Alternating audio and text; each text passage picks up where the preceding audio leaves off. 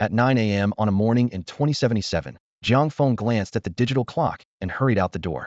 Tingley Company's Seven Realms, the first fully immersive brain-computer interface game, promised not only a brand-new, interference-free world, but also exclusive privileges for its initial beta testers, permanent accounts, early access to level-ups, and the ability to keep their in-game stats.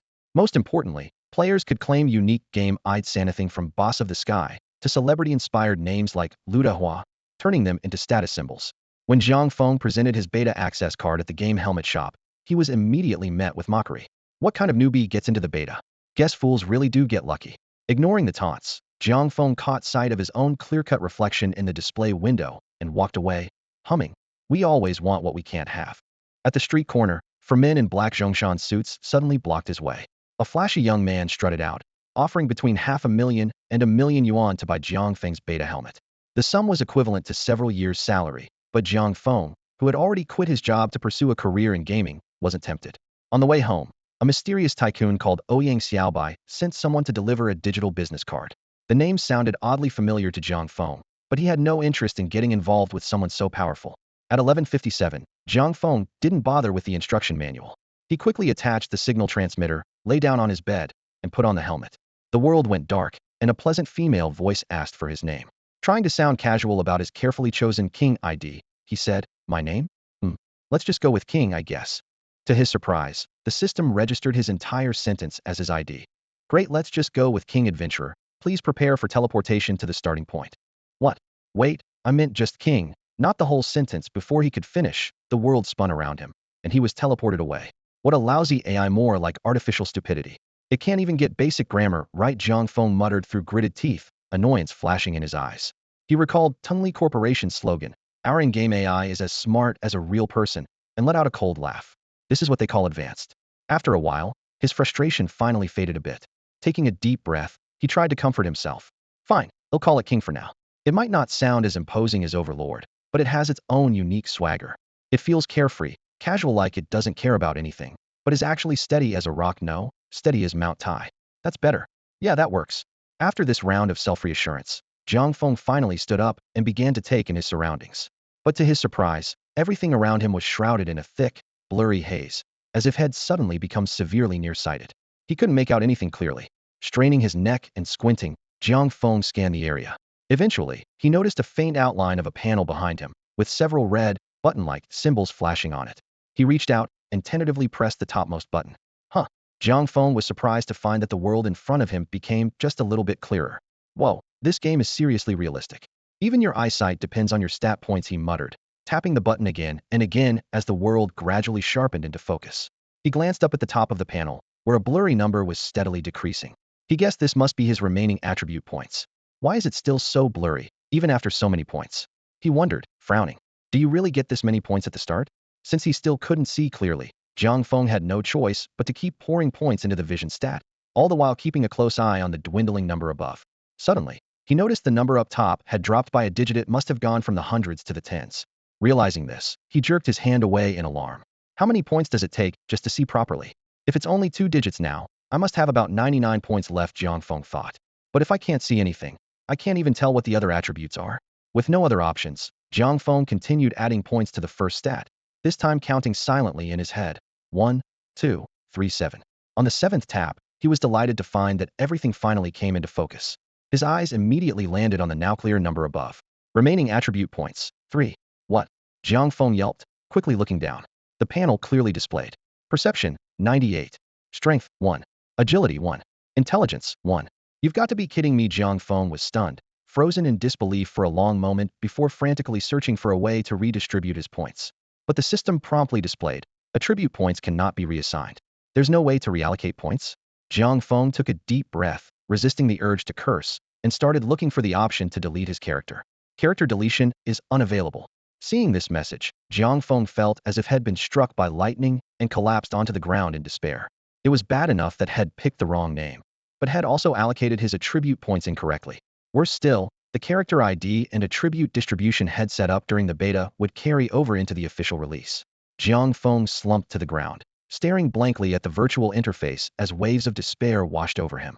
Had intended to create the perfect game character, but had made a series of mistakes at the most crucial steps. Now he was stuck with a bad name and poorly assigned stats for his entire gaming career. Will Ouyang Xiaobai still want to buy this gaming helmet? Jiang Feng muttered to himself, his voice heavy with regret. Just then, that familiar, pleasant female voice chimed in again. Friendly reminder. To protect the rights and interests of all Seven Realms players, this gaming device will be bound to the user's DNA after character registration. This completely prevents character theft. Please enjoy your adventure with peace of mind at Tingley Games. Our mission is to create joy with heart. Jiang Feng collapsed face down on the ground, clutching his head, the picture of utter defeat. DNA binding meant even the option to sell his equipment was gone. That's it, I'm done. A few minutes later, Jiang Feng finally dragged himself up, brushing off imaginary dust, and resolved to carefully review how his attribute points affected his character. Maybe he could salvage something with the points he had left. On the virtual display, the descriptions of the 4 basic attributes were clearly listed.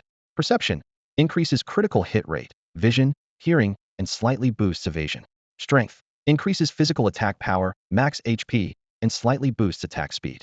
Agility increases attack speed, movement speed, and slightly boosts defense. Intelligence increases magic attack power, max MP, and slightly boosts physical attack power. Jiang Feng stared at the large number of remaining points, deep in thought. Had already studied the game details and decided on a melee class. After careful consideration, he allocated his last 3 points, 2 to strength, 1 to agility. Sorry, intelligence, guess you'll have to take a back seat, he thought. After all, melee classes didn't really need magic attack power. System has detected that you've finished allocating attribute points. You will now be transported to the novice village. Please wait. 3, 2, 1. A flash of light. A brief moment of blurred vision, and when things came back into focus, Jiang Feng found himself standing in a crowded little village. Behind him rose a towering stone statue, and all around, players bustled through the square. As an experienced gamer, Jiang Feng knew exactly what to do first. Scanning his surroundings with a sharp eye, he quickly spotted an elderly man in the village square and headed straight for him. Excuse me, sir, is there anything I can help you with? Jiang Feng asked tentatively. The old man smiled warmly. Greetings, great adventurer. I am the village chief here in the novice village. Is there anything I can do for you? Figures. Just another NPC with canned responses, Jiang Feng thought, but he kept a polite smile on his face. After a moment's thought, he adjusted his approach. Hello, village chief. I could use your help. After listening to the chief's long-winded introduction, Jiang Feng gleaned the key information he needed, then turned and walked away without a backward glance, heading toward Lin the blacksmith.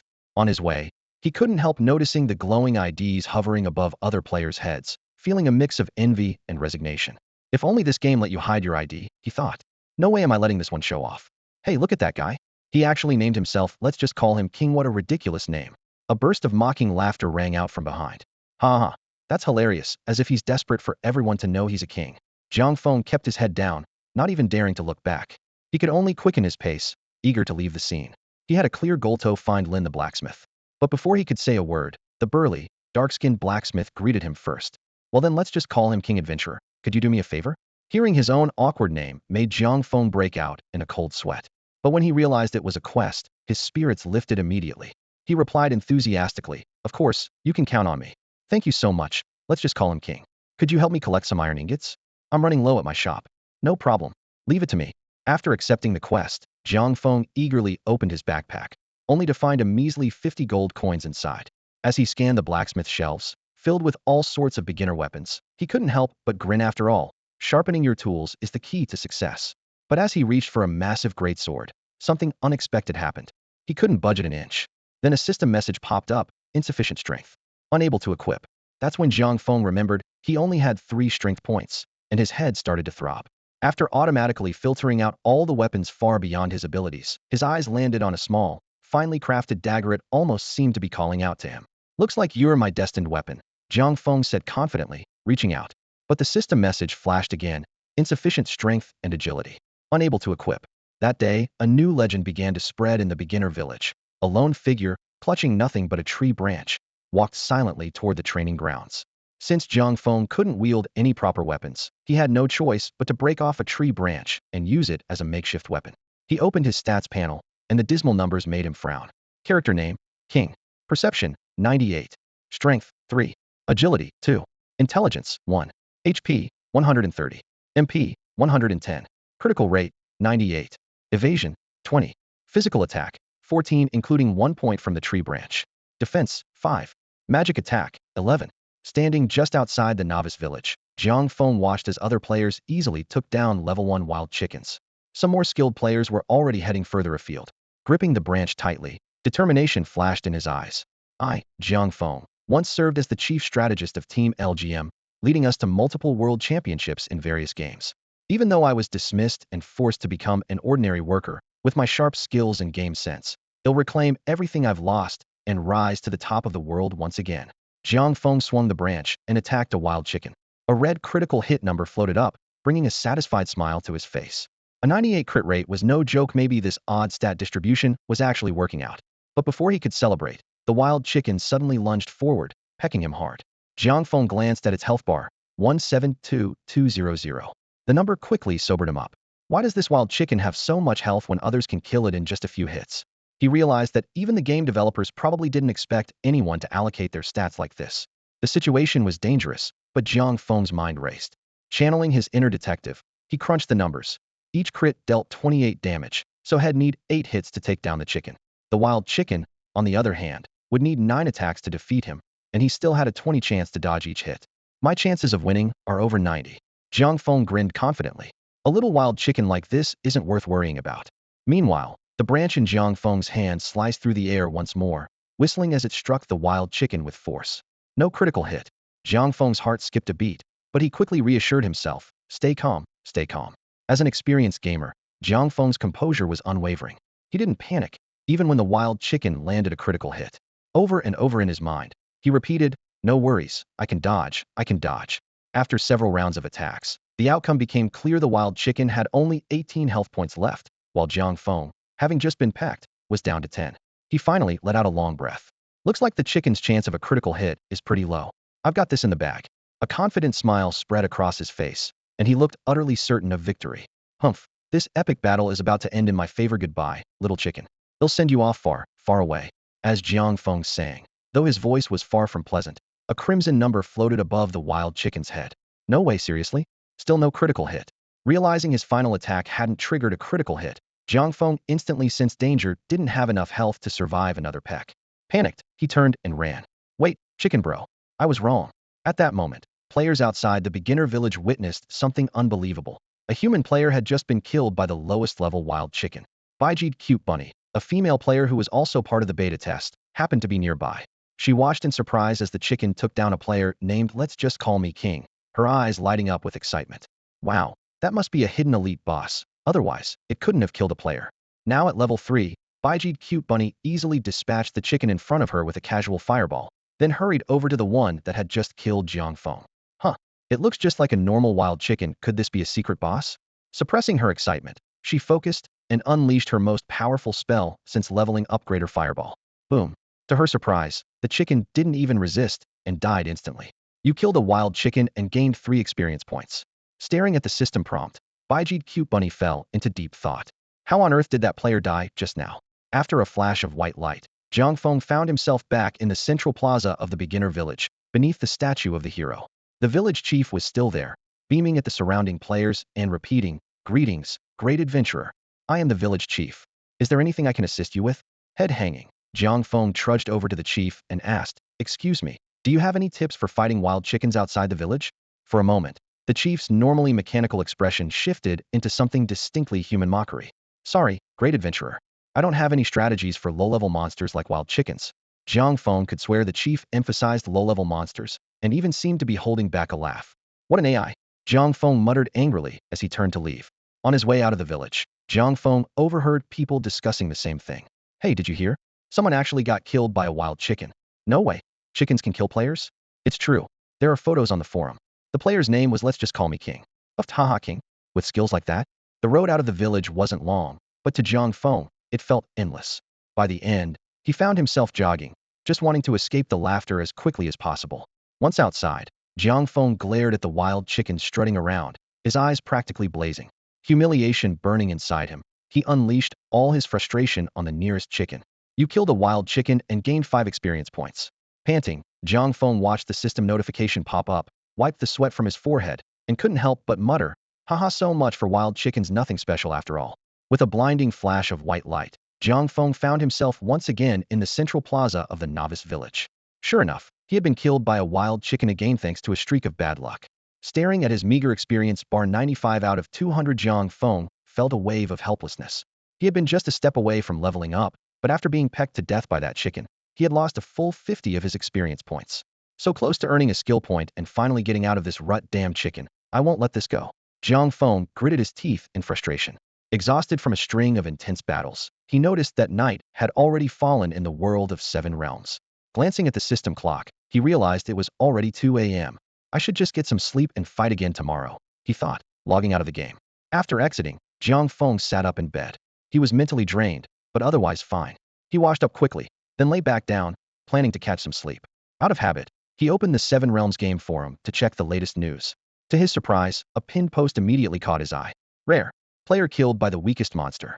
Jiang Feng froze, his finger trembling slightly as he clicked on the thread. The video clearly captured his desperate struggle against the wild chicken. With a final, pitiful cry, his character collapsed, while the chicken finished him off with its iron beak. He scrolled down instinctively, and the comments beneath the video nearly pushed him over the edge. Haha, legendary move 666, even a chicken can kill a player? Amid the laughter, a few rational users tried to analyze the situation.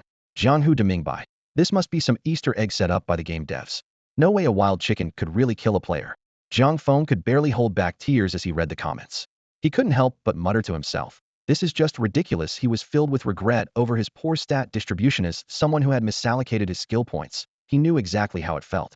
Even players like him should have no trouble beating a wild chicken. Just as he was about to reply, he noticed another user, serious OCD sufferer, had posted a screenshot of their own character's stats. Evenly distributed points across all 4 attributes. The comments section quickly lit up with discussion. That's pretty odd.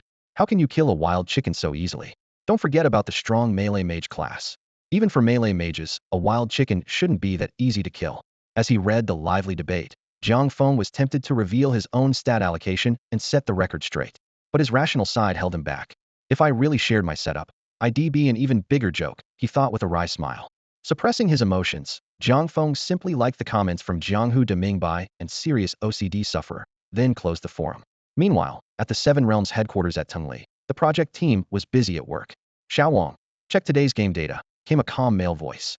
On it, replied Xiao Wang, the programmer, as he quickly pulled up the day's stats. Manager Liu, all the beta testers have logged in and created their characters today, Xiao Wang reported quickly, eyes glued to the numbers on the screen. Manager Liu, whose full name was Liu Neng, was one of the core leaders in charge of the 7 Realms game project at Tengli Corporation. He nodded slowly at the news, his gaze still fixed on the data report before him. Tengli's highly praised big data system ensured that every selected beta tester was an ideal candidate for the test. This beta had a special rule. Unless a player withdrew due to uncontrollable circumstances, the server could only be shut down once every tester had reached level 10. Xiao Wang, check the player's level distribution, Liu Neng said, his voice calm and focused. Xiao Wang's fingers flew across the keyboard. Manager Liu, the highest level right now is 5. The average level across the server is 3, and the lowest is 1. Liu Neng paused to think, then asked, how many players are still at level 1, and how long have they been online? Xiao Wang quickly executed the command, and a detailed data sheet appeared on the screen within seconds. Liu Neng leaned in, eyes almost pressed against the monitor, carefully inspecting each row. There are fewer than 10 players still at level 1, and their online times are all pretty short.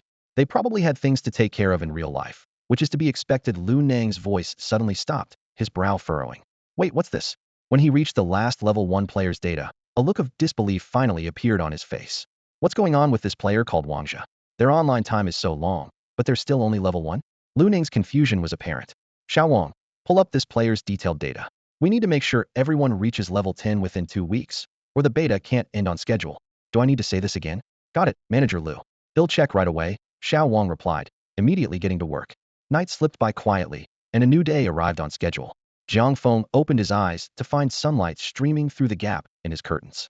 He stretched and got out of bed, loosening up his body as he always did every morning. In the kitchen of his rented apartment, Jiang Feng prepared himself a hearty breakfast. The smell of fried eggs filled the small space. Since he spent most of his time immersed in the game, breakfast was the only meal he could really enjoy. Fortunately, the game didn't require much physical energy otherwise. His body wouldn't be able to take it. As he chewed his eggs, Jiang Feng mentally calculated his finances. After buying the game helmet, he only had enough left for a month's rent and basic living expenses. That meant if he couldn't earn money in the game within a month, he would have to return to the real world and find a regular job, or else he'd end up homeless and hungry. Thinking about it, Jiang Feng remembered his in-game character, who couldn't even defeat low-level monsters without a bit of luck, and he felt even less confident. That can't be right, he muttered, setting his fork down and frowning. If I can't figure out the stat system, shouldn't everyone else have the same problem? How are they all doing so well? The more he thought about it, the more suspicious he became. He left his breakfast unfinished, grabbed the game helmet's manual, and started reading it carefully. Player notice: after entering the game, follow the system's voice prompts and state your ID directly. Do not add extra characters or filler words. Jiang Feng frowned and kept reading. Player notice: the stat allocation system is irreversible. Please consider carefully before assigning points. Once points are set, they cannot be reset. Jiang Feng's expression grew even more serious. Player notice: once a character is created, the helmet will bind to the player's biological features and cannot be deleted. The helmet also cannot be transferred to another user. Jiang Feng could accept these rules, but when he turned to the page showing the connection between the helmet and the player, his composure finally cracked. Important: when connecting the game helmet's signal transmitters for the first time, please remove the protective film from the transmitters. Failure to do so may result in weak or unstable game signals. Jiang Feng dropped the manual and scrambled over to his desk, where the helmet sat. With trembling hands, he picked it up and carefully checked the transmitters. Sure enough, each one was covered with a nearly invisible layer of transparent film. Jiang Feng couldn't help but burst into tears. It's 2077, why are they still putting these stupid protective films on everything? Jiang Feng tore off the protective film and couldn't wait to log into 7 realms. The moment the countdown ended, the scene before his eyes stunned him. Everything was unbelievably clear. He could even see the individual strands of hair on people 100 meters away. Unable to resist, Jiang Feng looked up at the sky and, through drifting white clouds, he could see the deep blue expanse above. He closed his eyes for a moment, and the whispers of people around him reached his ears with crystal clarity, as if they were speaking right next to him, even though they were dozens of steps away. He was completely immersed in this extraordinary sensory experience, only managing to pull himself together after a long while. Taking a deep breath, he opened his character panel. Under character, his name was temporarily set as King. Perception: 98. Strength: 3. Agility: 2. Intelligence: 1. HP: 130. MP: 110. Critical rate: 98. Dodge: 20. Physical attack: 14. Defense: 5. Magic attack: 11. After reading through his stats, Jiang Feng closed the panel in silence and let out a small sigh. Just as I thought, looks like he'll have to keep grinding with those low-level monsters. Another day passed, and Jiang Feng was still stuck at level 1. Exhausted, he slumped onto a bench in the beginner's village, feeling discouraged. Maybe making money in 7 realms just wasn't going to work out. A saying he'd heard before floated through his mind. There's a legend that someone once said, working a regular job? That's never happening. Not in this lifetime. Jiang Feng muttered under his breath. You've obviously never been truly desperate. Just as he sat there, lost in thought, a server-wide announcement popped up in the chat box. Congratulations to player Ouyang Xiaobai for reaching level 10 and becoming the first max-level player on this closed beta server. 7 Realms grants you the title of Fastest Rookie King. The title system is now available to all players. Eligible players can claim their titles at the Celestial Appraisal Bureau in the beginner's village. Ouyang Xiaobai. Jiang Feng paused in surprise. Isn't that the name of that energetic guy? He actually used his real name for his ID, and he's already max level? He stared at the screen, full of questions. Then he looked at the title description and frowned. Fastest Rookie King? He clicked on the Fastest Rookie King title in the announcement, and its attributes appeared. Title: Fastest Rookie King. Description: your speed has been officially recognized. The game acknowledges you as the fastest. Attributes: Strength 5. Agility 10. Intelligence 5. 20 movement speed outside of combat. Jiang Feng's eyes widened in envy. These attribute boosts were incredible. The strength bonus alone was higher than all his base stats combined, twice his own strength. The agility and intelligence bonuses were just as tempting. It was the perfect upgrade. He couldn't help but grumble inwardly. This system sure plays favorites. Now that the title system was open to all players, those who met the requirements could claim their titles.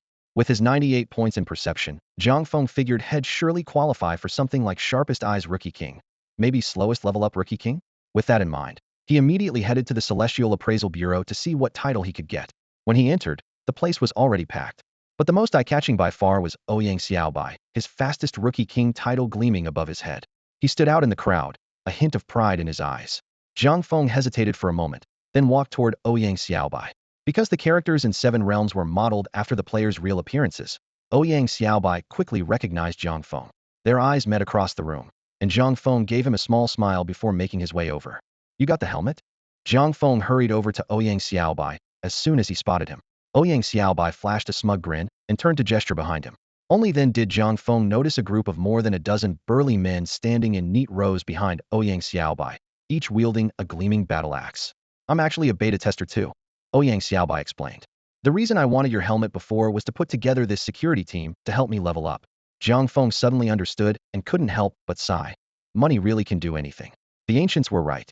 His eyes fell on Ouyang Xiaobai's title, and he exclaimed sincerely, "That's an awesome title you've got." But his words seemed to hit a sore spot. Ouyang Xiaobai's face fell instantly. Ugh, what a terrible title. If I could get rid of it, I'd feed it to the dogs. Huh? The stats are so high though, Jiang Feng said, not realizing that a title which would be a huge bonus for him was completely insignificant to someone like Ouyang Xiaobai, who was already level 10. Hi. Ouyang Xiaobai waved his hand impatiently. The stats don't matter. The problem is the title itself, fastest rookie. What kind of man wants to be called fast? And it's officially recognized too. Now the entire beta server knows I'm the fastest. Jiang Feng finally got it, and couldn't help but burst out laughing. You think this is funny? Ouyang Xiaobai grumbled. I'm sick of it. Anyway, are you here to claim a title too? Jiang Feng nodded, glancing at the dense crowd ahead. Humph, I want to see what kind of title you'll get, Ouyang Xiaobai teased. Judging by your gear, maybe you'll be the softest rookie king? Hara!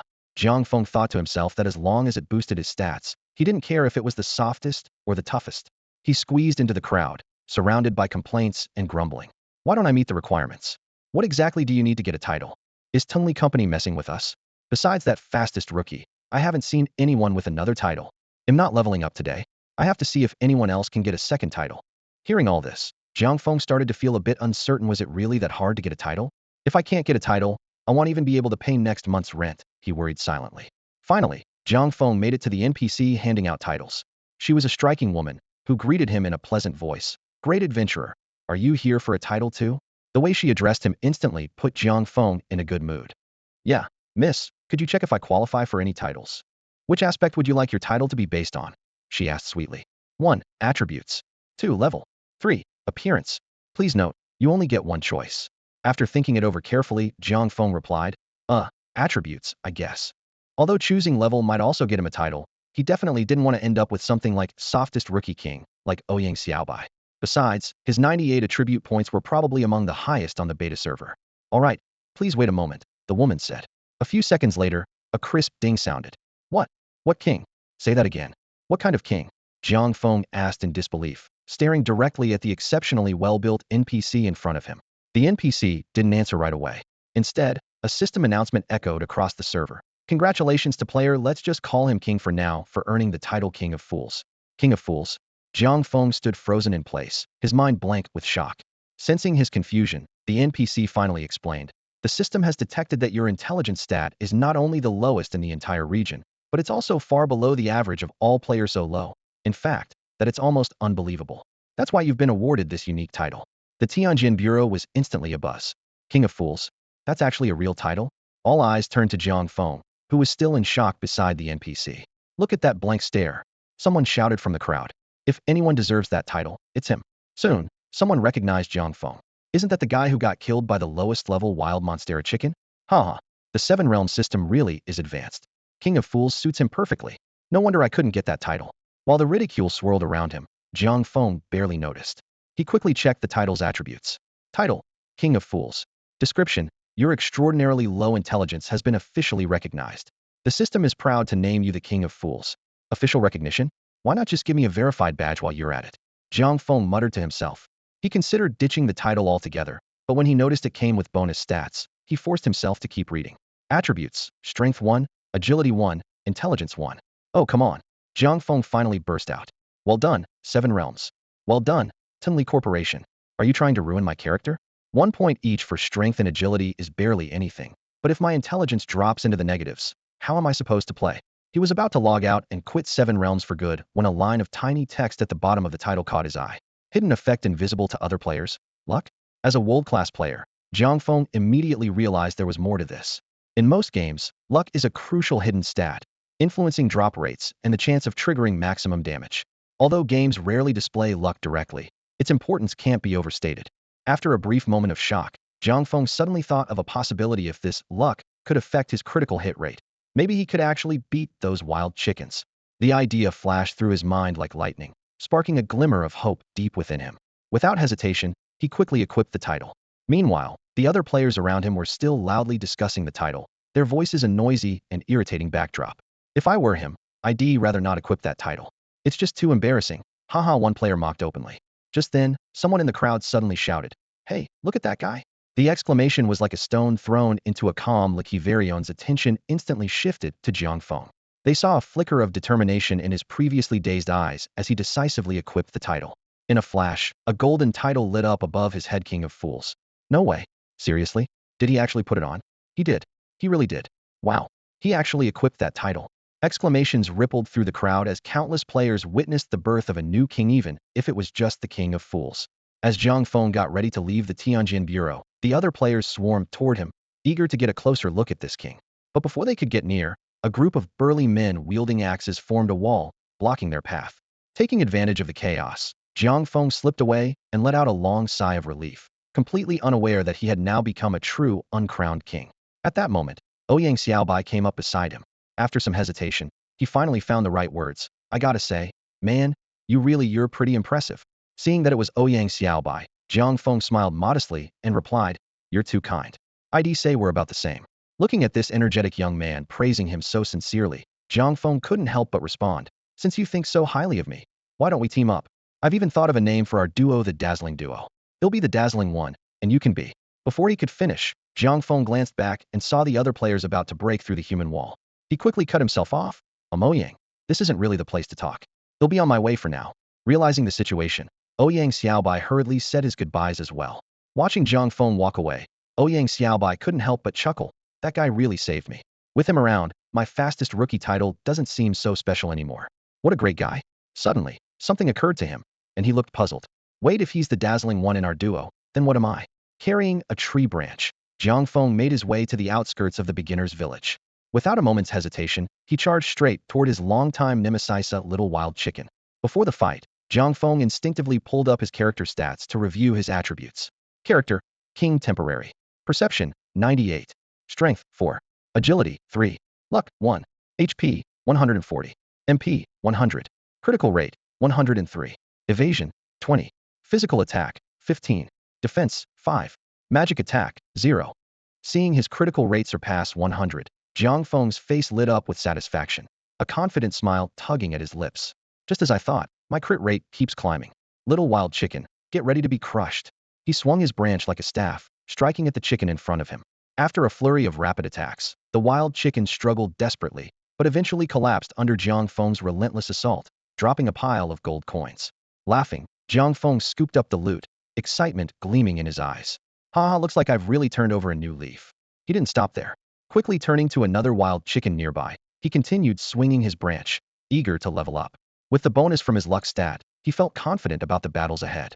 After a series of kills, his experience bar steadily climbed, inching closer to the next level.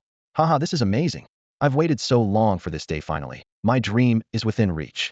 As Jiang Feng kept taking down the wild chickens around him, a hint of mania crept into his eyes. With every chicken defeated, the area gradually emptied out. Feathers littered the ground, and through the repeated battles, Jiang Feng slowly got the hang of the mechanics in 7 realms. He realized that even though his critical rate had exceeded 100, it didn't guarantee a critical hit with every attack. After all, wild chickens still had a chance to dodge, and this stat wasn't visible on the attribute panel. Similarly, when viewing other players' stats, he couldn't see their critical or dodge rates, only some basic attributes. This added layer of complexity made Jiang Feng more cautious and gave him a deeper appreciation for the game's depth. Fatigue eventually crept in.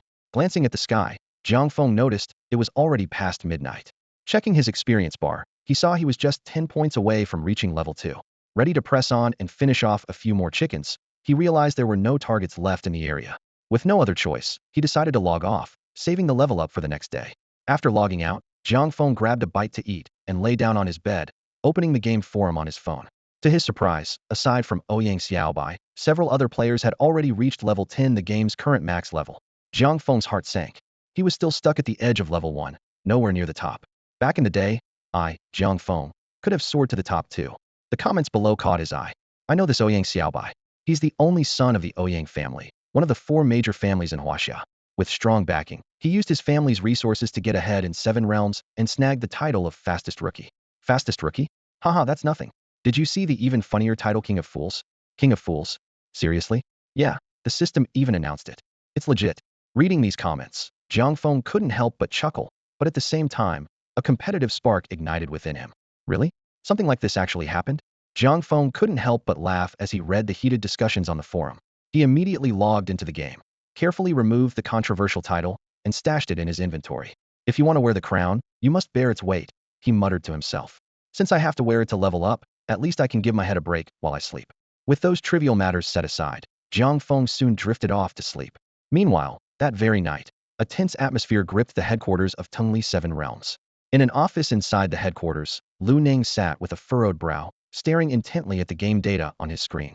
His tense expression made Wang Tao, the programmer beside him, feel uneasy as well. What's going on with this player? Let's just call him King for now. Lu Ning finally asked.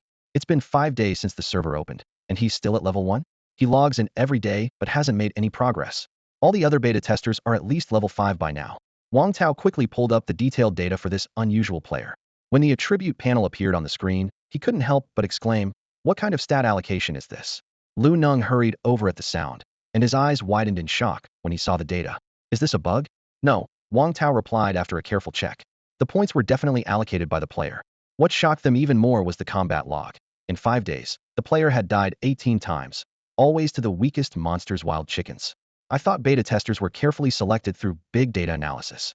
They're supposed to be skilled, or at least competent players, Lu Ning muttered. How do we end up with someone like this? After thinking for a moment, Wang Tao suggested, should we give him a chance to redistribute his stat points? Let him reallocate his stat points? Are you kidding me? Lu Nung rejected Wang Tao's suggestion without hesitation. Wang Tao frowned, his tone turning a bit urgent. Manager Lu, if we just let this player continue like this, I'm worried he won't even reach level 10 by the end of the closed beta. If he slows down the progress of Seven Realms open beta, even the higher-ups are going to be furious. Lu Ning fell silent for a moment, weighing the pros and cons. Finally, he spoke up. That makes sense. All right, let's do it. After a night's rest, Jiang Feng logged into the game again. The familiar connection screen flickered for a few seconds before fading away, replaced by a few wild chickens wandering in front of him. Looking at these ridiculous chickens, Jiang Feng couldn't help but let out a cold smirk. You little wild chickens, today I won't let you off so easily. Just as he was about to show off his skills, a pop-up window suddenly appeared. Due to abnormal attributes detected by the system, you have been granted a one-time opportunity to reset your stat points. Would you like to reset your attributes? Jiang Feng's face was instantly filled with shock. Are you kidding me? It took the system this long to notice? Despite his frustration, he still hit confirm. After all, this was the chance he had been dreaming of. As soon as he pressed the button, the stat allocation panel he had seen countless times in his dreams appeared before him. Heaven must have heard my prayers. Jiang Feng couldn't hold back his excitement, his fingers trembling slightly, afraid of making another mistake. The stat panel was clearly displayed in front of him. Remaining points, 100. Please select the attributes you wish to allocate points to.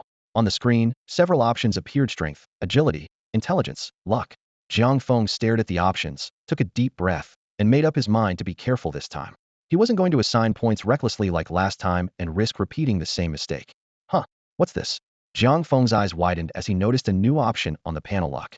I'm pretty sure this wasn't here the last time I allocated points. What Jiang Feng didn't know was that it was the golden title above his head, King of Fools, that gave him an extra point in luck. The special effect of this title had unexpectedly unlocked an attribute that shouldn't have been available: luck. After some thought, Jiang Feng decided to put 20 points into strength. After all, without enough base stats, he wouldn't even be able to equip his gear. When he confirmed the strength allocation, he glanced at his stats and noticed his HP had increased to 300 and his attack to 30. Looks like every point in strength gives me 10 more HP and 1 more attack. Next, he assigned another 20 points to agility, which raised his defense to 9 and made his movements feel much lighter. However, Jiang Feng noticed that his dodge rate was still stuck at the base 1. Starting defense is 5 points, and every 5 points in agility adds 1 to defense. Agility also seems to boost my speed and flexibility. Maybe he'll be able to dodge enemy attacks with better movement skills. As for the remaining points in luck and perception, he decided to consider his options carefully before making a final decision.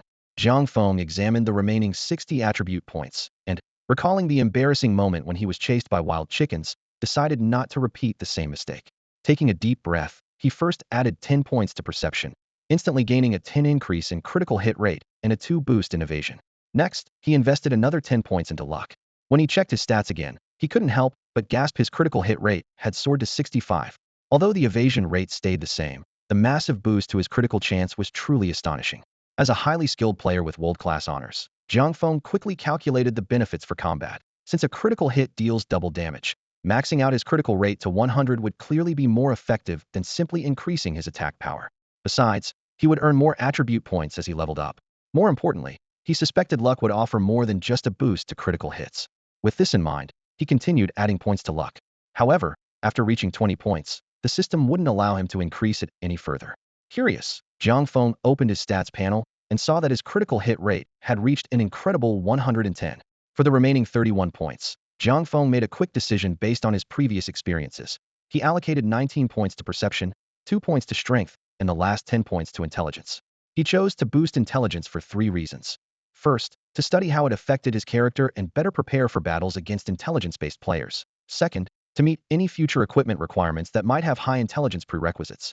And third, to avoid drawing too much attention by completely neglecting the stat. After all, with the title King of the Weak-Minded over his head, he was sure to attract notice from other players. After distributing the points, Jiang Feng was pleasantly surprised to find that his mana had doubled from 100 to 200, his magic attack increased from 10 to 20, and even his physical attack had unexpectedly gone up by 1 point. His final stats panel read: Character name, King. Perception, 30. Strength, 23.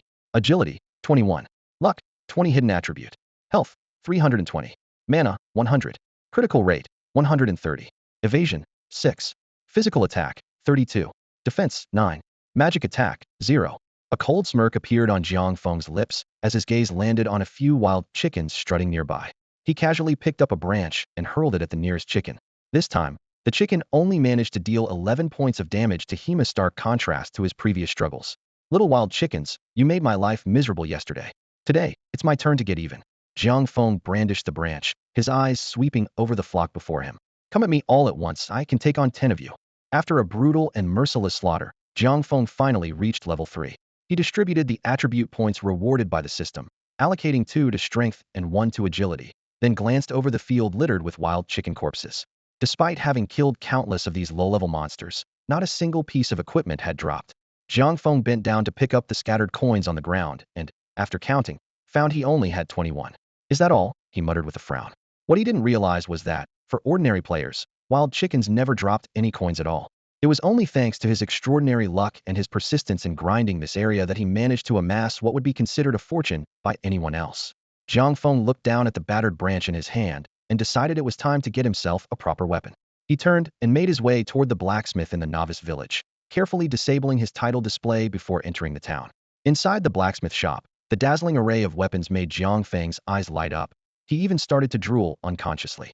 As he reached out for a longsword, the dark-skinned blacksmith, Lin, suddenly spoke up. Friend, that longsword requires 28 points in strength. Are you sure you can handle it? You remember me? Jiang Feng looked at the AI NPC in surprise. Lin scratched his head sheepishly. The last time you came to pick out a weapon left quite an impression. That slightly awkward smile only fueled Jiang Feng's competitive spirit. A lot can change in 3 days. You'll see I'm not the same as before. How much is this sword? He'll take it. Would you like to try equipping it first? We don't offer refunds, Lin reminded him kindly. No. Need. Jiang Feng replied, enunciating each word. He knew his strength stat was exactly 28, and after being challenged by the NPC, there was no turning back. Very well, 60 gold coins, Lin nodded.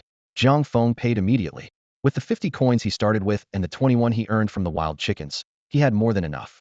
Lin took the coins, then solemnly retrieved the longsword from the counter and handed it over with both hands. Allow me to help you equip it myself. A confident smile appeared on Jiang Feng's lips as he reached out to take the sword, ready to equip it without hesitation. But the sudden system notification hit him like a hammer, striking hard against his chest. The message was clear: insufficient strength, unable to equip. Jiang Feng stared wide-eyed at the translucent system interface before him, the glaring red warning text almost mocking his overconfidence. Sir, what's wrong? Aren't you going to take it? Blacksmith Lin still held out the longsword, his rough hand steady, though his brow furrowed with a hint of confusion in his eyes. Just give me a moment. Jiang Feng's voice trembled, beads of sweat forming on his forehead. Trying to appear calm, he quickly opened his status panel under Lin's watchful gaze, his eyes locking onto the strength stat. Character, King. Strength, 27. How is that possible? Wasn't it supposed to be 28? Jiang Feng's vision blurred, his throat tightening as if he might cough up blood. He clearly remembered having 28 strength and had confidently told the blacksmith he could wield this weapon. Now, how was he supposed to explain himself? Sensing Jiang Feng's predicament, Lin's expression softened, and he spoke gently. Perhaps, sir, you could store the longsword in your backpack for now? Wait until the time is right. Jiang Feng nodded awkwardly, feeling utterly embarrassed as he opened his inventory. Just as he was about to place the sword inside, he glanced at his items and suddenly realized why his strength stat was short. No need. He'll just equip it now, Jiang Feng said through gritted teeth, making up his mind. At that moment, Lin's eyes grew misty, a look of genuine emotion crossing his rugged face. He silently vowed that the next time this man visited, he'd offer him a special price and take good care of him. After all, he truly had it rough. Meanwhile, Jiang Feng's heart twisted with bitterness. One missing point of strength is enough to bring a hero down. How true those ancient words are. As Jiang Feng set foot on the wide cobblestone road of the novice village, a sudden outcry erupted nearby. Ah, that's him. No mistake, it's him. The king of fools. The shrill voice pierced Jiang Feng's ears like a blade. Startled, he frantically tried to remove his title, only to discover that after equipping the weapon, the King of Fools title had become locked and couldn't be unequipped. Seriously? The system is this strict? Jiang Feng cursed under his breath. With no time to argue with the system, he could only break into a run, stumbling out of the novice village and away from the pointing fingers and stares. Once he reached the wilderness, Jiang Feng let out a long sigh of relief and leaned against a sturdy oak tree. Only then, after making sure he was alone, did he finally have a chance to examine his weapon. Weapon, worn longsword. Grade, common. Attribute, attack 10. With the sword equipped, Jiang Feng's attack power had reached 47. A glimmer of excitement flashed in his eyes. Looks like it's time to move on to tougher areas. Wild chickens are no match for me now. He opened his map, fingers sliding across the virtual interface as he searched for a suitable leveling spot. Eventually, his gaze settled on the wasteland of hunger to the east of the chicken zone, home to level 3 wild monster stray dogs. Haha, the lowest level monsters in these 7 realms really are just chickens and mongrels. Jiang Feng smirked, confidence shining in his eyes. If chickens can no longer challenge me, then stray dogs get ready to be my next easy victory. After arriving in the wilderness of famine, Jiang Feng spotted a few stray dogs wandering here and there. By this time, most other players had already reached level 5 or higher, so this low-level grinding area was almost deserted. This put Jiang Feng at ease. He no longer had to worry about being watched by others. Compared to wild chickens, stray dogs had noticeably better stats. Their attack, defense, and speed were all improved, but their health dropped to 150. Even so, Jiang Feng's attacks were powerful enough to deal 90 damage each time, allowing him to easily take down a stray dog with just 2 hits. Thanks to this, Jiang Feng was able to level up quickly. Within a few hours, he had gained more than half the experience needed for the next level and even picked up a few pieces of white-tire gear and some gold coins. Maybe it was because of his high luck stat, but the drop rate for equipment here seemed pretty good. After finding a few pieces of white gear that suited him, Jiang Feng's defense rose to 12, making the stray dog's attacks almost harmless. Once he cleared out the nearby dogs, he logged out, had dinner, and began researching the equipment system in 7 realms. The game divided gear into 7 tiers, and set equipment was unique while individual pieces weren't particularly impressive. Collecting the whole set granted bonuses that rivaled blue-tier gear. The more pieces from a set you had, the better the overall stats became, and a complete top-tier set could even compete with pseudo-legendary or legendary gear. However, Jiang Feng also noticed that, so far on the closed beta servers, the highest known gear was only purple or rare Tierra longbow owned by someone he knew well, Ouyang Xiaobai. By browsing forum discussions among beta testers, Jiang Feng got a sense of the player base. Anyone with a single piece of blue gear was considered high-level, while most ordinary players were still using white gear, some not even with a full set. Clearly, the drop rate for equipment in 7 realms was extremely low. On the forum's front page, a prominent announcement in red caught his eye. Official notice. A PK tournament will be held at the end of the closed beta. Everyone is welcome to register, and there are generous prizes. The words generous prizes made Jiang Feng click without hesitation. After reading through the details, he finally understood how the tournament would work. All participants needed to reach level 10 to sign up. Before the main event, there would be several large-scale preliminary rounds to narrow down the field, and only those who passed would make it to the final top 8 showdown. It was clear he needed to hurry and level up, as well as upgrade his gear. Although the announcement didn't specify what the prizes were, given Tungli Corporation's resources, the rewards were sure to be impressive.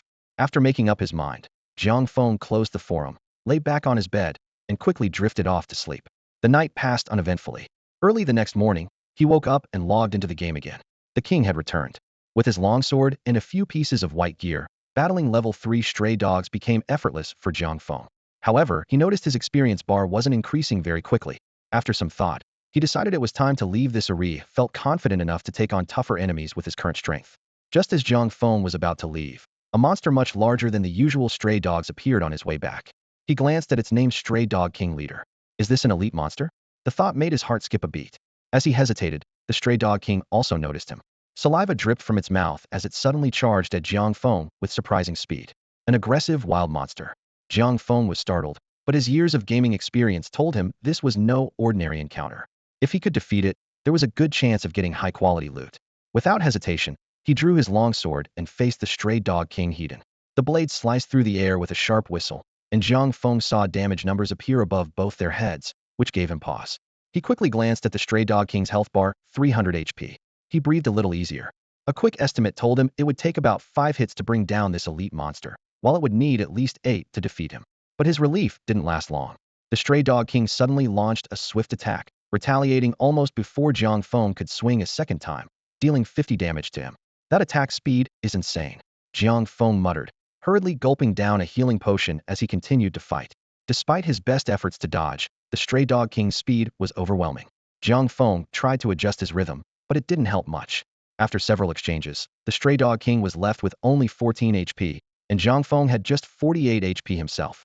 Both were on the brink of collapse. Neither could survive another hit. At that tense moment, the stray dog king raised its sharp claws, and Jiang Feng's greatsword was poised for the final blow. They were both ready to strike. Determination flashed in Jiang Feng's eyes. He whispered, "Sorry, but I have to win this one." He abruptly stopped attacking, quickly pulled his last healing potion from his inventory, and drank it without hesitation. The potion's power restored a bit of his health. 3, 3, 3. Thanks to this desperate move, Jiang Feng managed to survive the stray dog king's fatal strike, though he was left with only 7 HP. Still, a cold smile appeared on his face. "Stray dog king, you were probably the ruler of this area, weren't you? But why must kings fight each other?" He murmured, swinging his sword down like a flash of lightning. With that final strike, the stray dog king collapsed and disappeared before Jiang Feng, leaving behind a pile of gold coins, potions, and equipment scattered on the ground. After Jiang Feng defeated the stray dog king, he scanned the loot on the ground and couldn't help but frown. All the equipment that dropped was of the most basic, white quality. Just as he was about to give up and walk away, a unique book suddenly caught his eye. He picked it up and flipped through the pages. In an instant, the book dissolved into shimmering light, and a stream of information surged directly into his mind. Passive skill, dog-beating staff technique. Description, a staff technique specifically designed for finishing off defeated foes. The effect is outstanding, but diminishes as the weapon's level and grade increase. What kind of weird skill is this? Jiang Feng muttered, but since it was the first skill had acquired, he could only accept it. While checking the rest of the loot, he found a rather interesting piece of equipment. Equipment, worn wooden staff. Level requirement, 1. Strength requirement, 15. Attribute, attack 5. Jiang Feng equipped the plain white staff without much thought, but what happened next stunned him. Additional descriptions suddenly appeared beneath the weapon's stats. Skill bonus, 520 luck chance to stun for 1 second. 520 luck chance to deal 20 fixed damage, ignoring armor. For a moment, Jiang Feng was speechless. Then it hit him: if he could somehow reach a 100 stun chance, and his attack interval stayed under a second, wouldn't that mean he could keep his enemies stunned indefinitely? As long as his attack speed was fast enough, no opponent would be able to fight back. Excited, Jiang Feng quickly gathered up all the loot. Before leaving, he cautiously removed the flashy King of Fools title from his character. Although people could still recognize him by his ID, at least he wouldn't stand out as much in a crowd of players. He made his way to the blacksmith shop.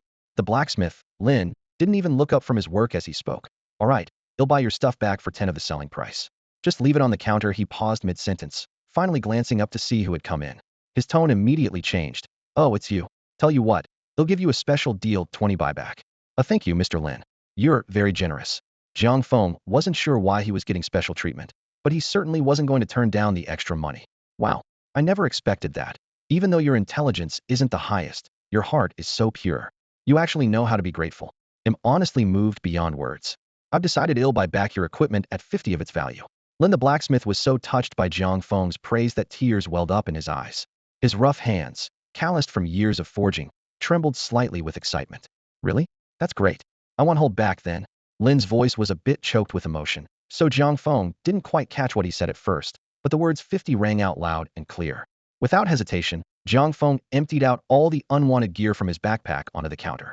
In no time, 143 gold coins were added to his pouch. Combined with the coins had earned from fighting monsters earlier, his total assets had now surpassed 200 gold coins. Jiang Feng understood exactly why he played 7 realms: to make money. The exchange rate of gold coins to RMB was 1:1, a rule had long since memorized. At this point, he only had a little over 500 yuan left in his real bank account. Time was running short, and with his funds dwindling, Jiang Feng knew he couldn't afford to waste another moment. "Boss Lin, I remember you mentioned needing help collecting iron chunks. Where should I go for that? Oh, the iron chunks. You'll find them in the mine north of the beginner village. There's a rich vein of iron ore there. But be careful, a mine is guarded by a spider demon, and it's pretty tough. You'll need to avoid its sight if you want to sneak the ore out. Got it. They'll head there right away. Without delay, Jiang Feng turned and started toward the mine. Seeing which way he was headed, Lin the blacksmith called out anxiously, "Make sure you steer well clear of that spider demon. It's way too strong for someone at your level." But before Lin could finish his warning, Jiang Feng had already left the smithy in big strides, leaving Lin standing there in a daze. Snapping back to reality, Lin couldn't help but smack himself on the forehead. Am I sending that kid to his doom? With his smarts. Jiang Feng approached the outskirts of the mine and, looking at the pitch-black entrance, couldn't help but marvel at the game's graphics. Even the bravest might hesitate to enter such a place alone. But he wasn't afraid. In the martial world, he was known as Jiang the Fearless, never one to back down from a challenge. He smiled and stepped into the mine. The first thing he saw inside was a field of iron ore, veins of it running thick and deep. Wow, this quest is easier than I thought. Jiang Feng was delighted, feeling like this was a freebie, simple and effortless. But what he didn't realize was that, hidden in the shadows, a pair of greedy eyes was fixed on him, as if their owner had already chosen its next target. Iron or more iron or haha. Is this quest some kind of bonus? Jiang Feng happily picked up another chunk of ore, completely unaware that danger was quietly closing in on him. This was a simple early game quest, offering meager rewards of gold and experience, perfect for new players when the server launched. Back then, the huge number of players meant the demand for ore was high, and iron ore was always in short supply. But as most players moved on to higher level maps, this low-level mine gradually became deserted and forgotten. Elise, the spider queen who once guarded this mine, had finally escaped the chaos of those crowded days, only to find herself trapped in endless boredom. Whenever she recalled chasing swarms of players around, she felt a hollow emptiness inside. But today, Jiang Feng's arrival brought a new spark of excitement to her otherwise dull existence. She silently crawled down from the cave wall, inching closer to Jiang Feng as he focused on gathering ore. Suddenly, Elise secreted a drop of emerald green venom and let it fall swiftly towards his feet. Just then, Jiang Feng spotted a particularly shiny piece of iron ore and bent down to grab it, unknowingly dodging the poison with a quick, graceful move. Seeing her venom miss, Elise felt a mischievous urge bubble up inside her. She crept back onto the wall, hiding herself above Jiang Feng, and waited until she was right above his head. Still undetected, she lashed out with her sharp claws, aiming for a decisive strike. But at that moment, Jiang Feng bent down again to pick up another chunk of iron ore, once more evading her attack, without even realizing it. After missing twice, Elise's patience finally snapped. She abandoned her playful attitude and leapt decisively from the wall, pouncing like a leopard on its prey. Her fangs glinted with a ghostly green light as she hurtled through the air, aiming to end him in a single blow. But right then, Jiang Feng turned around, still examining the ore in his hand, when he suddenly heard a sharp crack. A dark shape slammed straight into the heavy iron ore he was holding. A system message popped up. "You have obtained iron ore?" Jiang Feng was momentarily stunned. Before he could check the stats of his new loot, an angry female voice rose from below. "You despicable wretch, how dare you ambush me?" Elise shrieked. Her fangs had broken on the iron ore, and the hiss in her voice made her sound even more eerie and menacing. Startled, Jiang Feng's whole body jolted, and he dropped the heavy ore from his hands. It landed squarely on Elise's forehead, knocking her crown clean off. The blow felt like a punishment from above, leaving Elise dazed and even more furious than before. What Jiang Feng didn't know was that the two rare pieces of equipment, which were supposed to be obtainable only by defeating the boss, had just fallen into his hands thanks to some ordinary ore. While Elise was still reeling from her dizzy spell, he finally had a moment to catch his breath and take stock of the situation. So this is the spider demon Lin mentioned? She looks more human than anything else, Jiang Feng thought to himself.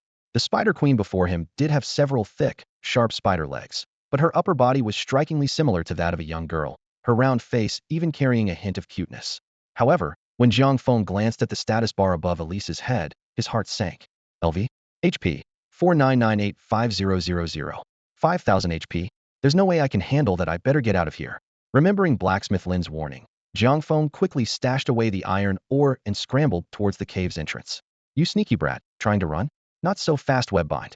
Elise, recovering from her dizziness, sneered as she tried to cast her skill, but a system message popped up unexpectedly. Skill failed to activate. Missing key item. What the? By now, Jiang Feng had already made it out of the cave, leaning against a rock outside and gasping for air. What was up with that talking monster? Wait, I think I just got 2 new pieces of gear. He quickly opened his inventory to check the new items. Elise's Feng. Grade, unknown. Set, 13. Attribute, agility 20. Skill, Elise's kiss attacks inflict poison, converting enemy healing into HP loss. Set bonus, not yet activated. Elise's guard. Grade, unknown. Set, 13. Attribute, intelligence 20. Skill, Elise's guard grants resistance to most negative effects, having their duration. Set bonus, not yet activated. These stats are incredible. Jiang Feng was thrilled. With poison effects and his fast attack speed, paired with his staff techniques, he could wear down any enemy given enough time, finally overcoming his weakness against foes with strong healing abilities. This is a stroke of luck. But I'm still missing the last piece of the set. Who knows what will happen once I collect them all, he thought, weighing the worn wooden staff in his hand. Just then, a dazzling golden title suddenly appeared above his head. At that moment, Ulysses was standing deep inside the mine, so furious she felt like she could burst into flames. That despicable guy had ambushed her, causing her to lose 2 precious pieces of equipment. She was so angry she could explode. Gritting her teeth, she muttered curses under her breath while kicking a chunk of iron ore with all her strength. The metal clanged dully against the ground, echoing through the cave. She didn't notice at all that the despicable guy she was talking about had quietly crept up behind her. Jiang Feng heard Ulysses' frustrated muttering and couldn't help but complain to himself. This monster really is something else, even the boss gets mad. He crept closer, finally stopping right behind her. Just then, he accidentally nudged another piece of iron ore with his foot, producing a heavy thud. The noise immediately caught Ulysses' attention. She spun around abruptly, only to find a familiar figure right in front of her. Wait, what? You? Ulysses' expression shifted in an instant from shock to rage. But before she could react, Jiang Feng swung his wooden club down hard. Smack! The club struck her head with a sharp crack. Without hesitation, Jiang Feng followed up with a rapid series of blows, left and right, so quick it was almost impossible to react, like a perfectly executed combo attack. Each hit left her dizzy and reeling, the stunned effect stacking one after another as the seconds ticked by. Ulysses was completely dazed by the relentless assault. What's going on? Why can't I shake off this dizziness? She thought, bewildered. Jiang Feng didn't look like a particularly tough opponent, but every strike plunged her deeper into confusion, while her health bar dropped steadily. Jiang Feng had no intention of letting up. He knew all too well that he couldn't show any mercy when facing a boss like this. If he paused for even a second, Shed surely counterattack, and he might not get another chance. At first, Ulysses assumed Shed just been hit with an unusually long stun, but as her health plummeted, she started to panic. No way, how is he dealing so much damage? My gear should protect me from this kind of effect for so long. Wait, me equipment. The crucial realization suddenly hit her. Jiang Feng had already taken her gear. That despicable guy. Humph. I don't believe your stun can last forever. She raged internally, just as she was about to fight back. But before she could act, Jiang Feng's club came down on her head once more with a dull thud. Smack! The dizzying effect washed over her again. Ulysses finally understood that Jiang Feng wasn't as simple as he seemed. He was ruthless, seizing every opportunity to strike again and again, leaving her no room to retaliate. Just as she was bracing herself for the next round of attacks in despair, a mist suddenly flashed above her health bar, and the stun effect wore off. Instantly regaining control, Ulysses burst out laughing triumphantly. Huh, 5,000 H, think you can finish me off? If you manage to kill me, I'll eat every piece of iron ore in here. But before she could finish her sentence, another sharp blow landed squarely on her head, and the familiar dizziness engulfed her once more. Her laughter froze on her lips. Jiang Feng let out a long breath, relieved he hadn't completely given himself away. That was close. Good thing this boss isn't the brightest. If Shed fought back right away, I'd be done for. Everything happened so quickly that Ulysses never managed to find an opening to fight back. Stunned for 1 second, with each dull thud of the wooden club, Jiang Feng's relentless attacks had finally whittled down Elise's health to a dangerously low level. The Spider Queen now had just over 1,800 HP left, and worse yet, she was still trapped in a stunned state.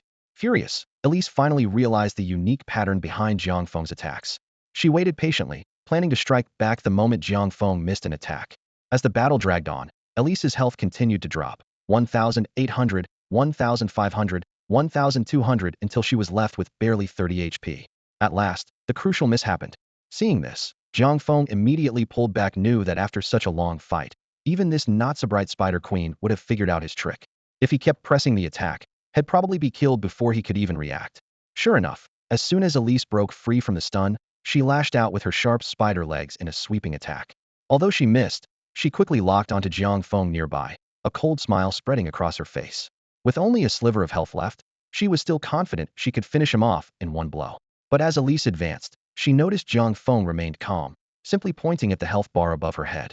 Trying to trick me with such a cheap move? She scoffed. but couldn't help glancing at her own health barely to freeze in shock when she saw her HP was still dropping. How is this possible? He didn't use any skills, and I wasn't attacked. Elise was completely baffled. In reality, the cunning Jiang Feng had scattered several bottles of HP potions on the ground as he retreated. When Elise stepped on them during her pursuit, she triggered a negative effect instead. As her health dropped to the final single point, the strange effect finally wore off. Just as Elise breathed a sigh of relief, a low voice sounded in her ear. It's over. She turned in panic, only to see a wooden club swinging toward her, growing larger by the second. What? No, please, no? She pleaded desperately, but Jiang Feng showed no mercy as he brought down the final blow. With a heavy thud, the battle finally came to an end. There was no dramatic miss on the final blow. Although Ulysses was filled with unwillingness, she was powerless to escape her fate. As her HP dropped to zero, her body collapsed helplessly to the ground. In her last moments, her resentful gaze was fixed on the golden title above Jiang Feng's head, King of Fools. That title struck her heart like a heavy hammer. Ulysses simply couldn't accept it.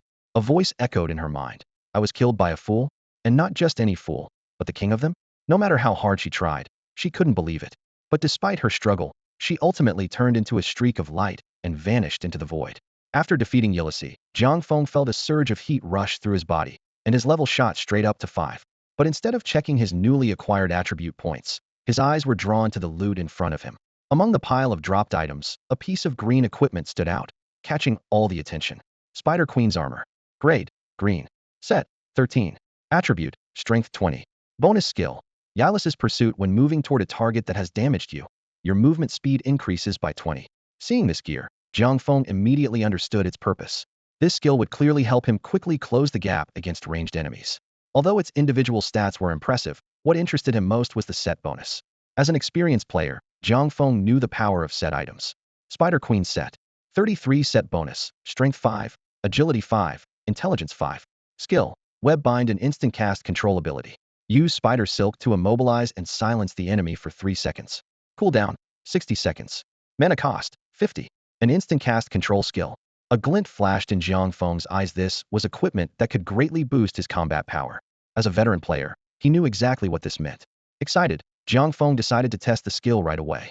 Leaving the mine, Jiang Feng soon spotted his familiar nemesis, the wild chicken. As the most basic monster, wild chickens never attacked players unless provoked. Without hesitation, Jiang Feng targeted a chicken and activated his skill web bind. The wild chicken instantly felt a powerful restraint and was unable to move. The silence effect also kicked in, preventing it from using any skills. Jiang Feng smirked, swung his weapon, and finished off the hapless chicken with ease. Poor chicken, you never stood a chance, he muttered to himself, a subtle smile playing on his lips. With the chicken taken care of, Jiang Feng cheerfully distributed the 6 attribute points he had just gained and took a moment to admire his newly improved stats. Let's just call him the king for now. The character's stats were clearly displayed. Perception 30, strength 57, agility 51, and a hidden attribute that only he could see, luck 20. His HP was 670, MP 100, with a 130 critical hit rate, 6 dodge, a physical attack of 72, defense of 16, and 0 magic attack. Jiang Feng glanced over these numbers, a slight smile appearing on his lips. This gear was really impressive, giving him a direct boost of 25 points to all attributes. He removed his title, then made his way back to the beginner's village, heading straight for Lin the blacksmith shop. Brother Lin, here are the iron blocks you asked for. Jiang Feng handed over the materials. Lin the blacksmith immediately relaxed when he saw Jiang Feng. I'm relieved to see you're safe. Looks like you didn't run into that terrifying spider demon. That's a stroke of luck. As he spoke, he passed over a bulging pouch of coins. Hey, race your reward. Jiang Feng accepted the 50 gold coins, quickly doing the math in his head. He could take on the iron or quest 4 times a day. That's 200 gold coins daily, 2,000 in 10 days, and 6,000 a month. If he compared that to real-world money, working a month outside would at least earn him 10,000 yuan. All things considered, a real-world job seemed more practical, especially since he was almost out of money as it was. Brother Lin, do you have any higher-level tasks? I really need more gold coins right now. Lin scratched his head, looking a bit embarrassed. Well, in that case, you might want to check with Robs, the material merchant. He usually has higher-level tasks. With that tip, Jiang Feng quickly said goodbye, crossed the beginner's village, and soon found Robs, a refined-looking man in his 30s, wearing gold-rimmed glasses. Greetings, great adventurer. Looking for any materials? Robs greeted him warmly. Jiang Feng got straight to the point. I'm looking to help out with any tasks you have, preferably ones with rewards. Oh, you're here for tasks? I do need a lot of materials. You can choose based on your level. As Robs finished speaking, a list of available quests appeared before Jiang Feng. Available quests. Collect wild chicken feathers 10 for 5 gold coins. Collect stray dog teeth 10 for 8 gold coins. Collect wild bull horns 10 for 10 gold coins. Collect tiger pelts 10 for 15 gold coins. Seeing the first 2 quests, Jiang Feng quickly checked his inventory: 537 wild chicken feathers and 223 stray dog teeth. He immediately accepted both quests and, in a flash, earned 441 gold coins. Looks like I can treat myself to a nice meal tonight. Satisfied, Jiang Feng closed the interface, glancing at the 600 plus gold coins in his pack. Feeling a bit tired, he decided to log off and rest, planning to start grinding levels like crazy tomorrow to prepare for the upcoming closed beta PK tournament. At that moment, in an incredibly luxurious villa, a young girl was sulking. With her hair in twin ponytails, she already looked sweet and charming, but her pouty expression made her seem even more adorable. Her cheeks were slightly puffed, and her eyes sparkled with frustration. "What a stupid game," she suddenly exclaimed, sitting up on her bed with anger in her voice. "All I wanted was to play as a wild monster for fun, and I actually got killed by a player?" Her slender fingers gripped a clearly limited edition gaming helmet, its sleek surface inlaid with sparkling gems. In the next moment, she slammed the expensive helmet down onto the soft mattress, making a dull thud. "Oomph. That Uncle Nung swore up and down that no player would ever be able to hurt me. You had a load of nonsense," she muttered through gritted teeth, a stubborn glint in her eyes. "No way. I have to make him pay for this." With that, she quickly picked up her phone from the nightstand, her long fingers sliding across the screen as she dialed a number. "Hello, it's me," she said as soon as the call connected. Someone on the other end started to speak, but the girl clearly had no patience to listen. She frowned, her tone full of complaint.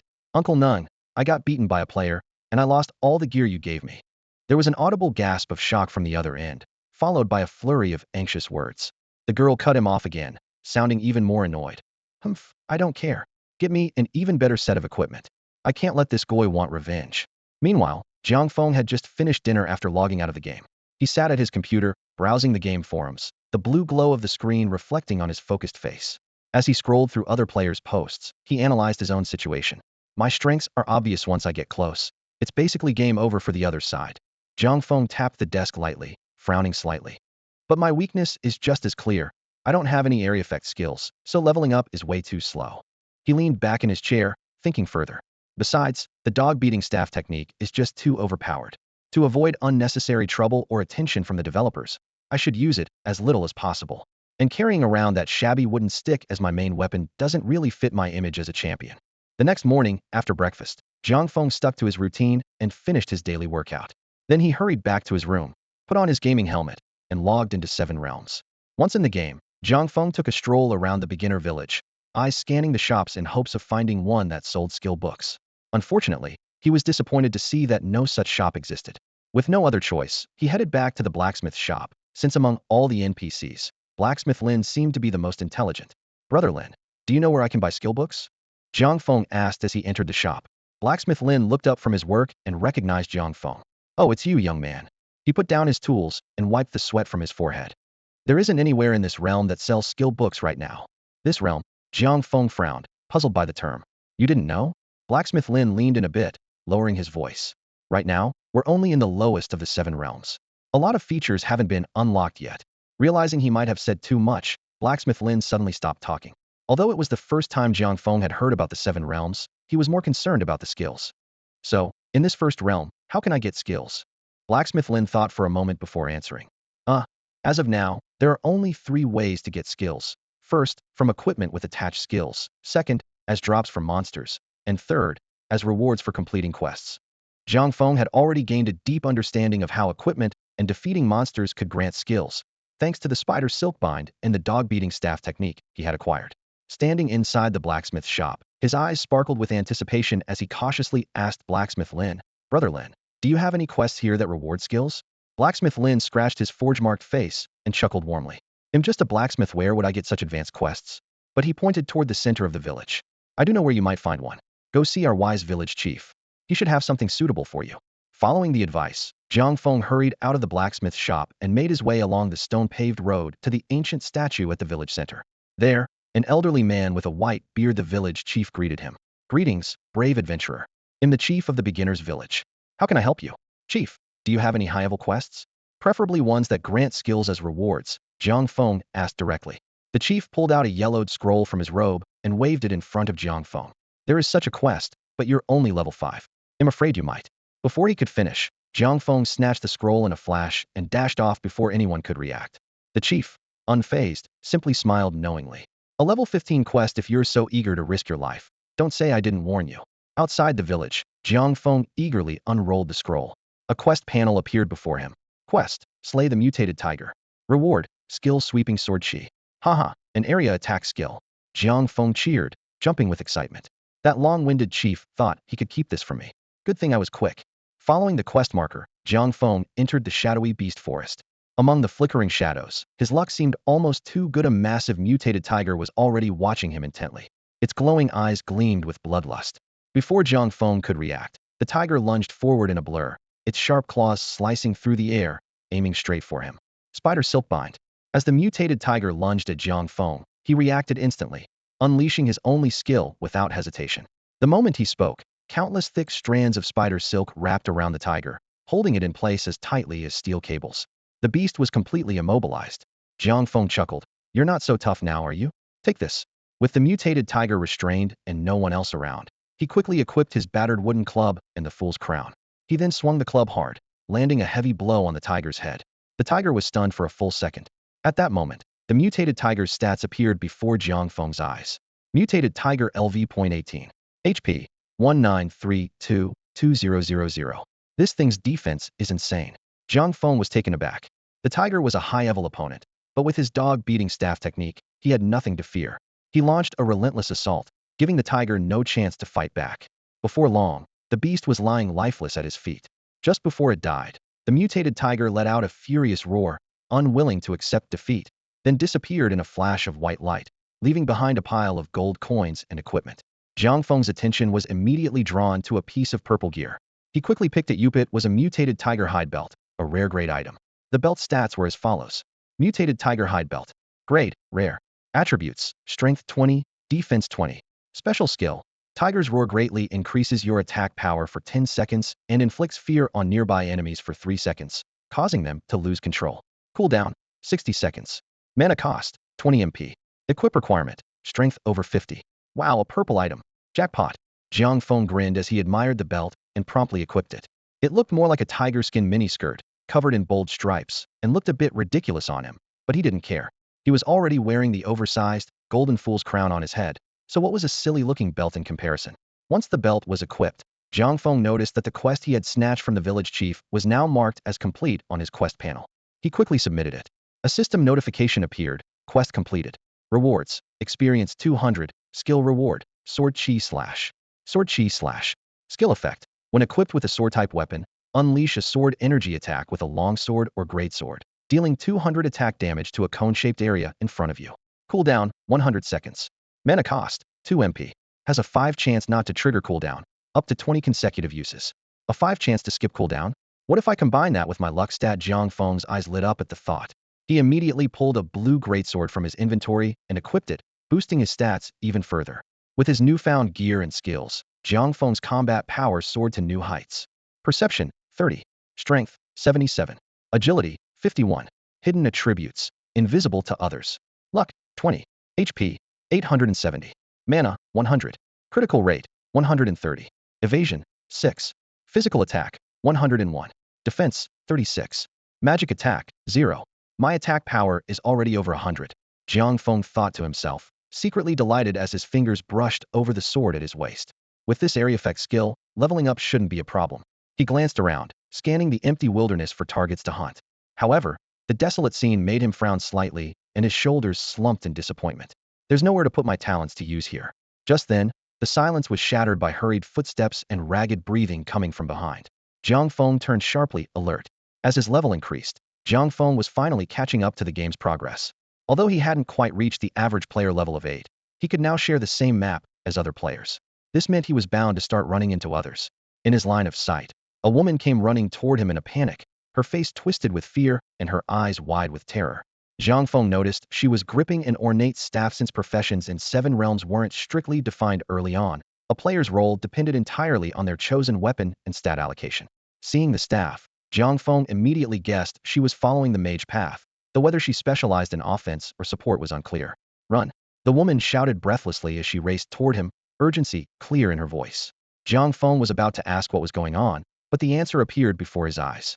A massive horde of wild monsters was chasing her down, their numbers overwhelming. Obviously, she had made a mistake pulling monsters and ended up attracting far too many. Worse yet, the more she ran, the more monsters she gathered, spiraling out of control. Now, more than 20 monsters were hot on her heels far beyond what she could handle alone. Seeing Jiang Feng standing frozen, the woman assumed he was paralyzed with fear. When she reached him, she didn't bother with pleasantries, grabbing his arm and trying to drag him away. Come on, run. There are too many monsters who can't fight them, she pleaded, her voice trembling from the effort of running. To her shock, Jiang Feng didn't budge an inch. It was as if he was rooted to the spot, completely unmoved by her tug. Instead, the momentum threw her off balance and she stumbled, falling to the ground. It's over, we're done for, she muttered, despair filling her eyes as she watched the approaching horde. Tears welled up in her beautiful, almond-shaped eyes, hopelessness written all over her face. But what happened next left her utterly stunned. Jiang Feng turned to her, a confident smile playing at his lips, his eyes shining with determination. Don't worry. Leave it to me. His voice was calm, as if he were facing a few harmless rabbits instead of a deadly mob. He drew his sword, standing tall and resolute between her and the monsters, like a war god. Raising his blade, he pointed it straight at the stampeding horde. Sword chi sweep. A razor-sharp wave of sword energy burst from the tip of his weapon, sweeping through the monsters ahead. Sword chi sweep. A second arc of energy followed, felling another group of monsters. Sword chi sweep. Sword chi sweep. Jiang Feng unleashed the skill in rapid succession, each wave of sword energy crashing into the horde like a relentless tide. With every swing, monsters dropped to the ground, transforming into piles of coins, materials, and equipment. In the blink of an eye, every monster was wiped out, leaving the ground littered with glittering loot. The woman sat there in shock, unable to believe what she had just witnessed. Her gaze shifted from the spoils scattered on the ground to Jiang Feng's back, then to the spot where she had been frantically fleeing only moments before. She was at a loss for words. Did I just run into a GM? She muttered under her breath, her voice filled with awe and disbelief. After a sweeping burst of sword energy, there wasn't a single wild creature left in Jiang Feng's sight. The massive surge of experience instantly boosted his level to 7. After allocating his attribute points, he turned to look at the woman who had tried to escape with him earlier. Are you alright, miss? Jiang Feng reached out to help her up from the ground. It was then that he noticed her in-game ID, Night Dance Elf. What Jiang Feng didn't expect was that as soon as she was on her feet, Night Dance Elf began circling him with wide-eyed curiosity, studying him from head to toe. Her eyes sparkled with excitement. Thank you. I've heard about GMs in other games, but I never thought I'd run into a real one here in 7 Realms. A real one? What are you talking about? Jiang Feng was speechless, starting to wonder if she'd hit her head. The scene that followed was almost comical. Night Dance Elf enthusiastically examined him as if he were a game master, while Jiang Feng nervously checked to see if she was injured. They circled each other for a full 30 seconds before finally stopping. Aren't you going to pick up the gear and coins over there? Night Dance Elf suddenly asked. Jiang Feng snapped out of it and hurried over to collect the loot. With limited inventory space, he grabbed only the blue gear and coins, generously leaving the white items for Night Dance Elf. Thank you, GM. After Jiang Feng explained that he wasn't a GM, Night Dance Elf's eyes widened in surprise. Wait, then how are you so strong? Those level 7 tigers and rhinos were taken out in an instant. The way she called him Big Brother nearly made Jiang Feng cough up blood. He pointed above his head, hoping she'd call him King instead.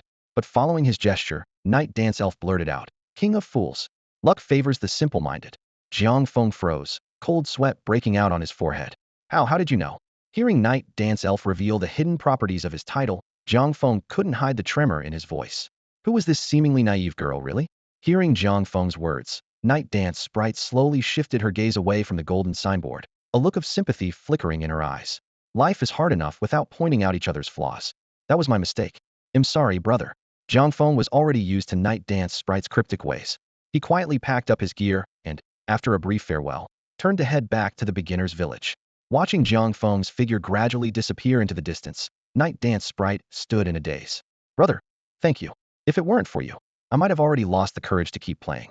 If someone as strong-willed as you, recognized by the game itself despite your physical challenges, can persist, what excuse do I have to give up so easily? With that thought, she braced herself, downed several healing potions in one go, and resolutely headed back into the beast forest. Back in the beginner's village, Jiang Feng first picked out a few blue-grade items that suited him, then sold the rest of his gear to Lin the blacksmith. Thanks to a 50 buyback rate, he ended up with over 500 gold coins, a number that left him quite satisfied.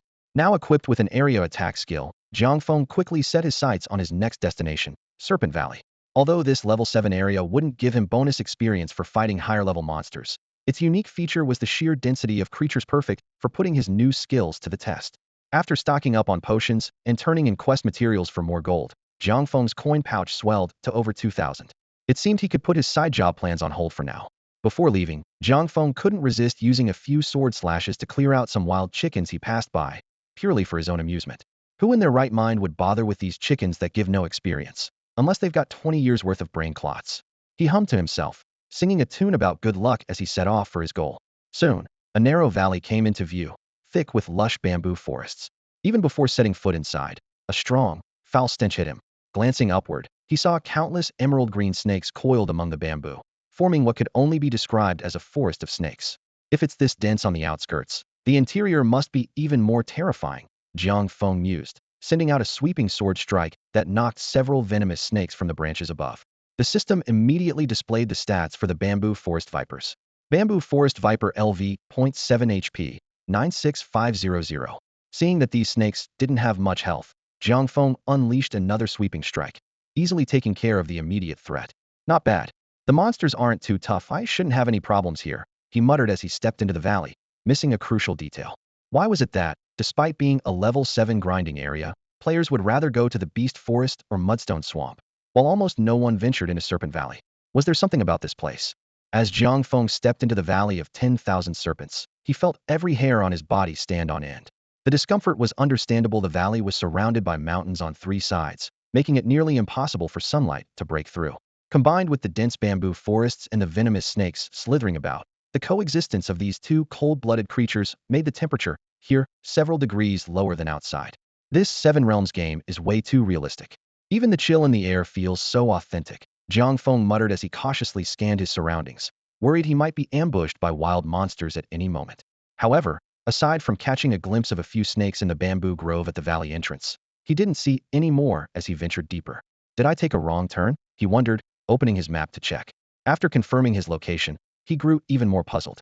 Weird, could someone have already cleared out all the monsters here? Just then, a cold sensation suddenly crept up the back of his neck. Jiang Feng jolted, quickly closed the map, and spun around only to gasp in shock. From the moment he entered the valley, he had already fallen into the snake's trap. They had carefully lured him deep into the valley, ready to strike. Venomous snakes were closing in from all directions, their tongues flickering as they hissed. Jiang Feng panicked for only a second before a grin of excitement spread across his face. Perfect. Let's do this. Sword chi slash. A surge of sword energy swept out like lightning, cutting down swathes of snakes in an instant. The system notified him that his skill wasn't on cooldown yet, making Jiang Feng even more excited. Awesome. Again. Sword chi slash. He had no idea how many times he swung his sword before finally stopping, but now there wasn't a single living snake in sight. Phew. That was satisfying. Let's see how much experience I gained. He plunged his massive blue sword into the ground and checked his stats. Nice, my experience bar jumped almost a third. At this rate, he'll hit level 10 and be ready for the PK tournament in no time. But just as he was basking in his accomplishment, the familiar hissing sound rose up around him once again. Jiang Feng quickly pulled his sword from the ground, only to find himself surrounded by another wave of venomous snakes. These bamboo forest snakes respawn way too fast. Although Jiang Feng kept complaining, his body acted on its own as he swung his massive sword, sending a powerful wave of sword energy through the air. Wherever the sword energy swept, the bamboo forest vipers fell one after another. However, this barrage of sword energy couldn't last forever. The vipers weren't lined up neatly, making it impossible to kill them all in a single attack. After several sweeps, he managed to take down most of the snakes, but there were always a few that survived by being out of range. These snakes seized the brief pause in Jiang Feng's attacks to lunge at him. Humph, looking for trouble. Jiang Feng snorted coldly, preparing to unleash another wave of sword energy. But just as he was about to activate the skill again, a sudden system notification appeared on his screen. System notification: you have used sword energy sweep more than 20 times consecutively. The skill is now on cooldown for 100 seconds. Damn it, now it goes on cooldown? Jiang Feng cursed in frustration, his anxiety rising. Although most of the vipers had been slain, there were still 17 or 18 left, quickly closing in on him. The situation was dire. No choice, he'll have to rely on my skills to turn this around. With that thought, Jiang Feng quickly activated his web entangle ability.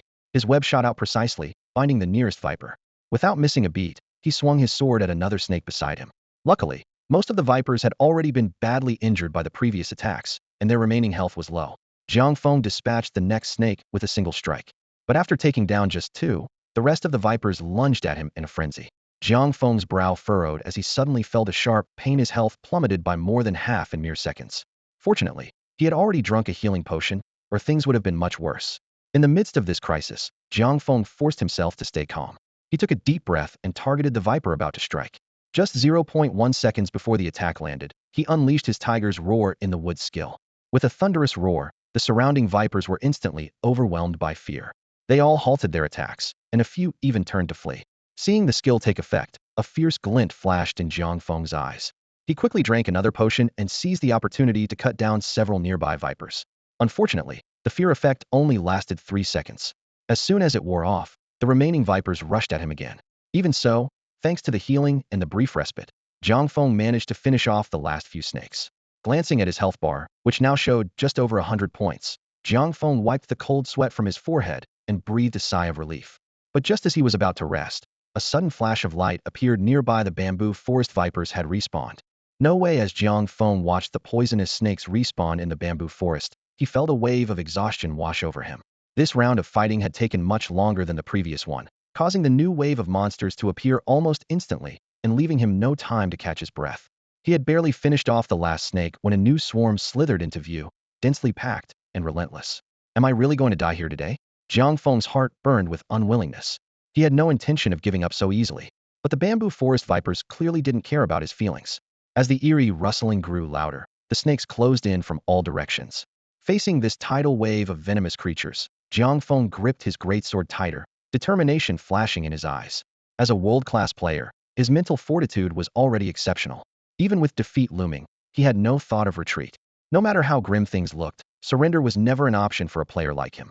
Let's see if I, Jiang Feng, can take you all on, no matter what, he promised himself. Just then, the system notification chimed crisply. Ding. Sword Chi sweep skill is off cooldown. Hope flickered in his eyes. Without hesitation, Jiang Feng activated both Tiger Roar in the Woods and Sword Chi sweep. The Tiger Roar in the Woods buff boosted his attack for 10 seconds. Head realized in the previous round that a single Sword Chi sweep wasn't enough to kill these snakes, but with the added strength from the buff, his attack finally broke through their defenses. Sword Chi sweep. Jiang Feng shouted, swinging his blade. Powerful sword energy sliced through the snake's defenses, dropping them instantly. After unleashing 10 consecutive Sword Chi sweeps, he finally wiped out the entire new wave of vipers. At last, I can catch my breath. He took a deep breath, determination shining in his eyes. Without stopping, he quickly marked an escape route on the map and sprinted toward the mouth of the valley. However, the brief respite didn't last. As Jiang Feng moved, the respawn interval for the vipers remained unforgivingly short. When he was nearly at the valley entrance, another swarm surged at him. This time, his Tiger Roar in the Woods buff had worn off, and his attack power was back to normal. Staying calm, Jiang Feng decided against using all his Sword Chi sweeps at once. Instead, he used just 2 to clear a path ahead and buy himself a few precious seconds. With a shout, Jiang Feng downed a recovery potion and charged forward along the newly cleared path. He continued to unleash precise Sword Chi sweeps, each strike hitting its mark. The vipers grew even more frenzied, but Jiang Feng's calm focus and skillful maneuvers allowed him to slowly push forward. With each Sword Chi sweep, the exit drew closer. The swarm of snakes was no longer able to hold him back. Joy bubbled up inside him, and he nearly burst out laughing. I'm finally getting out of here. He sprinted forward, just as his Sword Chi sweep skill had 2 uses left. Now, his steps grew faster, the viper's attacks fiercer, but Jiang Feng could finally see hope. The exit was right in front of him. Jiang Feng glanced back at the swarm of bamboo forest vipers chasing after him, a hint of disdain curling on his lips. Such insignificant snakes, did they really think they could trap him? Not a chance. With 2 swift slashes of his sword, streaks of energy tore through the air and swept across the valley of 10,000 serpents. In an instant, silence fell as every viper collapsed. Jiang Feng allowed himself a satisfied smile, but as he looked at the scattered loot and gold, a flicker of regret flashed in his eyes. The rewards were tempting, but he knew now wasn't the time to linger. Turning toward the valley's exit, Jiang Feng reminded himself that greed would only invite more trouble. Monsters in the Valley of 10,000 Serpents respawned at an alarming rate. If he didn't leave soon, escaping would become nearly impossible. Just as he thought everything was over and prepared to leave safely, countless flashes of white light suddenly appeared before him. The monsters had respawned. What? He froze, unable to believe what he was seeing. He had already left the map of the valley. How could the monsters respawn now? Yet, as new bamboo vipers began to emerge, Jiang Feng's heart sank. His health was already dangerously low, most of his abilities were on cooldown, and even his strongest attack, Sword Chi Sweep, needed more time. Cold sweat broke out on his forehead as he realized disaster was imminent. No matter how calm he tried to remain, anxiety crept in. Unbeknownst to him, among the newly spawned bamboo vipers, one stood out, a particularly small snake with a pale violet body, strikingly different from the lush green surroundings. Stranger still, its name was unlike the others. As Jiang Feng struggled against wave after wave of vipers, he failed to notice the hidden threat drawing closer. Each attack chipped away at his remaining health, his body trembling violently from the poison. After fending off another viper, he glanced at his status. HP 115870, and still poisoned. Even after forcing down a potion, his health only recovered slowly, while the poison continued to sap his strength. Damn it, why isn't Sword Chi Sweep off cooldown yet? Jiang Feng anxiously counted down the seconds as the system prompted him. Sword Chi Sweep cooldown. 53 seconds. 52 seconds time ticked by, but the skill remained unavailable. His expression grew heavier with each passing second. It's over, my reputation, all gone, I might die here today. At that moment, the pale violet viper suddenly sprang into action. Moving like a purple shadow, it darted through the swarm, baring its sharp fangs as it lunged straight at Jiang Feng. Its attack was swift and deadly, as if it had been waiting for this moment. I've finally found you. The viper's eyes glinted with cold intent, and in an instant, its fangs were already at Jiang Feng's throat. You annoying pest, I finally found my chance. Prepare to die? A vaguely familiar girl's voice suddenly sounded behind Jiang Feng. Before he could turn around, a sharp pain shot through his right shoulder. At some point, a small light purple snake had sunk its fangs into him, its body shimmering with an eerie violet glow. The venom was clearly already coursing into his veins. A deadly poison icon instantly appeared on Jiang Feng's status bar, and the system message followed. You have been afflicted with mind venom, alive as poison. The stronger your attributes, the more potent the poison becomes. Haha, now you're done for. The girl's triumphant voice rang out again. Once you've been poisoned by me, it doesn't matter how high your stats are, you're as good as dead. That's what you get for making me angry. Jiang Feng frantically looked around, but all he could see were hills crawling with green and purple snakes. There wasn't a single person in sight. Just as he noticed the swarms of purple vipers, the voice called out again. Huh? You found me even though I was hiding so well? Whatever, the poison should kick in right about now. Die, you annoying pest. As soon as she finished speaking, a wave of burning heat surged through Jiang Feng's body. With less than 100 health left, he knew there was no way he could survive. In despair, he squeezed his eyes shut, waiting for the familiar sensation of being yanked back to the newbie village. But the expected pain never came. Instead, a pleasant warmth spread through him. What? How is this possible? The girl's voice was now filled with disbelief. Jiang Feng opened his eyes to see numbers rapidly flashing before him. 99,999 poison. 99,999 poison. Completely confused, he opened his status panel and carefully read the details of Alive as Poison. Skill, Alive as Poison. Effect, the victim takes damage equal to 100 times the sum of all their attributes. Suddenly, it all made sense, and Jiang Feng almost burst out laughing. What was fatal to others was a lifesaver for him, the so-called king of low stats. Just like his elementary school math teacher always cited a negative times a negative makes a positive. The little purple snake, Aliva, still looked utterly baffled, unable to understand why her most prized poison had failed. But now that Jiang Feng had regained his composure, there was no way he was going to miss this golden opportunity. He could see the effects of the poison on his body fading. So Jiang Feng reacted quickly and activated his ultimate skill once more. Come here, you, he shouted, and before the words had even faded, he snatched the little purple snake out of the air. Without hesitation, he gripped its head tightly and pressed its fangs against his arm. Bite me, he commanded.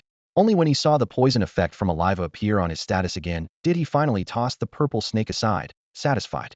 After all this chaos, Jiang Feng's Sword Chi Sweep skill finally finished its cooldown. Just as he was about to use it, his eyes lit up. Sword Chi Sweep, he called out. Blades of sword energy swept through the bamboo forest, instantly slicing all the poisonous snakes into pieces. After the carnage, the bamboo grove was finally cleared of the venomous creatures. His experience bar shot up, and he reached level 8. Aliva, who had been watching the whole scene unfold, was left utterly speechless, her eyes wide with shock. She had been planning to slip away during the chaos, but Jiang Feng wasn't about to let her escape so easily.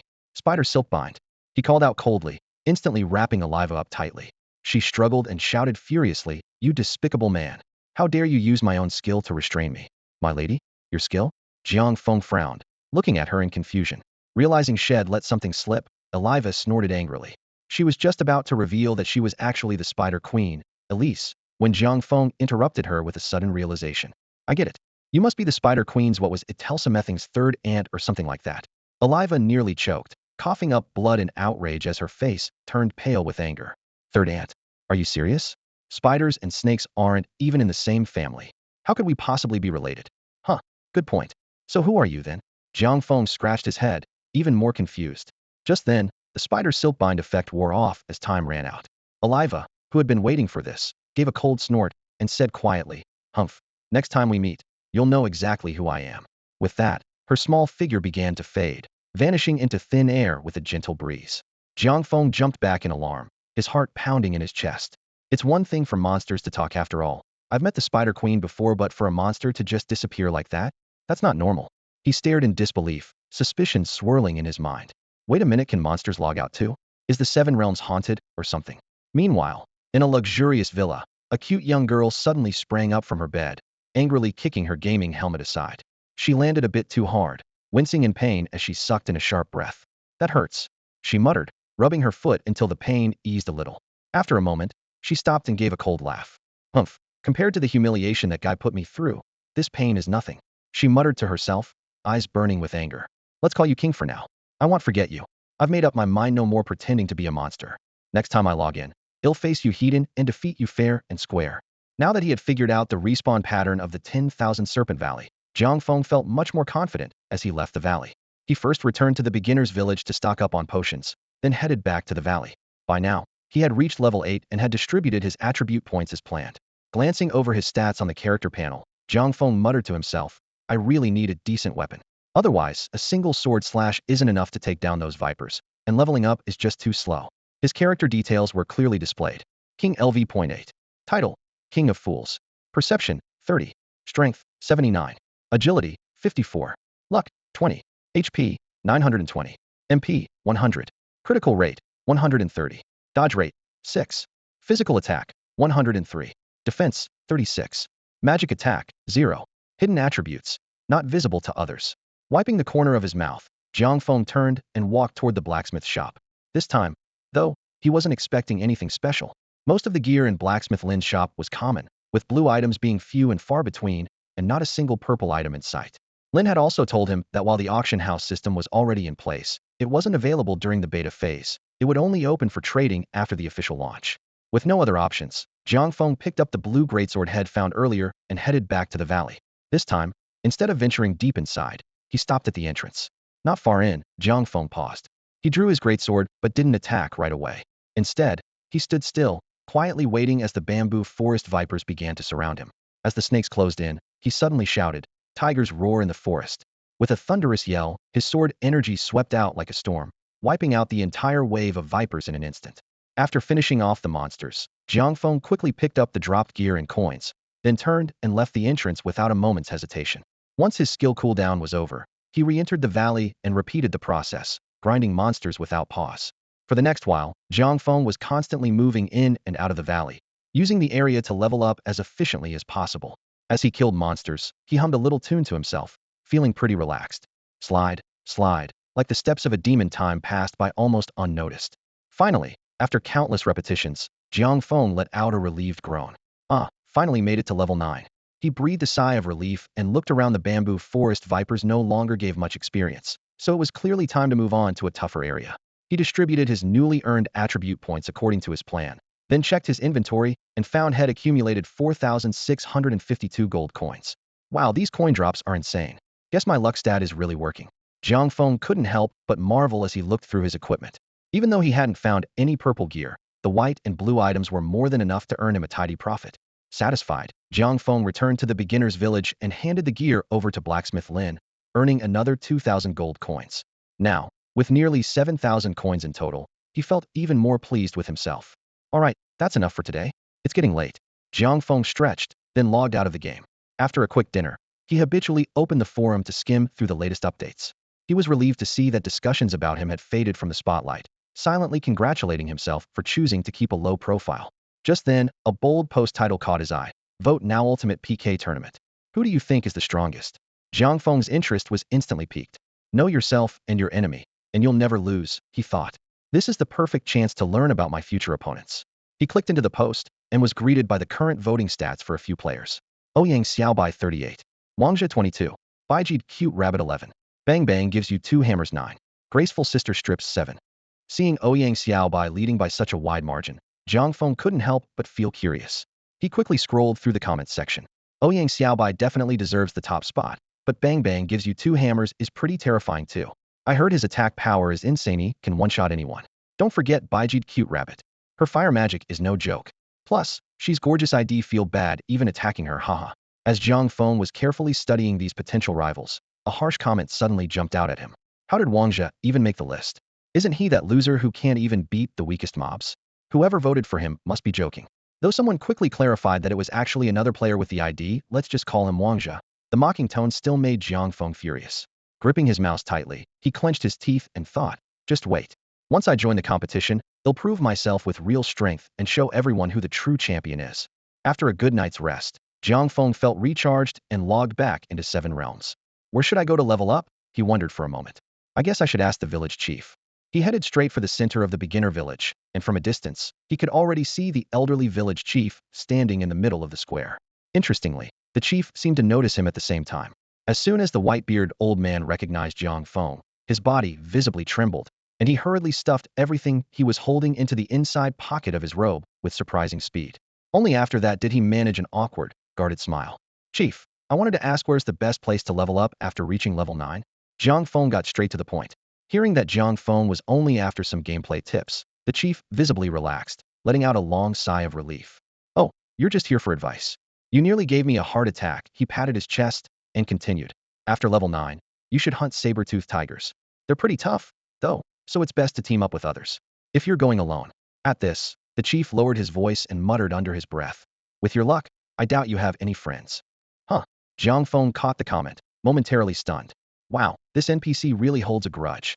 Realizing Jiang Feng had overheard him, the chief quickly switched to a friendly smile and raised his voice. If you're going solo, I'd recommend fighting minotaurs instead. They're a bit safer. They'll go for the saber-toothed tigers then. Jiang Feng decided without hesitation, his eyes lighting up. Chief, do you happen to have any quests related to saber-toothed tigers? Maybe one with a skill reward. The moment Jiang Feng mentioned quest, the old chief reacted like a cat whose tail had been stepped on, flinched, and clutched his robe pockets, as if something might jump out. Ahem, no quests here, absolutely none.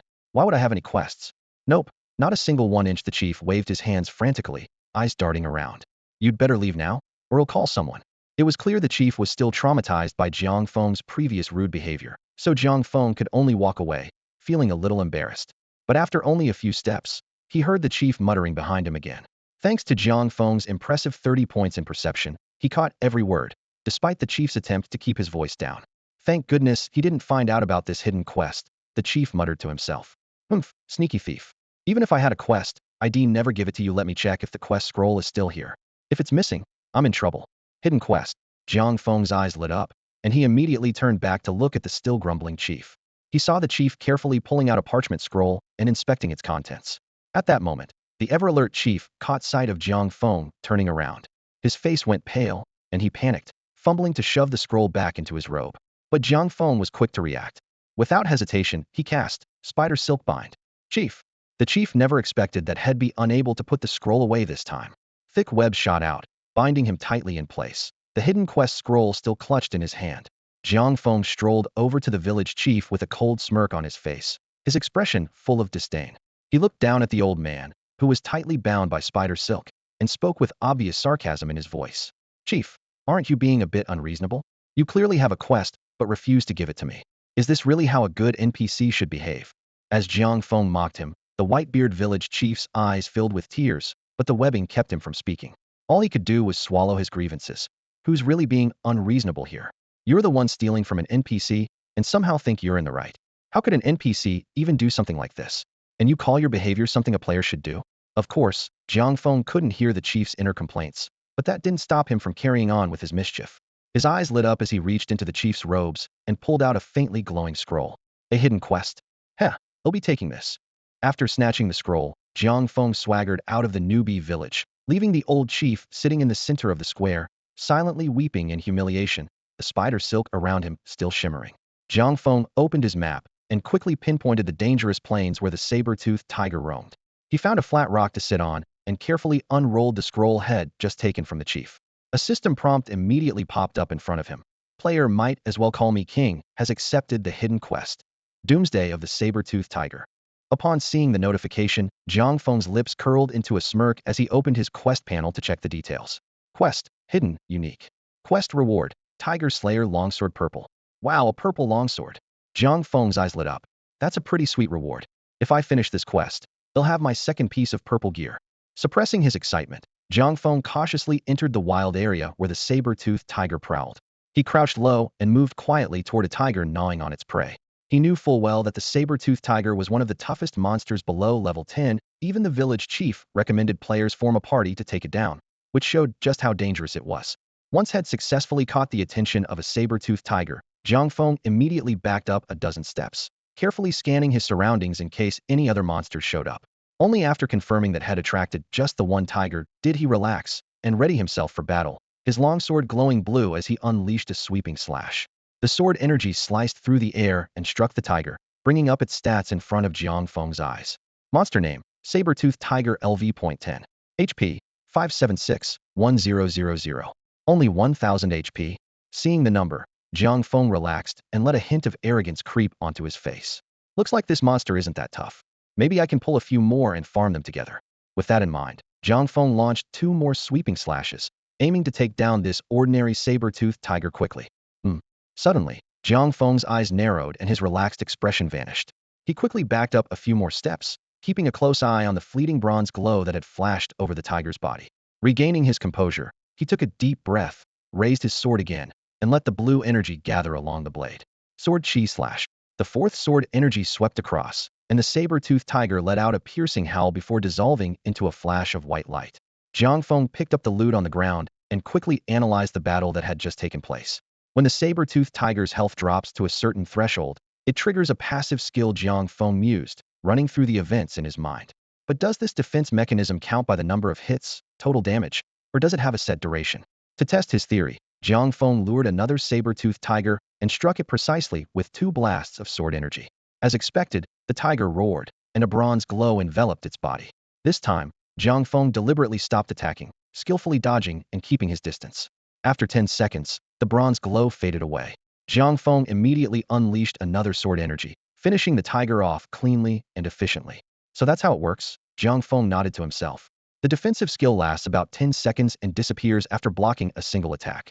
In that case, I can draw multiple saber-toothed tigers at once, as long as I watch my positioning and avoid getting surrounded. However, as he ventured deeper into the perilous plains, he noticed that quite a few players had already gathered in the area. Now that he had finally caught up in level, it was inevitable that had run into others. His conspicuous title immediately drew attention. Well, if it isn't the server's #1 idiot, what's the so-called hero doing here? Shouldn't you be killing chickens back in the newbie village? Probably hoping to get carried by some pros. Otherwise, I doubt he could even reach level 2. Huh. The taunts came one after another, but Jiang Feng simply turned and walked away in silence. Once the PK tournament begins, they'll make sure they eat their words, he thought to himself. Finding a quiet spot to grind was no easy task. Most of the beta testers had already reached level 9 or 10 and were scouring the area for equipment and skills, with nearly every monster spawn point occupied by small teams.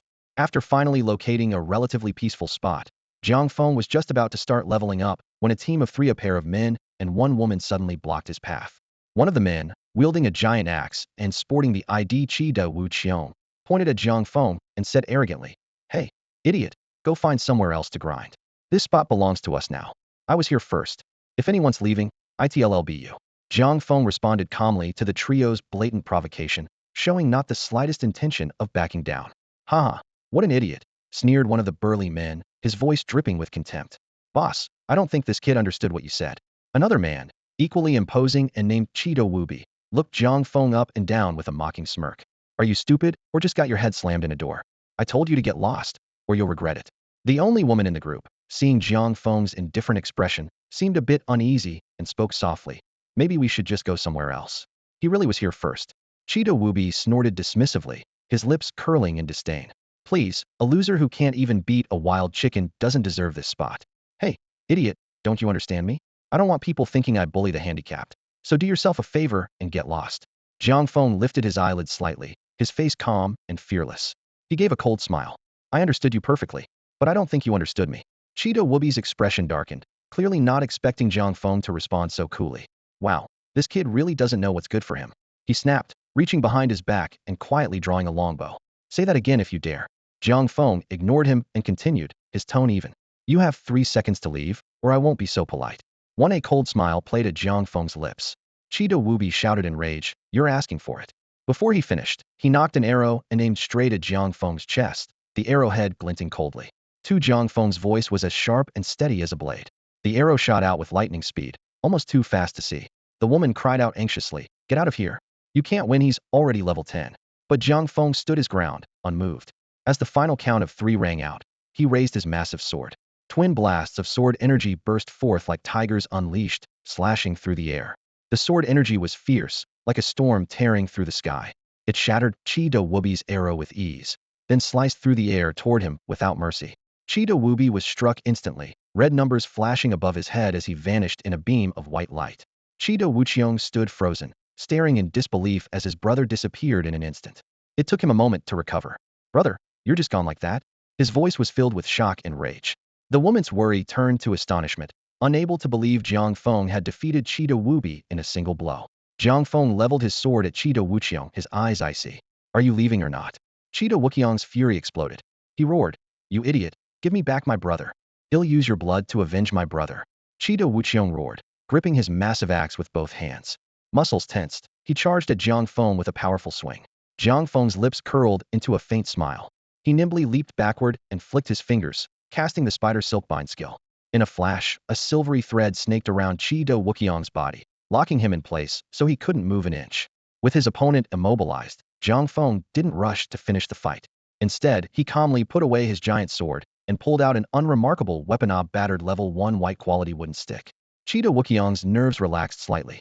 He had expected to be wiped out instantly, just like his brother, Cheetah Wubi. But when he saw Jiang Feng wielding such a pitiful weapon, a mocking smile crept onto his lips. Humph, what an idiot, Cheetah Wuqiong thought. With over 1,300 HP, does he really think he can beat me with that worthless stick? What a joke. While he was lost in thought, Jiang Feng swung the wooden stick and tapped Cheetah Wuqiong squarely on the head.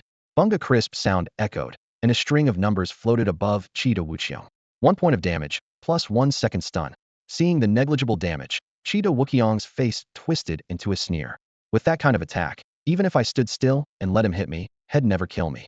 And why would I just stand here anyway? Jiang Feng had no idea what Cheetah Wuqiong was thinking, but the sudden grin on his opponent's face made him suspicious. This guy must be out of his mind, Jiang Feng muttered to himself. Despite his doubts, Jiang Feng's wooden stick didn't pause for a second. Bang, another hit. 1 point of damage, plus 1 second stun. Bang, 1 point of damage, plus 1 second stun. Bang, 1 point of damage, plus 1 second stun. The sharp thwacks echoed repeatedly, and Cheetah Wuqiong's smile never changed. In reality, it was no longer a voluntary expression. Under Jiang Feng's relentless stun lock, his face was frozen in that moment. He might have been level 10, might have had over 120 strength, and might have boasted impressive defense, but none of it mattered when he couldn't move at all. Off to the side, his teammate Qing Qing was completely stunned. The tiny, almost insulting damage from Jiang Feng's stick, paired with Cheetah Wuqiong's bizarre frozen smile, was more than her nerves could handle. She couldn't understand why the usually arrogant Cheetah Wuqiong looked like he was almost enjoying himself. She even started to question his preferences and whether he had some unusual hobbies. Time seemed to stretch on forever. Finally, with one last bang, Cheetah Wuqiong let out a groan that sounded almost like relief. A flash of white light, and his body vanished from the spot. With the 2 Qi brothers dealt with, Jiang Feng put away the wooden stick. Just then, he caught sight of Qing Qing still standing frozen nearby. When she noticed Jiang Feng looking her way, she flinched as if startled. But Jiang Feng didn't press her any further after all. She had spoken up for him earlier. You should go now. I'm about to lure a lot of monsters over here. I'm afraid it might be dangerous for you. There was a hint of concern in Jiang Feng's voice, barely noticeable. Qing Qing's heart skipped a beat when she heard this. The girl felt a rush of emotion, her gaze lingering on Jiang Feng. Despite his simple gear, he exuded a quiet confidence. After all, girls have always admired heroes. Weak bro, how about we team up? Qing Qing stammered, her cheeks flushed and voice trembling. I'm a support, I can heal you, I'm really good at it. As soon as she finished speaking, Jiang Feng's expression changed in an instant. His once calm face turned cold and sharp, a glint of hostility flashing in his eyes as he looked at her. Suddenly, Qing Qing snapped back to reality, realizing that this so-called king of fools was no charming hero. He was the ruthless player who had just killed 2 of her teammates without hesitation. I'll go now. Qing Qing's face turned pale with fear. Without waiting for Jiang Feng's response, she spun around and hurried away, stumbling over her own feet in panic. Watching her retreating figure, Jiang Feng finally let out a sigh of relief and scoffed. Humph, trying to team up just to leech my experience? Do they really think I'm that gullible? Now that he had this rare leveling area to himself, Jiang Feng wasted no time and dove into efficient grinding.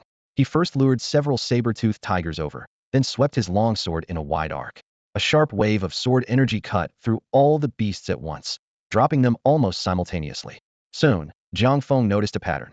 As long as he triggered all the saber-toothed tiger's passive skills at the same time, he could neutralize them with one strike, then finish them off with another. This high-efficiency method caused his experience bar to skyrocket. His large-scale monster hunting quickly caught the attention of several nearby players. They watched from a distance, eyes wide with surprise and curiosity. Sensing their gaze, Jiang Feng grew more cautious. He knew better than to reveal too much of his strength. If word got out about his unique skills, he might become a target in the upcoming PK tournament. With that in mind, Jiang Feng opened his quest log to check the progress of the hidden mission head just accepted. He had already slain enough saber-toothed tigers, and he was only about a tenth of the way from reaching level 10. He pulled up the map and noticed a conspicuous red dot marked at the center of the perilous plains. That must be where the boss is, Jiang Feng muttered to himself. I wonder if anyone else will try to take it. As the undisputed top favorite in the online polls, Jiang Feng was curious about Ouyang Xiaobai's strength. Since he couldn't challenge him directly, testing himself against this boss seemed like the next best thing. Gripping his sword tightly, Jiang Feng headed toward the red dot on the map. Outside the stone wall stood a massive stone gate, and a dense crowd of players had gathered in front of it, creating an impressive scene. Jiang Feng took in the sight and quickly realized he shouldn't draw too much attention to himself, so he discreetly put away his title. Smooth move, he thought with a satisfied grin, then blended into the crowd. He wandered around the outskirts several times, but couldn't pick up any useful information. Left with no other choice, he set his sights on a player who seemed approachable. Hey man, why is everyone gathered here? Jiang Feng walked over and struck up a conversation. The player, whose ID was Hondo Gij, cheerfully explained. There's a boss about to spawn here. Everyone's waiting for it. So many players waiting for one boss. Jiang Feng was surprised. Won't it just get swarmed as soon as it appears? Seeing Jiang Feng's confusion, Hondo Gij patiently explained. No way they'd let everyone fight the boss at once. When the boss spawns, the NPC guarding the altar will notify all players who are ready to challenge it. Then everyone has to get a number from the NPC, and finally, the system holds a lottery to decide which team gets the chance to fight. A lottery. Jiang Feng's heart skipped a beat, and he immediately thought of his experience in prison. He wondered to himself, if this lottery is tied to in-game luck stats, then wouldn't he? Yep, Hondo Gij said with a relaxed smile. Our team has been waiting here more than 10 times, but we still haven't been picked for a challenge. Having gotten the information he needed, Jiang Feng thanked him and found a quiet spot to sit. While waiting, he observed the other players carefully. Based on what he'd read on the forums and the conversations around him, he gradually figured out the class system in the 7 realms. Although the developers hadn't officially announced the exact number of classes, it seemed they could be roughly divided into 3 categories by their main attribute: strength for traditional warriors, agility for rangers, and intelligence for mage-type classes. Warriors, depending on the weapons and skills chosen by the player, can be divided into various subclasses. Sword and shield warriors use sturdy shields to block damage, while greatsword users swing heavy, two-handed blades to sweep across the battlefield.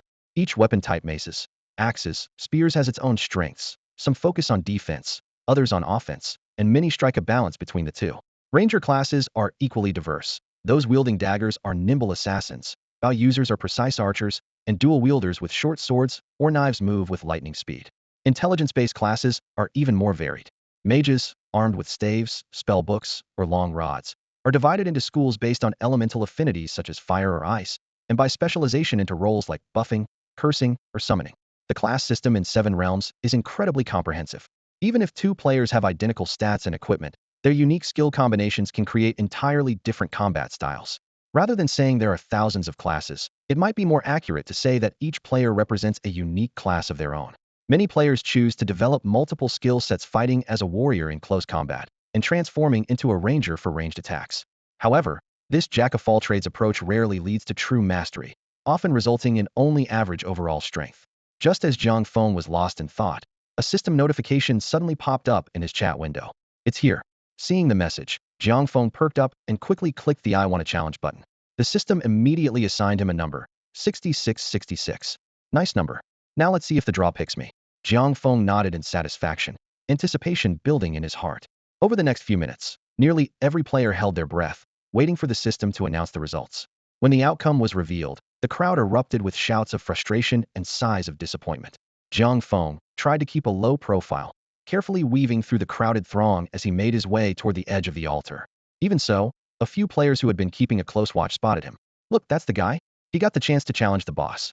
One player shouted. Weird, why is he alone? Where are his teammates? Another asked, puzzled. Haha, isn't that the king of idiots? Think I wouldn't recognize you just because you dropped the title? A sharp voice jeered. So it's him. And he's going in solo? This is in the bag. He'll be wiped by the boss in no time. And then it'll be our turn. Haha, yeah, let's just wait for the next draw. At that moment, Jiang Feng arrived at the entrance to the altar. After the NPC verified his identity, the heavy stone doors slowly opened, revealing a pitch-black tunnel. A surge of heroic spirit welled up inside him. He turned with a flourish, his face beaming with confidence, and waved to the crowd behind him as if he were the star of the show, the pride of the whole village. Don't worry about me, everyone. I'm off, Jiang Feng declared boldly. But his only response was a chorus of jeers and sarcastic remarks. TCH. Yeah, right. Eat shit, will you? JPG. Are you here to challenge me, you insignificant ant? Jiang Feng sneered, a cold smile curling at his lips, but he overlooked a fatal mistake: never insult someone by exposing their weaknesses, and never hit someone in the face. Before he could react, the boss had already unleashed its ultimate attack, charging straight at him without hesitation. Jiang Feng was startled and immediately tried to dash away in panic. Damn it. Seriously? You're attacking me out of nowhere. Can't play fair, huh? What a coward, you've got no real skills, do you? The tiger's roar skill exploded behind Jiang Feng, and with a furious bellow, he sprinted toward the corner of the altar. His heart pounded as he hastily activated his own skill, barely managing to put some distance between himself and the Zephyr Wrecker thanks to the fear effect from Tiger's Roar. Within seconds, Jiang Feng felt like he'd been backed into a dead end, nearly on the verge of collapse. But finally, he forced himself to calm down. He quickly gulped down a potion, feeling his strength slowly return. Humph, so you don't dare face me, Heathen, and have to resort to cheap tricks? Pathetic. Without wasting a moment, Jiang Feng unleashed web snare and sword slash, hoping to buy himself a little more time. But when he glanced at his health bar level 20, HP 17204000, he felt a chill run down his spine. The boss attacks were brutal. One more hit, and he wouldn't stand a chance. Seeing his health nearly depleted, Jiang Feng's heart sank. He quickly rummaged through his backpack and pulled out an old, battered wooden stick, a hidden treasure head kept for emergencies. Ha ha ha, foolish human. Have I scared you senseless? You really think you can challenge me with that toy stick? The Zephyr Wrecker sounded smug and scornful, as if Jiang Feng was no threat at all. But Jiang Feng felt a surge of excitement. He had been worrying about how to get close to the boss, but now, it seemed the opportunity had presented itself. Haha, that's fine. Did you really think I could take you, Heathen? Let's see just how tough you really are. Without hesitation, he swung the stick. Instantly, a strange light flashed. Bang! The Zephyr Wrecker froze, stunned by the effect. Seeing his chance, Jiang Feng launched a flurry of attacks. Bang, bang, bang. Each blow landed perfectly, the crisp sounds echoing through the empty altar, the tension in the air thickening. Don't say I'm being unfair. You gave me a shot earlier, now it's your turn. With a hint of playful mockery in his voice, determination flashed in Jiang Feng's eyes. At that moment, just as Jiang Feng had deliberately put some distance between himself and his opponent, he suddenly sprang into action again. Silvery threads shot from his fingertips, arcing through the air and quickly winding around his target. TSK, I gave you a chance, and you still couldn't do anything with it? Jiang Feng's lips curled into a mocking smile. Well, since you don't appreciate it, don't blame me. I've already done more than enough. As soon as he finished speaking, a brilliant golden light burst from Jiang Feng's body, illuminating the entire altar. The system notification chimed in his had leveled up. Jiang Feng immediately opened his status panel, and the number 10 representing his level glowed with a golden light. As he looked back on all the hardships he'd faced, especially the mind games with that wild pheasant, Jiang Feng felt his eyes well up with tears. At last, I finally made it to max level, he whispered, clenching his fists tightly. Meanwhile, outside the altar, a wave of shocked exclamations erupted from the crowd. All the players who had been waiting for Jiang Feng to fail and for the altar to reopen suddenly noticed that the flames burning on the altar's walls had abruptly gone out. Wait, does that mean the boss was defeated? One player asked in disbelief, eyes wide. No way. I remember only one person went in just now. Could that person really have soloed the boss? It's not impossible to solo a boss. Ouyang Xiaobai, the top player in the closed beta, could do it, an experienced player analyzed. But the one who went in just now was that so-called king of fools who couldn't even beat a wild chicken at launch, right? Yeah, that's him. There's no way. Maybe the system glitched or something. It must be a bug. If it were anyone else from the rankings, I could believe it, but that guy? No way could he solo the boss. I'd never believe it.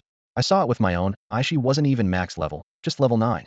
Unaware of the commotion had caused outside, Jiang Feng was focused on one thing: how to complete the hidden quest in his hands.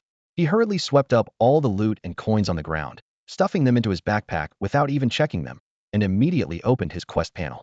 After thinking for a moment, Jiang Feng reached out and decisively clicked the destroy button.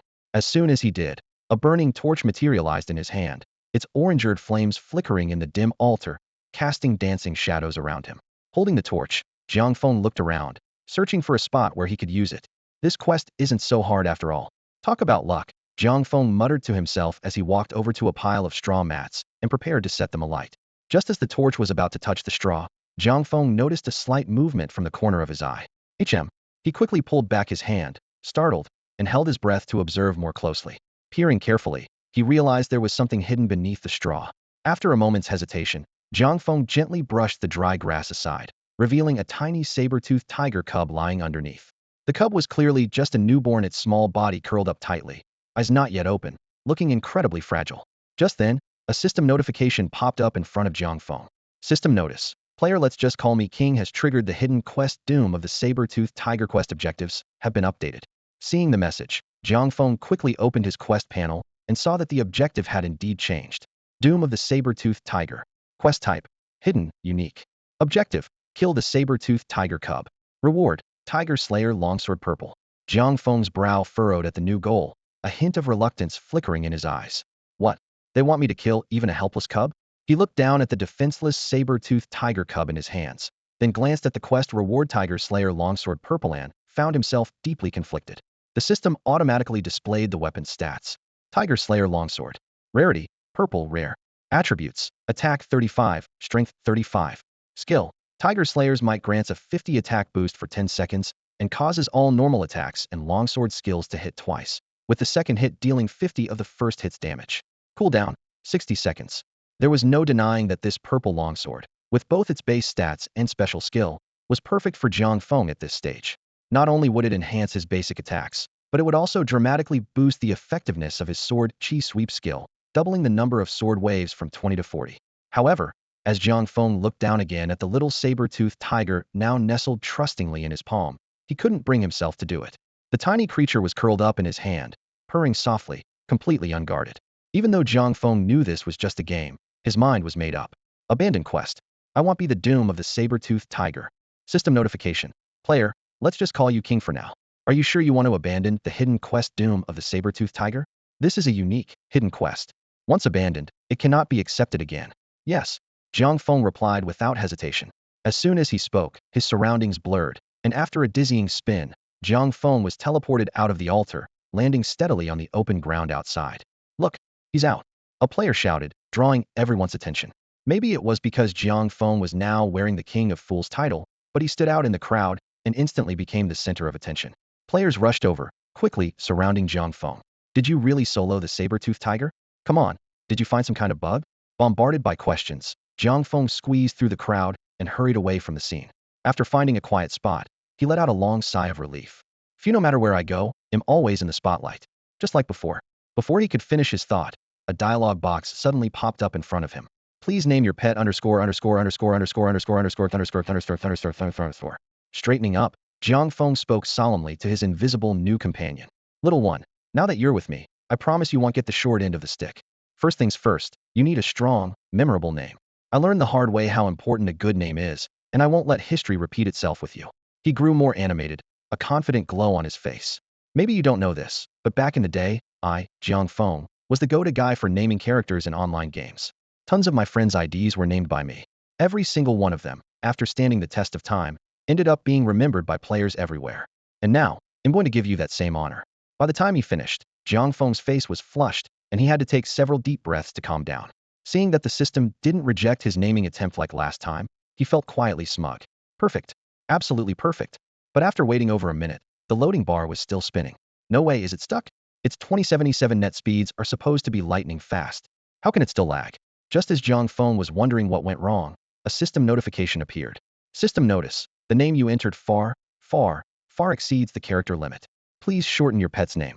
Please name your pet underscore underscore underscore underscore underscore underscore underscore underscore underscore underscore.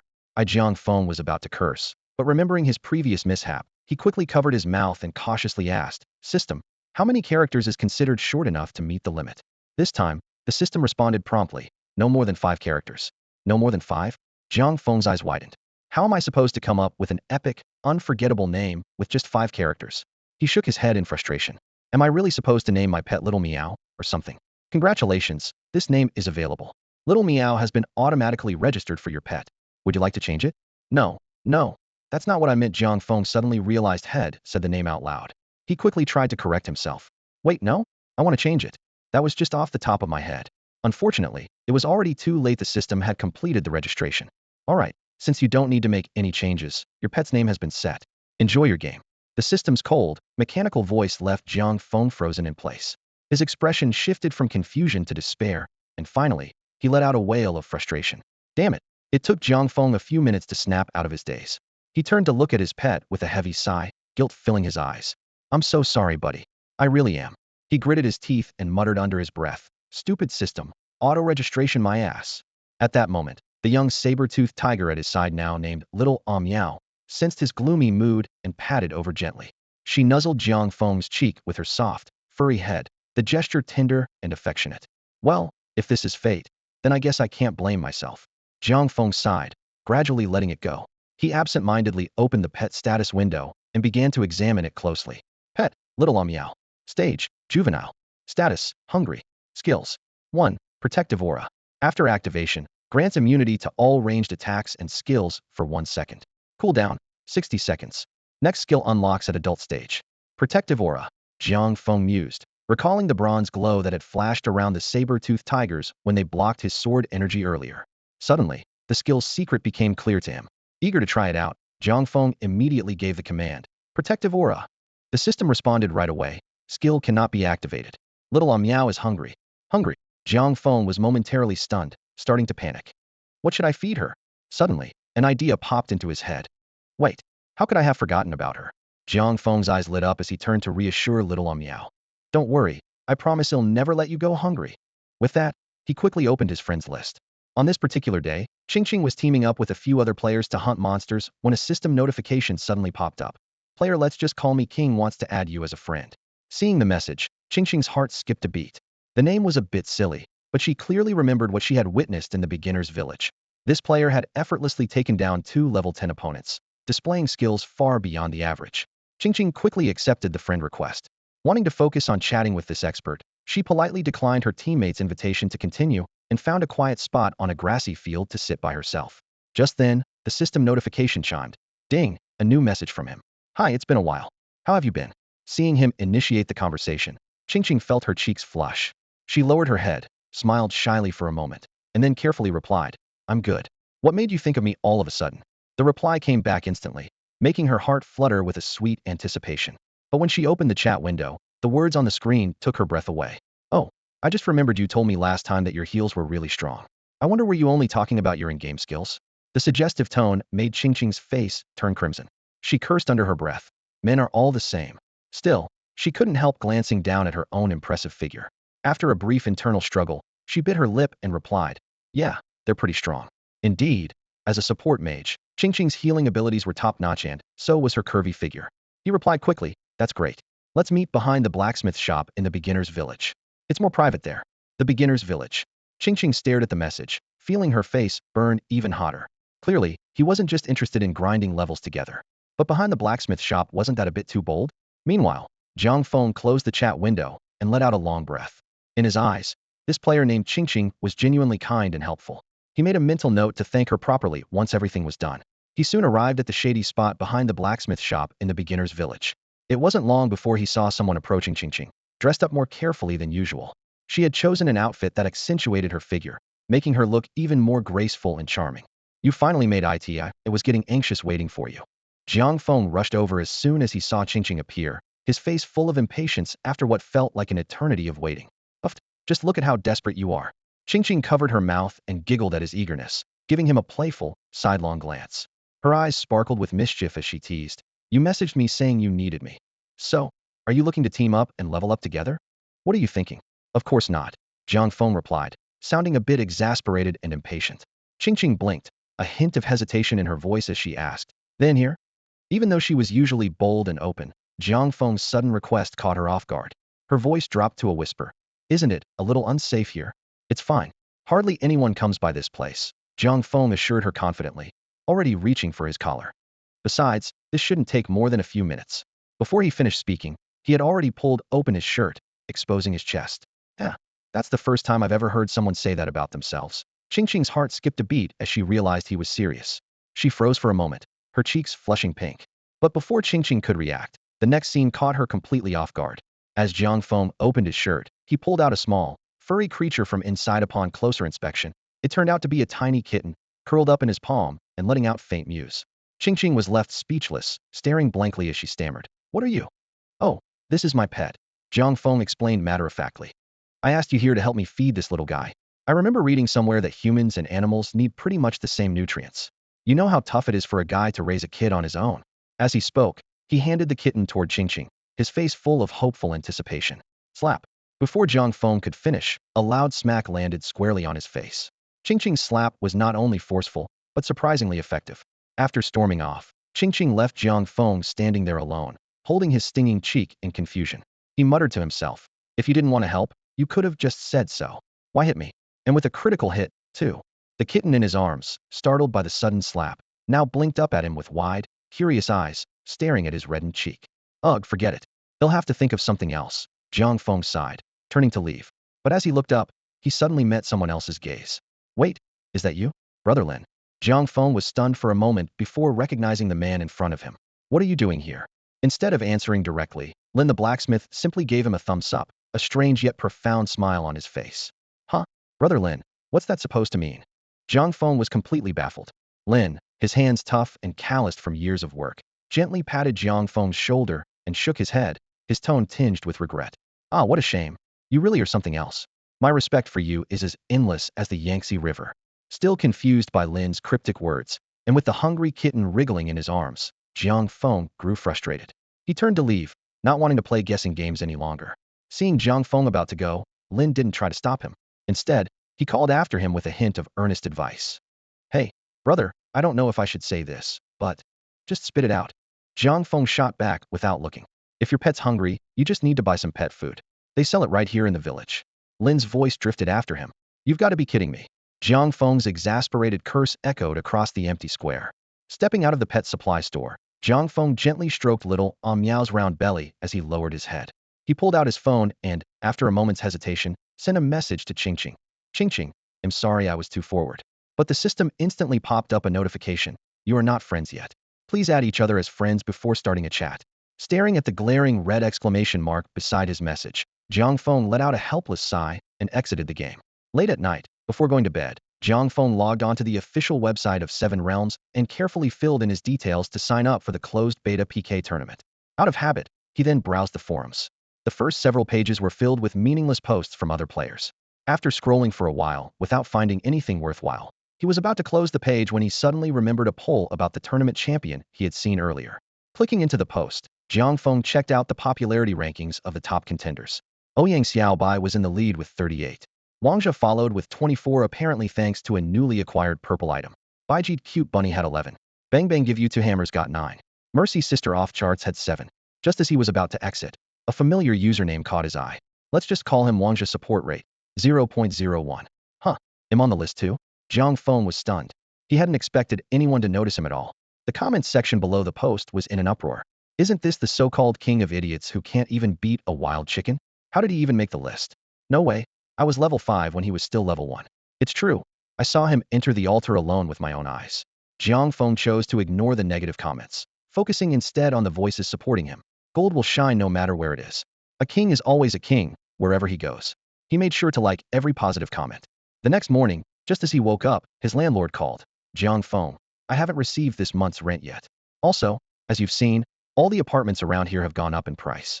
Starting next month, your rent will increase from 3,000 to 5,000. That's okay, right? What? 5,000? That's insane. Jiang Feng shot up from his bed in disbelief. Humph, if you hadn't signed a 2-year lease before, I would have raised it long ago. If you don't want to rent anymore, you'll have to move out next month. With that, the landlord hung up. Hey, damn it, Jiang Feng punched his pillow twice in frustration, a mix of resentment and helplessness churning in his chest.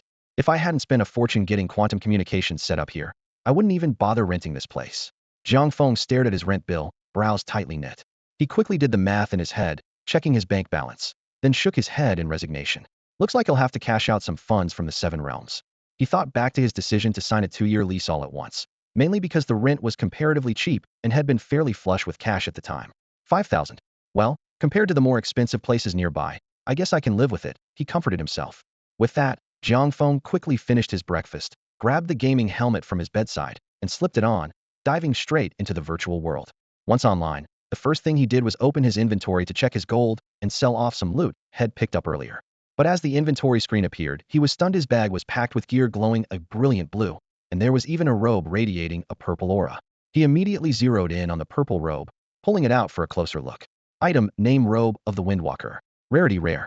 Stats, defense 20, strength 5, agility 20, intelligence 5, MP 500. Special effect, purifying wind. When HP drops below 10, automatically triggers a wind that dispels all negative effects. Nice, not bad at all. Jiang Feng nodded in satisfaction. The best part is, this robe boosts my mana by quite a bit. Besides the purple gear, he also found a level 10 blue weapon in his bag. Item, name Fine Longsword. Rarity superior. Stats, attack 25. He quickly equipped both items, then opened his character stats. Character, let's just call him King. Level 10. Title, King of Fools. Perception 30. Strength 92. Agility 76. Hidden attribute, invisible to others. Luck 20. HP 1010. MP 600. Crit rate 130. Evasion 6. Physical attack 126. Defense 60. Magic attack 0. Jiang Feng studied his stats for a moment. I wonder how everyone else is doing. Whatever. I should focus on making money first. He closed the status window and headed straight for Lin the blacksmith shop, unloading all his common gear and surplus blue items for cash. Brother Lin, do you have any tips for making quick money?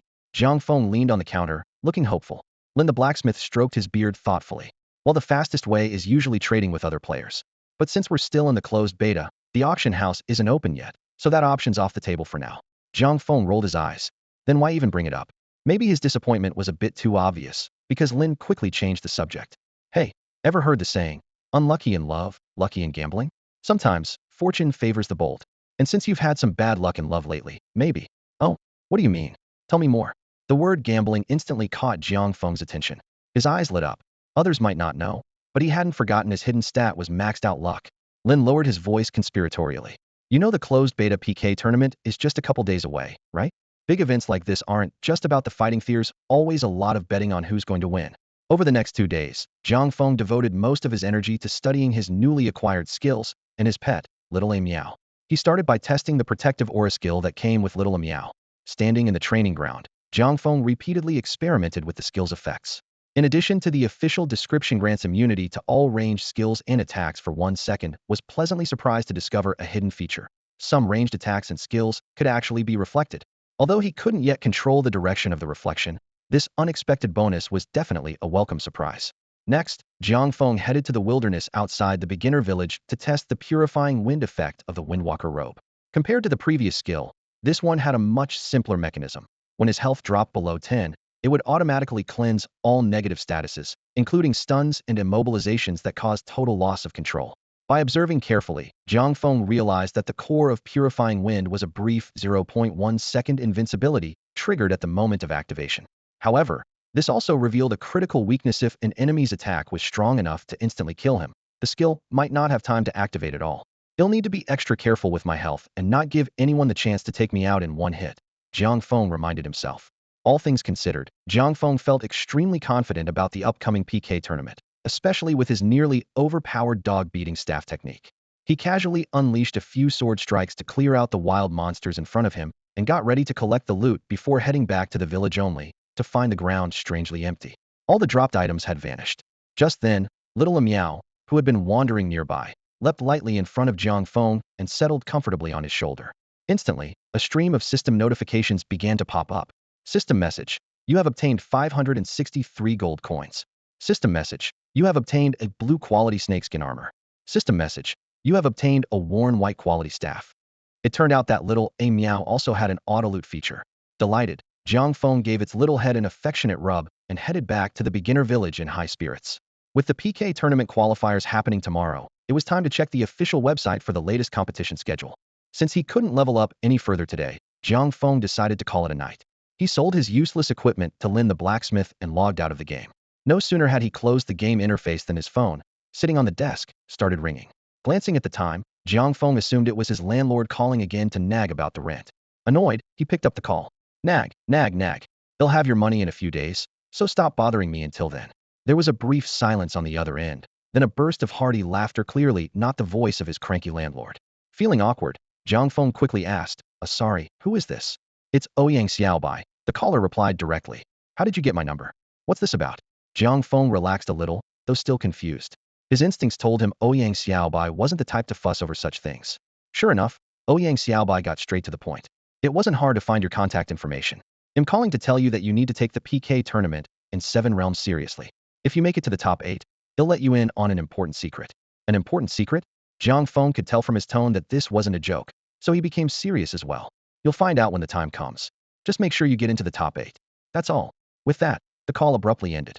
Jiang Feng put down his phone, frowning in thought. What kind of secret could it be? As the heir to the Ouyang family, one of the 4 great clans, Ouyang Xiaobai wouldn't go out of his way to recruit someone like him, an ordinary player. Unable to figure it out, Jiang Feng shook his head. Whatever it is, I'll give my all in the PK tournament anyway. After all, I'm counting on this to pay my rent. He opened the 7 Realms official website and carefully read through the rules for the closed beta PK tournament. Stage 1. Registration and player qualification review complete. Stage 2. Preliminary rounds begin tomorrow. Stage 3. Quarterfinals coming soon. Stage 4. Finals approaching. Jiang Feng clicked into the details for the preliminaries and read attentively. After the competition starts, eligible players will be randomly assigned to various islands. Aside from basic stats, all skills, equipment, titles, and other items affecting attributes will be temporarily sealed in their inventory. Players must search for resources on the island to upgrade their equipment and skills, and earn points by defeating other players. The top 8 players by points will advance to the quarterfinals.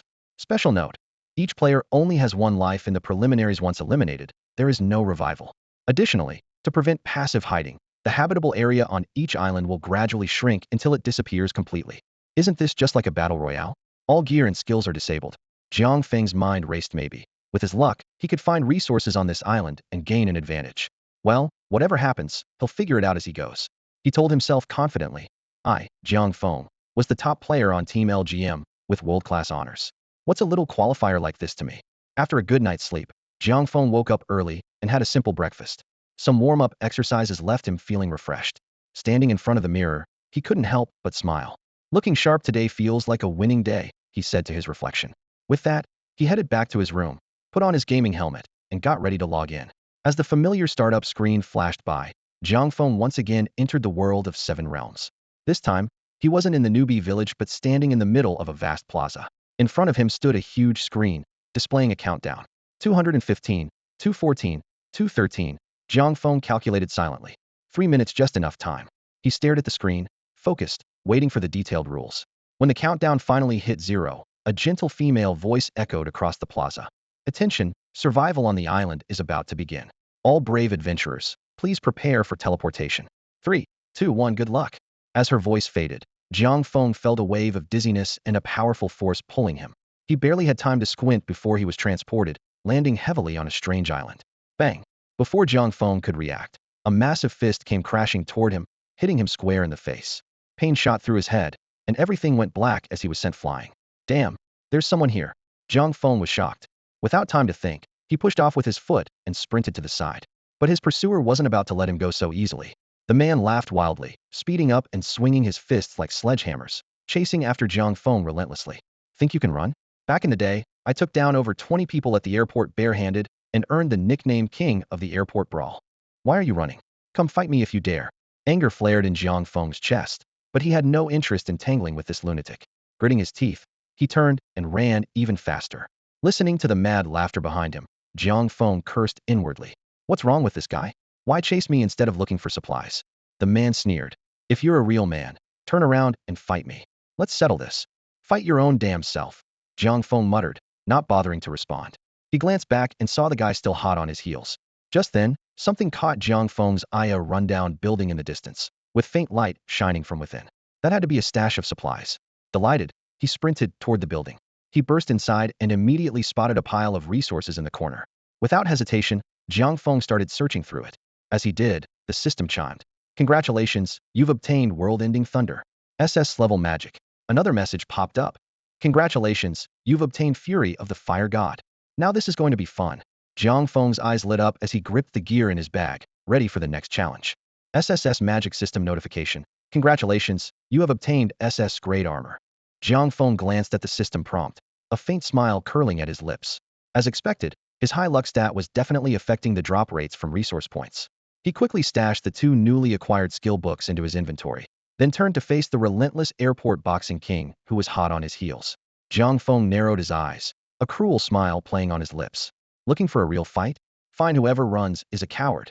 Seeing Jiang Feng finally stop, the airport boxing king rubbed his fists together excitedly and charged forward with a sinister grin. He landed a heavy punch on Jiang Feng, instantly dropping his health from 520 to 480. Yet Jiang Feng showed no sign of pain. Instead, his lips curled into a mocking smirk. Is that all you've got? Let me show you what real power looks like. World-ending thunder. The system's cold voice responded. Insufficient MP spell failed. Wrath of the Fire God. Insufficient MP spell failed. Jiang Feng was stunned and quickly checked his stat panel. Only then did he realize that, having barely invested in intelligence, he had a measly 11 points in INT and 200 MP, at level 10 nowhere near enough to cast the SS level World-ending Thunder, which required 450 MP. While he hesitated, the airport boxing king landed several more punches, knocking Jiang Feng's HP down to 200 out of 520. In desperation, Jiang Feng hurriedly equipped the armor from his backpack. The effect was immediate. Not only did his max health increase significantly, but incoming damage was also greatly reduced. Feeling more confident, Jiang Feng launched a counterattack, landing a critical punch on his opponent. The airport boxing king's health now read 660 out of 700. After a few rounds of intense exchanges, the boxing king realized things weren't going his way and turned to flee the abandoned wooden house. Breathing a sigh of relief, Jiang Feng resumed searching for resource points. But all the skills he found were SS or SSS grade, far beyond what his current MP could support. Frustrated, he couldn't help but curse the system under his breath. As he ventured deeper into the map, more and more players appeared, making Jiang Feng's situation increasingly perilous. Fortunately, the SS grade armor offered exceptional protection, allowing him to survive despite being hunted by other players. When they realized they couldn't break through his defenses, they eventually gave up the chase. Just then, another resource point dropped some equipment. System notification. Congratulations, you have obtained the Supreme Staff, SS grade. System notification. Congratulations, you have obtained multiple spellcasting, SS grade. Finally getting gear that suited him, Jiang Feng was overjoyed. He immediately equipped the staff and eagerly opened his stat panel to check his new attributes. Jiang Feng gazed at the newly acquired weapon in his hand, the Supreme Staff.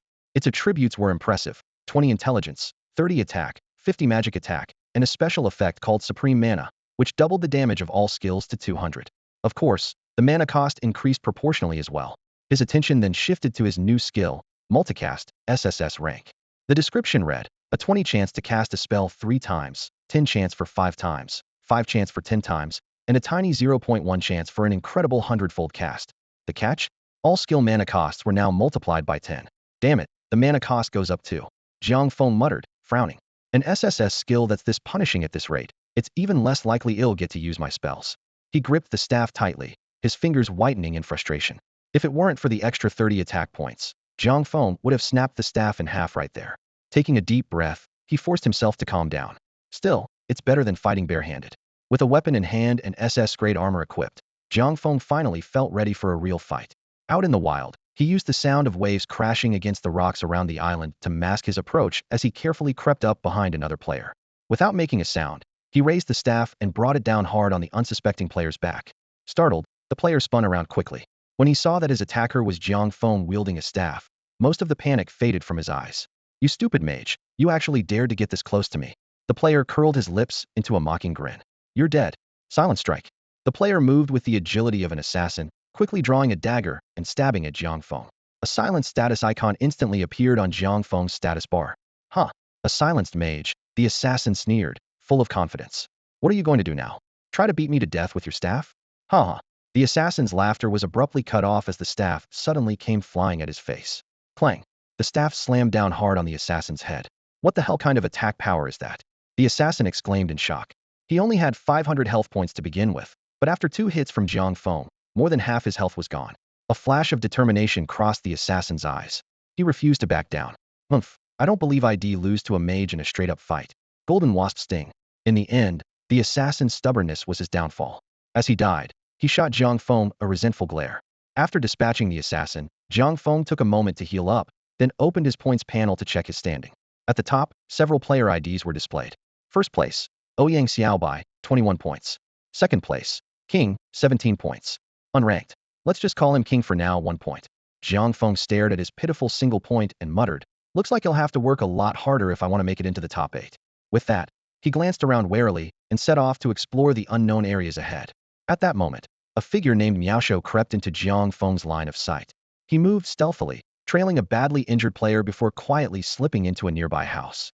As soon as the player activated a resource pile, Miaosho sprang into action, striking swiftly to take him down, then quickly scooping up everything from the resource pile. Hey, that's a clever move. Jiang Feng's eyes lit up, feeling as if he'd just had a revelation. Watching Miasho's technique, he made up his mind and strode straight toward the house, quickly blocking Miasho's escape. Miaosho narrowed his sly, triangular eyes when he saw Jiang Feng enter. With a crooked smile, he said quietly, "Look, friend, I don't want any trouble. If you know what's good for you, let's just pretend nothing happened, all right?" But Jiang Feng wasn't about to let such an opportunity slip away. He replied without hesitation, "No way." As soon as the words left his mouth, the two of them clashed fiercely. Thanks to his SS-grade armor and staff, Jiang Feng quickly gained the upper hand, and Miaosho was soon defeated. Looking down at Miaosho, who was left with barely a dozen health points, Jiang Feng sneered, "I won't kill you. But in exchange, you'll have to help me with something." Miaosho nodded nervously, repeating, all right. But, what exactly do you need help with?" Jiang Feng looked down at him, his voice icy. "Help me search a few resource piles. I can never seem to find what I'm looking for." Miaosho hesitated, his gaze flickering. "Listen, it's not that I don't want to help, but my name's Miaosho for a reason. Honestly, my luck is terrible. I usually only find grade gear and skills. That's why I follow others and snatch what they find." Jiang Feng's eyes lit up with interest, and a sly grin appeared on his lips. "Grade? That's perfect." Miaosho was taken aback, a wave of unease washing over him. "You're not messing with me, are you?" Jiang Feng smiled slightly, his tone firm. "I'm not joking. Tell you what, if you help me out, not only will I let you live, I'll even give you an SS grade skill book. How's that?" Miaosho looked confused. "The way you say it, it almost sounds like you're toying with me." Seeing him still hesitant, Jiang Feng grew impatient. He gripped his supreme staff, the atmosphere turning tense. "If you don't agree, they'll just kill you and find someone else." Miasho's face went pale. He quickly lowered his head, stammering, "He'll do it. He'll do it." Jiang Feng gave a cold laugh. "A man can be killed but not humiliated, huh?" Miaosho blinked in confusion. "What? Are you talking about Han Xin's humiliation back in the day?" Jiang Feng sighed helplessly. "Deal's done." Finally, Jiang Feng and Miaosho found a resource pile. Miaosho seemed nervous, rubbing his hands together as his voice quivered. "Should I open it?" "Don't blame me if it's just great stuff." Jiang Feng replied coldly, "Open it. If it's not grade, it'll kill you." Trembling, Miaosho reached out and opened the pile. A flash of grayish light appeared, and a grade skill book, Beginner Fireball, was revealed right before Jiang Feng's eyes. "Yes. Well done, Miaosho." Jiang Feng was so excited he nearly jumped for joy, shouting out loud. He immediately grabbed the Beginner Fireball skill book as if it were a priceless treasure. When he saw that it only required 10 mana to cast, tears of excitement welled up in his eyes. "I've finally found it. Good thing I didn't give up." Meanwhile, Miaosho, watching Jiang Feng's ecstatic reaction, felt a chill run down his spine and began to tremble even more violently. After casually tossing an SS-level skill book that wasn't worth much to Miaosho, Jiang Feng left in high spirits.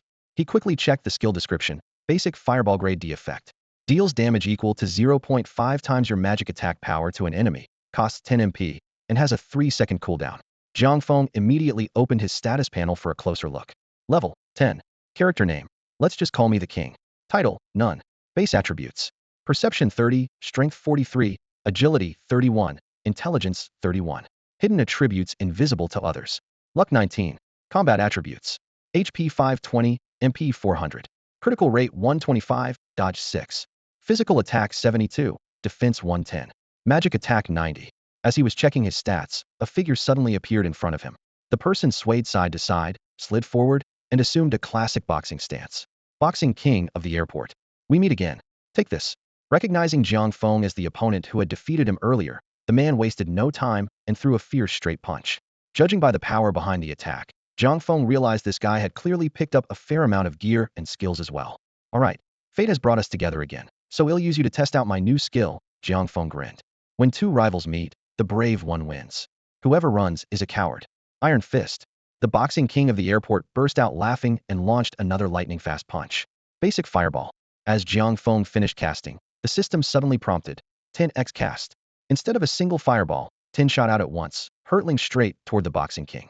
Soon, the system announced, player let's just call me the king has ended the Boxing King of the airport's killing spree and earned 3 points. Not bad, Jiang Feng nodded with satisfaction. The only downside is the MP Costi can only cast it twice in a row. Even though basic fireball only needs 10 MP, with the Supreme Staff and multiple casts, each use now costs 200 MP. He did a quick calculation. With my luck stat, the chance of 10x cast should be pretty high at worst. He'll get 5x. As long as my opponent's HP doesn't exceed 2000, I can finish them off in 2 rounds of fireballs. With this skill, surviving on this island shouldn't be too hard. Ever since getting advice from Blacksmith Lin, Jiang Feng had already started planning how to make money by betting on himself to win the championship. To maximize his profits, he decided to keep a low profile. I need to play it safe for now and aim for 8th place. That way, he'll make it into the quarterfinals and boost my odds. With this in mind, he opened the points leaderboard and began carefully analyzing the current situation. After opening the panel, Jiang Feng quickly scanned the leaderboard. The top 2 spots were still firmly held by Ouyang Xiaobai and Wang Zhe, but their scores had both seen a significant jump. Wang Xiaobai was in first place with 43 points, closely followed by Wang Zhe with 35. Jiang Feng himself hadn't made it onto the board yet, with only a measly 4 points to his name. He noticed that the player ranked 8th, with the ID and Tua, had already racked up 23 points. Looks like I need to pick up the pace, Jiang Feng thought to himself. If I don't get a few more kills before time runs out, he'll be in trouble. As the map kept shrinking, players' movement became more restricted, and encounters grew more frequent. It didn't take long for Jiang Feng to spot new targets on a broken wall. 2 players were facing off. Their IDs were Yi Gu De Cheng and Shimen De Guanren Shui Shui. I started learning swordsmanship at 7. After 7 years, I haven't met a worthy opponent, Shimen De Guanren Shui declared first. It's lonely at the top. How could they possibly understand? Yi Gu De Cheng replied calmly. You have a sword, and so do I. If I lose, take my sword. My sword will be yours. If I lose, please take my sword. My sword will be yours. From now on, the sword and I are inseparable. The sword and I are inseparable. Please, please. With their final words, a surge of sword intent erupted between them. Just then, a stray dark cloud drifted in and blocked the sun, plunging the entire scene into brief darkness. In the shadows, the crisp sound of clashing metal rang out. When the sunlight returned, the two had switched places. Their health bars showed. Shimen De Guanren Shui 537-1666. Yi Gu De Cheng 608-1777. Cheng, your sword is fast. Ching, your sword is fast too. At that moment, a fireball suddenly shot out from the bushes. Who's there? Both of them shouted, startled. Who dares interrupt our duel at its peak? Humph, just a basic fireball spell? You really think before he could finish, even more fireballs came whistling toward them. This isn't good. Cheng, run. Ching, avenge me. System notification. Player let's just call me king has successfully ended Shimen De Guanren Shui's outrageous killing spree and earned 7 points. System notification. Player let's just call me king has successfully stopped Grandpa Gus' unstoppable streak and earned 6 points. Relying on a beginner's fireball spell with 10 times the casting speed, Jiang Feng easily took down 2 players, instantly boosting his score to 17 points. Haha, breaking up a fight sure pays off, not a bad haul, he chuckled to himself. After dealing with the 2 players, Jiang Feng slowly crawled out from the bushes, brushed the dirt off his clothes, and checked the mini-map. He noticed that it was already the 3rd to last safe zone. Now I'm only about 10 points behind Jia, who's in 8th place. Jiang Feng glanced at the leaderboard, and his eyes suddenly lit up. Ahead, the 11th ranked player Miaosho had 21 points. The familiar ID flashed through his mind, so he kept a close watch. However, it wasn't long before Miaosho's ranking climbed again. 10th place, Miaosho with 22 points. Didn't expect him to be this good. Jiang Feng couldn't help but be impressed, a bit surprised. But what Jiang Feng didn't know was that Miaosho's climb to the top 10 was all thanks to the SS-level skill book Meteor Strike that Jiang Feng had gifted him earlier. This skill wasn't just powerful, it was a total game changer. After closing the score panel, Jiang Feng decided it was time to make a run for the next safe zone. It'd be pretty dumb to get knocked out just because I didn't make it in time, he thought, moving cautiously and constantly scanning his surroundings. Following his survival motto, avoid fighting if possible, stay low if you can, Jiang Feng managed to make it to the final circle. To his relief, the final zone happened to spawn right near his hiding spot in the bushes. Perfect, Jiang Feng whispered, pressing himself even closer to the ground to avoid being spotted. Time ticked by, and on this island, only 4 players remained. Strangely, though, none of them were showing themselves. Damn, a bunch of sneaky cowards, each one more shameless than the last, Jiang Feng muttered, feeling a bit annoyed. Just then, he spotted a player in the distance running straight toward his hiding place. No, no, go that way. Don't come over here, Jiang Feng cursed under his breath, but it seemed as if fate was guiding that player straight to him. Could he be using wall hacks? Jiang Feng started to feel uneasy. As he tensed up, a sly laugh suddenly echoed from behind him. Meteor impact. With that shout, a massive meteor came crashing down from the sky, landing right in front of Jiang Feng and shaking the ground with a thunderous boom. The blast radius was huge, and the player had been running over was quickly engulfed by the flames, their screams fading away into silence. Heh, SS-level skills really are overpowered. Nothing beats that, Jiang Feng grinned, feeling lucky. He thought back to that foolish player who'd ignored the SSS skill book in favor of a level 1. It was laughable. Just as Jiang Feng was lost in thought, he suddenly heard a few muffled giggles from a nearby patch of grass behind him. Jiang Feng immediately recognized the voice. It was none other than Miaosho, the player he had once used as a pawn. With Miaosho back in the game, only 3 players remained, including Jiang Feng himself. Having already pinpointed Miasho's location, Jiang Feng knew the other hidden player now posed the greatest threat. My position isn't bad. Ideally, he'll wait until Miaosho and the other player clash, then he'll jump in to break up the fight, Jiang Feng calculated silently. But things rarely go as planned. Just as Jiang Feng was preparing to sit tight and observe, he suddenly noticed his health dropping rapidly, his HP bar shrinking before his eyes. Damn it, the meteor fire's spreading to me.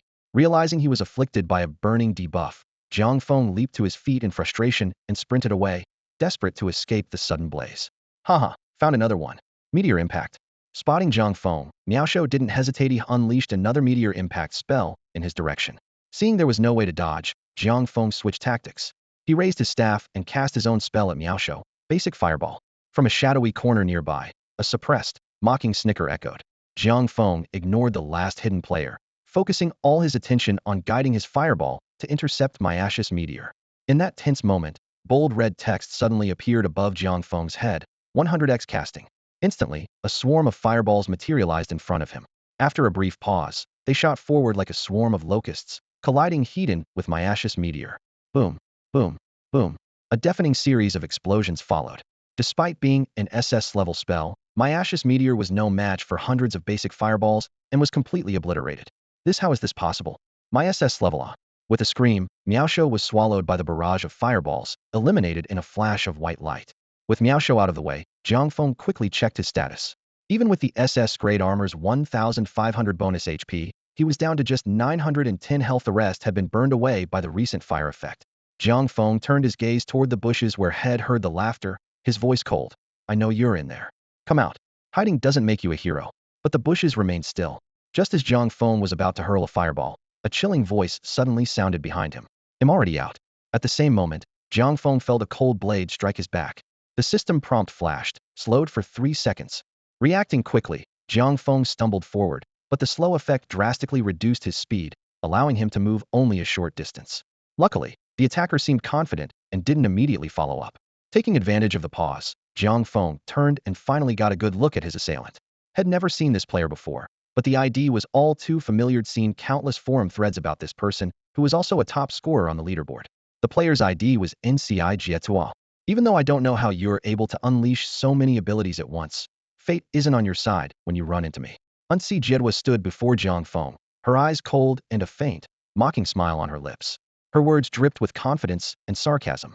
You probably think that once you recover some MP, you'll be able to finish me off with a single skill, don't you? Too bad you're wrong. As soon as she finished speaking, her figure vanished from Jiang Feng's sight. A sharp dagger flashed through the air, striking him like a bolt of lightning. Jiang Feng's movement speed still hadn't recovered, so he had no chance to dodge. The dagger hit him directly, instantly draining another 50 MP from his already depleted reserves, leaving him with nothing. I told you, running into me is your misfortune. Those skills of yours are a mage's worst enemy. NCI Jietua laughed loudly, her voice full of disdain as she watched the alarm in Jiang Feng's eyes. Jiang Feng stared back at her coldly, lips pressed into a thin line, saying nothing. What's wrong? Feeling upset? NCI Jietua raised an eyebrow in triumph, an icy smile curving her lips. Let me make it clear. Every one of my attacks burns your mana.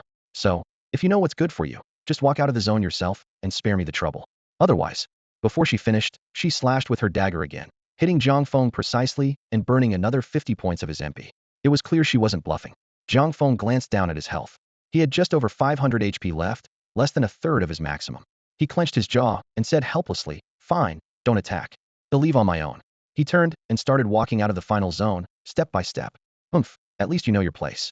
If I didn't care about keeping my ranking too high, I would have finished you off myself, NCI Jietua said, nodding in satisfaction as Jiang Feng obediently left the zone. However, as soon as he stepped outside the toxic area, Jiang Feng felt his health drop rapidly. As the numbers ticked down, he suddenly spun around, determination flashing in his eyes. No, I can't take this. I'm going back. With the second round of damage, Jiang Feng shouted and dashed back toward the final zone. Seeing this, NC Jiduo's eyes widened in surprise. Jiang Feng jumped out of the zone, caught her gaze, then immediately jumped back in. Oops, I'm back again. Humph, you must have a death wish. NC Jiduo's expression darkened, her tone icy. With a flick of her wrist, her dagger flew out once more, causing Jiang Feng's health to plummet. This time, he was almost completely defenseless. Now, Jiang Feng's health was down to just 2 points, and his MP was completely gone. NC Jiduo wasn't about to give him another chance. She vanished in a blink, reappearing behind Jiang Feng. Her dagger slashed through the air like lightning in a perfect backstab. After the blow, Jiang Feng was left with virtually no health, staggering and barely able to move. A mage who can't cast any spells dares to challenge me in the final zone? You really don't know your limits, NC Jiduo said with a cold laugh, staring at the barely conscious Jiang Feng. Seeing that victory was within her grasp, NC Jiduo finally allowed a triumphant smile to appear on her face. She even held her dagger poised at Jiang Feng's neck, but made no move to strike right away. Unexpectedly, instead of showing anger at her words, Jiang Feng responded with a strange grin. Who said I was a mage? He asked. NC Jiduo was caught off guard by his response. At that moment, she was shocked to see the player before her suddenly switch weapons' staff was replaced by a massive golden broadsword that gleamed with light. Without wasting a second, Jiang Feng seized the opportunity while NC Jiduo was still stunned and swung his blade at her. Let me show you my SSS skill heaven-splitting slash. No way. Impossible. NC Jiduo had never imagined that what seemed like a certain victory would be overturned so suddenly. In an instant, she was defeated by the mage before her with a single blow. As NC Jiduo vanished in a flash of white light, Jiang Feng let out a sigh of relief. Looks like my luck held out at the critical moment. The reason Jiang Feng had walked out of the final zone after being threatened by NC Jiduo was that Head spotted an untouched resource pile just outside the circle. Knowing he stood no chance against NC Jiduo, who could endlessly burn her MP, he decided to take a risk and leave the circle as she suggested. When Jiang Feng opened the resource pile, he was thrilled to find exactly what he needed. Equipment: Super Invincible Heaven-Splitting Broadsword SSS. Attributes: Strength 50, Attack 99, Physical Attack 99. Description: If you find this weapon, congratulations, you can cut down anyone or anything that stands in your way. Skill: Heaven-Splitting / SSS. Effect: Gain rage based on your lost HP 3 rage for every 1 HP lost. When you activate the skill, consume all rage to deal damage equal to rage times your current physical attack. With these items in hand, Jiang Feng immediately returned to the final zone and took out NC Jiduo in one swift strike, securing victory in the Island Survival Challenge. After the kill, he opened the leaderboard and saw that the competitions on the other islands had already concluded, and the final rankings were now displayed. Phew, just made it to 8th place right on target, Jiang Feng thought with relief. Moments later, he felt the familiar sensation of being pulled away and was transported back to the plaza where the qualifiers had first begun. At the same time, the pleasant female voice sounded again. Congratulations to all players for completing the Island Survival game. Through this round of qualifiers, we have successfully selected the final 8 contestants. The quarterfinals will officially begin tomorrow. Please stay tuned. As soon as the system's female voice made the announcement, all the players' attention was drawn to a massive display screen. Only 8 names appeared. These were the top scorers in the Island Survival competition. Wow, Ouyang Xiaobai is in first place again. Not surprised at all. He's just unbeatable. But come on, do you really think Ouyang Xiaobai got here on his own? If it weren't for his family's resources, would he even stand a chance? Exactly. The real champion is the true legend here. I heard he worked his way up from nothing. Baijid Bunny, my goddess, once the competition starts, I'm betting everything on you. He'll send you all the gifts. Hammer bro, I wish you'd smash mysteriously. I want to be your biggest fan. Once the list was announced, almost every player found someone to root for, and the chat exploded with enthusiastic discussions. Jiang Feng, however, anxiously scrolled through the chat, searching for any message that mentioned him. Not a single comment cheered him on. He couldn't help but sigh to himself. The rich feast while the poor starve. How cold the world has become. He was just about to log off when a message caught his eye and made him pause. Wait, isn't the guy in 8th place that weakling who lost to a wild chicken? Am I seeing this right? What? No way. Is he going to be the dark horse in the top 8? I'm betting on him to win. Same here. Betting on Ouyang Xiaobai might get me lunch money, but if this guy wins, he'll hit the jackpot. Reading these messages, Jiang Feng suddenly felt restless. If these players all started thinking the same way, his carefully laid plans would be ruined. With that in mind, he quickly came up with an idea. He ran to the front of the crowd, shouting dramatically, "Heaven and earth, I've finally proven myself. Jiang Feng pretended to wipe away tears, glancing around to gauge everyone's reactions. It must have been the system's blessing that let me stumble upon so many SS-level items and skills otherwise. I never would have made the top 8. He kept up the act, dabbing at imaginary tears, noticing more and more eyes on him. I'm satisfied, truly satisfied. Making it into the top 8 is the best I could have hoped for. I know I can't compete with the others. There's no way I'll go any further, just being here is enough. I could die happy. With that, Jiang Feng seemed to get overwhelmed by emotion and collapsed to the ground as if he'd fainted. Is he okay? Looks like he just got a little too emotional. Yeah, maybe betting on him isn't the best idea. For him, making 8th place is already a miracle. Jiang Feng's performance had exactly the effect he'd hoped for. Nearly everyone's attention was now focused squarely on him. Seriously, getting 8th place makes him this happy? Someone like that will never achieve anything big. The other players chatted among themselves as they gradually left the square, leaving Jiang Feng alone on the ground. No one offered to help him up. They didn't even bother to spare him a glance. But if anyone had taken a closer look, they would have noticed a sly grin on Jiang Feng's face as he lay there. I'm smarter than all of you. None of you bet on me, just as I hoped. He chuckled to himself. After lying there a bit longer and making sure no one was talking about him on the public chat, Jiang Feng finally stood up, brushed the dust off his clothes, and logged out of the game. Taking off his headset, Jiang Feng lay on his bed to rest for a while. Today's match had ended early and had made it into the top 8, so he was in a particularly good mood. He decided to go outside for a walk and stretch his body, which had grown stiff from days of gaming. Looking good, handsome, he said with a grin, tidying himself up in the mirror before heading out the door. Everything on the street felt a little unfamiliar. After being immersed in the Seven Realms game for days, the real world seemed almost unreal to him. As he was lost in thought, a lottery shop caught his eye.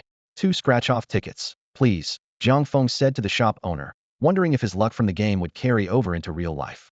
Unfortunately, both tickets were losers. Shaking his head with a wry smile, he muttered, "Figures, a game is just a game after all." Just then, his phone rang. It was his landlord. "Jiang Feng, you finally answered. What are you going to do about the rent? I've been playing Seven Realms these past few days and didn't notice. About the rent. Could you give me a few more days?" "Humph. Do you really think playing games all day will make you any money?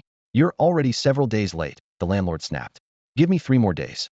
They'll pay a full year's rent," Jiang Feng replied, trying to keep his voice calm. In 2077, finding a place with a monthly rent of 5,000 wasn't easy, and with his quantum internet plan about to expire in a year, he didn't want to give up this apartment. A year? 60,000. Are you kidding me? 60,000 is fine. No problem. All right, this is your last chance. If you can't pay in 3 days, you're out, the landlord said harshly before hanging up. The moment Jiang Feng hung up on his landlord, any trace of good mood vanished from his face.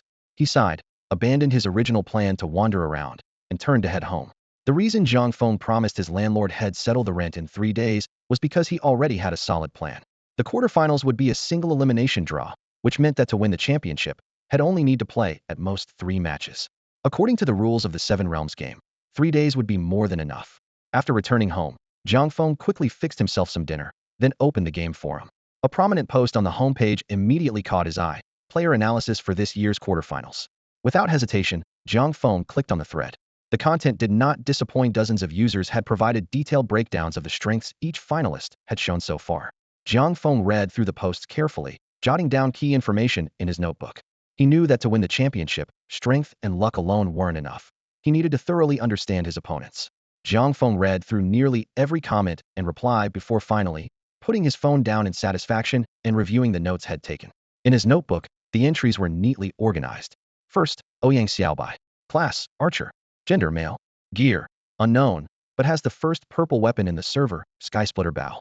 Known info, has used the Shock Arrow skill, which deals high damage and stuns enemies for 3 seconds. Rumor has it he gained the Sharpshooter talent skill from a hidden quest, which increases physical attack based on agility, solving the Archer's usual low damage issue at its core. Notes: met him in real life, not as good looking as I am. Second, King.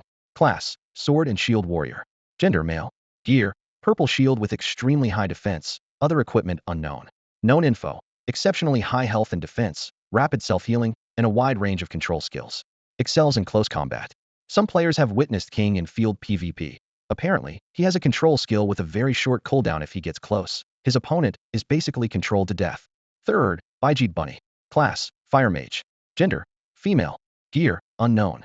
Known info, extremely powerful magic attacks, and reportedly possesses a healing skill with impressive recovery. Forum comments say nobody can take her head and burns you while healing herself, and no one can withstand that.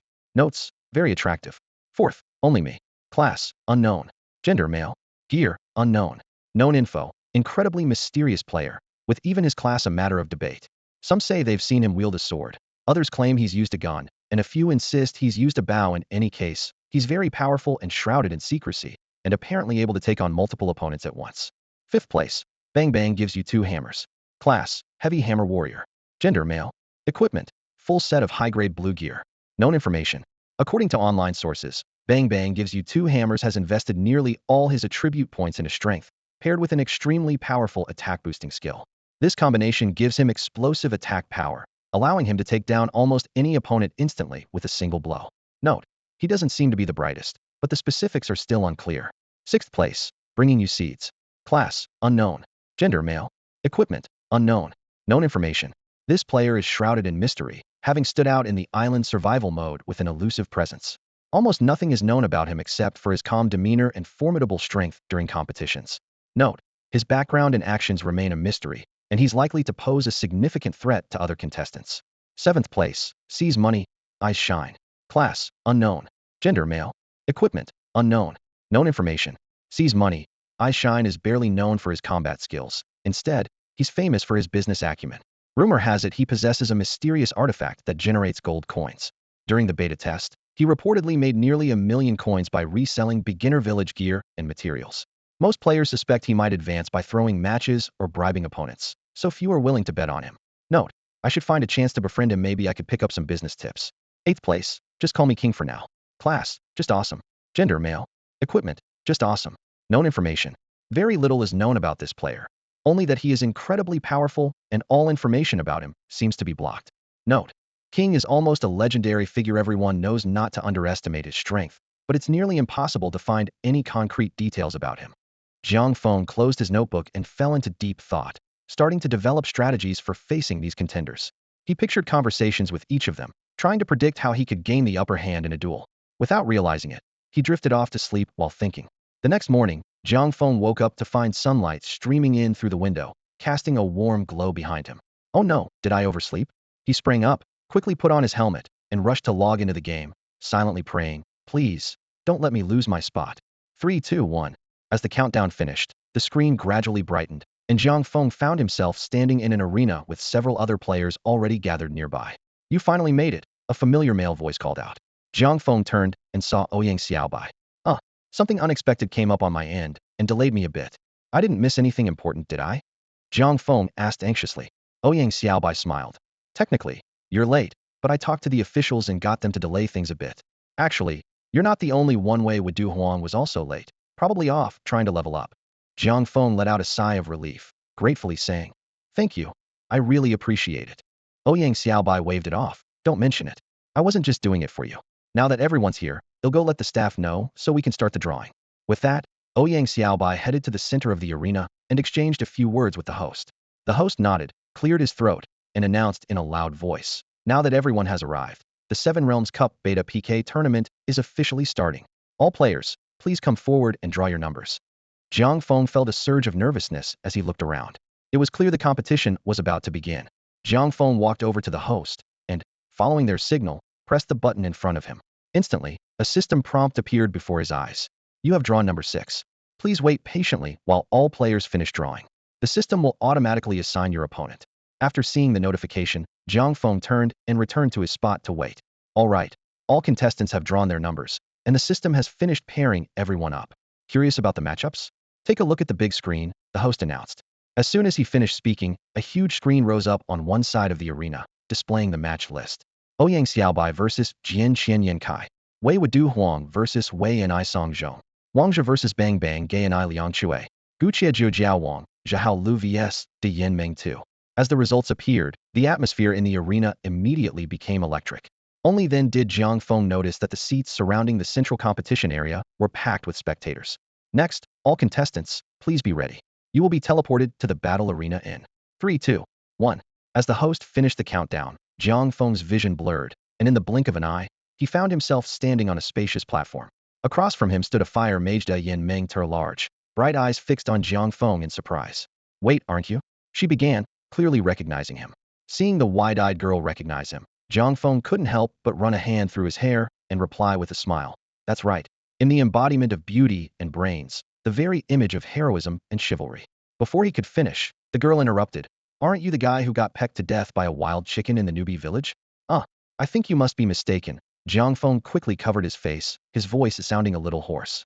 No way. I have a great memory. Plus, with an ID that cringy, how could I forget? Da Yinming, too, put her hands on her hips and pouted, laughing at him without mercy. Host. Host. When does the match start? Can we get going already? Jiang Feng hurriedly cut off their banter, anxiously urging the host. The host's voice soon followed. The match will begin in 1 minute. Please use this time to check your status and equipment. Once the match starts, there will be no pauses. Hearing this, Jiang Feng suddenly realized he had almost forgotten something important. He quickly opened the system menu, navigated to the temporary betting page, and checked the odds for his match. Seeing that the Yinming Tuss odds were 1 to 4.7, Jiang Feng burst out laughing. Wow, people really don't have any faith in me. At that moment, Jiang Feng checked his asset sheet had a total of 11,000 gold coins, and his mood was lifted.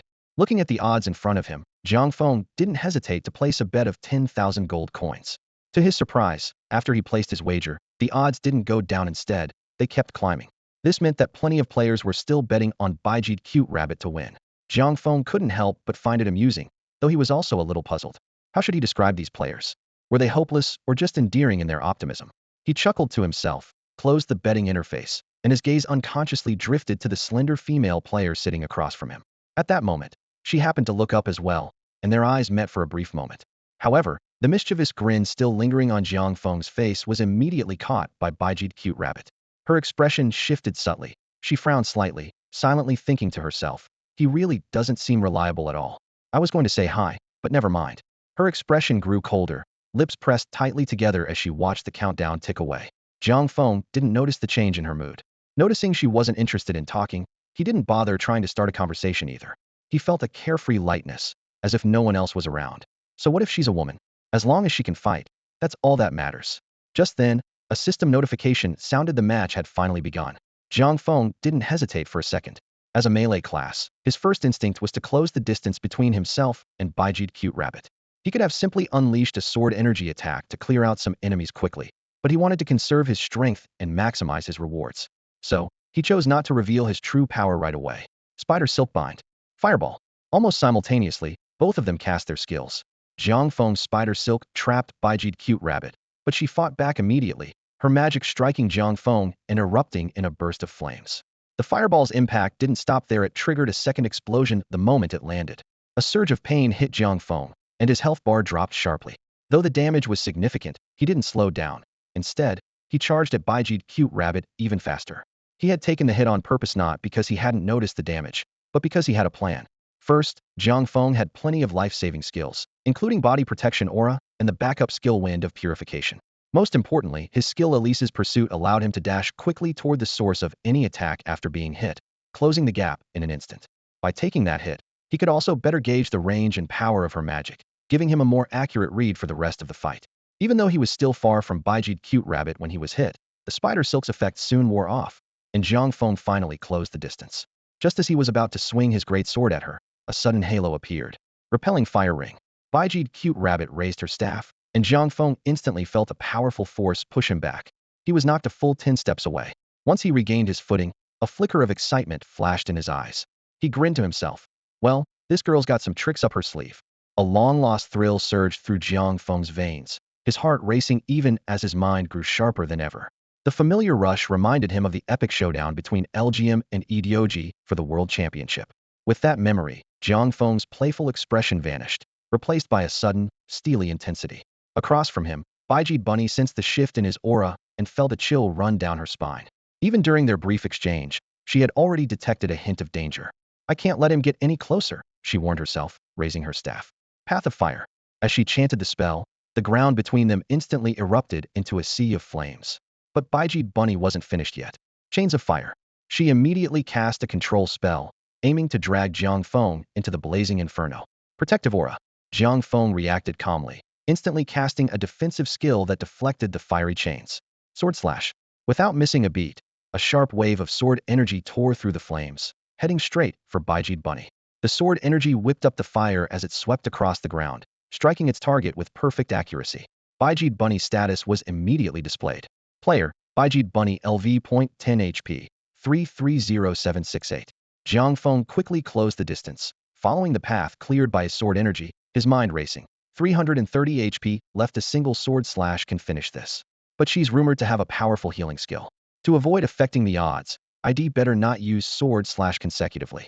Just then, a dramatic turn of events unfolded. Realizing her health had plummeted, Baijid Bunny hastily cast a healing spell. Healing Flame. However, the moment the healing numbers appeared, everyone was stunned. Before Baijid Bunny could even process what had happened, she turned into a beam of white light and was teleported out of the arena. Jiang Feng, suddenly left without an opponent, saw a system notification pop up. System notification, congratulations, you have successfully advanced. Please prepare for the next round, the semifinals. He too was instantly teleported out of the arena. What? It's over already? Jiang Feng stared in disbelief. Glancing at Baijid Bunny, who had also been teleported out, he couldn't help but grumble inwardly. It felt like after all that anticipation, just as everything was about to start, the other person suddenly said, well, I'm leaving now. I finally felt my blood boiling. That surge of fighting spirit flooding through me, and you're telling me it's already over? As soon as Jiang Feng finished speaking, Baijid Bunny pouted with a look of pure innocence in her watery eyes. Is it my fault? I just wanted to heal a bit. How was I supposed to know it would end like this? One heal, and it was over. Hearing her explanation, Jiang Feng suddenly realized what had happened. After his sword energy struck Baijid Bunny, the Elise's kiss effect was triggered, turning all healing into health loss. To make matters worse, her healing skill was so powerful that it far exceeded her maximum health, essentially healing herself to death. Jiang Feng shrugged helplessly. Well, you can only blame yourself for your heals being too strong. The moment he said this, Baijid Bunny's face turned bright red. She instinctively glanced down at her chest, then stomped her foot angrily. What? My heels are too big. Ugh, you pervert. Fuming, she spun around and stormed off. Although Jiang Feng felt a little unsatisfied with how quickly the match ended, all his disappointment vanished when he saw his bet had multiplied fivefold. The odds had reached 1:5 when the match started, so he earned a whopping 50,000 gold coins. Looking at his balance, Jiang Feng didn't rush to cash out. Instead, he decided to place another bet for the next round. Just then, he noticed the comment section was going wild. What happened to Bunny Goddess? Why did she get eliminated so fast? It's gotta be that let's just call me King guy's doing. There's no way it would have ended that quickly otherwise. But some Sharpie players had picked up on the real reason. Let's just call me King has insane attack power. One sword slash took out nearly 2/3 of Bunny Goddess HP. And there seemed to be some follow-up damage too. That so-called King of Fools might act clueless, but he clearly knows what he's doing. Scrolling through the comments, Jiang Feng couldn't help but feel a bit exasperated. He had tried so hard to hide his true strength, but people still saw through him. They say the real masters never show off, but what am I supposed to do? Even when I try my best to keep a low profile, my every move just naturally commands respect. How can I possibly hide that? Jiang Feng muttered to himself. As time passed, the results of the remaining 3 matches were gradually revealed. In the first arena, Ouyang Xiaobai easily defeated Jianxian Yankai with impressive skill. The second match was much more intense, with Wei Wudu Huang and Wei Ni Songzhong locked in a fierce battle. In the end, Wei Wudu Huang narrowly claimed victory. In the third arena, the formidable Wang Zhe faced stubborn resistance from Bang Bang, Gai Ni Liang Shui, but still managed to secure the win. With that, the final 4 contestants were decided. Ouyang Xiaobai, Wei Wudu Huang, Wang Zhe, and Jiang Feng. The host immediately announced that the competition would continue at noon the next day. After logging out, Jiang Feng treated himself to a hearty dinner. Noticing his supplies running low, he made a mental note to restock his essentials after the tournament. Once he finished eating, he opened the forum and carefully watched the match replays of the other 3 contestants, studying their fighting styles and strategies. The next morning, Jiang Feng got up early to stretch and warm up before logging back into the game. By noon, the arena was packed once again. The host organized the draw according to the rules, quickly determining the matchups. Ouyang Xiaobai versus Wei Wudu Huang. Jiang Feng versus Wang Zhe. A flash of white light transported Jiang Feng into the arena, where he found himself facing the player with the ID, Wang Ye. Hey there, looks like fate brought us together. Wang Zhe greeted him enthusiastically, but Jiang Feng stared intently at the ID above his opponent's head, his eyes turning red as he hoarsely asked, "Can you tell me how you managed to snag that ID on launch day?" Oh, that day, Wang Zhe recalled. I was actually running late and didn't log in until about half an hour after the server opened. Damn it, Jiang Feng felt a surge of regret, blaming himself for his own mistake back then. Despite the turmoil inside, Jiang Feng quickly composed himself and opened the betting interface. Seeing that the odds for let's just call him Wang Zhe versus Wang Zhe were 1 minute and 3.2 seconds, he realized his performance yesterday had indeed affected the odds. I need to find a way to improve the odds, Jiang Feng thought to himself as he closed the betting window. Putting on a timid front, He turned to Wang Zhou and said, "Since fate has brought us together, brother Wang Zhou, how about we make a gentleman's agreement?" "What kind of gentleman's agreement are you talking about?" The king frowned, a hint of confusion flickering in his eyes. Jiang Feng smiled slightly and explained in a calm, unhurried manner, "It means we should compete under absolutely fair conditions." Of course, the king agreed with a nod, though it was clear he didn't fully understand what Jiang Feng was getting at. Simply put, Jiang Feng raised a finger, "We should use the same rules in our duel. For example, both of us should only be allowed to carry one weapon." The king bristled at this. "I'm a sword and shield warrior. I can't fight without both. How am I supposed to battle with just one weapon?" Unfazed by the rejection of his first proposal, Jiang Feng immediately offered another suggestion. "All right, then let's try something different. How about turn-based combat?" "Turn-based?" The king looked completely lost. "Yes, exactly. We take turns, one move each. When I attack, you can't move. When it's your turn, I stand still. Naturally, I'd go first." The king couldn't help but mock him. "What is this, Fire Emblem or Monopoly? Should I get you a dice too?" Seeing his second idea shot down as well, Jiang Feng didn't insist any further. Instead, he opened the betting interface.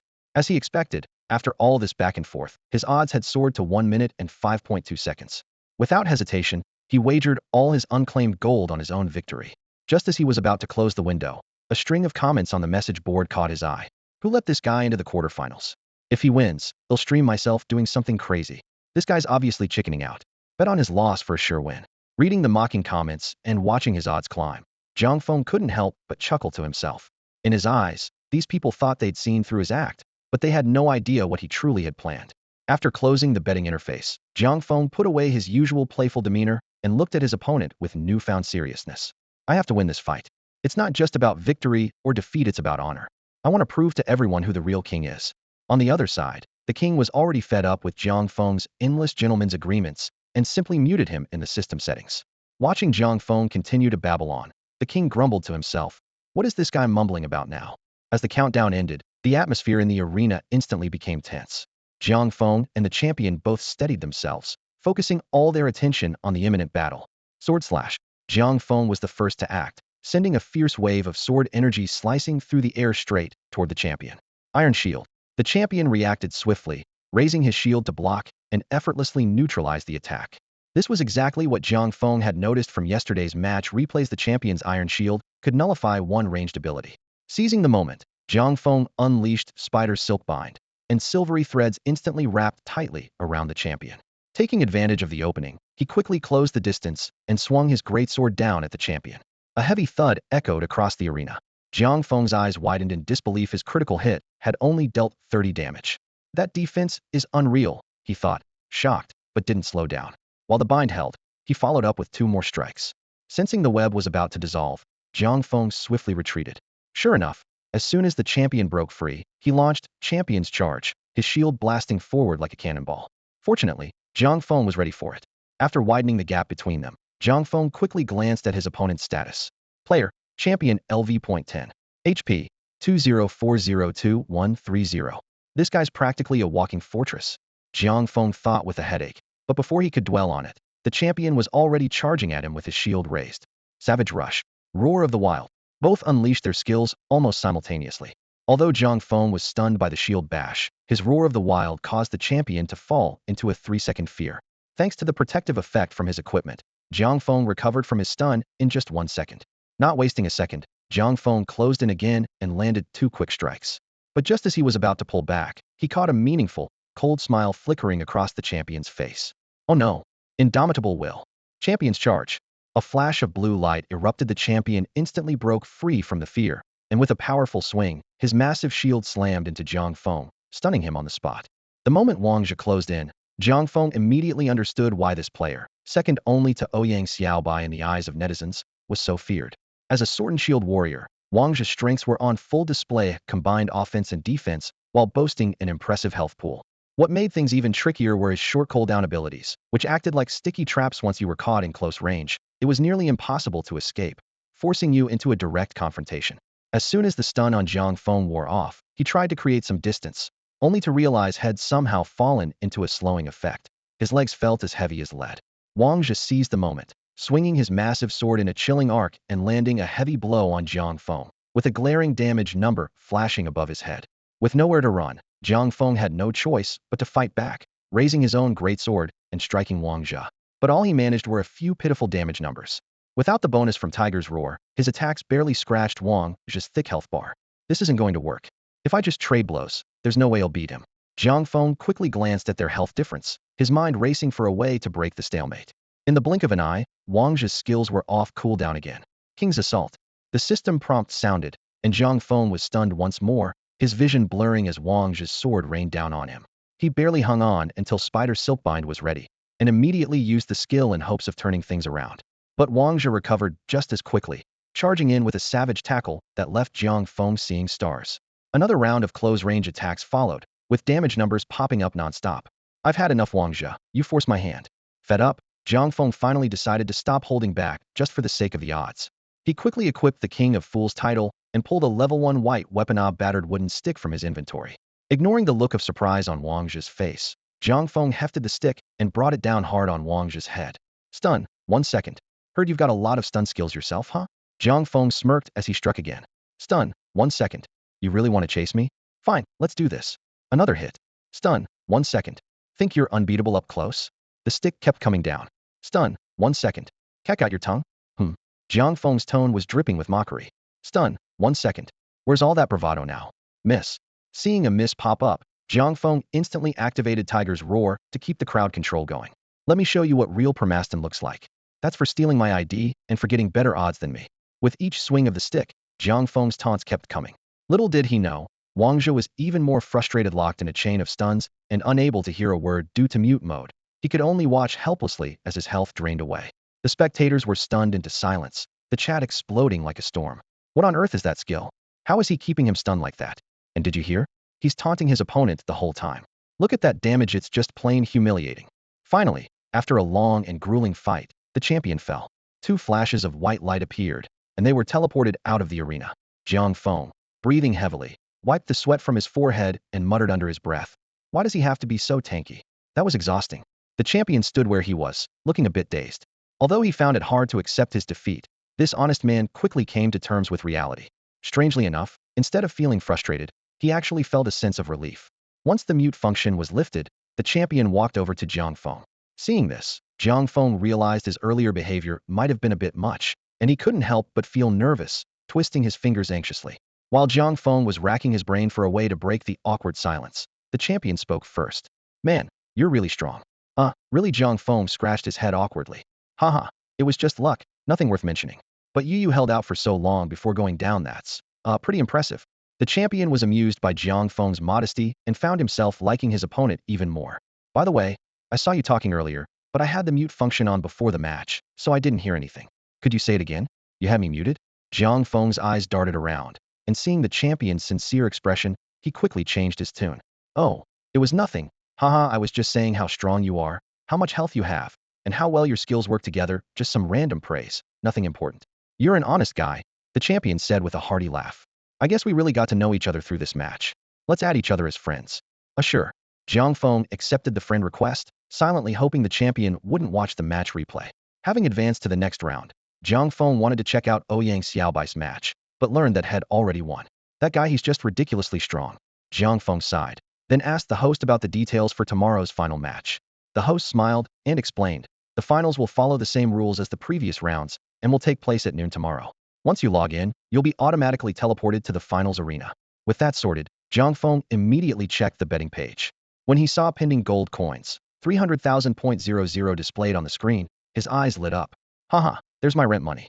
But after thinking it over, he decided to use the winnings to place a bet on tomorrow's final. No risk, no reward. Maybe I can turn this into something bigger. With that decision made, he logged out of the game.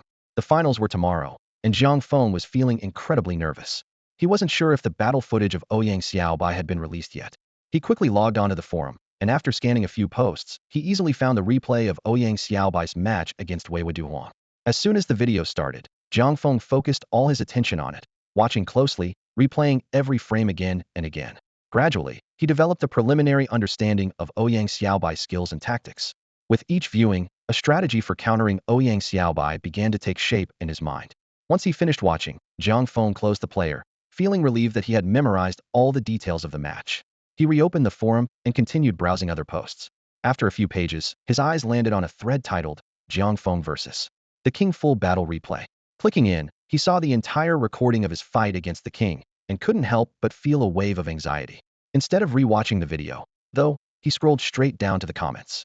Damn, what kind of weapon is the king holding? Infinite stun? It kind of looks like that level 1 white wooden club? No way. Can a level 1 stick really KO someone? No chance. Didn't you see how that weapon completely immobilized the king? My guess it's gotta be a purple tire weapon. If it's not, he'll eat my hat on live stream. Haha, did you guys hear that? Turn up the volume and listen to what the king said to him. He's going straight for the face. If it were me, I'd rather get one-shotted by that stick than suffer the humiliation. Come on, the king, have a little mercy, will you? Jiang Feng covered his face, unable to hold back a wry smile. Silently, he prayed, please, whatever happens, don't let the king see this video. Please.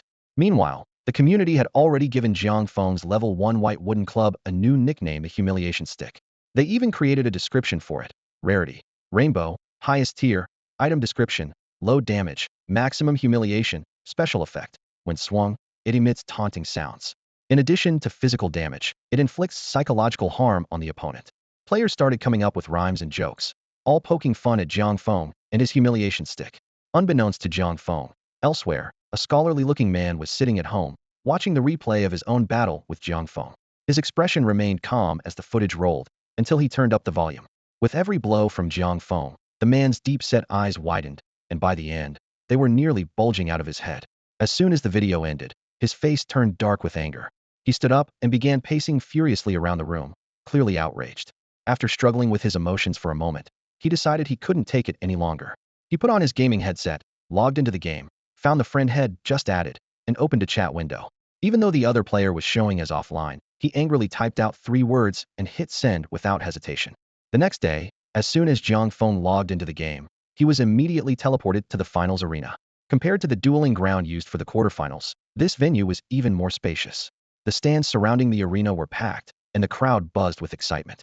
Jiang Feng glanced around, but couldn't spot Ouyang Xiaobai anywhere, so he took the opportunity to open the betting panel. Wow, this is completely one-sided. Jiang Feng couldn't help but laugh when he saw the Oddshi and Ouyang Xiaobai were at 110. Despite his victory over the king yesterday, most people still favored Ouyang Xiaobai, which Jiang Feng found both amusing and a little surprising. Even so, he happily placed all his coins on himself to win. After placing his bet, Jiang Feng noticed the odds didn't budge at all, which made him chuckle. Well, whether they're geniuses or fools, this round will be mine. He closed the panel and only then realized that Ouyang Xiaobai had silently appeared beside him. Given their long acquaintance, they chatted casually for a bit. I didn't expect even the king would fall to you, Ouyang Xiaobai remarked, glancing at the wooden staff in Jiang Feng's hand instead of his signature greatsword, a subtle change flickering across his face. Jiang Feng smiled. I guess I just got lucky. But I have to say, you're stronger than I thought. Really impressive. Their eyes met, and something occurred to Jiang Feng. By the way, last time you said once I made it into the top 8. You tell me a big secret. What is it? Ouyang Xiaobai smiled faintly. No rush. He'll tell you after the match. For now, let's get ready, the game's about to start. With that, he turned into a flash of white light and teleported to the center of the arena. Jiang Feng tapped the teleport button as well, and a glow swept him onto the battlefield. Are both contestants ready? The host asked ceremonially as soon as they both arrived. Jiang Feng and Ouyang Xiaobai nodded at each other, signaling they were set. The host wasted no time and began the countdown. 10, 9, 8 with each number, the tension in the air mounted. Let the match begin. Shock arrow. Ouyang Xiaobai wasted no time, unleashing a skill as a gust-like arrow shot toward Jiang Feng at blistering speed. At the same time, Spider Silk Bind activated, instantly enveloping Jiang Feng in an attempt to restrain him. But Jiang Feng reacted quickly, activating his protective chi shield. A golden aura surrounded him, and the arrow thudded harmlessly against it, barely leaving a scratch. Without missing a beat, Jiang Feng charged straight toward Ouyang Xiaobai. As he closed in, Jiang Feng suddenly sensed a change. Glancing over, he saw the spider silk binding Ouyang Xiaobai dissolve in a flash of golden, lithe already triggered an immunity skill. As expected of Ouyang Xiaobai came prepared, Jiang Feng thought, immediately understanding his opponent's strategy. Clearly, Ouyang Xiaobai wanted to avoid being caught or defeated at close range. Freed from control, Ouyang Xiaobai didn't hesitate. His bow was already drawn to its limit, and he let fly a blazing arrow. It streaked through the air with a sharp whistle, its tip gleaming dangerously. Jiang Feng felt a surge of danger. His pupils contracted as if everything slowed down. The arrow carried a deadly threat and a slowing effect that would make it even harder to move if it struck. Jiang Feng knew that taking another hit would make things much tougher. He braced himself, focusing all his strength for the challenge ahead. It was a crippling arrow. As soon as Jiang Feng was struck by the arrow, he quickly glanced at his status bar. That arrow was both precise and ruthless. Ouyang Xiaobai's attack instantly shaved off 1/8 of his HP. Yet Jiang Feng's stride didn't falter in the slightest. He kept charging forward with unwavering determination. While quickly downing a healing potion, he locked his eyes on Ouyang Xiaobai like a wounded beast refusing to back down. He kept a close watch on his HP bar, rapidly calculating in his mind, his eyes filled with steely resolve. 7 more steps, I can make it. 6, 5, 4, 3, 2, 1. When there was only a single step left between him and Ouyang Xiaobai, Jiang Feng's HP had dropped to just 128, barely enough to survive one more normal attack. Calm analysis flashed through his mind. The cooldown for his shock arrow and my bodyguard aura should be about the same, roughly 10 seconds left. He just used crippling arrow, so there's no time for any other burst skills. I still have one use left of wind of purification. Even if he has a hidden control skill, I can cleanse it. This match is as good as mine. The thought brought a confident smile to Jiang Feng's lips, his eyes burning with determination. He raised his wooden staff and swung it fiercely at Ouyang Xiaobai. But in that instant, his pupils shrank in shock. Ouyang Xiaobai's hand suddenly gleamed with the unmistakable silver-white light of shock arrow. In a split second, Jiang Feng's mind went cold as everything clicked into place. Been tricked. It turned out that in the previous rounds, Ouyang Xiaobai had deliberately misled him about his skill cooldowns. Jiang Feng had always assumed shock arrow had a 60-second cooldown, but that wasn't the case at all. Now, it was too late to retreat. His HP couldn't withstand another hit, and the entire arena tensed with anticipation. From the sidelines, the spectators quickly made their judgments. He's going to lose, one said gravely. His bodyguard aura is still on cooldown. Ouyang Xiaobai really hit his hand well, another commented. He completely fooled Jiang Feng. Even Wei Wudu Huang, who had previously fought Ouyang Xiaobai, couldn't help but nod, too, had always believed shock arrow had a 60-second cooldown. At that moment, Ouyang Xiaobai finished charging his skill. A streak of silver shot out at point-blank range, aimed straight at Jiang Feng. Shock arrow. In the blink of an eye, Jiang Feng's thoughts raced. He knew there was no way he could take this hit head-on. Just as everyone thought he was out of options, Jiang Feng did something that left the entire arena stunned. He slammed his wooden staff right into his own head. Is he crazy? The audience gasped in shock. Jiang Feng was stunned for 1 second. But then, something even more astonishing happened. While still stunned, he managed to step forward, passing right through Ouyang Xiaobai's shock arrow and closing the gap. What? How did he do that? Is it a bug? Not only did he avoid the stun, but he dodged the attack too. The players in the stands were in an uproar, faces full of confusion. But at that moment, only Jiang Feng knew the real truth. He remembered, just in time, the hidden effect on his equipment, wind of purification. Purifying wind is automatically triggered when one's health drops below 10, granting a brief 0.1 second period of invincibility that dispels all negative effects. Jiang Feng seized this fleeting moment of immunity, not only breaking free from the stun caused by the dog-beating staff technique, but also skillfully neutralizing Ouyang Xiaobai's deadly shock arrow. With a swift movement, Jiang Feng closed in on Ouyang Xiaobai, raising his humiliation staff high, ready to deliver a decisive blow. Unexpectedly, faced with this sudden threat, Ouyang Xiaobai showed no sign of panic. Swallow's reversal kick. With a clear shout, Ouyang Xiaobai moved as nimbly as a swallow. He quickly lifted his leg, landing a precise kick on Jiang Feng, and used the recoil to arc gracefully through the air, retreating more than 10 steps with ease. This impressive dodge left Jiang Feng momentarily stunned. All his previous efforts were instantly undone by this fluid counterattack. Landing lightly, Ouyang Xiaobai laughed with satisfaction. Haha, you did well. But I still have to tell you, you can't beat me. Wow, Ouyang Xiaobai is just too strong. The audience gasped, fully captivated by the thrilling duel. Ouyang Xiaobai knocked another arrow, aiming straight at Jiang Feng, and declared confidently, "Victory is mine." The crowd assumed the outcome was already decided, some even prepared to log out early. Offstage, Wang Zhe and the others saw Jiang Feng put his humiliation staff back into his backpack and shook their heads, thinking he was about to surrender. Just as everyone believed the match was over, Jiang Feng let out a heavy sigh. Well, I guess I won't play fair anymore. Before anyone could react, a massive sword appeared in Jiang Feng's hands. He swung it forcefully at Ouyang Xiaobai. Sword chi slash. But this seemingly ordinary move only made the audience burst out laughing. So that's all he's got? After all that build-up, it's just a basic skill. He's probably just making a desperate last stand. Did you really think everyone had as many hidden tricks as Ouyang Xiaobai? What a pity. I was hoping for an upset in the finals, maybe a miracle comeback. I just spent 10,000 gold on this idiot to win. Wait, am I overthinking things? You always say stuff like that. But before they could finish laughing, the smiles vanished from their faces. Everyone's laughter died instantly, because what they saw next would stay with them for the rest of their lives. There was more than one sword energy attack on the field. In the center of the arena, Jiang Feng spun like a whirlwind, his sword flashing with deadly light. Sword slash, he shouted, sending out the first wave of sword energy. Sword slash, came the second. Sword slash, the third, the fourth. Blades of energy rained down, filling the arena and crashing toward his opponent. Each strike tore through the air with a piercing sound, leaving afterimages behind, weaving a deadly net. No one knew how many times Jiang Feng swung his sword before he finally stopped, his chest rising and falling as he caught his breath. Across from him, the arena was empty. Ouyang Xiaobai had already been teleported out at some point. A system notification echoed over the entire dueling ground. Congratulations to Let's Just Call Him King for winning the Seven Realms Cup Beta PK tournament. The message repeated 3 times, broadcast as a server-wide announcement to every corner of the game world. It was as if someone had hit the mute button in the arena. Everyone was struck silent with shock.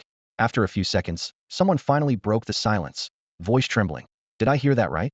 Suddenly, the crowd snapped out of their daze and started talking all at once. No way. That idiot really won. Ouyang Xiaobai lost. I don't believe it. This can't be. My idol would never lose to someone like that. My gold. All my gold is gone. Suddenly, a player remembered their bet and let out a wail that echoed through the arena. No. My entire savings are gone. This has to be rigged. Yeah, they totally set this up. It's a fake match. Ouyang Xiaobai is the heir of the Ouyang family. Why would he throw a match? Then explain how he lost to that king of idiots. Well, as the debate heated up, someone suddenly burst into wild laughter. Huh, I won. I actually won my bet. Hey, who hit me? Why is everyone hitting me? Stop. Please, stop. Meanwhile, Jiang Feng had no idea his victory had cost so many players their fortunes. As he was teleported off the stage, he met Ouyang Xiaobai's gaze. There was no trace of disappointment on Ouyang Xiaobai's face. Instead, he grinned and said, "Not bad, you've got some real skills." Jiang Feng scratched his head and replied modestly, "It was just luck, really. Honestly, Xiaobai, if you hadn't let your guard down, I probably would have lost." "Oh, come on. If you'd used that sword energy from the start, I would have lost right away," Ouyang Xiaobai said with a relaxed smile. Jiang Feng nodded. "Yeah, you're probably right." He was honest and didn't deny it. Ouyang Xiaobai looked curious. "By the way, about that sword energy, how did you pull that off?" Jiang Feng hesitated, his eyes darting away. "Never mind. Everyone's got their secrets in this game," Ouyang Xiaobai said quickly, realizing had made Jiang Feng uncomfortable. "Just asking, that's all."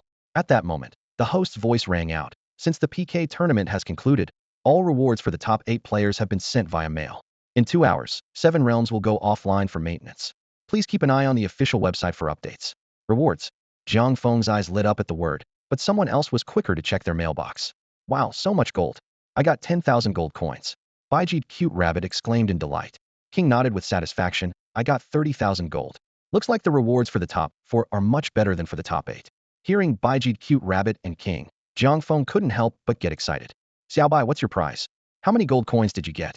After learning about the prizes that Baijid Bunny and the King received, Jiang Feng didn't rush to open his own mailbox. Instead, he glanced over at Ouyang Xiaobai. He knew that only revealing the final mystery at the last moment would make for a truly good show. When Ouyang Xiaobai heard Jiang Feng's question, she simply opened her mailbox, took a quick look, and pouted in dissatisfaction. 50,000 gold coins. So stingy. Jiang Feng ignored Xiaobai's humblebrag complaint, but he couldn't help feeling delighted. If second place got 50,000 coins, then first place must be at least 100,000. When luck comes, nothing can stop it, he thought, his smile growing wider and his eyes shining with anticipation for what lay ahead. His reactions soon drew the attention of the other players, especially Baijid Bunny, who had lost to Jiang Feng earlier. Noticing Jiang Feng's expression, she couldn't resist coming over, curiosity written all over her face. "Hey, you creep, what did you win?" "Creep? You talking to me?" Even though Baijid Bunny was standing right in front of him, Jiang Feng couldn't help but joke, his tone a little playful. Baijid Bunny replied bluntly, "Who else would I be talking to? Come on, show me your prize." Although she still remembered the uncomfortable way Jiang Feng had acted after winning, curiosity had completely overtaken her embarrassment, and she had no intention of backing down. "Well, since you're so eager, I'll show you." Jiang Feng opened his mailbox and handed the screen to Baijid Bunny. "Go on, shout it out when you see what I got, just try not to be too loud." But to Jiang Feng's surprise, after reading the message, Baijid Bunny looked puzzled, as if she didn't quite understand the prize. "Huh, whatever, let me check myself." Sensing something was off, she took the screen and read the message herself. Seeing the unexpected turn of events, Jiang Feng quickly took the screen back and looked at the message. But as soon as he read the content, confusion spread across his face. There was no attachment, and the message didn't mention gold coins at all. Nothing. Jiang Feng's heart skipped a beat. a sense of unease washing over him. He forced himself to calm down and started reading the message carefully. From Seven Realms Official. To Jiang Feng, aka the King. Subject: Congratulations on winning the PK tournament. Due to your outstanding performance, we have decided to award you a special prize. We will create a giant custom statue of you, replacing the nameless hero statue in the starter village. This way, more players will get to see your glory. Your ID, title, and likeness will be displayed prominently for all players to see. As Jiang Feng finished reading, his smile vanished, replaced by a heavy mix of frustration and helplessness. His face looked as if he had just swallowed something bitter, and his eyes were practically shooting sparks. A freaking statue? I wanted gold coins. He almost shouted out loud. At least Marlos knows to start with basic needs, but you guys skip straight to self-factualization with a statue. I can't even pay my rent. Can a statue be cashed out? Can it make me any money? He vented his anger under his breath, feeling both furious and wronged, but unable to find a proper outlet for his frustration. In the end, he took a deep breath and forced himself to calm down a little. By now, the Baiji bunny by Jiang Feng's side had already figured out what was going on. She covered her mouth as she giggled, her eyes twinkling mischievously. Let's just hope they don't make your statue look too ridiculous, she teased. Jiang Feng shot her an exasperated look, refusing to take the bait, and instead focused his attention on the betting interface. The numbers on the screen made his eyes light up. Bet result, correct. Odds for this match, 110. Coins to withdraw, 3,000,000. Seeing all those zeros, Jiang Feng's fingers trembled as he checked the results 7 or 8 times, hardly daring to believe it. Tears of excitement welled up in his eyes. After pressing the withdraw button, the system automatically deducted a 30,000 coin fee, instantly transferring 2.97 million coins to his account. With the official 1:1 exchange rate, doesn't that make me a millionaire? Jiang Feng muttered to himself, then grinned and corrected himself. No, it's Jiang 3 million now. He immediately exchanged 500,000 coins, leaving the remaining 2 million plus in the game for now, not only because it wasn't quite enough to buy his dream home in real life, but also because he planned to use the funds to strengthen his position in the game and create even more profit in the future. As he exited the game and removed his headset, his phone chimed with a text message. Before he could check it, the phone started ringing. The caller ID showed it was his landlord. Jiang Feng answered. Jiang Feng, this is already the 3rd day. When are you going to pay the rent? The landlord demanded. With newfound confidence, Jiang Feng replied firmly. Why are you rushing me? Don't you trust my word? Jiang Feng. Don't think I'm looking down on you, but you, sitting at home playing games all day, saying you'll pay the full 60,000 in one go? I don't believe it for a second. You really are quick to judge. Fine. If I don't pay you today, just kick me out, Jiang Feng said, then hung up and checked his messages. The text read, Dear TD Bank customer, your account ending in 9527 has received a transfer of 500,000 yuan from Tenli Company. As this is your first withdrawal, identity verification is required. Funds will be credited automatically within 24 hours. Please keep an eye on your account. What? It takes 24 hours? Jiang Feng groaned, running a hand through his hair. I already said I'd pay today. Now what am I supposed to do? Just as he was debating whether to call the landlord back to ask for an extension, his phone rang again. This time, it wasn't the landlord, it was Ouyang Xiaobai, the opponent had defeated in the finals. Hey bro, for now. A familiar voice came from the other end of the line. It's Ouyang Xiaobai. But just call me Jiang Feng. That's my real name. Let's keep that for now nickname in the game, okay? Hearing himself called for now bro, Jiang Feng cringed so hard that his toes curled inside his sneakers. Ouyang Xiaobai laughed, then quickly got down to business. Remember what I said? If you made it to the top 8, I'd tell you a secret about the 7 realms. Of course I remember. So what's the secret? It's too complicated to explain over the phone. Tell you what, are you free tonight? Come over to my place. They'll send someone to pick you up. They'll introduce you to a few people, too. Oh, we barely know each other, and you're inviting me to your house? At night? That's kind of weird, man. Just so you know, I'm straight, Jiang Feng said awkwardly. There was a brief silence on the other end. You're seriously messed up, Ouyang Xiaobai sighed, then played his trump card. There'll be girls there. Come if you want. Fine. They'll be downstairs in 10 minutes. After hanging up, Jiang Feng dashed to his wardrobe and started rummaging through his clothes until he found a Suida formal outfit he'd bought for job interviews. Standing in front of the mirror, he fixed his tie and muttered to himself, with looks like mine, I'm a showstopper in a suit. Flowers bloom and cars crash wherever I go. After a few minutes of self-admiration, Jiang Feng headed downstairs. A luxury van was already waiting, with a burly man in a traditional Zhongshan suit standing beside it. Mr. Jiang, please get in, the man said respectfully, opening the door for him. As he settled into the leather seat, Jiang Feng couldn't help but think, money really does let you do whatever you want. The car finally pulled up in front of an extravagant villa. As soon as Jiang Feng got out, Ouyang Xiaobai came over to greet him. Even though it was only their second meeting in real life, Ouyang Xiaobai acted like they were old friends and gave Jiang Feng a hard punch on the arm. What was that for? That's for being such a freak in the game. You didn't just kill me, you even kept slashing the air with your sword afterwards. Ouyang Xiaobai grinned. I feel like I've boarded a pirate ship, Jiang Feng muttered under his breath. Ouyang Xiaobai just laughed and pulled Jiang Feng into the villa. As they walked in, Jiang Feng noticed that a few people were already waiting inside. The closest person to him was a burly man, with a handsome young man sitting beside him. It was none other than Wang Jia. Just then, two women approached from the opposite direction. Jiang Feng immediately recognized one of them as Baijid Bunny, while the other was a stranger. In real life, Baijid Bunny looked nothing like her cute and clueless in-game persona. Today, she wore a striking, confident outfit, and the stark contrast caught Jiang Feng's attention for a moment. We meet again, creepy guy? Baijid Bunny stopped in front of Jiang Feng, her tone playful and challenging. Haha, Sister Lan, is this the creepy guy you mentioned? He really fits the bill, just look at the way he's staring at you. The girl beside her teased with a laugh. Baijid Bunny's cheeks flushed at the comment, and she shot Jiang Feng an annoyed look. What are you staring at? Keep it up, and I'll set you on fire. Oh, come on. This isn't the game. Jiang Feng rolled his eyes. Even in the game, you couldn't beat me. The unfamiliar girl suddenly held out her right hand, grinning. You're funny. Hi, handsome, I'm Morong Xiaoxi. Jiang Feng took a closer look at her. Morong Xiaoxi looked about 18 or 19, with a cute face and a playful nose, reminding him of a little sister from next door. Jiang Feng. Nice to meet you, I hope we get along. Jiang Feng replied politely, gently shaking her hand. Jiang Feng, your name sounds so nice. I heard you even beat Ouyang in the game. Morong Xiaoxi's eyes sparkled with admiration. His in-game name is even better. Ouyang Xiaobai suddenly chimed in, his tone neutral. Really? What's his name in the game? It must be something poetic. Morong Xiaoxi pressed eagerly. Jiang Feng hesitated, not sure how to respond, but Baijid Bunny stepped in to help. In the game, he goes by, let's just call him Wang Jia. That's definitely unique, Morong Xiaoxi replied after a brief pause. Oh, and he has a special title too, Baijid Bunny started to say, but Jiang Feng was too late to stop her. The King of Fools. As soon as she said it, the sparkle in Morong Xiaoxi's eyes instantly faded. Jiang Feng, do you see the stick in my hand? Baijid Bunny threatened, waving her weapon menacingly. After Ouyang Xiaobai's introduction, Jiang Feng finally had a basic understanding of the others. The one called Baijid Cute Bunny was Lin Lan in real life, a teacher whose gentle professional smile always lingered on her delicate face. The burly man was Kong Wu, the very same Bang Bang, give you two hammers from the Seven Realms, known for his formidable strength. He stood with arms folded, looking as immovable as a mountain. As for the king, who seemed to share a special connection with Jiang Feng, his real name was Wang Zi, same pronunciation, different character. He leaned against the wall, a sharp, appraising look in his eyes. After Ouyang Xiaobai finished making introductions, he cleared his throat and looked around seriously.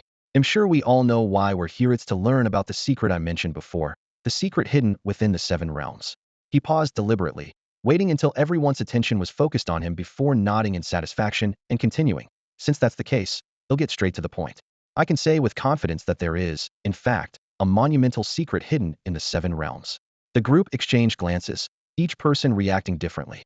Jiang Feng, are you messing with me right now? Wang Jia frowned, his tone thick with impatience.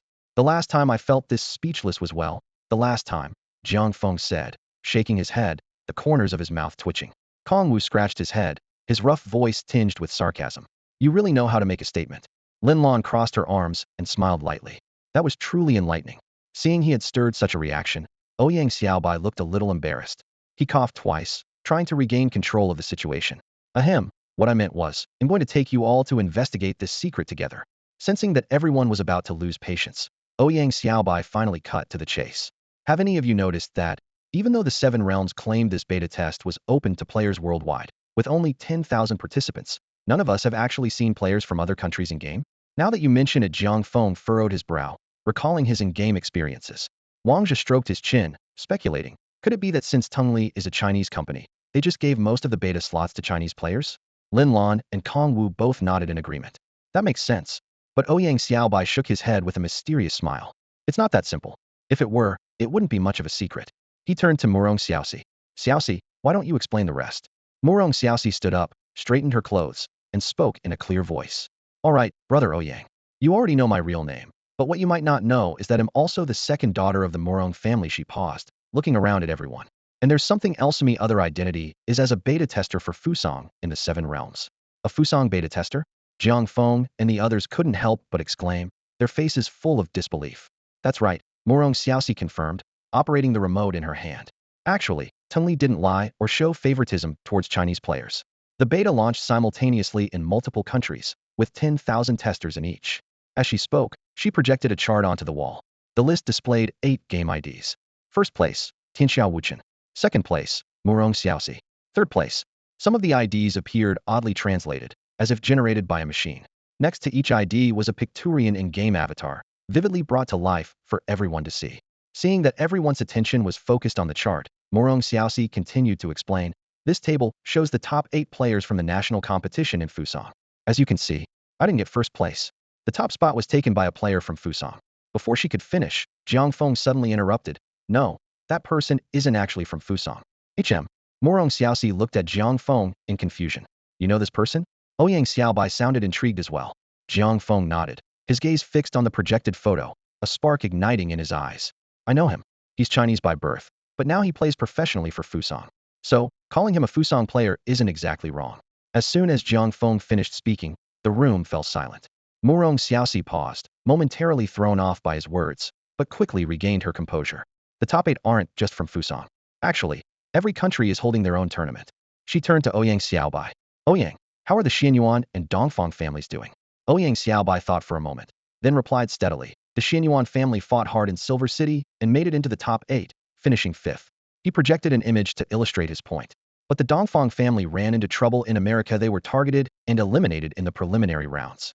Murong Xiaoxi nodded thoughtfully, then asked, "How important is this top 8 tournament, really?" Wang Zhe suddenly chimed in. "According to our family's sources, even though the different countries' servers aren't connected yet, it doesn't matter much now. But one day, all the servers will merge, and then, the national wars will begin." National wars? Lin Lan seemed unconvinced. 7 Realms is just a game. Talking about national wars seems a bit over the top. "That's exactly what I wanted to talk to you about," Ouyang Xiaobai said, his tone suddenly sharp as he glanced around the room. 7 Realms isn't just a game." He paused, looking directly at Lin Lan, his voice turning serious. "There's a lot more going on behind the scenes than you realize. National wars won't just be about in-game battles, they could mean much more in the future." Jiang Feng's eyes flickered with surprise, as if he'd picked up on something unusual in Ouyang Xiaobai's words, but he didn't interrupt. Ouyang Xiaobai didn't elaborate further.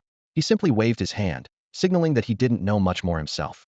"Anyway, the reason I called you all here today is to remind you, once 7 Realms officially launches, make sure you level up as quickly as possible. Otherwise, when real enemies show up, you might not even be able to fight back." As soon as he finished, Ouyang Xiaobai and Murong Xiaoxi began talking quietly among themselves, as if discussing something important. The others sat in silence, exchanging bewildered looks, their faces full of shock and confusion. Kong Wu, ever the straightforward one, scratched his head and muttered under his breath, "I just wanted to play a game. How did it turn into a battlefield?" In contrast, Jiang Feng was unusually quiet, his eyes locked on the photo Murong Xiaoxi had projected. On the screen, the name stood out, Tianxiao Wuchen. His expression was complicated, as if he was steeling himself for something. "Looks like some people didn't listen to my last warning," Jiang Feng thought with a cold smile.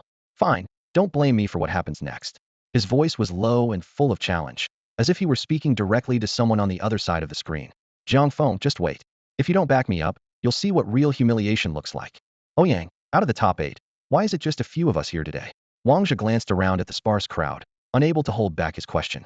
Ouyang Xiaobai seemed prepared for this and immediately explained, "Wei Wudu Huang and Wei and I Song Zhong are both pretty unconventional. They outright turned down the invitation. As for Qian Feng, you know, the one obsessed with money, he's currently entangled in a lawsuit because of a woman and can't get away right now."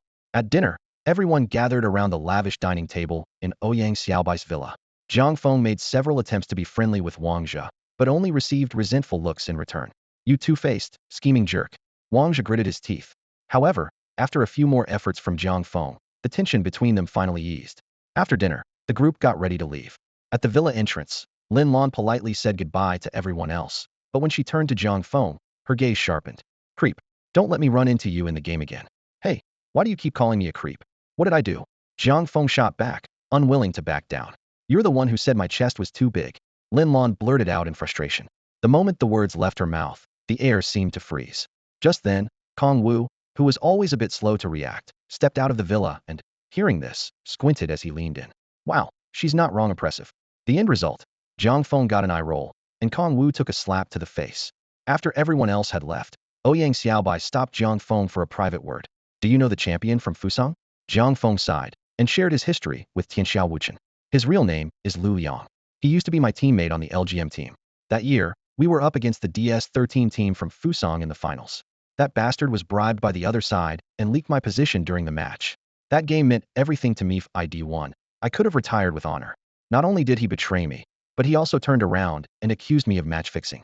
With DS-13 fanning the flames, I lost everything ID worked for.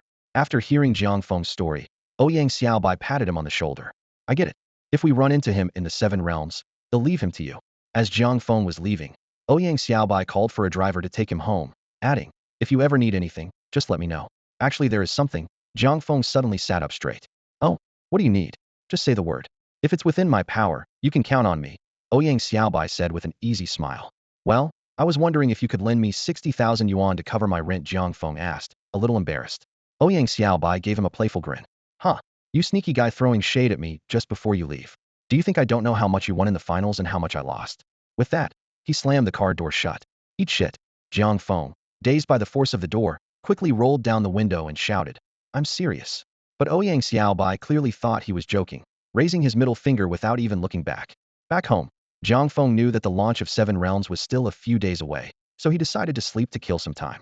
But early the next morning, a loud, harsh knocking woke him up. Jiang Feng, you lying brat. Get out here. The landlord's furious voice thundered from outside. Jiang Feng braced himself, plastered on a smile, and opened the door. Hey, if it isn't my favorite landlord. What brings you by so early? The landlord was startled by Jiang Feng's sudden cheerful face, needing a moment to recover. Where's the money? You promised to pay the rent. Neighbors, drawn by the commotion, poked their heads out to watch. Oh, come on. Let's not talk about money the moment we meet. How about you come in and have a seat, landlord? Jiang Feng lowered his tone, trying to smooth things over. Don't try that with me.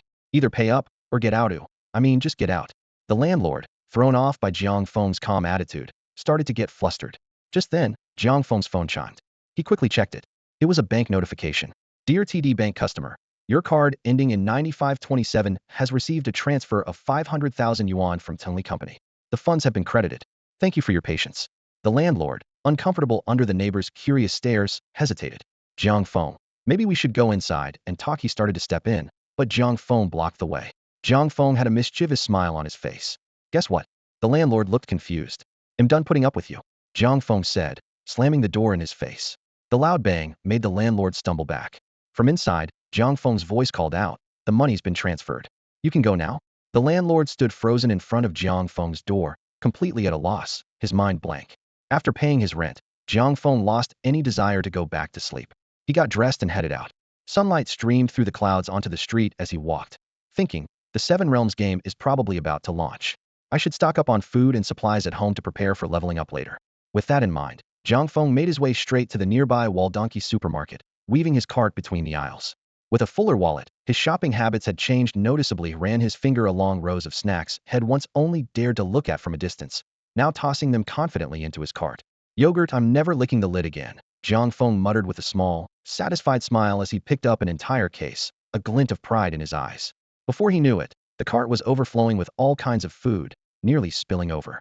After checking out, Jiang Feng lugged several big bags out of the store, humming a tune as he headed home. Just as he was about to step out the mall's main entrance, a clear female voice called out from behind him. Guguki Dage? Jiang Feng froze. These days, just hearing someone call out his game ID gave him a splitting headache, especially Gyuki, which was so embarrassing he felt like he might explode on the spot. He quickened his pace, pretending not to hear, muttering to himself, Goo, goo, goo, I'm your great uncle. But with his hands full of heavy bags, Jiang Feng couldn't move very fast, and someone quickly caught up to him. A fair, innocent-looking face popped into his field of vision from the side, head tilted. Gyuki Dage? The girl asked, her bright eyes blinking. Who are you? Jiang Feng frowned. She looked vaguely familiar, but he couldn't quite place her. Youwu Jingling. Can't recognize me in real life? She grinned, striking a playful pose and gesturing as if mimicking moves from the game. Oh, you're that crazy girl who's always rambling on about weird stuff, Jiang Feng blurted out as he finally remembered. Gyuki Dage, that's a pretty unique way to describe someone. Youwu Jingling was momentarily speechless, but then she recalled their last conversation and just laughed. Jiang Feng had acted the same way then, too. Her gaze quickly fell on the bulging shopping bags in Jiang Feng's hands. Why did you buy so much? Can you really carry all that by yourself?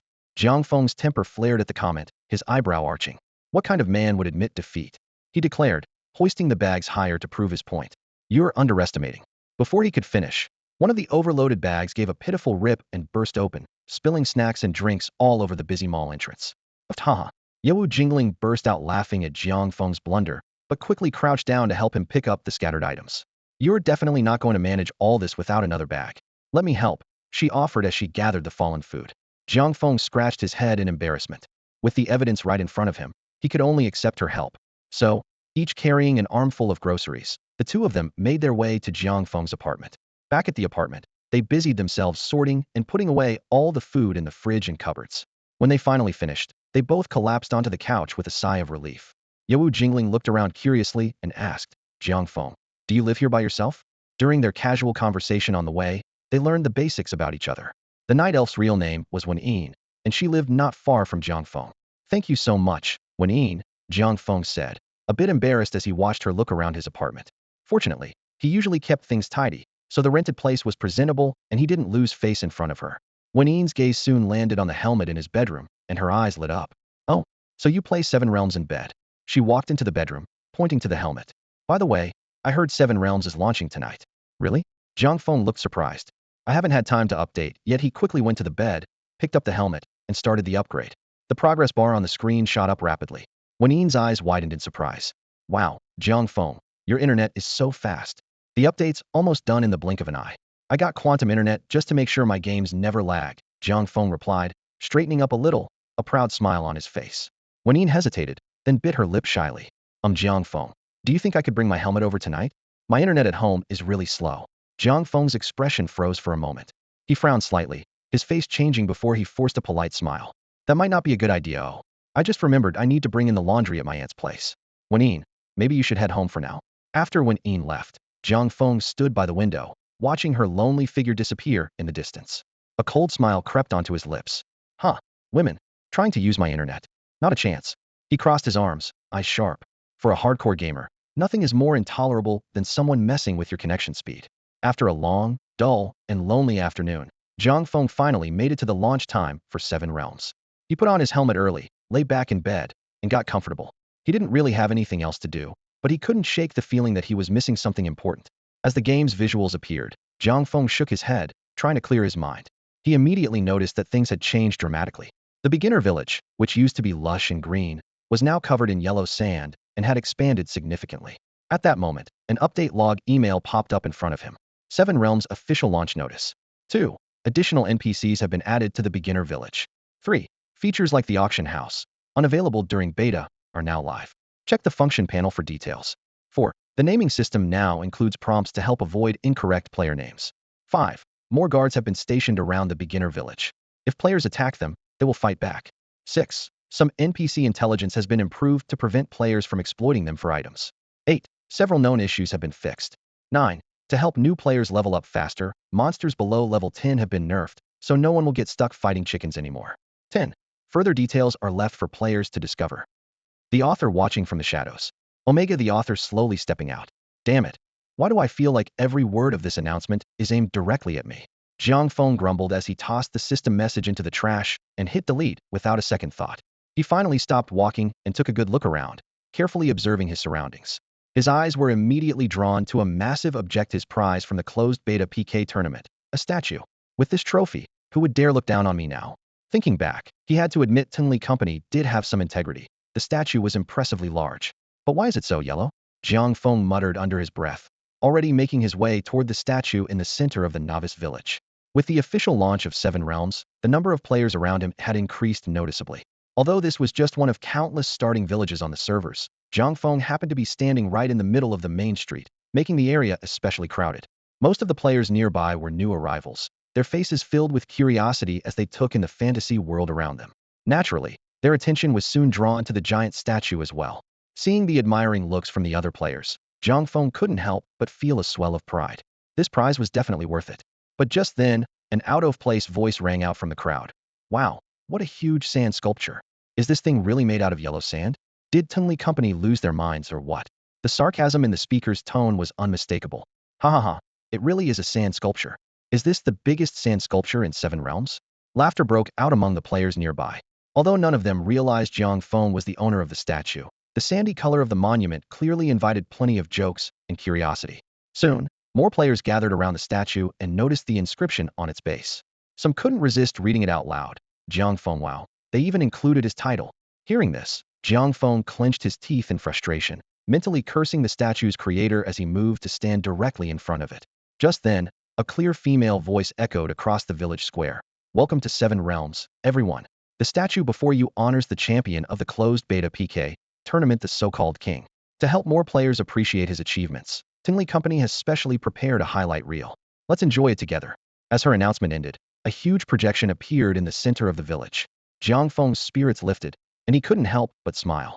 At least Tingley Company put in some effort. In that case, they'll let the statue's material slide. He gave a satisfied hum, thinking, now everyone will get to see how awesome I was in the finals.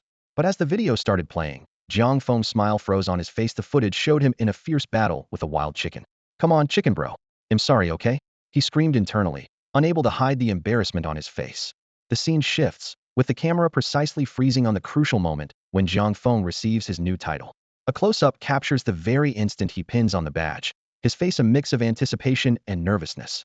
The shot then cuts to the final round of the island survival game, zooming in dramatically on Jiang Feng lying motionless in the grass. The camera even catches a single bead of cold sweat trickling down his forehead. Ugh, what a bunch of sneaky cowards. Each one's more shameless than the last, Jiang Feng mutters, his self-deprecating voice clear and sharp. Just as Jiang Feng is dying of embarrassment and wishes he could disappear, the video finally transitions to the championship match. Jiang Feng's eyes light up, and he thinks, finally, my moment to shine. At this point, the video clearly reaches its climax. The background music picks up pace and volume, ramping up the tension. The camera gives both Jiang Feng and Ouyang Xiaobai a profile close-up, their eyes locked in a fierce standoff. Next, the footage shows the opening phase of the battle, with Jiang Feng under heavy pressure from Ouyang Xiaobai. The camera almost never leaves Jiang Feng's rapidly shrinking health bar, the flashing red warnings highlighting the dire situation. Just as Jiang Feng's in-game character is on the verge of defeat, the screen suddenly goes black, and the music cuts off abruptly. There are several seconds of complete silence, leaving the viewers holding their breath, staring at the screen, afraid to even blink. Suddenly, the screen lights up again. A perfect profile shot of Jiang Feng fills the frame, every pore on his face visible. His lips move, and in the silence, his words ring out clearly to every viewer. Sigh, whatever. I give up on being human. The moment he finishes speaking, a dazzling burst of light floods the screen, so bright that everything turns pure white, and the audience can't make out what's happening. The final shot shows Jiang Feng standing alone in the center of the arena, his expression blank, the sparkling gold title of King of Fools above his head in sharp contrast, both mocking and illuminating him. As the video ends, the players explode into lively discussion. Wow, Ouyang Xiaobai is so handsome. One female player gushes. Haha, I had no idea this guy was so hilarious. Someone else laughs uncontrollably. How did he win in the end? I didn't see it. Did he cheat or something? Another asks, puzzled. Probably. He couldn't even beat a wild chicken. I don't buy that he just suddenly became the champion. Exactly. Otherwise, why would the video skip over how he actually attacked? Jiang Feng's face turns ashen with anger after watching the video, nearly fainting on the spot. Grinding his teeth, he fumes. Damn it. Tingley officials, what did I ever do to you? I thought my embarrassing moments from beta testing were behind me. But no, you had to show the whole server a recap, and you just had to pick the worst shots, such huge close-ups. Unable to stay in the beginner village any longer, Jiang Feng quickly jogs down the familiar path, making his escape. The scene feels eerily familiar, as if history is repeating itself. What Jiang Feng doesn't realize is that, not far away, a player named Queen AI is watching him with a mischievous grin. Haha, what do you think of my editing skills? She murmurs to herself, her voice full of pride. If Jiang Feng were here, he'd instantly recognize how familiar she sounded. Well, time to focus on leveling up. Let's call myself a king for now. She stands up, determination flashing in her eyes. Humph, one day, I'll beat you fair and square. After leaving the beginner's village, Jiang Feng unfolded his map and studied it carefully. The latest open beta update had completely transformed the game world. He closed the map, thinking to himself that the level cap for the first realm was probably around level 30. With his greatsword in hand, Jiang Feng stepped into the jungle and quickly spotted his first wild monstera, Lost Goblin. Wanting to test its strength, he unleashed a sweeping sword slash. The goblin's stats appeared. Lost Goblin, LV.11, HP, 764-1200. Seeing that this monster didn't have much health or defense, Jiang Feng easily finished it off with 2 more sword slashes. Then he released Xiao Miao, his pet that had been sitting in the pet slot for days, to collect the loot and coins. However, the hunt soon became dull.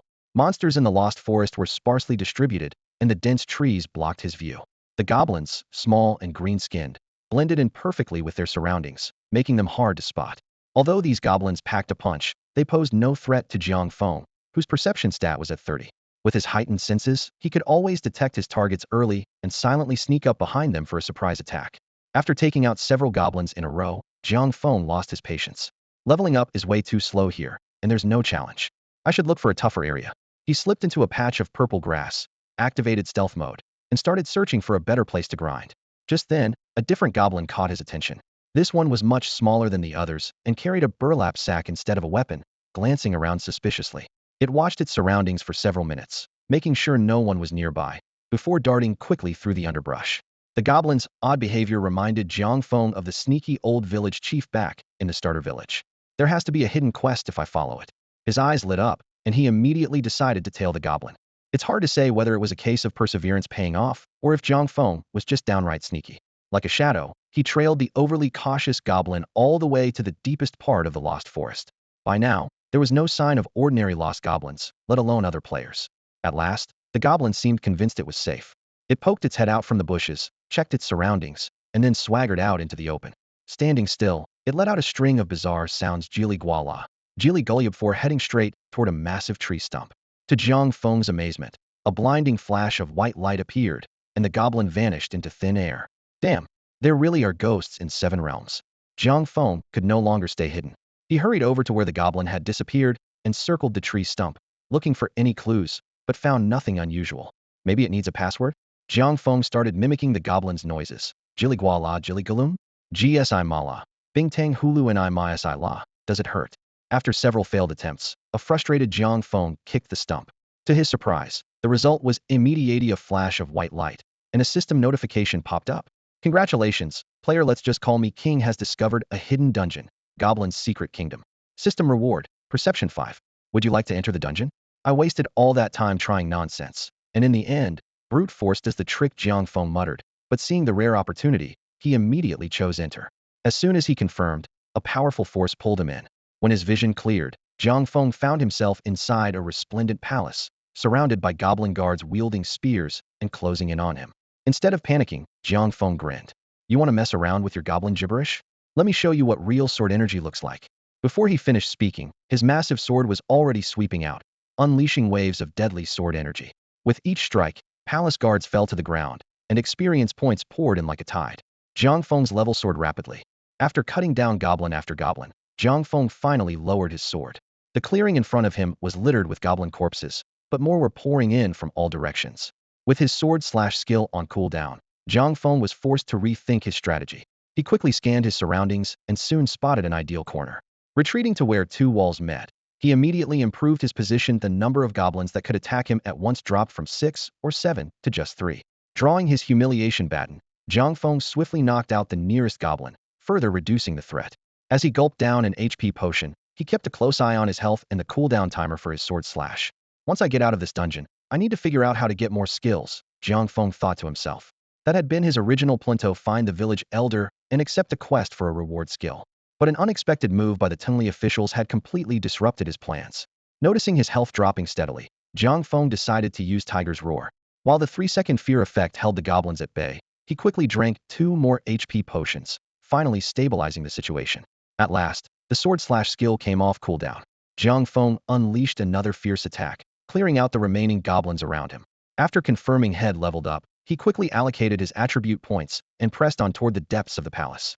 He pushed open the grand doors and was greeted by the sight of a lavish, golden hall. He had barely taken a few steps when a towering goblin blocked his path. At the same moment, a commanding voice echoed from the direction of the throne. Human, since you've trespassed into my kingdom, you'll have to pay with your life. Jiang Feng looked up and saw a goblin wearing a crown, sitting high on an ornate throne, clearly the ruler of this kingdom. And what if I refuse? Jiang Feng shot back, undaunted. Humph. Then you'll have to get past my great axe first. The massive goblin before him hefted his weapon, radiating an intimidating aura. The system displayed. LV.15 HP, 3000-3000. The strongest fighter in the Goblin Kingdom, famous for his ferocious great axe skills. Other goblins suspect he ate something strange as a child, which is why he grew so huge almost like a mutant. In that case, let's get started, Jiang Feng replied, pulling out the humiliation baton since all his other skills were still on cooldown. The tiger might goblin glanced at the wooden stick in Jiang Feng's hand, a mocking smirk curling at the corners of his mouth. Still, he didn't hesitate to attack, swinging his massive axe straight at Jiang Feng. Jiang Feng stood his ground, taking the blow he'd in, then brought his stick crashing down onto the goblin. Stunned for 1 second, seizing this fleeting chance, Jiang Feng launched a fierce barrage of attacks. With every strike, he tossed out a taunt. "You're pretty tall, aren't you? Were you raised on steroids? With a build like that, it's a shame you don't have a gym membership." Under the combined assault of stick and sarcasm, the tiger might goblin's health plummeted. With one final blow, the heavy axe slipped from its grip, and the goblin vanished in a flash of white light. Having dealt with the obstacle, Jiang Feng turned to the goblin king seated on his throne, sneering, "Didn't you just say you wanted to spare my life?" The goblin king trembled, forcing a smile. "Hero, it's all a misunderstanding. I meant I wanted to remember your Namido, carve it on a plaque, and pray for you day and night. Quick on your feet, aren't you?" Jiang Feng thought, though his expression remained fierce. "Cut the nonsense. Where's my reward? Or do I have to take you out as well?" "The reward, yes, the reward." The goblin king sighed in relief and called out, "Bring the treasure chest here." As his minions placed a chest in front of Jiang Feng, the king opened his mouth to speak, only to be silenced by a glare. "Just one chest? Bring out the hidden chest, too." Sure enough, a second chest appeared. Jiang Feng grinned smugly. "Knew you were holding out on me. NPCs in the Seven Realms are all the same." Meanwhile, back at the starter village, the elderly village chief suddenly sneezed. "Must be my age catching up with Mui. Do I feel a chill down my back?"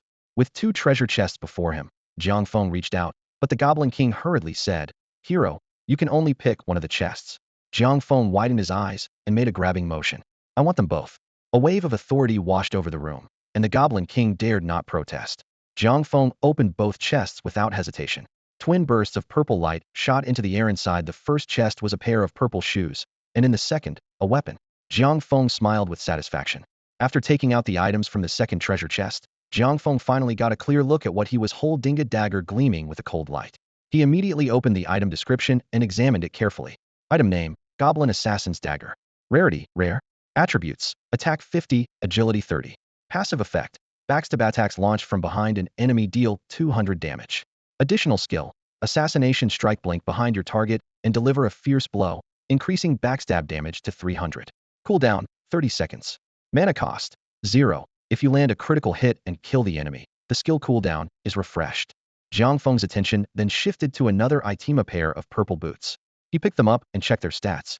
Item name, Gale Boots. Rarity, rare. Attributes, defense 5, agility 20. Attached skill, Gale dash. After activation, increases your movement speed by 50 for 3 seconds. Cooldown, 60 seconds. Mana cost, 20 MP. Seeing these two pieces of equipment, a delighted smile instantly appeared on Jiang Feng's face. These two rare items were exactly what he needed to fill the gaps in his current gear. It couldn't have come at a better time. In stark contrast to Jiang Feng's joy was the Goblin King, whose face looked even more sour and miserable. "Young hero, look," the Goblin King said in a low voice. "You've claimed the dungeon rewards, so you've cleared the instance. How about I teleport you out now?" Jiang Feng didn't rush to agree. Instead, he tilted his head thoughtfully and said, "Not so fast. I have one last question. If you answer it, they'll leave immediately." "What is it?" A hint of impatience flashed in the Goblin King's eyes, as if he couldn't wait to get rid of this troublemaker.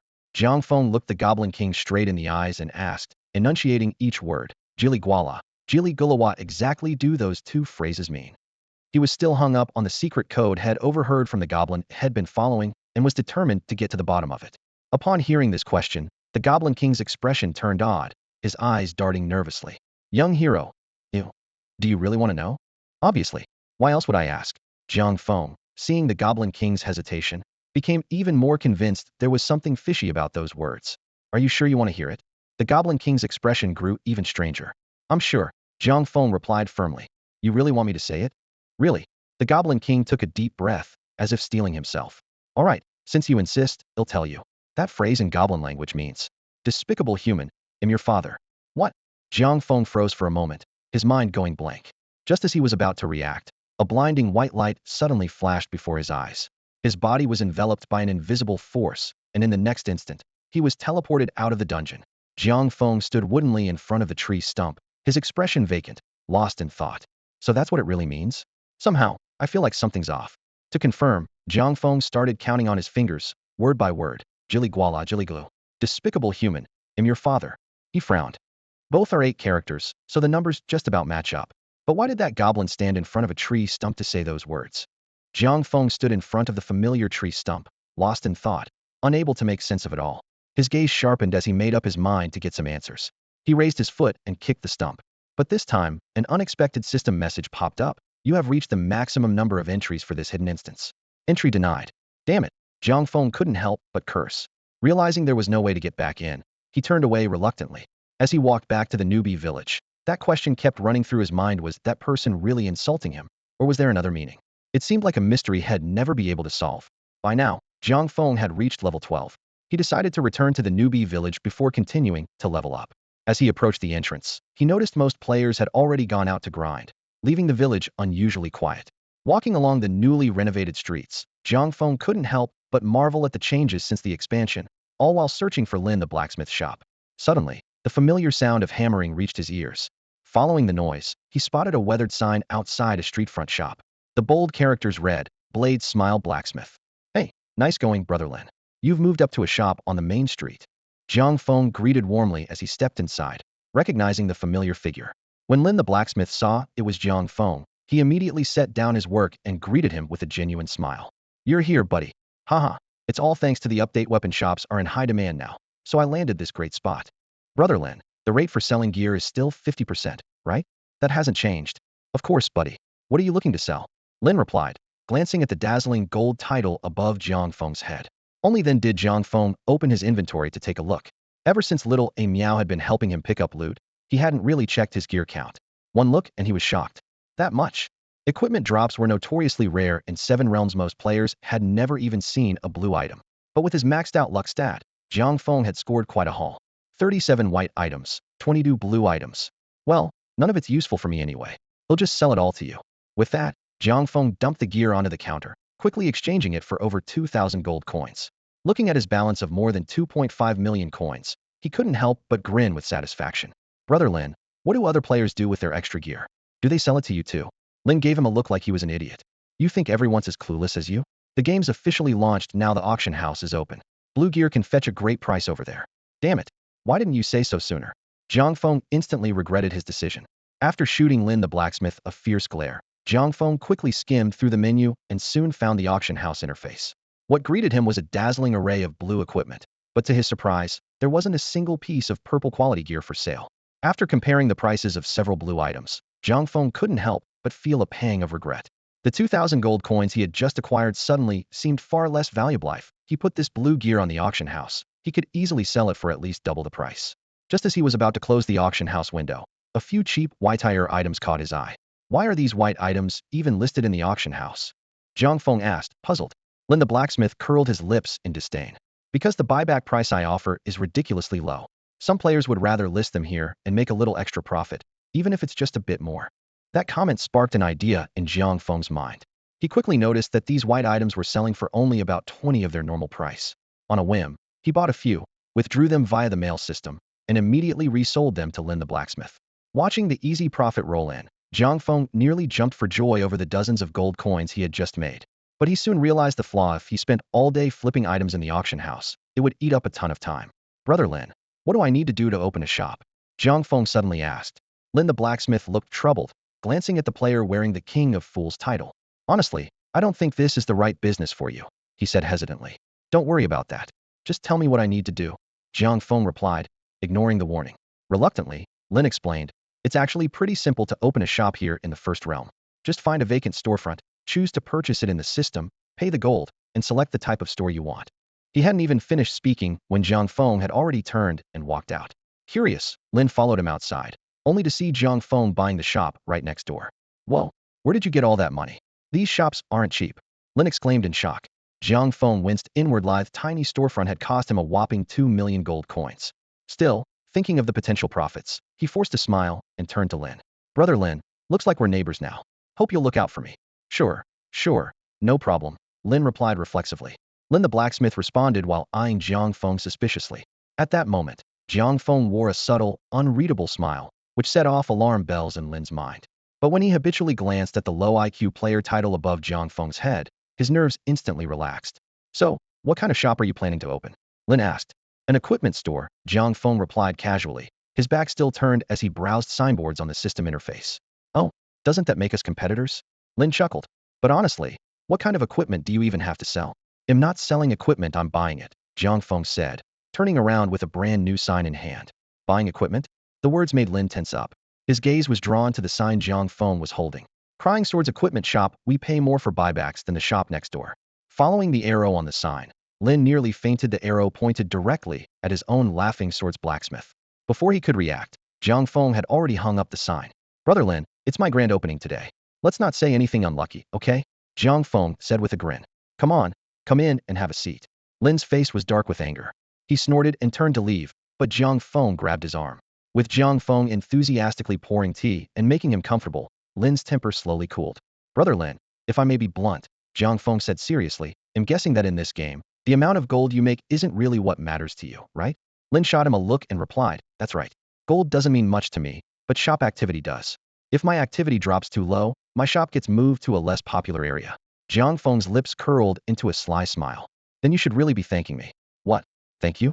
Lin was exasperated. Are you the fool here, or do you think I am? He started to get up, but Jiang Feng held him back. Hold on, let me explain, Jiang Feng said earnestly. A lot of players would rather trade their gear at the auction house than come to your shop. Isn't that a loss for you? Lin didn't look happy, but he nodded.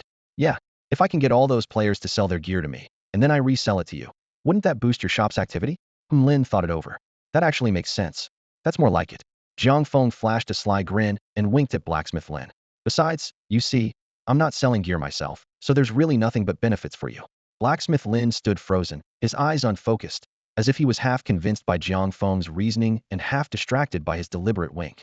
I suppose that makes sense, he mumbled, still in a daze even after leaving Jiang Feng's shop. With blacksmith Lin successfully talked into leaving, Jiang Feng got right to work setting up his own shop. First, he set the buyback rate for white and blue gear at 25, meaning players could get nearly double the gold compared to what Lin's shop offered. Next, using the shop system, Jiang Feng spent 50,000 gold to hire an NPC assistant. He named her Lin Mimi and set up some basic work parameters. He set aside the remaining 400,000 gold as startup capital for the shop. Satisfied with his preparations, Jiang Feng left the store and opened the newly unlocked leaderboard feature after the public launch. The level rankings showed. 1. Let's just call me King LV.12. 2. Ouyang Xiaobai LV.11. 3. Baiji Bunny LV.11. Seeing himself at the very top, Jiang Feng whistled in delight and headed toward the center of the Noob village, where he spotted the elderly village chief who had once given him 2 hidden quests. Full of anticipation, Jiang Feng hurried over and, seeing that the old man hadn't noticed him, gave his shoulder a gentle pat. Oh, it's you, young man, the village chief said, turning around. Is there something you need from me? Noticing the chief's calm, unflustered gaze, Jiang Feng thought to himself. So the system's so-called intelligence upgrade for NPCs must have been aimed at this guy in particular. But if it's a battle of wits, I'm not backing down. Chief, Jiang Feng said, waggling his eyebrows. Do you have any quests for me?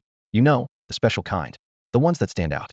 Ah, quests, the village chief replied leisurely. Yes, I have plenty of those, but I'm not quite sure what you mean by special quests. After several rounds of probing, Jiang Feng came up empty-handed. When the village chief gave him a disdainful look, an idea suddenly struck Jiang Feng. I heard your intelligence got upgraded, so I came here to test you out. But who would have thought your intelligence was so limited? You don't even dare to take out the scroll anymore. Jiang Feng curled his lips into a mocking smile and deliberately made a move as if to leave. I guess the officials don't trust you anymore. They won't even let you hand out the hidden quest scroll. Young man, wait. The old village chief suddenly raised his voice, his expression clearly changing. He stroked his graying beard and said, even though I know you're trying to provoke me, I still need to teach you a lesson. Times have changed. I'm not the same person I once was. Oh, so what are you going to do? Sensing a turn in the situation, Jiang Feng stopped in his tracks. A cunning glint flashed in the old chief's eyes. Here's a compromise. You go stand on the other side of the street, and I'll let you take a look at the quest scroll. Jiang Feng walked to the spot as instructed. Is this far enough? By now, more than 200 meters separated them. The old chief nodded in satisfaction and suddenly shouted. All right, that's good. Young man, take a look at what I'm holding. With that, he pulled a golden scroll from his robe. Seeing this, Jiang Feng immediately cast Web Entanglement. But the old chief held the scroll firmly, his face calm and smiling. Watching Jiang Feng charge at him after casting the spell, the old chief chuckled to himself. I've already calculated this distance. With the current top speed of any player, even if I gave you 5 seconds, you wouldn't reach me in time. And your skill only lasts 3 seconds. You really think I'm that careless? But in the next moment, the scene before him made the old chief freeze. Jiang Feng, Gale Dash. With the skill activated, Jiang Feng's speed shot up dramatically. Even so, as the web entanglement was about to wear off, there were still 10 paces between them. The old chief was about to relax and put the scroll away when, to his shock, Jiang Feng suddenly vanished before his eyes. A cold voice sounded from behind him. "Chief, I have to admit, you're quite the schemer." "Assassinate." The old chief didn't have time to turn around, only managing to try and hide the scroll when a thunderous shout, "Hand it over," rang out. The scroll was snatched from his grasp in an instant.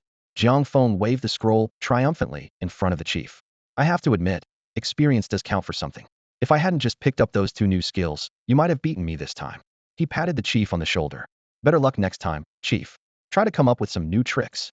As Jiang Feng swaggered away, the old village chief's already hunched figure seemed to bend even further. After leaving the old village chief, Jiang Feng opened the quest scroll. The golden scroll unfurled at his fingertips and instantly dissolved into a blinding flash of white light. At the same time, a system notification popped up on his quest panel. Jiang Feng was already used to this and showed no surprise on his face.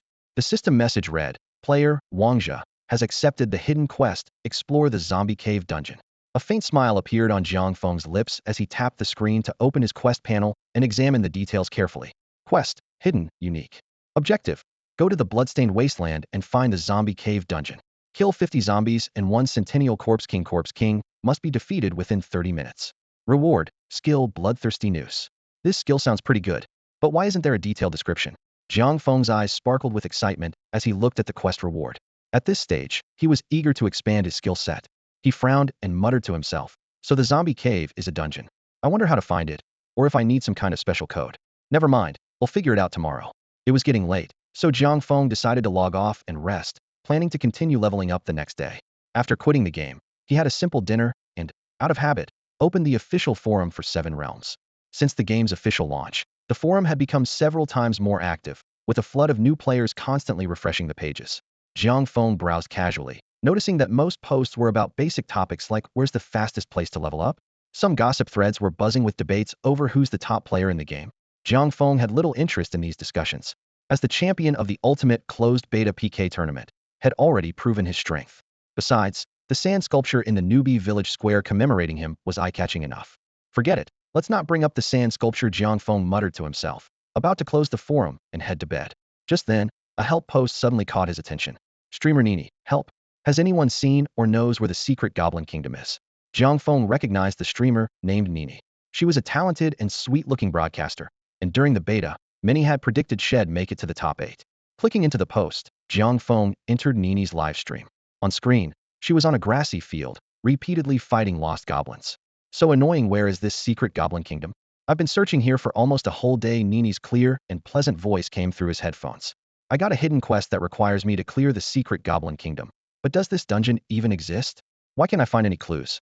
Listening to Nini's complaints on stream, Jiang Feng thought for a moment, then sent her a detailed private message, explaining step by step how to find the hidden dungeon. Jiang Feng had his own reasons for sharing the dungeon's clues with someone else. First, according to the previous system prompt, this dungeon should have a limited number of entries, so Jiang Feng couldn't go in again. Second, even if he could run it repeatedly, he wasn't interested in the rewards at the moment, so he simply decided to do someone a favor. Third, what concerned him most was the coded message translated by the Goblin King. The more he thought about it, the more suspicious it seemed. So, he wanted to let the other person experience a few sleepless nights as well. After sending the private message, Jiang Feng felt a wave of drowsiness hit him. Without waiting for a reply from the streamer Nini, he logged out of the forum and went to bed. The next day, Jiang Feng logged into the game. As a player still in the beginner village, he headed straight for his shop. "Lin Mimi, how much money do we have left in the shop?" Jiang Feng asked casually as soon as he walked in. 105 gold coins. What? Jiang Feng immediately became alert. Did we get robbed? But when Lin Mimi opened the shop's storage, his expression quickly changed from shock to delight. The warehouse was piled high with all sorts of gear. It turned out that many players who had planned to sell their equipment to blacksmith Lin last night noticed the sign over Jiang Feng's shop and walked in out of curiosity. When they discovered that his buyback prices were much higher than blacksmith Lin's, word spread quickly among the players. In just one night, their initial capital of 400,000 gold coins had been completely converted into equipment. In a game like 7 Realms, where the number of players nearly matched the population, such a scene was hardly surprising. Jiang Feng was so happy he almost wanted to dance right there in the shop. However, moving all this equipment over to blacksmith Lin's to cash in was another challenge. Even with the help of Xiao Miao, It took a full 2 hours to finish the job due to limited inventory space. When he saw the gold in his backpack had doubled to 800,000, Jiang Feng grinned like a kid. He gently stroked the exhausted Xiao Amiao and promised softly, Xiao Amiao, once Dad makes it big, you'll get the best food every day. After painting this rosy picture, he only handed Xiao Amiao a bag of low-quality pet food. Meow meow meow. Xiao Amiao tilted its head, seemingly protesting. After handing all 800,000 gold coins to Lin Mimi as new startup capital, Jiang Feng left the shop and took a walk around the beginner village. Although several new NPC features had been added, they weren't relevant to him, yet his top priority now was leveling up. He opened the map to look for his next target. Soon, he locked onto the quest location had received from the village chief, the Blood Wasteland. It was the perfect place for him right now. After marking the spot, Jiang Feng set off toward his destination. As Jiang Feng had just left the beginner's village, his friends list suddenly started flashing wildly. When he opened it, he was surprised to see dozens of unread messages. All of them were from the same ID. Nini. Hi, I'm Nini. Can I add you as a friend? Big bro, could you please accept my request? I want to ask you something. Please, I just saw your post on the forum, but I still can't figure it out. Big bro, I know you're busy, but I've been stuck on this quest for ages. Can you help me out? If you help me, I'll be super grateful. Reading through these playful, pleading messages, Jiang Feng rubbed his temples and muttered, girls are so much trouble. But his finger was already tapping the accept button. A message popped up instantly. Big bro, you finally poked me back. Nini was so excited she even typed the wrong word. Okay, I've accepted. What do you need? Jiang Feng got straight to the point. I followed your advice and tried looking for the Goblin Kingdom, but I just can't find it. Can you help me? Jiang Feng frowned. Then remembered he would have to pass through the Lost Forest on his way to the Blood Wasteland anyway. All right, I can take you to the entrance, but after that, you're on your own. Great. Where should I wait for you? Jiang Feng sent her a set of coordinates and then closed the chat, heading straight for the meeting point. When he arrived, he saw Nini already waiting, with a few teammates by her side. Big bro, Nini greeted him with a bright smile and a wave. Jiang Feng was already a well-known figure thanks to his championship win in the closed beta PK tournament and the enormous statue the game developers had built in his honor. Nini's teammates looked at him with clear respect. Still, the whispers between two of them didn't escape Jiang Feng's notice. His perception stat was a solid 35, after all. Hey, isn't that the guy who won the championship by sheer dumb luck despite his disability? Shoot, don't say that that's only disabled in the head. His boat is perfectly fine. Jiang Feng didn't want to make a fuss, but hearing people talk about him behind his back was never pleasant. He couldn't help but shoot the two of them a cold glare. What's going on? He just glared at me. Why does it feel like all the blood in my body suddenly froze? Teammate, as voice trembled, his face filled with terror. Could it be killing intent? Or maybe that legendary aura of a true king? Teammate B swallowed hard, unease flickering in his eyes. Let's just call it kingly presence for now. Teammate A forced a weak smile, but his voice couldn't hide the fear. Standing not far away, Jiang Feng listened to their whispered conversation, his frown deepening. Although they tried to keep their voices down, every word reached his ears. Finally, Head had enough and decided it was time to teach these reckless guys a lesson. He glanced at the dagger in his hand, thinking for a moment. With his current strength, one strike might be fatal. Jiang Feng didn't want to cause any real harm, so he put the dagger away and took out a battered wooden stick from his backpack, the weakest weapon he owned. A small lesson will do, Jiang Feng thought as he walked toward them. But when the two saw the wooden stick in his hand, their faces instantly went pale. Pure terror flashed in their eyes, as if they'd seen something truly horrifying. That's the stick of humiliation. Teammate B barely managed to whisper the name, his legs giving out as he collapsed to his knees. Teammate A quickly followed, nearly bowing to the ground. Spare us, master. We know we were wrong. Daddy. Teammate B blurted out, his voice full of fear and desperation. Before Jiang Feng could respond, Nini appeared at his side. She ran up to him, a grateful smile lighting up her face. Thank you so much for coming, Brother Jiang. At her words, Jiang Feng waved his hand casually, already looking ahead. I have other things to do, so let's get moving. With that, he naturally took Nini's hand and led her deeper into the woods. The forest path wound through the trees, sunlight filtering through the leaves and casting dappled shadows on the ground. Guided by memory, Jiang Feng led the way, eventually circling around some thick bushes and finding a distinctive tree stump. This is the place, Jiang Feng said, releasing Nini's hand and pointing at the stump. I only found it by accident when I spotted a goblin nearby. Nini finally snapped out of her daze. The warmth of Jiang Feng's hand still lingered on her palm, her cheeks flushed pink. She took a deep breath, forcing herself to focus. Oh, we're here. All right, since you've got what you need, we'll be heading out, Jiang Feng said, turning to leave. Brother Jiang, Nini called out quickly, a hint of reluctance in her voice. Is there anything else you want to tell me? Jiang Feng paused, turning back to her, his frown softening. Now that you mention it, there is. Nini hadn't expected him to actually have something more to say, and her heart began to race. She didn't even dare look up at him. Jiang Feng walked back to her side, taking out a piece of paper and an ornate silk pouch. He quickly wrote a few words on the paper, his movements careful and focused, then folded the note neatly and slipped it into the pouch. Nini, this pouch is for you. Jiang Feng's voice was gentler than usual as he handed her the pouch with great care. Open it only after you've cleared the quest. Inside, you'll find my hopes for you. As Nini accepted the pouch, her fingers trembled slightly. Jiang Feng's words seemed to carry a magic that made her heart pound wildly.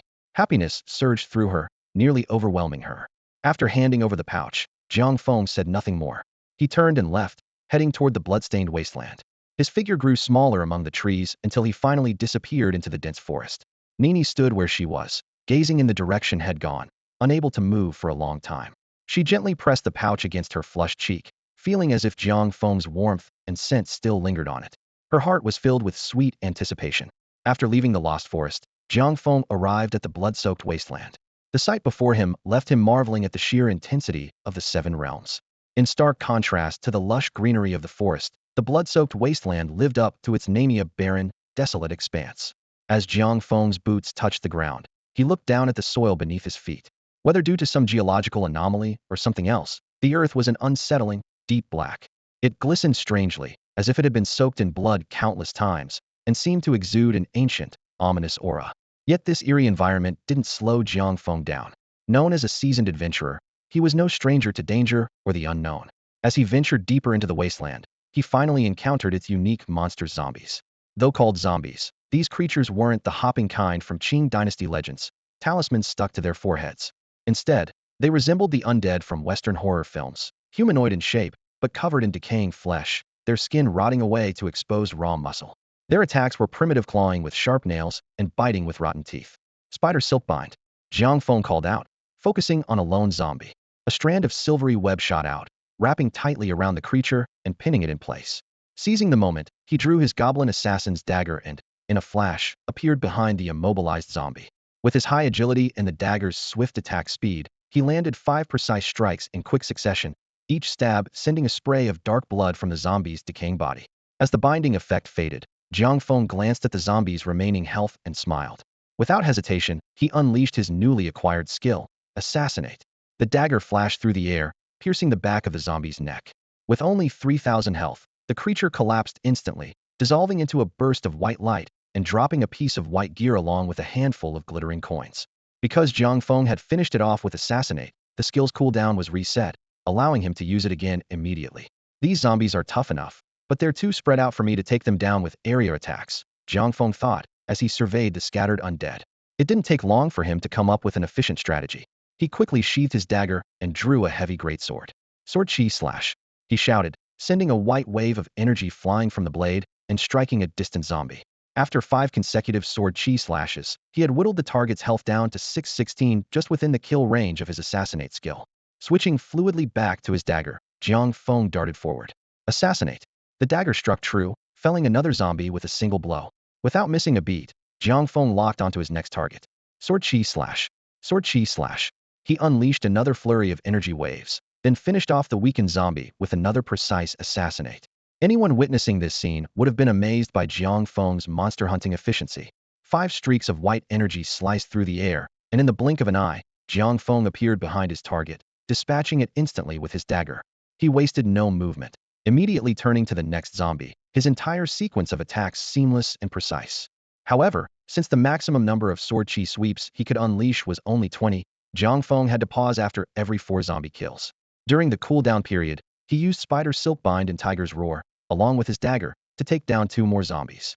As Jiang Feng darted skillfully across the blood-soaked wasteland, zombies fell one after another, yet he remained completely unscathed. Before long, Jiang Feng was pleasantly surprised to find that he had leveled up. He was quite satisfied with his rapid progress. The experience points from these zombies were truly generous. In fact, this wasn't the norm for leveling up in the 7 realms. Originally, zombies were designed to be tough monsters. While their HP and defense were low and they moved slowly, their attack power was formidable. Even more dangerous, if a player was hit and started bleeding, the scent of blood would attract all nearby zombies, activating their bloodthirst ability. Once bloodthirst was triggered, zombies' attack power, movement speed, and attack speed would be significantly boosted, and each attack would heal them. For most players, unless they were high-level or well-equipped, it was nearly impossible to farm zombies here alone. Yet, no one expected Jiang Feng to handle them so effortlessly thanks to his overpowered abilities. The sustained damage from Sword Chi Sweep whittled down most of the zombies' health, and with a single blink skill, he could finish them off, completely avoiding their attacks. After a bit more grinding, Jiang Feng leveled up again, reaching level 14. After quickly allocating his new stat points, he opened his character panel to review his current status. Class, King. Level, 14. Title, King of Fools. Perception, 35. Strength, 100. Agility, 130. Luck, 20. HP, 1090. Mana, 600. Critical rate, 135. Evasion, 7. Physical attack, 159. Defense, 75. Magic attack, 0. At this point, Jiang Feng was equipped with a purple dagger head obtained from the Goblin's Secret Kingdom dungeon. Thanks to his gear, his agility now surpassed his strength. The 5 extra perception points from the dungeon rewards had also improved his critical rate and evasion. Looking at his stats, Jiang Feng couldn't help but smile in satisfaction before setting out for the zombie cave dungeon. Meanwhile, in another dungeon, Nini's team had just finished a tough battle and successfully cleared the Goblin's hidden kingdom. While her teammates were excitedly discussing their loot, Nini herself felt especially anxious. Carefully, she took out the brocade pouch Jiang Feng had given her and pulled out the note inside. The beautiful girl's hands trembled slightly, and her heart began to race uncontrollably. She stared nervously at the note written in Jiang Feng's own hand, her mind full of questions. What exactly did my brother write on this note? Is it a love letter? At that moment, over 100,000 enthusiastic viewers were flooding Nini's livestream. Her shy expression on camera was transmitted to every audience member, sparking a flurry of lively comments. Oh no, it looks like Nini might be falling for that guy. Damn it, how dare that idiot try to make a move on Nini. I'm totally against this marriage. Someone's jealous. Honestly, I hope that guy called Wangjia is interested in Nini too. While the debate raged on in the chat, a bold message suddenly flashed across the screen. Enough? The comments are blocking the view. Don't you want to see what's written on the note? Quiet, everyone. The reminder worked instantly. The chat fell silent, and everyone held their breath, eyes glued to the screen. Nini took a deep breath and finally mustered the courage to unfold the slip of paper in her hand. But as soon as it was fully open, she hesitated, unable to look at the message directly, and instead glanced nervously at her own livestream. A strange, tense silence hung in the air for a full minute. Just as Nini was about to lower her gaze and read the note, the barrage of comments returned like a tidal wave. What the heck? What does that even mean? I don't get it at all. Haha, classic work from the king of idiots. Did she grab the wrong note by mistake? I have no idea what it says, but I strongly recommend following the instructions. Among all the suggestions, just do what it says. Quickly became the most popular. Still full of doubt, Nini stepped out of the camera's view and finally looked at the note. Scrawled in messy handwriting, it read, Nini, if you're reading this, you've already cleared the quest. Now, I need a favor. Walk up to that scruffy-looking goblin king in front of you and shout I'm your daddy. You little punk. Meanwhile, far away in the blood wasteland, Jiang Feng suddenly sneezed. Achoo, that's weird. Did someone just curse me? He shook his head and turned his attention back to his current quest exploring the zombie cave. Ahead of him was a deep, shadowy hole winding down beneath the blood wasteland. The zombie cave is underground? Why does this feel so dangerous? Jiang Feng scanned his surroundings warily, but in the end, he stepped inside. As Jiang Feng stepped forward, a system prompt immediately appeared before his eyes. Adventurer, do you wish to teleport to the rotten zombie cave? Yes. As soon as Jiang Feng responded, he was hit by a dizzying sensation. When he regained his composure, he found himself in a dark, damp lair. Time was of the essence. Jiang Feng quickly entered combat mode. The hidden quest required him to defeat the century-old corpse king within 30 minutes, leaving no room for delay. He hurried deeper into the cave and soon encountered his first monster, not the usual zombie, but a giant bat. With a swift slash of his sword, the bat was cut down instantly. These monsters don't seem too tough, Jiang Feng muttered to himself. But before he could finish, a chorus of scurrying noises echoed through the cave. In the blink of an eye, countless giant bats and rats surged from all directions, surrounding him completely. These creatures were unnaturally large, their eyes gleaming with an eerie light that sent chills down his spine. Sweeping sword chi, Jiang Feng unleashed his skill repeatedly, but the monsters were too spread out, and his linear attacks lost much of their effectiveness. After 20 uses of sweeping sword chi, his energy was nearly depleted, yet the tide of monsters kept coming. Thinking quickly, Jiang Feng switched tactics. He activated his belt skill, Tiger's Roar in the forest, causing the nearby monsters to cower in fear. Without missing a beat, he sheathed his greatsword and drew his purple dagger. Assassination strike. Jiang Feng's figure flickered through the cave, and each time he appeared, he claimed another life. Moving like a phantom, He darted among the monsters, his dagger flashing coldly as one giant rat or bat after another dissolved into white light. After a fierce round of slaughter, the cave finally grew quiet again. The ground was littered with coins, equipment, and materials. Catching his breath, Jiang Feng summoned little Miao to help collect the spoils. Just then, a chilling sound echoed from the depths of the cave, the clatter of iron chains being dragged across the ground, growing louder and closer. Instantly on high alert, Jiang Feng knew the real challenge was about to begin. The century-old Corpse King had finally appeared. In the pitch-black cave, the centuries-old Corpse King had yet to appear, but a foul, putrid wind was already wafting through the air. Moments later, the clang of metal chains scraping against the stone walls echoed, followed by a blood-curdling roar from the Corpse King. A whoa! The combination of the stench and the terrifying sound sent chills down Jiang Feng's spine. Centuries-old Corpse King? A sense of unease crept into his heart. Just then, a massive shadow suddenly loomed before him. Despite the dim lighting in the cave, illuminated only by a few torches, Jiang Feng's keen perception of 35 points allowed him to clearly see the Corpse King's appearance. The creature was pitch black, towering, and its body was wrapped in thick iron chains. With every movement, the chains scraped across the rocky ground, sending up showers of sparks. Clang clang. Jiang Feng waited for the Corpse King to step into his attack range. The moment arrived, and he struck without hesitation. Sword chi slash. Centuries-old Corpse King, level 23, HP, 561260000. Seeing its health, Jiang Feng breathed a sigh of relief. 20 sword slashes should be more than enough to take it down, he thought. Sword chi slash. Sword chi slash. But as Jiang Feng prepared to finish the Corpse King with another wave of sword energy, something unexpected happened. With a furious roar, the Corpse King suddenly swung its iron chains directly at Jiang Feng. Jiang Feng. His heart skipped a beat as he shouted, "Protective Chi Shield." Although the chains hurtled toward him at breakneck speed, Jiang Feng's reflexes were just as quick.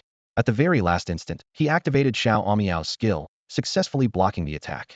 With the chains deflected, Jiang Feng readied himself to launch another sword attack. But to his shock, after hurling the chains, the Corpse King's speed surged dramatically. Its body twisted into an unnatural posture as it lunged toward Jiang Feng with alarming agility. Even though he was accustomed to tense battles, the sudden change made him freeze for a split second. He quickly cast another skill. Spider Silk Bind. Strands of spider silk shot out, wrapping tightly around the Corpse King's legs.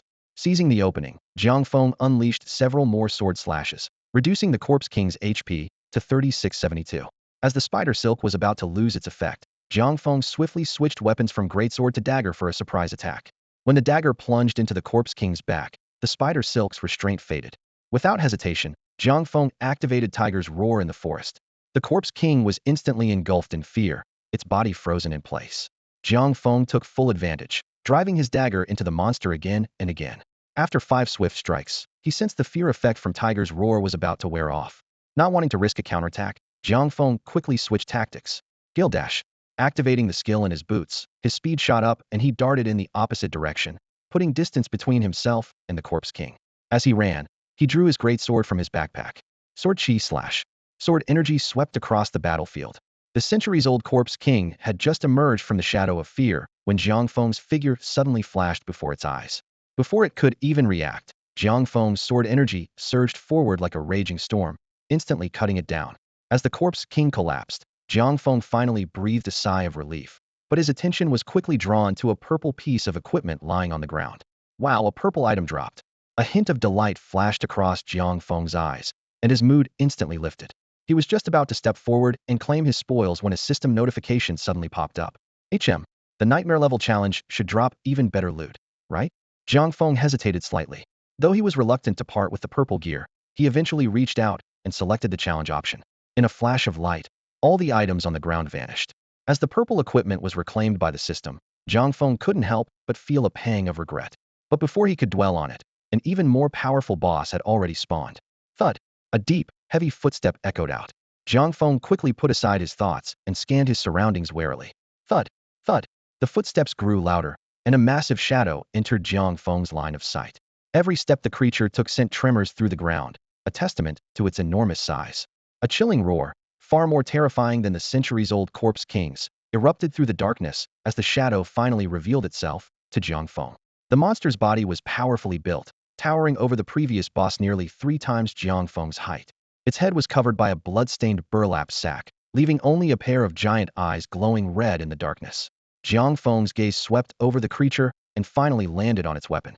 Unlike the previous boss, this one wielded a long, crimson blade. After sizing up the monster, Jiang Feng muttered under his breath, Millennium Corpse King? That's such a lazy name. First centuries-old Corpse King, now Millennium Corpse King. These game designers really don't put much effort in. I could come up with better names myself. Despite his complaints, Jiang Feng couldn't help but regret giving up the purple item earlier. Will this Millennium Corpse King drop even better gear? This guy really has that boss vibe to him. As Jiang Feng muttered and pondered, the Millennium Corpse King seemed to be provoked by his words. It suddenly raised its crimson blade and brought it down towards Jiang Feng with a powerful strike. The blade traced a blood-red arc through the air, slashing straight at Jiang Feng. Humph, come on then. If you think you're tough enough, try and take me down. Jiang Feng quickly readied himself for battle. This Millennium Corpse King was no foe to take lightly. Damn, you dare to ambush me? Do you know what happened to the last boss who tried that? As Jiang Feng dodged sharply, he cursed at the Millennium Corpse King. What? Do you want your offspring to become my pet too? Little a meow meow meow meow. However, the Millennium Corpse King seemed completely unfazed by Jiang Feng's taunts. Either it didn't understand or simply didn't care. Seeing it strike miss, it wasted no time and raised its blood-red longsword, slashing mercilessly at Jiang Feng's waist. Realizing he couldn't dodge in time, Jiang Feng came up with a plan and instantly activated his assassinate skill, appearing behind the Corpse King in a flash and narrowly avoiding the vicious attack. This thousand-year-old turtle's defense is insane. Jiang Feng muttered under his breath, shocked to see that his assassination strike only dealt 322 damage. He sucked in a cold breath, stunned by the result. But what truly startled him wasn't the Corpse King's defense, it was its speed. After Jiang Feng's attack, the massive creature spun around with almost no pause at all. Instinctively, Jiang Feng locked eyes with its blood-red gaze, his heart skipping a beat as he quickly retreated. Most people just have kids. Why do yours end up as monsters? Jiang Feng was feeling a little flustered, but he kept up his sarcastic banter. The Corpse King, unsurprisingly, didn't react to his words. It didn't even bother to acknowledge them. Gripping its longsword tighter, it swung at Jiang Feng again, its attack as fierce as a beast pouncing on prey. Spider Silkbind. Jiang Feng gritted his teeth and immediately used his skill to restrain the Corpse King. A cold smile appeared on his face as he quickly stashed his dagger and swapped it out for the humiliation bat. Let's see how you like this, old turtle. Before he even finished speaking, Jiang Feng swung the bat down, landing a solid blow on the Corpse King's head. Bang! With a thunderous crash, the Corpse King froze for a second, stunned by the attack. Jiang Feng didn't hesitate. He launched a relentless assault. Whenever the humiliation bat missed, he filled the gaps with skills like Tiger's Roar and Spider Silkbind, ruthlessly beating the Corpse King senseless. The Millennium Corpse King, with its burlap sack-covered head, never expected to meet its end in such a humiliating way. As it died, it let out a furious, unwilling howl. As its roar faded, the Corpse King's body dissolved into a flash of white light and disappeared before Jiang Feng's eyes. Its blood-red long sword fell to the ground with a dull thud. Jiang Feng didn't rush to have little a meow pick up the loot. Instead, he crouched down and began sorting through the scattered equipment and coins. But when he saw what was on the ground, he was filled with frustration. Not a single piece of purple gear, just a pile of coins and regular items. Are you kidding me? This is just ripping me off. Jiang Feng cursed, kicking the Corpse King's fallen longsword. Clang! The sword flipped over, revealing its crimson blade. Jiang Feng's heart skipped with excitement. Could it be? Trying to contain his anticipation, he reached out to grab the sword. Ding! The player, let's just call him King for now, picked up a pseudo-artifact of hero grade. At the same moment, an announcement flashed across every player's screen in brilliant gold letters, sending shockwaves throughout the entire server. It was as if the entire game world had hit pause. Almost every player stopped what they were doing, eyes glued to the notification. Hero grade gear? Isn't that purple quality? Wait, isn't that for now guy the model for that goofy statue in the newbie village? Turns out he's actually this strong? I always thought his name made him sound like a joke. The chat exploded with speculation across every channel. Those who knew Jiang Feng personally each had their own reactions, surprise flickering in their eyes. Ouyang Xiaobai gripped his weapon tighter, the corners of his mouth twitching. Damn, this guy's luck is insane. Guess I'll have to step up my game. King grinned, tapping on his equipment tab. Guess dumb luck is real. Bam, bam. 2 hits for you. Heaven really does favor the simple-minded. Baiji Cute Bunny frowned, letting out a snort. Humph, that creepy guy. Elsewhere in the game, a player named Queen AI saw the announcement and instantly went berserk. Angry symbols appeared above her character's head as her shrill voice echoed through the surrounding woods. Arg, I can't believe this. I'm going to catch up to you, just wait. Her scythe flashed coldly through the air, moving so fast it left afterimages, shredding nearby monsters to pieces. Anyone witnessing the scene would have been shocked. She was soloing a pack of level 10 saber-toothed tigers. While those weren't too tough for beta testers, Queen Ace leveling speed and combat skills were still intimidating. Meanwhile, Jiang Feng himself saw the announcement that had thrust him into the spotlight. He rubbed his chin, frowning slightly. Wow, I'm on the big screen, now isn't this a bit too high profile? But after a moment's thought, he chuckled and relaxed. Whatever, if you can't be bold when you're young, when can you? Maybe it's time they learned who I am. Jiang Feng straightened up, a spark of confidence in his eyes. Jiang Feng, former LGM team captain, world champion, he paused. No need to bring all that up. Just being the Beta PK tournament champion should say enough, right? He snorted. Fine, this is the perfect chance for everyone to learn my name. Maybe then people will stop calling me an idiot or a clown. With that, Jiang Feng felt much more at ease and finally turned his attention to the crimson blood demon blade in his hands, carefully examining its stats. What he didn't know was that, right after the system broadcast, he had instantly become the hottest topic on the game's forums. Clickbait threads popped up like mushrooms after a rain. Breaking news. The giant statue in the village comes to life, enters the game, and gets pseudo-artifact gear. Shocking. Apparently, the heavens really do favor fools. Just check the Seven Realms announcement. An in-depth look at the delicate relationship between intelligence and luck. Oh, not bad at all, Jiang Feng said with satisfaction as he examined the attribute panel of the Crimson Blood Demon Blade in his hand. Crimson Blood Demon Blade. Grade, Heroic level pseudo-artifact. Attributes, Strength 50, Physical Attack 75. Attached skill, Bloodburn / each time you slay a living creature, this skill's attack power increases. The bonus resets after the skill is used. Maximum storage time, 60 seconds. Cooldown, 0 seconds. Mana cost, 0 MP. Special effect, Demon Blade Soul. When facing an enemy wielding a bladed weapon, there's a chance to shatter the opponent's weapon. After confirming the weapon's attributes, Jiang Feng tapped the teleport button and instantly appeared outside the zombie cave. Only then did he notice that his level had risen to 15. He quickly opened his character panel to check. Character, King, let's call it that for now. Level, LV.15. Title, King of Fools. Base attributes, Perception, 35. Strength, 152. Agility, 101. Hidden attribute, Invisible to others, Luck 20. Combat attributes, Health, 1090. Mana, 600. Critical rate, 135. Dodge, 7. Physical attack, 256. Defense, 75. Magic attack, 0. Seeing his attack power had reached 256, Jiang Feng couldn't help but smile. Just then, the system notification sounded. Your hidden quest, Explore the Zombie Cave Dungeon, is complete. Would you like to claim your reward? Claim. Jiang Feng replied without hesitation. The skill Bloody Death Chain has been granted. Jiang Feng immediately checked his new skill. Bloody Death Chain. Skill effect. This skill has two modes: Bloody Death Chain, Pull, and Bloody Death Chain, Pursue.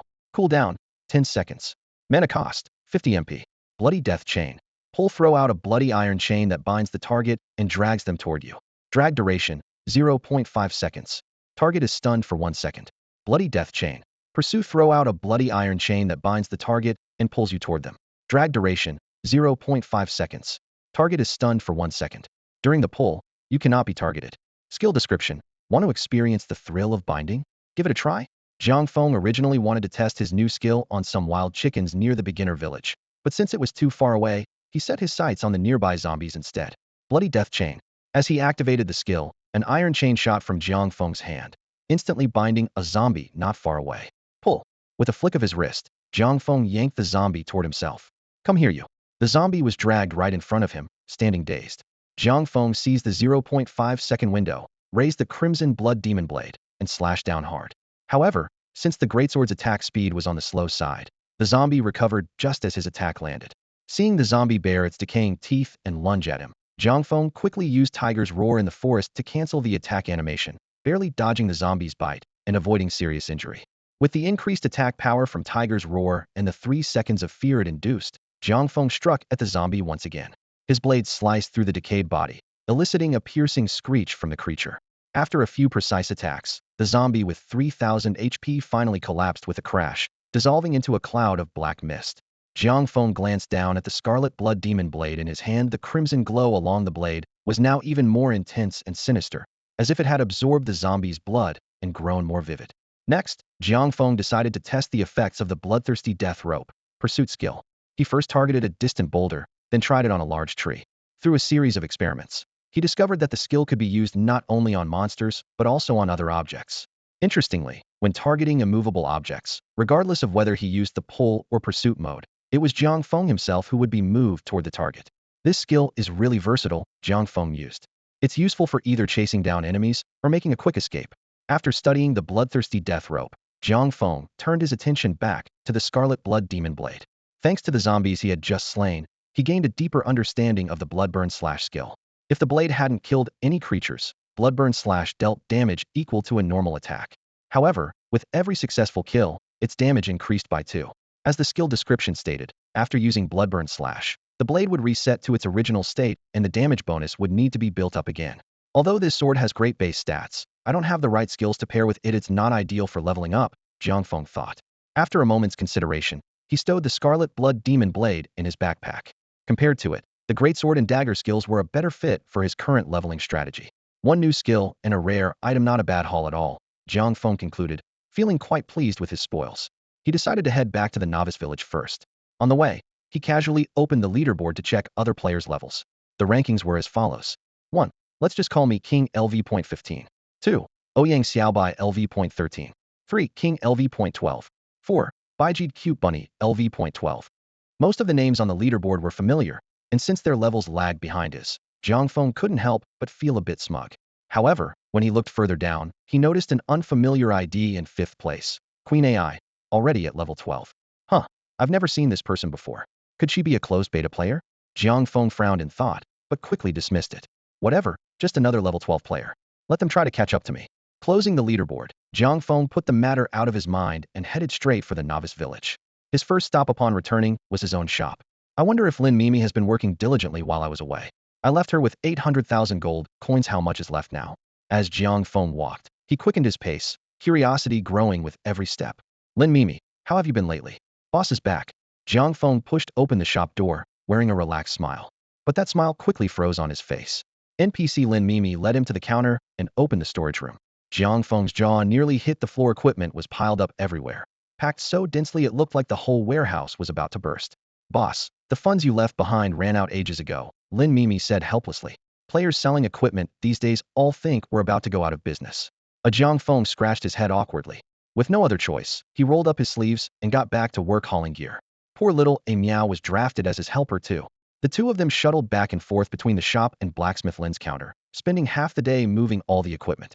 Meanwhile, Blacksmith Lin just lounged by the counter, watching the pair run themselves ragged with a leisurely smile. Brother, you really are something. Blacksmith Lin chuckled. I don't have to lift a finger, and I still meet my recycling quota every day. You're a real saint. Hearing this, Jiang Feng rolled his eyes and muttered to himself, if it weren't for the gold coins, I'd make you pay like the old village chief did. When the job was finally done, Jiang Feng slumped to the floor, while little Miao collapsed beside him, panting heavily. Miao, you've really had it tough with me, Jiang Feng said, pulling out a bag of cheap pet food and offering it. Once I've got some money, they'll buy you the best stuff. Even though all the pet food in the shop only tasted different and didn't affect pet stats, Jiang Feng still felt guilty under Miao's reproachful gaze and looked away awkwardly. Just as Jiang Feng was nursing his aching back and worrying about how unsustainable this was, Blacksmith Lin strolled over, fanning himself and sipping tea with an air of ease. TSK, brother, Blacksmith Lin drawled. Don't work yourself to the bone. Look at me, people just come to help without me lifting a finger. Haha. Jiang Feng was fuming at his teasing, but he had chosen this path himself. Seeing Jiang Feng frustrated, Blacksmith Lin became even more smug. You know, we're just separated by a single wall. As your big brother, I really ought to lend a hand, shouldn't I? As Lin the blacksmith spoke, he kept stealing glances at Jiang Feng, trying to gauge his reaction. Sensing that Jiang Feng was about to respond, he quickly added, but honestly, there's not much I can do to help. I'm really sorry about that, brother. Although he apologized, there wasn't a hint of regret on his face.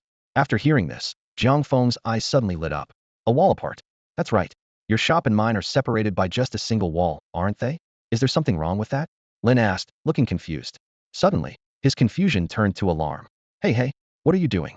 Put that thing down. His voice shook as he noticed the massive hammer in Jiang Feng's hands. Without another word, Jiang Feng swung the hammer at the wall, separating their two shops. With a thunderous crash, a large hole appeared, sending dust flying everywhere. When the dust settled, Lin stared dumbfounded at the opening now connecting their shops. What are you doing? Jiang Feng grinned. They say Kuang Heng once bored a hole through his wall to study by borrowed light. Well, I'm just breaking through to sell my gear. With that, he pulled up his shop's renovation panel, raised his counter, and moved it next to the hole. Then, he spent 10 gold coins on an iron sheet, laying it between the two counters. The height difference made the iron sheet form a natural ramp. Satisfied with his handiwork, Jiang Feng clapped his hands, took an unsold piece of equipment from his bag, and placed it on his counter. Like magic, the item slid down the iron ramp onto Lin's counter. His shop deducted just over 50 gold coins, and he instantly earned more than 100 gold coins. Huh, now that's automation, Jiang Feng exclaimed, just as Lin Mei looked up at him with puppy dog eyes. Boss, am I about to lose my job? She whimpered. We still need you around, Jiang Feng reassured her. If any equipment gets stuck on the ramp, he'll need you to fix it. Meanwhile, Lin the blacksmith was still in a daze, forgetting to fan himself or sip his tea. It wasn't until Jiang Feng called to him several times that he snapped out of it. I'll just leave you to it. I've got something to do, so we'll be off now. As he watched Lin leave, looking utterly defeated, Jiang Feng couldn't help but wonder, what's up with this world? Why do all the NPCs seem so down? Shaking off the thought, Jiang Feng checked his assets. Sure enough, his gold had doubled from 800,000 to 1.6 million. Pleased, he admired his handiwork for a while before turning to Lin Mei. I might not be around the shop much these next few days, so I'm counting on you to handle everything. I trust you. Jiang Feng didn't notice the flash of excitement in Lin Mei's eyes as he said this. That evening after dinner, Jiang Feng opened the forums and immediately noticed several trending posts in the Seven Realms Urban Legends section. Due to a wave of players copying streamer Nini, the Goblin King seems to have disappeared from the dungeon after being relentlessly insulted. Meanwhile, the village chief in the starter village appears to have developed a persecution complex, running away in panic whenever someone tries to ask for a quest, making it nearly impossible for players to get missions. The next morning, Jiang Feng was still in bed when his phone, left on the nightstand, started ringing. Groggy and half asleep, he fumbled for the phone and answered, Hello? Who is this? It's me, Ouyang Xiaobai. The familiar voice came through the line. Huh, Xiaobai? Hearing Ouyang Xiaobai's name, Jiang Feng immediately became more alert. He knew Xiaobai well. If he was calling this early, it had to be something important. Sure enough, there was a heavy sigh on the other end. Hey, Jiang Feng, do you remember Morong Xiaoxi? I'm not an idiot. Of course I remember. Jiang Feng couldn't help but laugh and complain. Ignoring his teasing, Ouyang Xiaobai got straight to the point. Xiaoxi told me yesterday that players from the Fusong server are leveling up like crazy. They want to be the first to take down the First Realm's boss before anyone else. The First Realm boss? Jiang Feng sat up in bed. Is there something special about getting the first kill? According to the latest updates, in the second realm of the Seven Realms, there might not be any national boundaries anymore.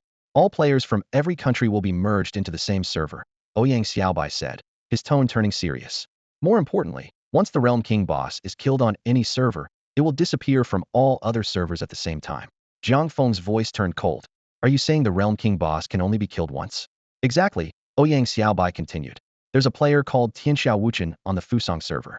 He's been hoarding resources and is already close to level 20. He's heading to the Desert of Death right now. Before Ouyang Xiaobai could finish updating him on the Beautiful Country and Silver City servers, Jiang Feng cut him off sharply. Got it. Don't worry, Xiaobai. There's no way they'll be able to kill that boss. With that, Jiang Feng hung up, quickly put on his gaming helmet, and a cold glint flashed in his eyes. Looks like I need to level up fast. Tianxiao Wuchen, you'd better hope we don't cross paths. Meanwhile, on the other end of the call, Ouyang Xiaobai stared at his phone and shook his head helplessly. Damn, when did Jiang Feng get so cocky? Jiang Feng had originally planned to rely on his family's resources for financial and equipment support.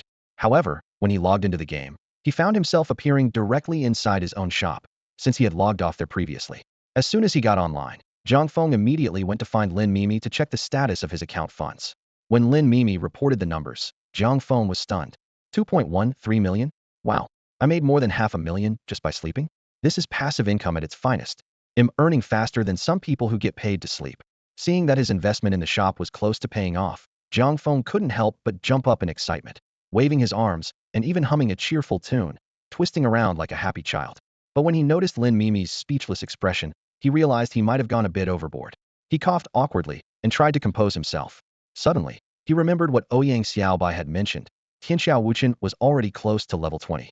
How was he leveling up so quickly? Jiang Feng opened up the leaderboard and was immediately shocked by what he saw. The rankings read: 1. King LV.15.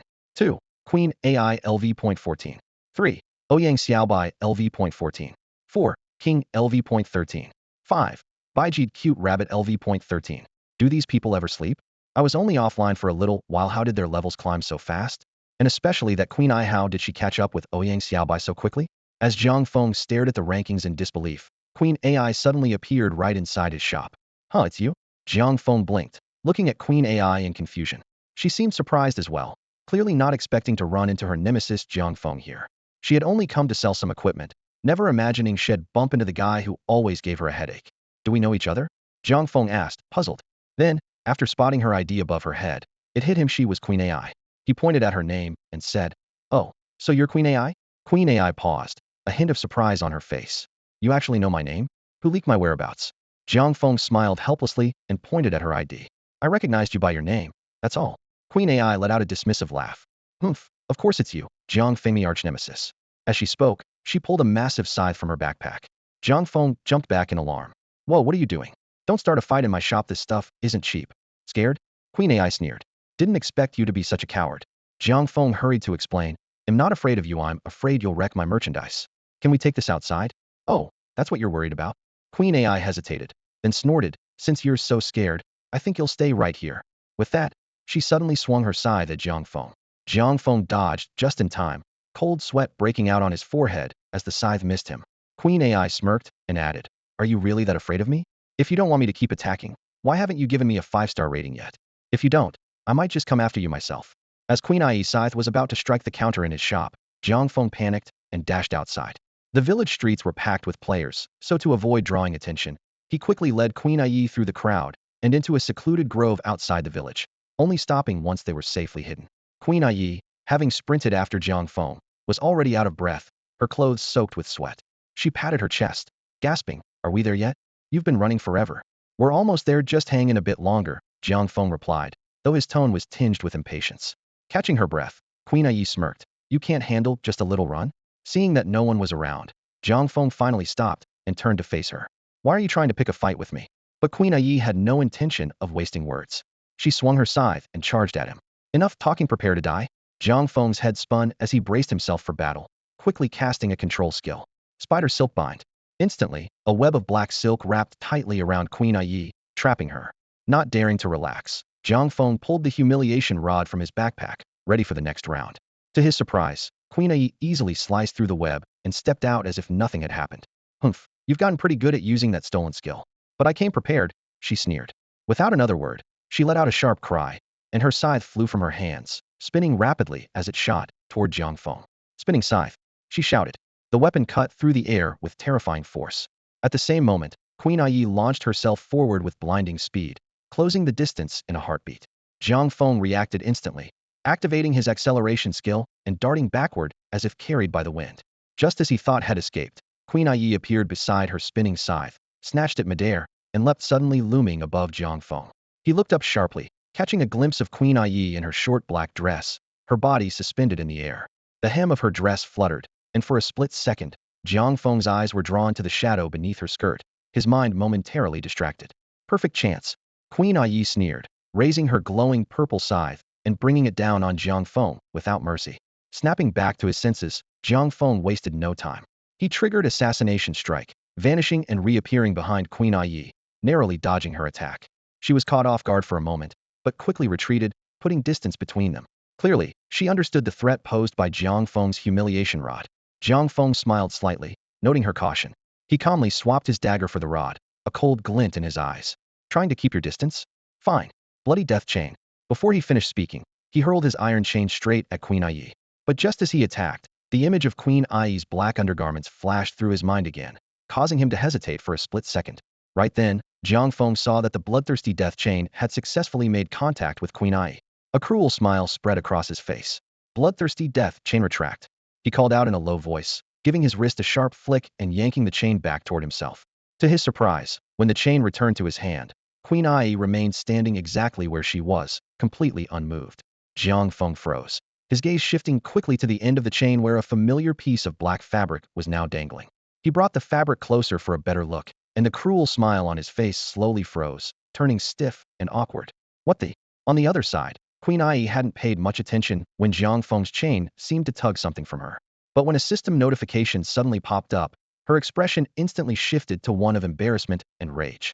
She stared at Jiang Feng in disbelief, only to find him examining her clothing up close, a lecherous grin on his face.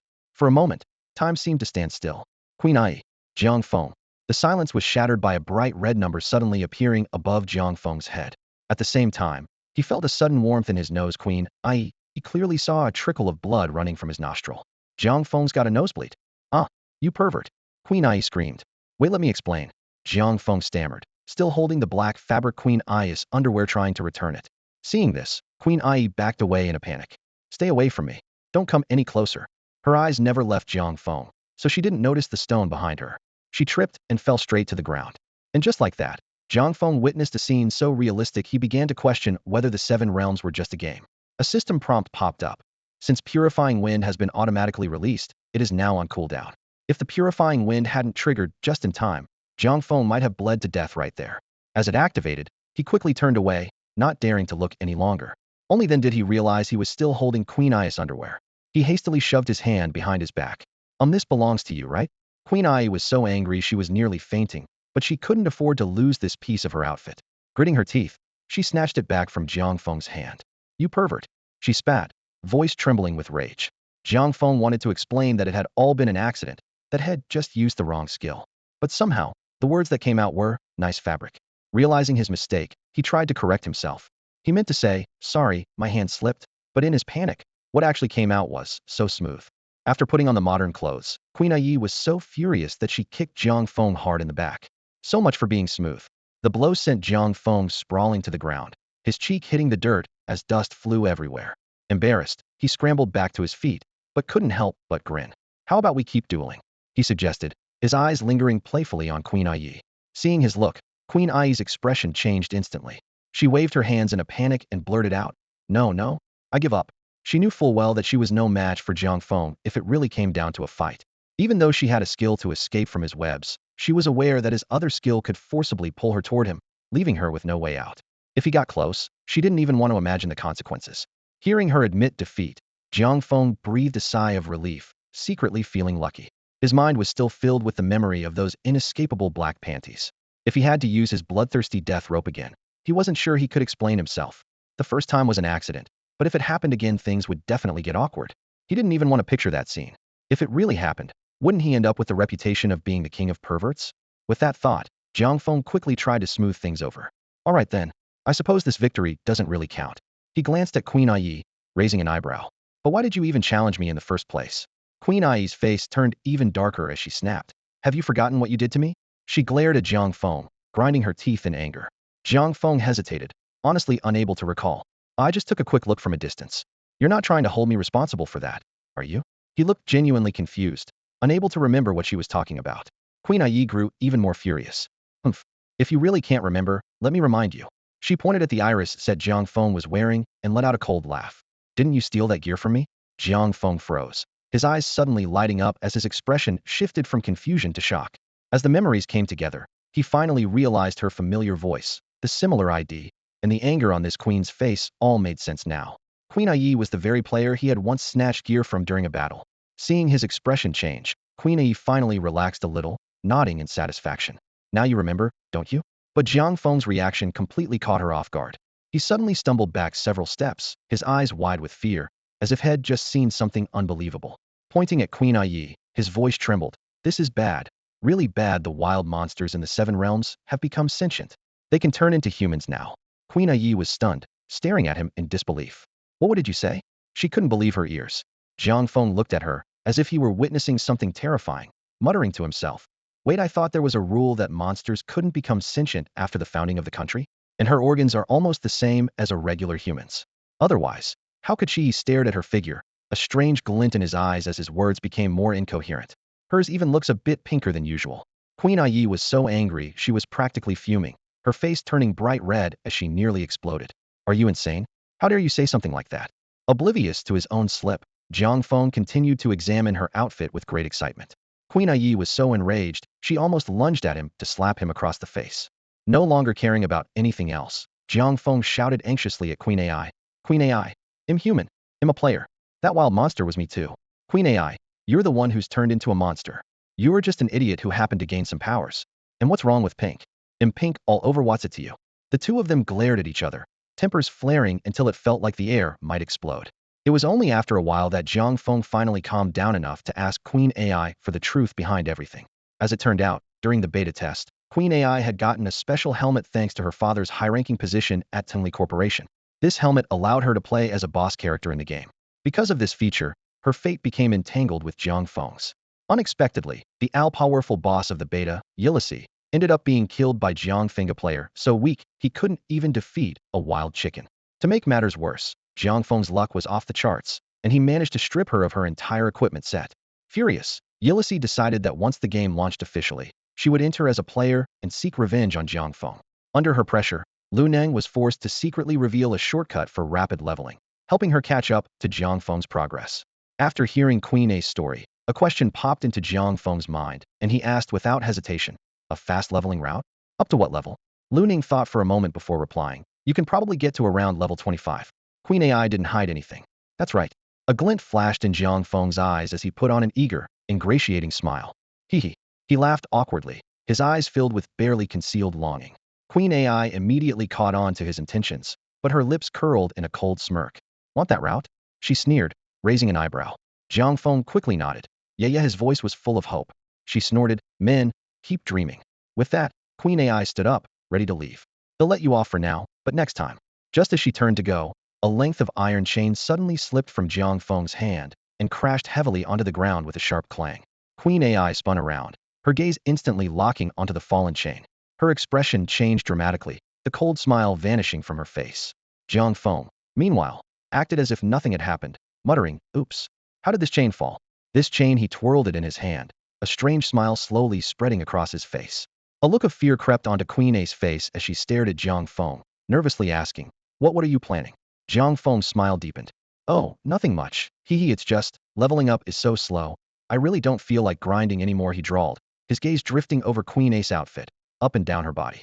Besides, I'm pretty curious your costume. Is it really a matching set, top and bottom? Under pressure and temptation, Queen Ai finally revealed the upgrade route to Jiang Feng. He had expected this so-called upgrade route to be a map, but instead, Queen Ai sent him a detailed document. As Jiang Feng opened it and read through, a look of satisfaction appeared in his eyes. In fact, this document was far more than a simple map, it was a comprehensive strategy guide. In the 7 realms, most rules and maps had to be discovered by players themselves, which often led to wasted time and confusion. But with this guide, everything would be different. Jiang Feng read carefully. The document not only listed which monsters to hunt at each level, but also detailed their attributes. It started with the most basic monsters, stray dogs, easy for anyone, no need for explanation. Next were wild cats, which, like stray dogs, occasionally spawned field bosses. These were also easy to handle and dropped beginner skills. As he continued, something caught his eye, lost goblin. Jiang Feng couldn't help but wonder, what kind of monster is this? He quickly clicked on the words Goblin Mage. Instantly, a more detailed profile appeared on the screen, including the Goblin Mage's exact location, attributes, and even illustrations. The level of detail made Jiang Feng marvel. This was a truly comprehensive guide. He quickly closed the Goblin Mage's profile and continued scrolling until he found the monsters suitable for his current level. The document read, Mud Monster, high single target strength, suitable for solo classes. Skeleton Soldier, individually weak, but appear in groups, ideal for classes with strong area attacks. He paused and opened the detailed profiles for Mud Monster and Skeleton Soldier. The Mud Monster was listed as LV.18, HP 8000, high physical defense, with melee control skills. The Skeleton Soldier's profile noted, LV.18, HP 4000, rarely appears alone, and can sometimes resurrect if a skeleton mage is nearby. Jiang Feng quickly weighed his options. Looks like farming skeleton soldiers is more suitable for me. With his mind made up, he closed the document and looked at Queen Ai with satisfaction. Not bad. Since this guide is so thorough, they'll let you go this time, Jiang Feng said with a smirk, a hint of disdain in his voice. Queen Ai immediately became furious, stomping her foot in anger. Humph, I am not someone you can order around at will. Just as she spoke, she realized the chains binding her had fallen away. To her shock, Jiang Feng shamelessly took out the chains again, a mischievous glint in his eyes. Queen Ai turned back, fuming. You'd better remember this, don't let me catch you next time. With that, she spun around and stormed off, her figure quickly disappearing in the distance, her angry shout echoing behind her. Don't let me see you again next time. Jiang Feng, are you going to wear a bikini next time? This unexpected comment struck like a bolt of lightning, making Queen Ai, who was running in the distance, trip and fall hard. She didn't even bother to brush off the dirt. Scrambling to her feet in a panic, she dashed away as if something terrifying was chasing her, disappearing from sight in an instant. After obtaining the map, Jiang Feng returned to the beginner's village to take care of some errands. He turned in quest items, sold off his unwanted loot, and restocked his supply of healing potions. Only then did he set off on his new adventure, fully prepared. Following the directions in his guide, Jiang Feng reached the edge of the bone burial plains. The moment he stepped into the area, a chilling cold swept over him, making him shiver. Even though it was supposed to be midday, the entire place was shrouded in darkness. The sky loomed oppressively, and an eerie green glow hung in the air, casting strange shadows all around. This doesn't feel like a game at all. It's like walking onto a horror movie set, Jiang Feng muttered, pressing on deeper into the plains. Suddenly, a sharp crack sounded beneath his feet. Looking down, Jiang Feng Gasped had stepped on a writhing human hand bone. At that moment, a pale skeleton emerged from the mud, its hollow eye sockets flickering with a ghostly blue light. Its jaw clattered, making a series of unsettling clicking noises, as if it was trying to speak. As if the scent of a living person had drawn them out, more skeletons began crawling up from the earth on all sides. The chorus of rattling bones grew louder and louder, sending chills down his spine. Despite being surrounded by the skeletal horde, Jiang Feng remained unfazed. He already knew these skeleton soldiers' stats by heart. First, he unleashed the tiger's roar in the forest skill, knocking back the nearest skeletons. Then he drew his goblin assassin's dagger and launched a stealth attack at the farthest skeleton. The skeleton's health bar popped up, HP 3468-4000, matching Queen Ice intel exactly. By now, Jiang Feng had broken through the encirclement, and all the skeleton soldiers were gathered in front of him. Looking at the sea of white bones ahead, he sheathed his dagger and switched to his great sword, a cold smile tugging at his lips. You're all about to become my experience points. Before he even finished speaking, he swung his sword chi sweep. After unleashing over a dozen waves of sword energy, all the skeletons in front of Jiang Feng collapsed into heaps on the ground. He glanced at his experience bar, feeling quite satisfied with how quickly he was leveling up on the bone burial plains. Over the next stretch of time, Jiang Feng continued to roam the plains, implementing an efficient strategy. He would wait for the monsters to gather in large enough groups, then wipe them out in one swift move. With each flash of his sword, skeletal remains littered the ground, and his experience points steadily increased. During this process, Jiang Feng encountered several skeleton mages, who were much trickier than the regular skeleton soldiers. Not only could they attack from a distance with eerie blue flames, but the most troublesome part was their ability to resurrect fallen skeletons. What frustrated Jiang Feng the most was that these revived skeletons no longer gave any experience points. Seriously? Killing the same monsters after they're revived doesn't grant any experience? That's a ripoff. Grinding his teeth, Jiang Feng took out his frustration on the skeleton mages. Whenever he came across one, he made sure to eliminate it first, prioritizing these troublemakers above all else. Meanwhile, Jiang Feng stumbled upon a new way to use the highest level weapon in his inventory, the heroic grade Crimson Blood Demon Blade. This pseudo-legendary weapon had a skill called Bloodburn Slash, which turned out to have some hidden tricks. Skill description: Bloodburn Slash grants extra skill power for each life you take. The bonus is reset when the skill is used. Maximum storage time, 60 seconds. Cooldown, 0 seconds. Mana cost, 0 MP. At first, Jiang Feng thought he had to equip the Crimson Blood Demon Blade for his kills to power up Bloodburn Slash. But after mowing down countless skeletons, he noticed the blade in his backpack had turned a deep, bloody red. Curious, he drew the weapon and activated Bloodburn Slash. Bloodburn Slash. With a single slash, the skeleton soldier in front of him shattered instantly. Jiang Feng's eyes widened in amazement, as if he had just discovered a hidden treasure. Damn, that's insane. No wonder it's a pseudo-legendary weapon, it's ridiculously powerful.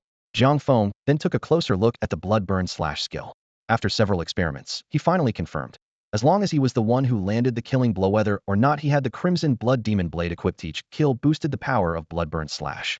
Even more surprising was the meaning behind the maximum storage time. 60 seconds in the skill description. This countdown only started after the last kill. In other words, as long as Jiang Feng killed another monster within 60 seconds of the previous one, the timer would reset and all accumulated bonuses would be retained. The most crucial part was that the skill description didn't mention any upper limit to its power. Realizing this, Jiang Feng was so excited he could barely contain himself. So if I stack enough kills, I could one-shot any boss with a single slash? This is nuts. Absolutely insane. I can't believe how awesome I am right now. I need a moment to just bask in my own glory. From then on, Jiang Feng added another step to his monster farming routine. He raced a detailed look at his new leveling strategy. With some slick maneuvering, Jiang Feng skillfully kited the monsters in circles. The skeleton soldiers chased him relentlessly.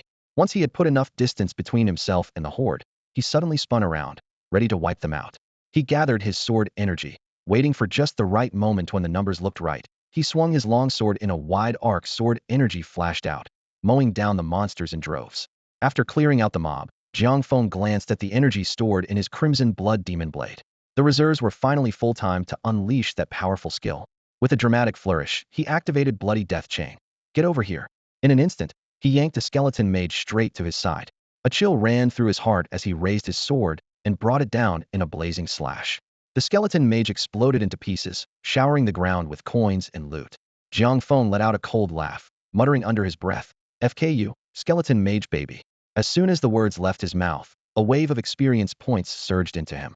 Feeling triumphant, he summoned his pet and ordered Little Meow to pick up the spoils. Go on, Little Meow, pick it all up. He cheered, patting the cat on the head as he admired his hefty rewards. Keep it up, Meow. We're on a roll. But just as Jiang Feng was soaking in his victory, he suddenly heard gagging sounds behind him.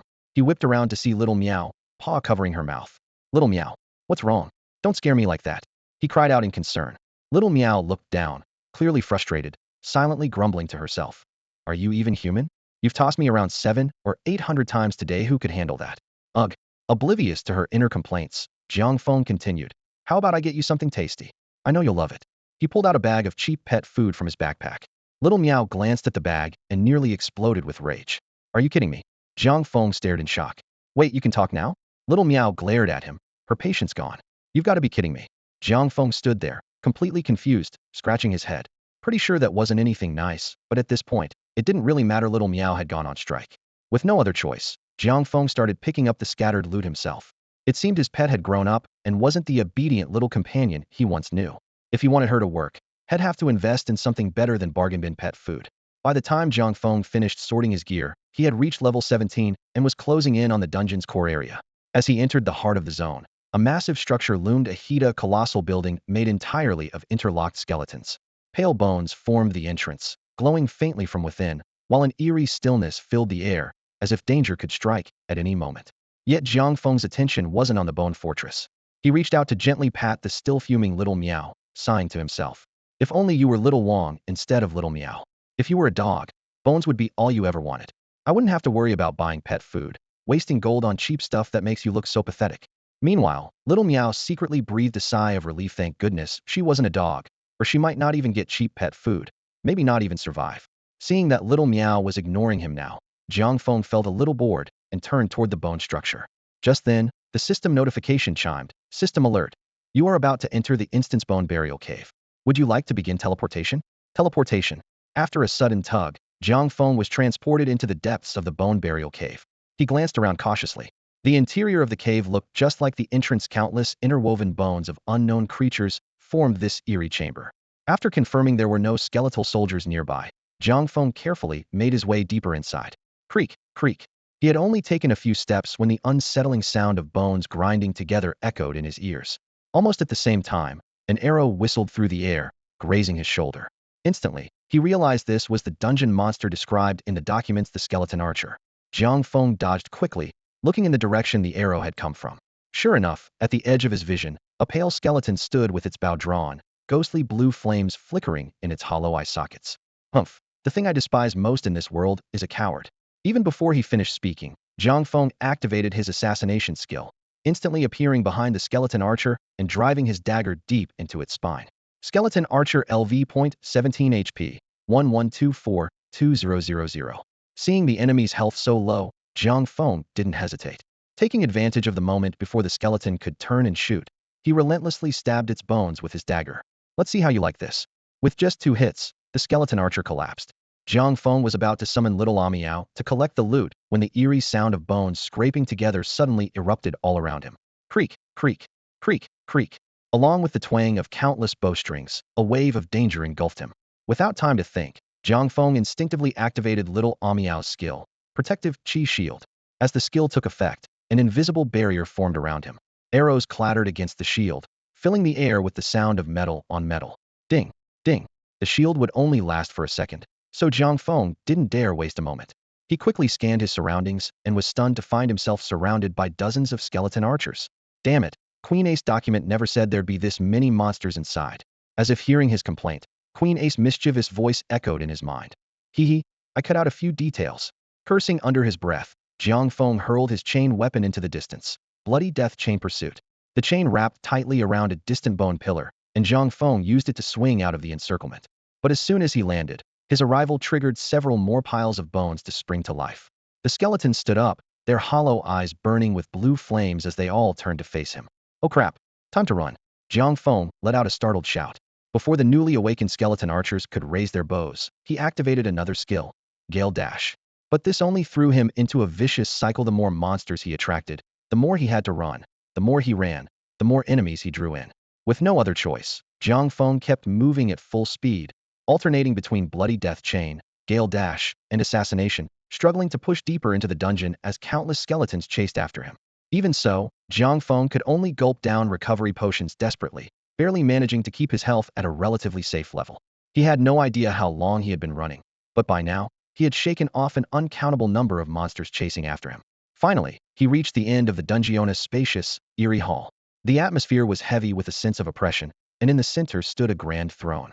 Seated atop, it was the dungeon's boss, the Skeleton Emperor. Already suspecting as much, Jiang Feng looked up at the throne. Sure enough, the Skeleton Emperor rose, towering like a massive skeletal statue, radiating a powerful and intimidating presence. Who are you, daring to trespass on my domain? Are you tired of living? The Skeleton Emperor's voice was deep and resonant, naturally commanding respect. As he spoke, he drew a gem-encrusted broadsword from the wall and pointed it straight at Jiang Feng. To the Skeleton Emperor's surprise, Jiang Feng didn't stop at his words. Instead, he sped up and charged straight at him. You're not even going to watch the boss intro animation? The Skeleton Emperor roared in outrage. But Jiang Feng had no time for cutscenes. In a flash, he used an assassination skill to teleport behind the Skeleton Emperor, smirking coldly as he replied, "That's right. I always skip the intros." His words sent the Skeleton Emperor into a fury. He raised his sword to strike, but just as he was about to swing, something unexpected happened. Before the blade could reach Jiang Feng, the Skeleton Emperor suddenly felt a sharp pain in his back, and strings of damage numbers floated up around him. What? You? The Skeleton Emperor turned his head in shock, disbelief written all over his face, before collapsing to the ground. It turned out that the relentless skeleton archers who had been chasing Jiang Feng had, in the split second when Jiang Feng moved behind the boss, accidentally redirected their attacks onto the Skeleton Emperor instead. Jiang Feng had used this opportunity to teleport behind him, causing all the incoming arrow damage to be transferred to the boss. The skeleton archers who had struck their own leader froze in disbelief, staring at their fallen lord in shock and confusion. Click, clack. Oh no, did we just kill our own boss? We're in big trouble now. Seeing this, Jiang Feng couldn't help but burst into laughter. He lashed out with his bloodthirsty death whip and charged straight at the group of skeleton archers, mocking, "TSK, TSK, you guys are really loyal, so devoted you killed your own boss for me. Haha." He clapped as he laughed. Seeing Jiang Feng's shameless display, the skeleton archers were furious. Their eyes burned with rage as they glared at their taunting enemy. In perfect unison, they raised their bows and drew the strings taut. As if acting on some silent agreement, every skeleton archer released their arrows at the same instant, sending a storm of arrows flying toward Jiang Feng. Facing the incoming barrage, Jiang Feng remained calm and collected, a cold, ruthless glint in his eyes as the corner of his mouth curled up. He said in a chilling voice, "Bring it on." With that, countless arrows tore through the air, hurtling straight toward Jiang Feng. Jiang Feng stood his ground, calmly waiting as the arrows flew toward him. Just as the hail of arrows was about to strike, he suddenly unleashed his protective energy shield. A series of metallic clangs rang out as countless arrows bounced off the shield, ricocheting wildly in all directions. With the source of damage now attributed to Jiang Feng, every arrow that struck a skeleton archer triggered a critical hit. In the blink of an eye, the skeleton archers around him collapsed one after another, leaving only a handful of wounded survivors barely holding on. Without hesitation, Jiang Feng drew his greatsword and, with a few swift strikes, finished off the remaining enemies. You were born from the same root, so you might as well die together. Allow me to show some mercy and send you on your way, Jiang Feng quipped as he cleared the battlefield. However, just as he was about to relax, the system notification he expected didn't appear. Jiang Feng turned to look at the pile of bones in the center of the hall, the remains of the skeleton emperor, and was startled to see that the skeleton, which should have been dead, was somehow standing upright again. You despicable human. Using my kin's arrows to take my life, how dare you? I am furious. The skeleton emperor roared, brandishing a gem-encrusted broadsword wreathed in eerie green flames as he advanced on Jiang Feng. Before the skeleton emperor could finish, Jiang Feng quickly pulled a glowing red blade from his pack and struck down hard. A cascade of crimson damage numbers flashed as the skeleton emperor crashed to the ground once more. Sorry about that. I wanted to see your entrance scene, but if I listened to your speech a moment longer, my blood/buff would have worn off, Jiang Feng said with a helpless shrug. As he searched the ground for loot, a mysterious green light suddenly shot over from the distance, merging into the skeleton emperor's remains. With a series of cracking sounds, the bones reassembled, and the skeleton emperor revived for the third time. This time, it was as if the skeleton emperor had hit fast forward. He blurted out, "Who are you to trespass in my domain? Are you tired of living? You despicable human." using my kin's arrows to take my life. I am furious. My wrath will only be quenched by your blood. He rushed through his lines so quickly, it sounded like he might trip over his own tongue, all to avoid being interrupted by Jiang Feng again. Jiang Feng. Jiang Feng. The skeleton emperor repeated his name mockingly, his tone dripping with sarcasm. Having learned from past mistakes, however, he didn't waste words. Suddenly, he raised his massive blade and brought it down toward Jiang Feng's head like a bolt of lightning. Trying to trick me into chatting with you again? I'm not falling for it. Go to hell. The skeleton emperor roared. Just as the blade was about to strike, a sharp glint flashed in Jiang Feng's eyes. He swiftly used assassination assault to teleport behind the skeleton emperor. With fluid movements, he pulled out the humiliation rod from his backpack and slammed it hard against the skeleton emperor's pelvic bone. Bang! The crisp sound of the impact echoed through the hall. Seeing that his dog-beating staff technique worked, Jiang Feng's lips curled into a slight smile. He swung his arms even faster, the humiliation rod striking the skeleton emperor again and again. Under this relentless assault, the skeleton emperor soon collapsed, scattering into a pile of bones on the floor. Having learned his lesson, Jiang Feng was extra cautious this time, carefully scanning his surroundings. Sure enough, on a barely noticeable platform high above the hall, a sneaky skeleton mage was casting a spell. So it was you causing trouble. Bloodthirsty death lasso pull. Jiang Feng shouted, sending the bloodthirsty death lasso whistling through the air. With a crash, the skeleton mage was yanked off the platform. Jiang Feng showed no mercy, unleashing a flurry of skills until the mage was completely destroyed. In the distance, the skeleton emperor let out a final, mournful wail before collapsing for good. A system prompt immediately appeared. You have cleared the bone burial cave. Would you like to leave the instance? Jiang Feng nodded in satisfaction. He sent out Xiao Miao to scout ahead while he checked his stats panel. He had reached level 18, with his experience bar more than halfway full. Once Xiao Miao returned, he chose to teleport out of the instance. It's getting late. Time to log off for today, he muttered. Just as he was about to log out, Ouyang Xiaobai's icon in his friends list started flashing wildly. A flood of messages came in. The top players on the Fusong server were almost level 20, and players from the Xianyuan and Dongfang families were leveling up like crazy. Ouyang Xiaobai also shared a supposedly super efficient leveling spot. Jiang Feng chuckled and forwarded the leveling guide he'd gotten from Queen Ai to all his friends, including King, Baijid Bunny, and Bang Bang Two Hammers. Soon, skeptical replies poured in. Is this for real? You sneaky guy, what are you up to now? What kind of weird leveling route is this? I only trust my good old hammer. Ignoring their doubts, Jiang Feng just sent an emoji along with a screenshot of his current level. Instantly, the chat was filled with people begging to be carried. Boss, you're awesome. Take me with you. Boss, my stomach's weak, I can't handle anything too tough. Boss, got room for a psychic on your team? After logging off, Jiang Feng finished his meal and returned to his computer, casually opening the forum. At that moment, the main page was dominated by two hot topics: the fastest ways to level up and the most efficient ways to earn gold. Jiang Feng glanced over these posts, a faint smile tugging at his lips as he thought to himself, what a coincidence, I don't need either of those anymore. Feeling a bit smug, Jiang Feng suddenly had another idea. Since he now held exclusive strategies for leveling up and making money, why not share them with all Huaxia players? His reasoning was simple and direct. When the youth are strong, the nation is strong. Even though Seven Realms was just a game, he never saw a divide between games and real life. A powerful nation shouldn't only exist in reality. Huaxia should stand at the top, even in the virtual world. More importantly, had heard from Ouyang Xiaobai that players on other countries' servers were generally leveling up much faster than those in Huaxia. If what she said was true and all servers would merge after the first realm was cleared, then at the current pace, Huaxia players would be at a disadvantage. Jiang Feng couldn't accept that outcome. How can we let others keep us down? If anyone's doing the dominating, it should be us. With passion surging in his chest, Jiang Feng forced himself to calm down and immediately opened a new post editor. He carefully organized and uploaded the exclusive strategies he'd obtained from Queen Ai, adding his own verified tips and notes at key points to help everyone keep up easily. He spent a good while thinking about the title before finally settling on something eye-catching. The ultimate super detailed, super fast leveling guide, a gift to all Huaxia players. As soon as the post went live, Jiang Feng kept his eyes glued to the refresh button, both excited and a bit nervous. But soon, the feedback thrilled him. Views skyrocketed, unread replies shot past 99 in the blink of an eye, and the thread's popularity soared. Eagerly, he clicked into the comments. The very first one made him laugh and sigh at the same time. Saw the leveling guide and clicked in right away, but when I saw who posted it, I clicked right back out. More sarcastic comments quickly followed. Isn't this the idiot from the newbie village? Yeah, that's him. I still remember that ridiculous video he made back then. Looks like this guide's just another joke. What could a clown like him possibly teach us? He thinks winning that closed beta PK tournament makes him a pro? Not worth reading. I'm out. Each mocking comment felt like a bucket of cold water. and Jiang Feng's expression darkened. Had been prepared for skepticism, but the wave of ridicule still left him feeling disheartened. Just then, a few new replies appeared, bringing a bit of warmth back to his mood. First came a comment from the streamer Nini. "I'm saving this guy Jianggo. I trust your skills. You all might want to check the in-game leaderboard too." Her post was a real morale boost. As a well-known game streamer, Nini had a lot of influence among players.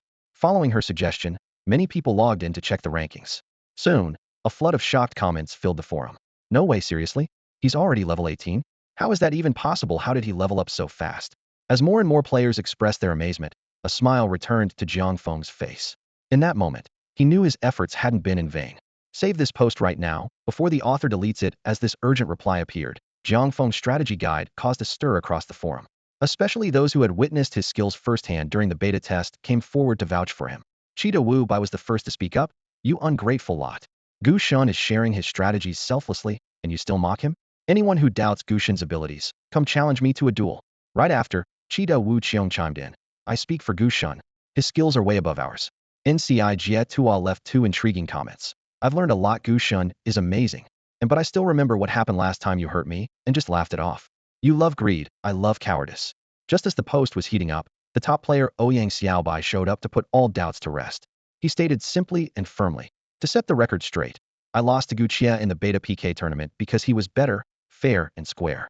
There was no luck involved. Judge for yourselves." With these top players backing him up, the community finally settled down and took the guide seriously. Even though it was late at night, the game servers were busier than ever, packed with players following the guide to level up. Meanwhile, Jiang Feng quietly logged off, content to keep his achievements out of the spotlight.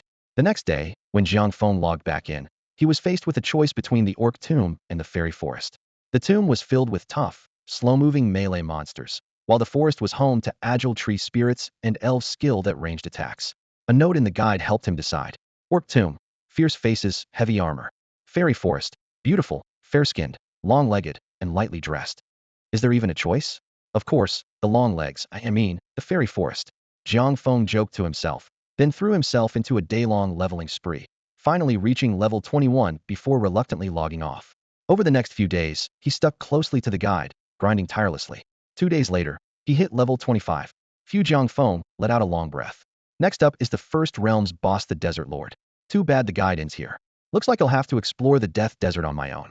Might as well head back to the starter village and see if the old village chief has recovered. Maybe I can pick up a quest about the Death Desert. With that in mind, Jiang Feng turned and made his way back to the starter village. After returning to the novice village, Jiang Feng didn't rush to find the old village chief. Instead, he headed straight for his own shop. After being away for a few days, he had already started calculating in his mind. Surely, his store must have brought in a few million by now. The most important thing in life is to be happy, he thought. Maybe today was a good day to think about improving his quality of life. Should he buy a car first, or a house? Or maybe just get both? The thought made him smile, and he walked down the familiar street, full of anticipation. However, when his eyes landed on the spot where his shop should have been, he froze. The scene before him was completely different from what he remembered. The shop that used to be his was gone. In its place stood a brand new, impressively decorated store. Jiang Feng's heart sank, and a flood of wild guesses rushed through his mind. What on earth happened? Did Lin Mimi take off with the money? Is she related to the old village chief? Or did he convince her to steal my shop? While Jiang Feng was lost in confusion, a familiar female voice suddenly called out, "Boss, you're back." He turned around quickly and saw a familiar figure. Right was Lin Mimi. Only then did he breathe a sigh of relief, rubbing his eyes to make sure he wasn't seeing things. "Lin Mimi, what happened to our shop?" Jiang Feng asked nervously. Lin Mimi just smiled, then pointed above her head, signaling for Jiang Feng to look up. He followed her gesture and, to his surprise, saw the same shop sign still hanging above the door, the one he had personally put up, which read, "Blade Sword Equipment Shop. We pay more than the others."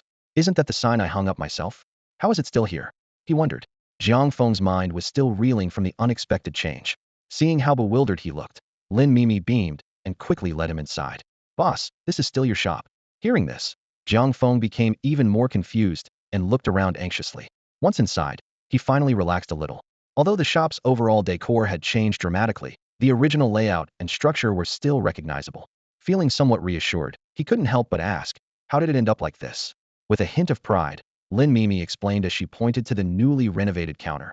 "Our sales have reached a 3-star level, so I took the liberty of choosing an upgraded look from the system store. Now, the shop looks much more upscale." She continued, "The counter's been replaced too. The old iron counter you set up has been upgraded to an automatic one. Jiang Feng listened and nodded thoughtfully, still looking around with lingering confusion. So how much do we have in assets now? Lin Mimi hesitated for a moment, her eyes flickering as if unsure how to answer. Well, boss, we've actually opened over a dozen branches in the Huaxia server, she said, trying to change the subject. So our financial situation is a bit complicated. Jiang Feng immediately picked up on her evasiveness, and a sense of unease crept over him. He hurried to the counter and pulled up the assets page. The number on the screen almost made him faint. Current assets, 54,213.66 gold coins. He stared in disbelief, his vision going dark for a moment as he nearly collapsed. How is this possible? Jiang Feng's heart sank. After all these days of business, how could there be so little left? Seeing his reaction, Lin Mimi's expression changed. She quickly caught him and tried to comfort him in a low voice. Boss, please calm down. It's probably just some other expenses. We do have a lot of complicated cash flow. Once you feel better, he'll explain everything in detail. But hearing this only fueled Jiang Feng's anger. Everything around him seemed even more confusing and uncertain, and a wave of cold dread washed over him. Boss, please listen to me first. Lin Mimi pleaded anxiously, gesturing with her hands. Since we opened these new branches, our daily revenue has shot up more than tenfold. This investment was really necessary. Jiang Feng fought off a wave of dizziness and double-checked the numbers on his system panel. Current assets, 58,772.32 gold coins. In just a few minutes, his assets had increased significantly, which allowed him to breathe a little easier. From now on, make sure to discuss things with me before making any decisions, Jiang Feng reminded her sternly. Seeing that Jiang Feng wasn't pleased, Lin Mimi's lips quivered and her eyes grew misty with tears. I only decided to upgrade because I saw that with the shop's level up, we could unlock features like equipment fusion and enhancement. What? Equipment fusion and enhancement? Jiang Feng's eyes widened in shock. A thought flashed through his mind: if 7 realms really allowed equipment enhancement, and with his luck stat so high. His attitude changed instantly. He patted Lin Mimi reassuringly on the shoulder and said with conviction, "Go for it. I believe in you." Lin Mimi was momentarily stunned by Jiang Feng's sudden change of heart, but seeing the trust in his eyes, she didn't ask any more questions. After leaving the shop, Jiang Feng couldn't help but feel excited about the possibilities that equipment enhancement could bring. Improving his quality of life could wait. This was more important. He wandered aimlessly around the beginner village, planning to catch up with the old village chief. Just then, the sound of an argument among several players caught his attention. A burly, bearded middle-aged man, his ID Red Wolf uncle, was speaking in a cold tone. "Nini, the deadline is up. Why hasn't your guild disbanded yet?" A shirtless brute next to him chimed in. "Nini, our wolf young master has already shown you enough respect. Don't push your luck." The streamer Nini looked frustrated. "Brother Wolf, can't you give us a few more days? We worked so hard to build this guild. Give you more time?" Wolf uncle sneered, cutting her off.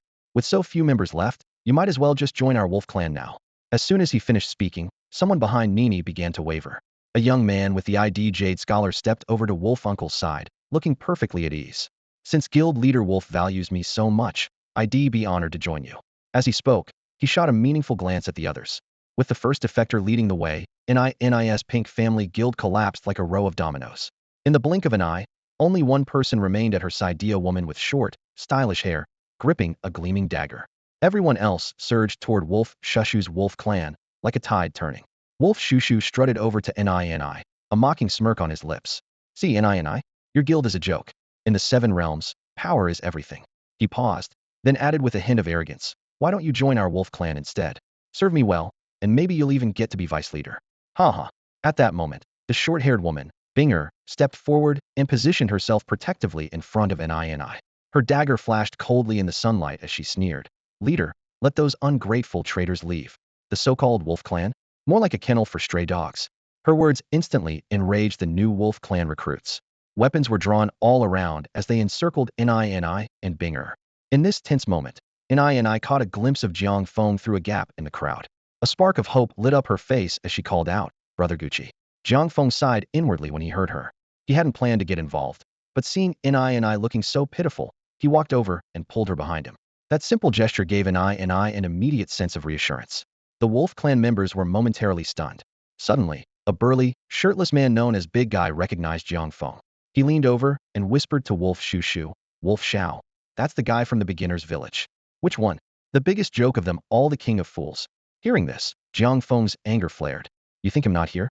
Once Wolf Shushu realized who Jiang Feng was, he stepped forward threateningly. "Kid, I'd advise you to stay out of this, or else." Big Guy quickly warned, "Wolf Xiao, watch out for his humiliation stick." Wolf Shushu's expression shifted, but he quickly regained his composure. Glancing back at his followers, he sneered, "You think one stick is enough to make all of us scream?" With a wave of his hand, more than a dozen people closed in around Jiang Feng.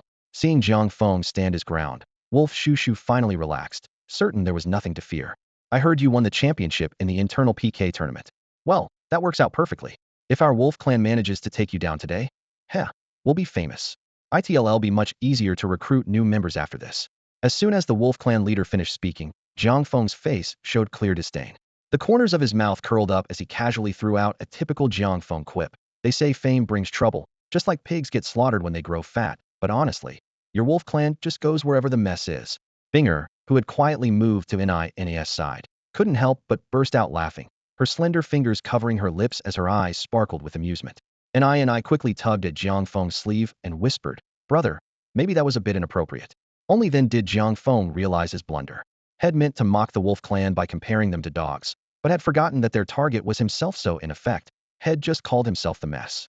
The realization left him a little embarrassed, especially when he noticed a few Wolf clan members had caught on and were snickering.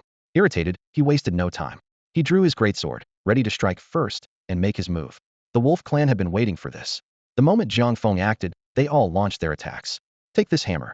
Feel my bloodkill blade." Thunder curse. Despite the onslaught, Jiang Feng remained calm and composed.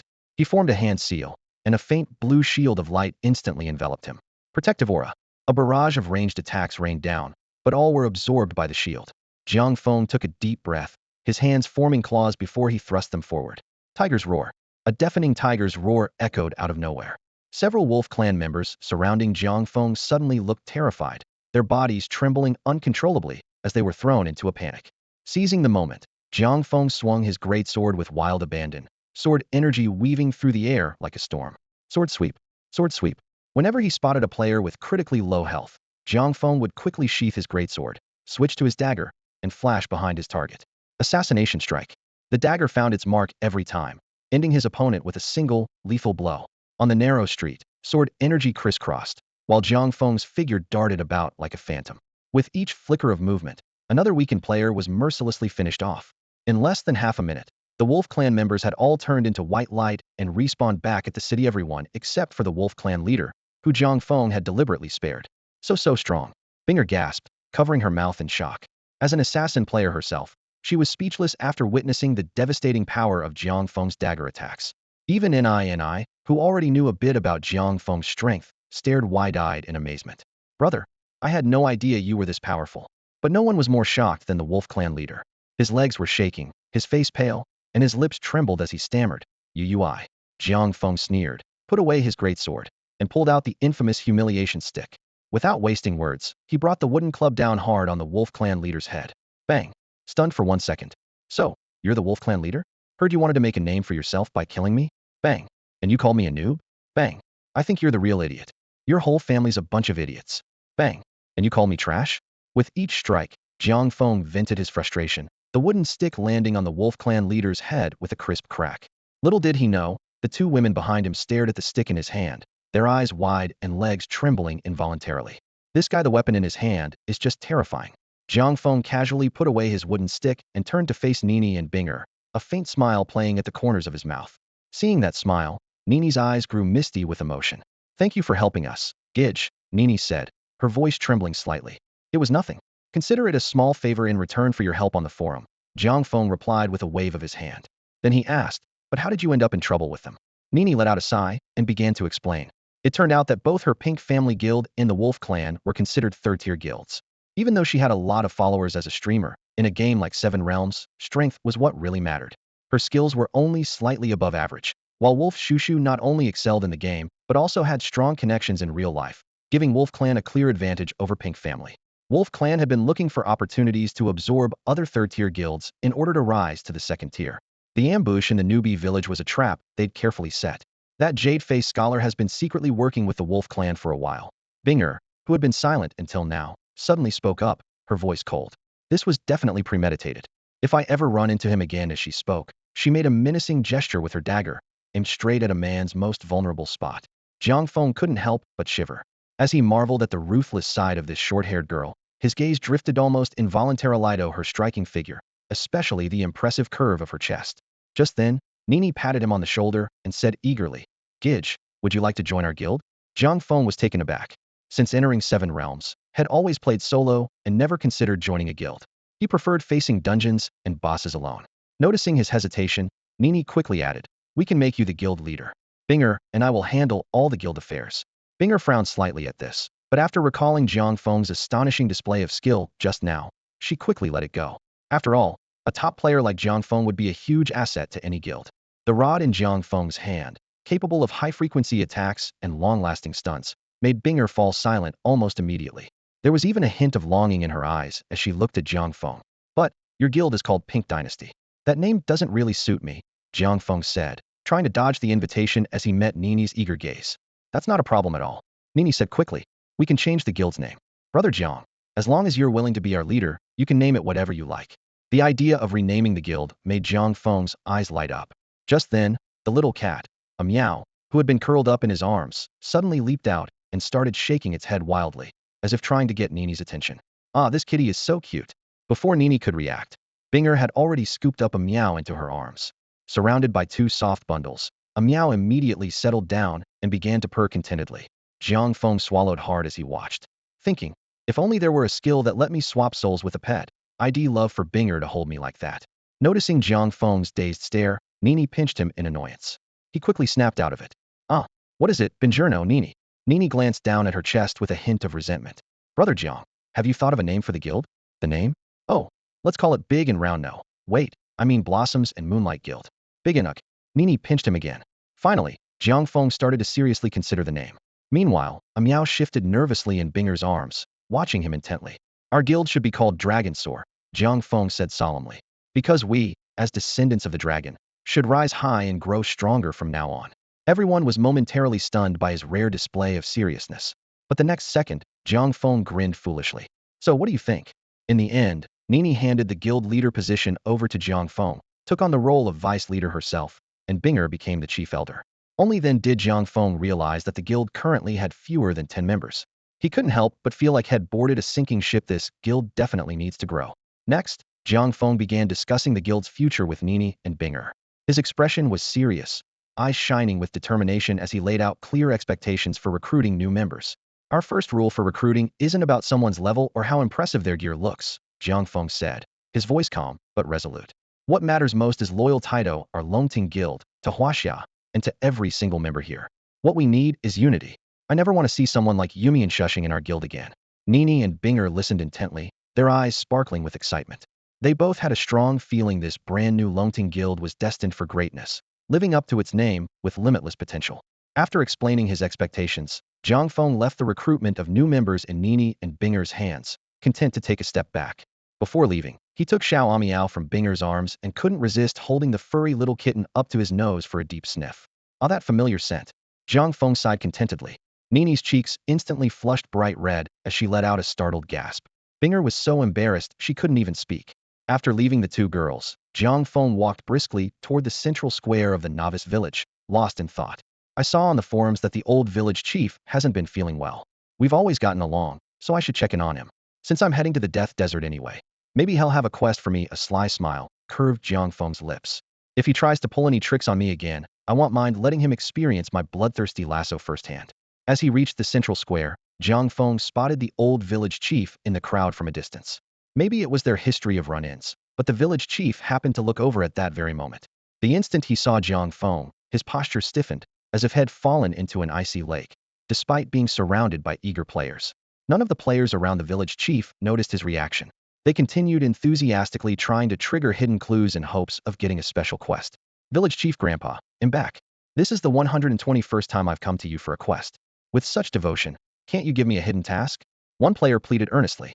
Another chimed in flatteringly. "Village Chief, you look so young and impressive. I can tell you're the smartest NPC in this whole novice village. You must have some special quest, right? Could you give it to me?" While the players tried everything to get a unique quest from the village chief, he actually pulled a gleaming golden scroll from his robe. The players around him were stunned. None of them had ever seen such a dazzling quest item in his hands before. "What tier of quest is that? I've never seen a scroll this ornate and shiny. That has to be the legendary high-level hidden quest. Village Chief, you really do love me after all." But just as everyone silently hoped they'd be chosen, the village chief suddenly stepped out of the crowd, and walked straight toward a figure not far away. Because Jiang Feng rarely appeared in the starter village, many people had only heard rumors about the silly idol manifesting, but had never actually seen him. Where did the village chief go? Who is that person? He looks like that big goof from the village. Could it really be him? Just as the players gathered around the chief were busy discussing, something truly astonishing happened. The old village chief walked straight up to Jiang Feng, picked up a scroll without hesitation, and prepared to shove it right into Jiang Feng's arms.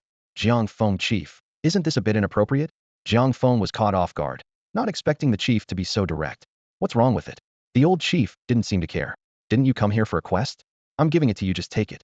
Jiang Feng was a little overwhelmed by how straightforward the chief was. For a moment, he didn't know how to react. Chief, how about we use our wits like last time? This way makes me a little uneasy. The old chief waved his hand with a helpless smile. No, I'm getting old. I can't play those games with you anymore. Looking at the chief's stooped figure and his graying hair, Jiang Feng felt a pang of guilt and backed down a little. Come on. Chief, how about I stand farther away this time? Maybe over by the blacksmith shop? If ITLL help, I won't say that line either, alright? But this time, the old chief seemed determined. No matter how Jiang Feng tried to avoid it, the chief insisted on handing the quest scroll to him directly. No amount of refusal would change his mind. Chief, never mind, he'll just go. He'll come back another day. Jiang Feng was about to leave when, just as he turned around, the old chief's hand clamped down firmly on his shoulder. Before Jiang Feng could react, the chief quickly shoved the scroll into his arms. Take it, the chief said, leaving no room for argument. Jiang Feng was stunned, watching as the chief disappeared into the crowd. The players who had gathered around were even more shocked than he was. What just happened?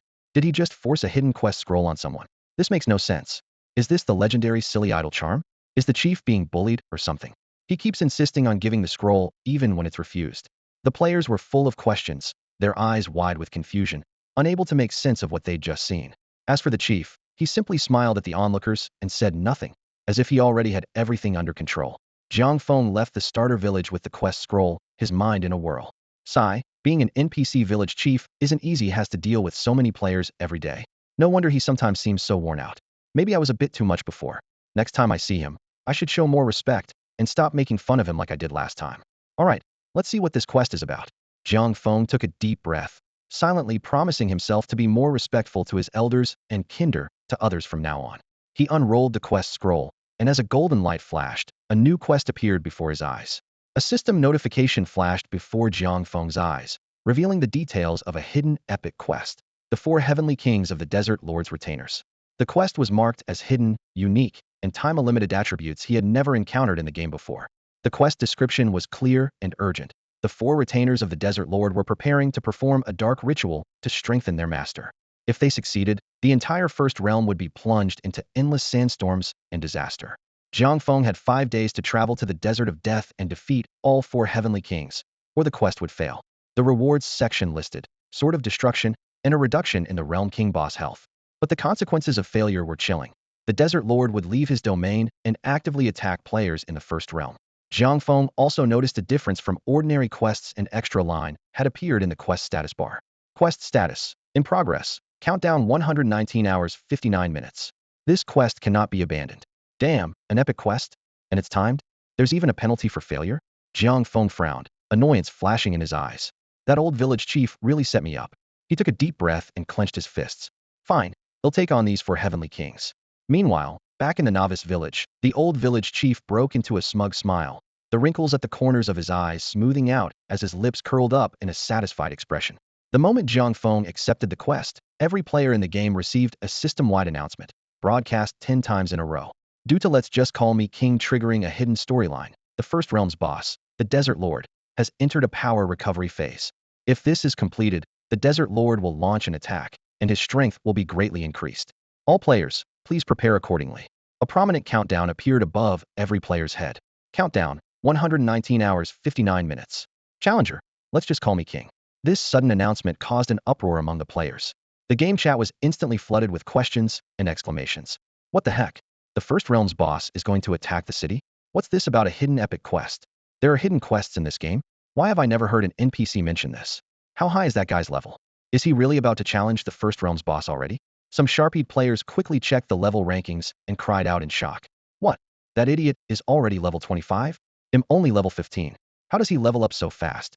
Ouyang Xiaobai, who's in second place, is only level 20. He's not a developer, is he? Others focused more on the challenge itself. Did you see? The quest is to challenge the 4 heavenly kings. And he accepted the quest alone. If they're called the 4 heavenly kings, they must be high-level bosses. Can he really beat them by himself? Or can he form a party? He must be able to team up, right? There's no way he'd try this solo. That's impossible. The Skeleton Emperor boss in the zombie cave requires a team of at least 10 players to defeat. On the game forums, players were fiercely discussing the latest quest updates. It's all that idiot's fault.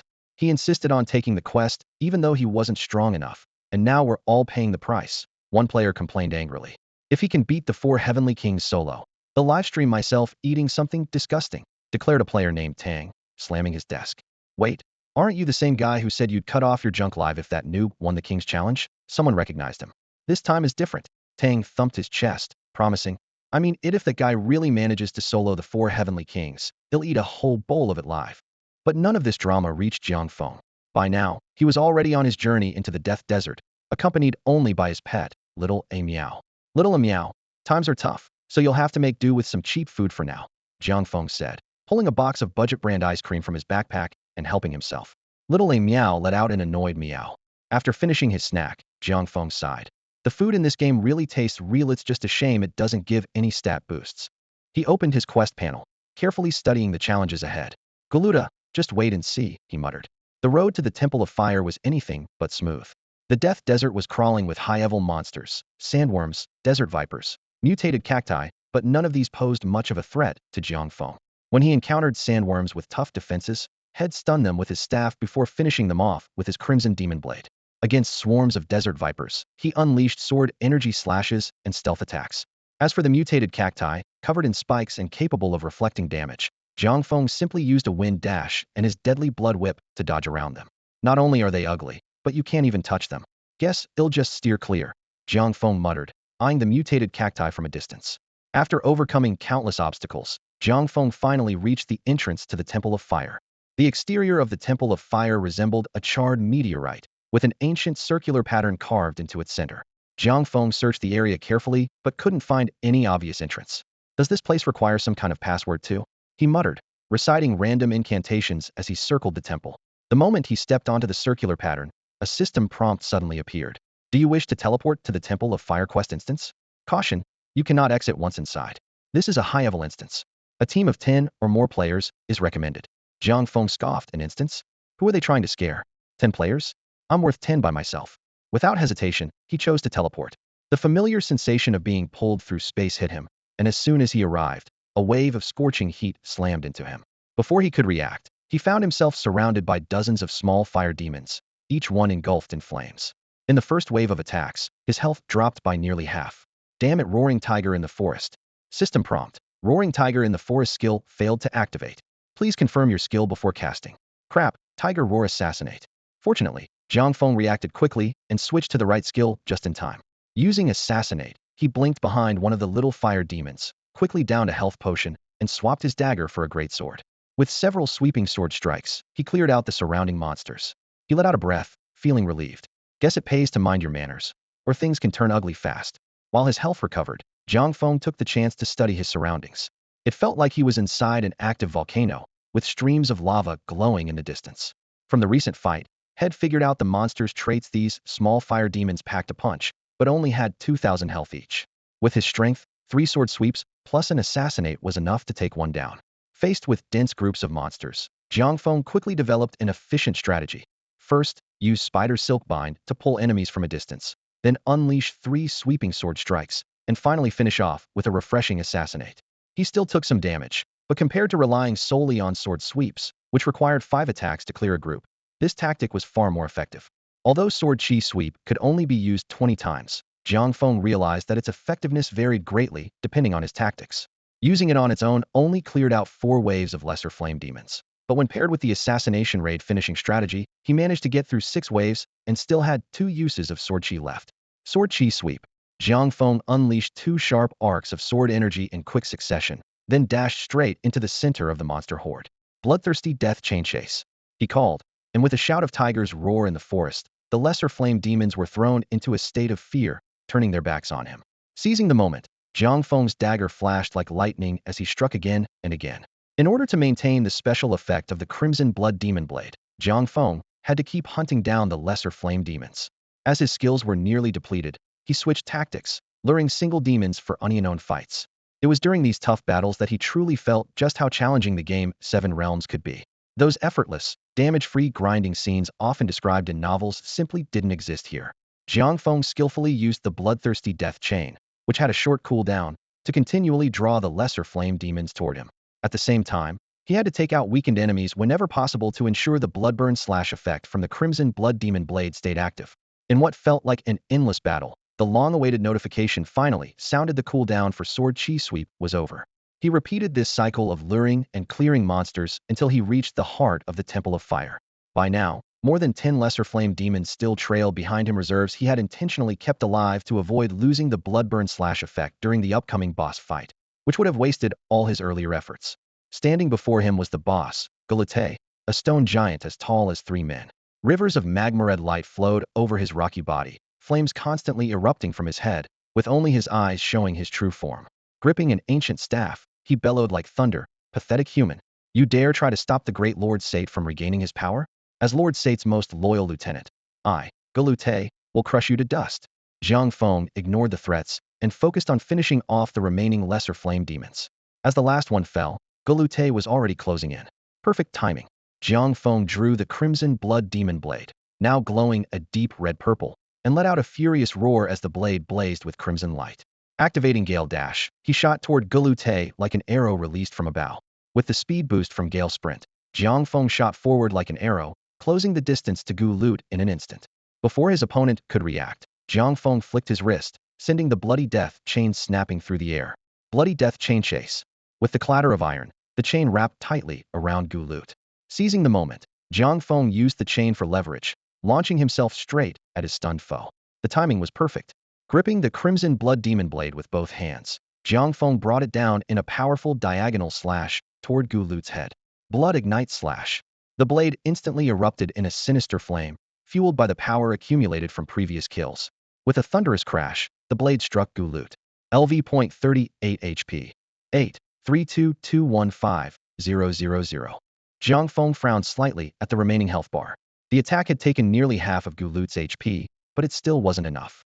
Staggered by the blow, Gulute took several steps back, his expression shifting between anger and caution.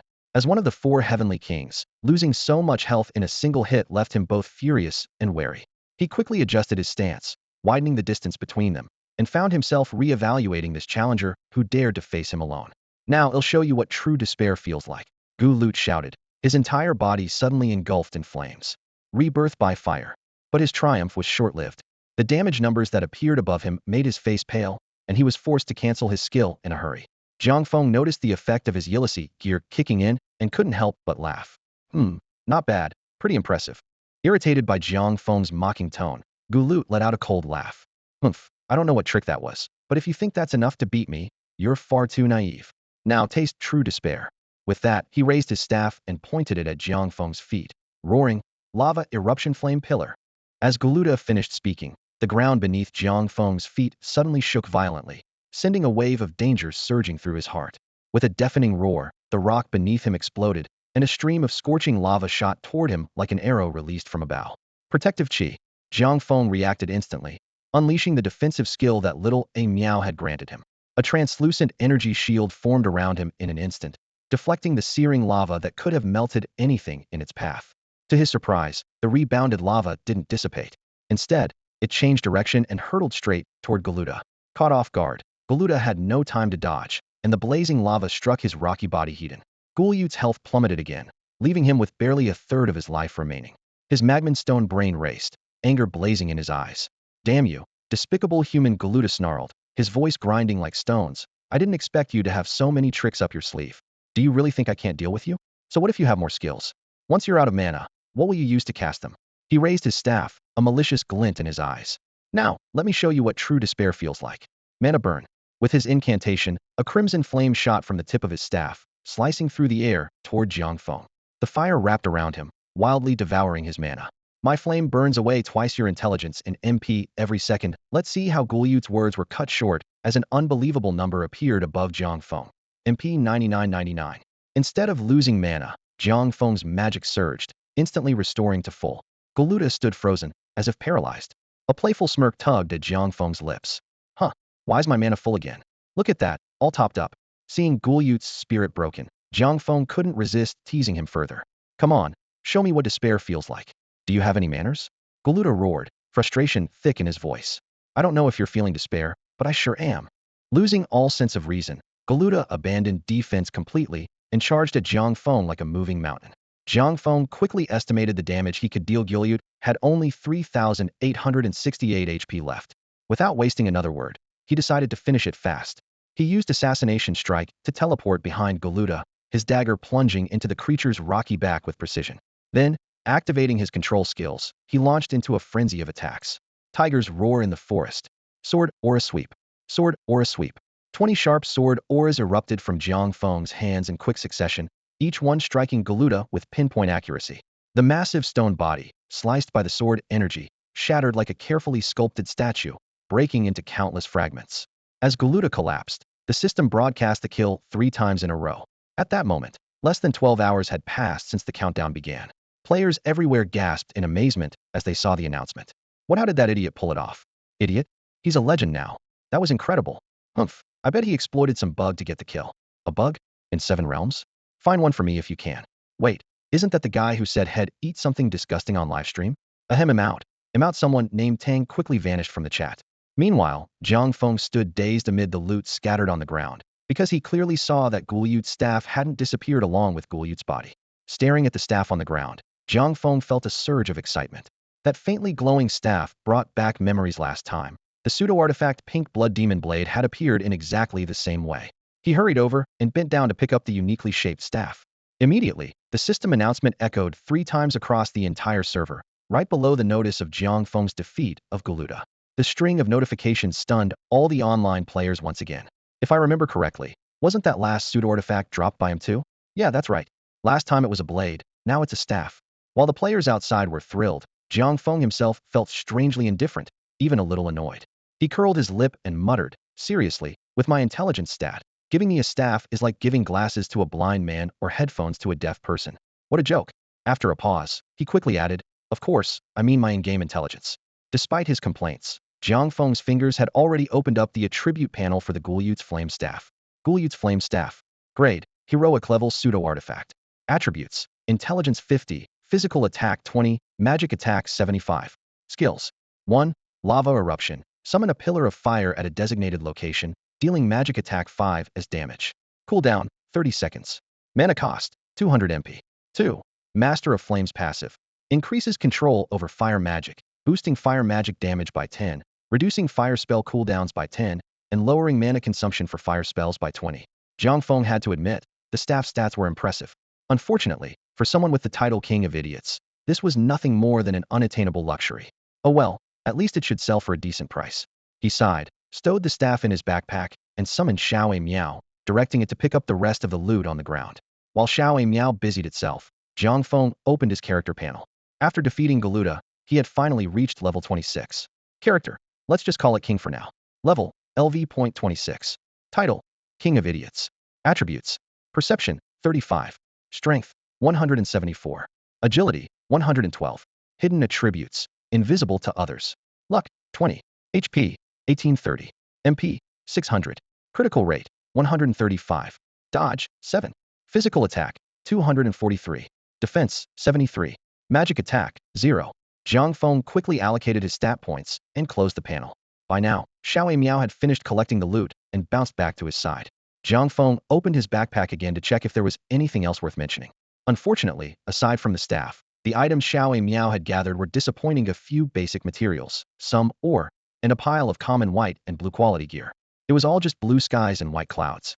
The drop rate in this game is seriously low. Jiang Feng grumbled, frowning. With my luck stat this high, and all I get is blue skies and white clouds. At this point, had already forgotten about the pseudo-artifact head just picked up and continued to complain.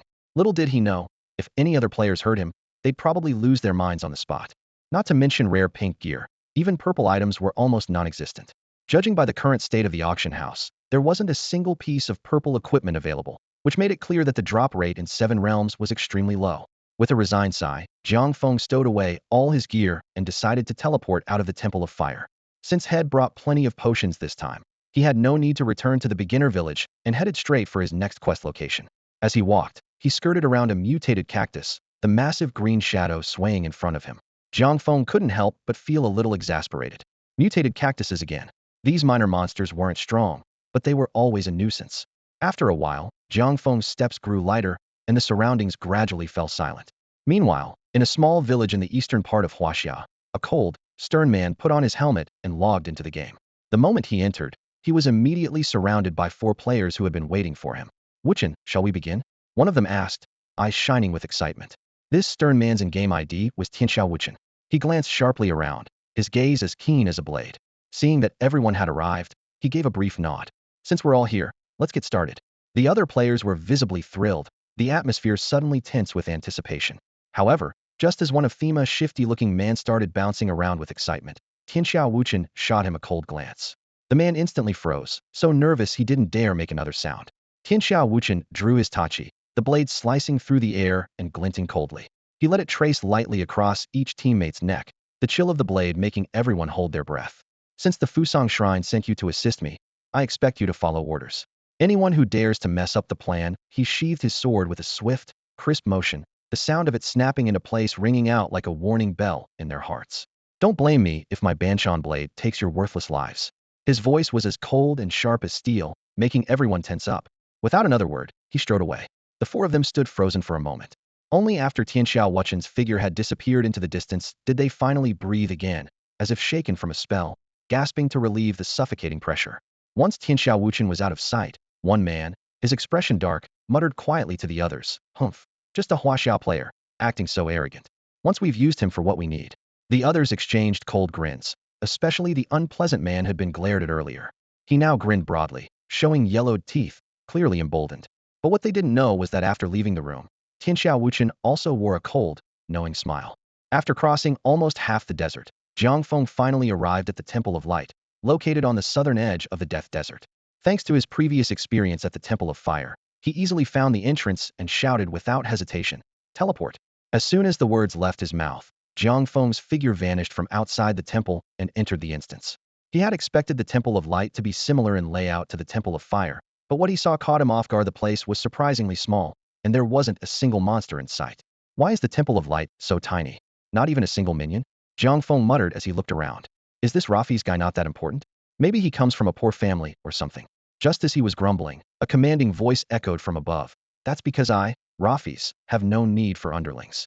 Jiang Feng looked up and saw a handsome man slowly descending from above the temple. His eyes were closed, and a golden light radiated from his body, giving him an aura of divinity and solemnity.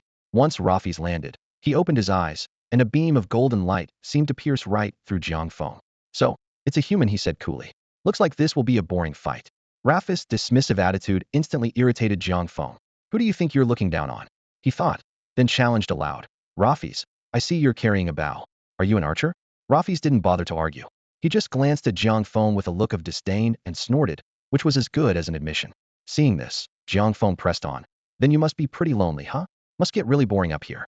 Though Rafi's looked thoroughly unimpressed, he still responded, "A god is destined to be alone. Loneliness?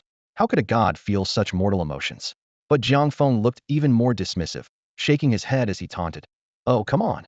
Archers always on their own. How could you not be lonely? How could you not be bored?" Rafi's was silent for a full half-minute, then almost involuntarily glanced at his left hand. Jiang Feng didn't miss this small gesture. "Wow, so your left hand. I caught you, didn't I?" Jiang Feng declared confidently. Rafi's, seriously? Rafi's, come on. Take this." Furious, Rafi's drew his bow and fired an arrow, but Jiang Feng was ready.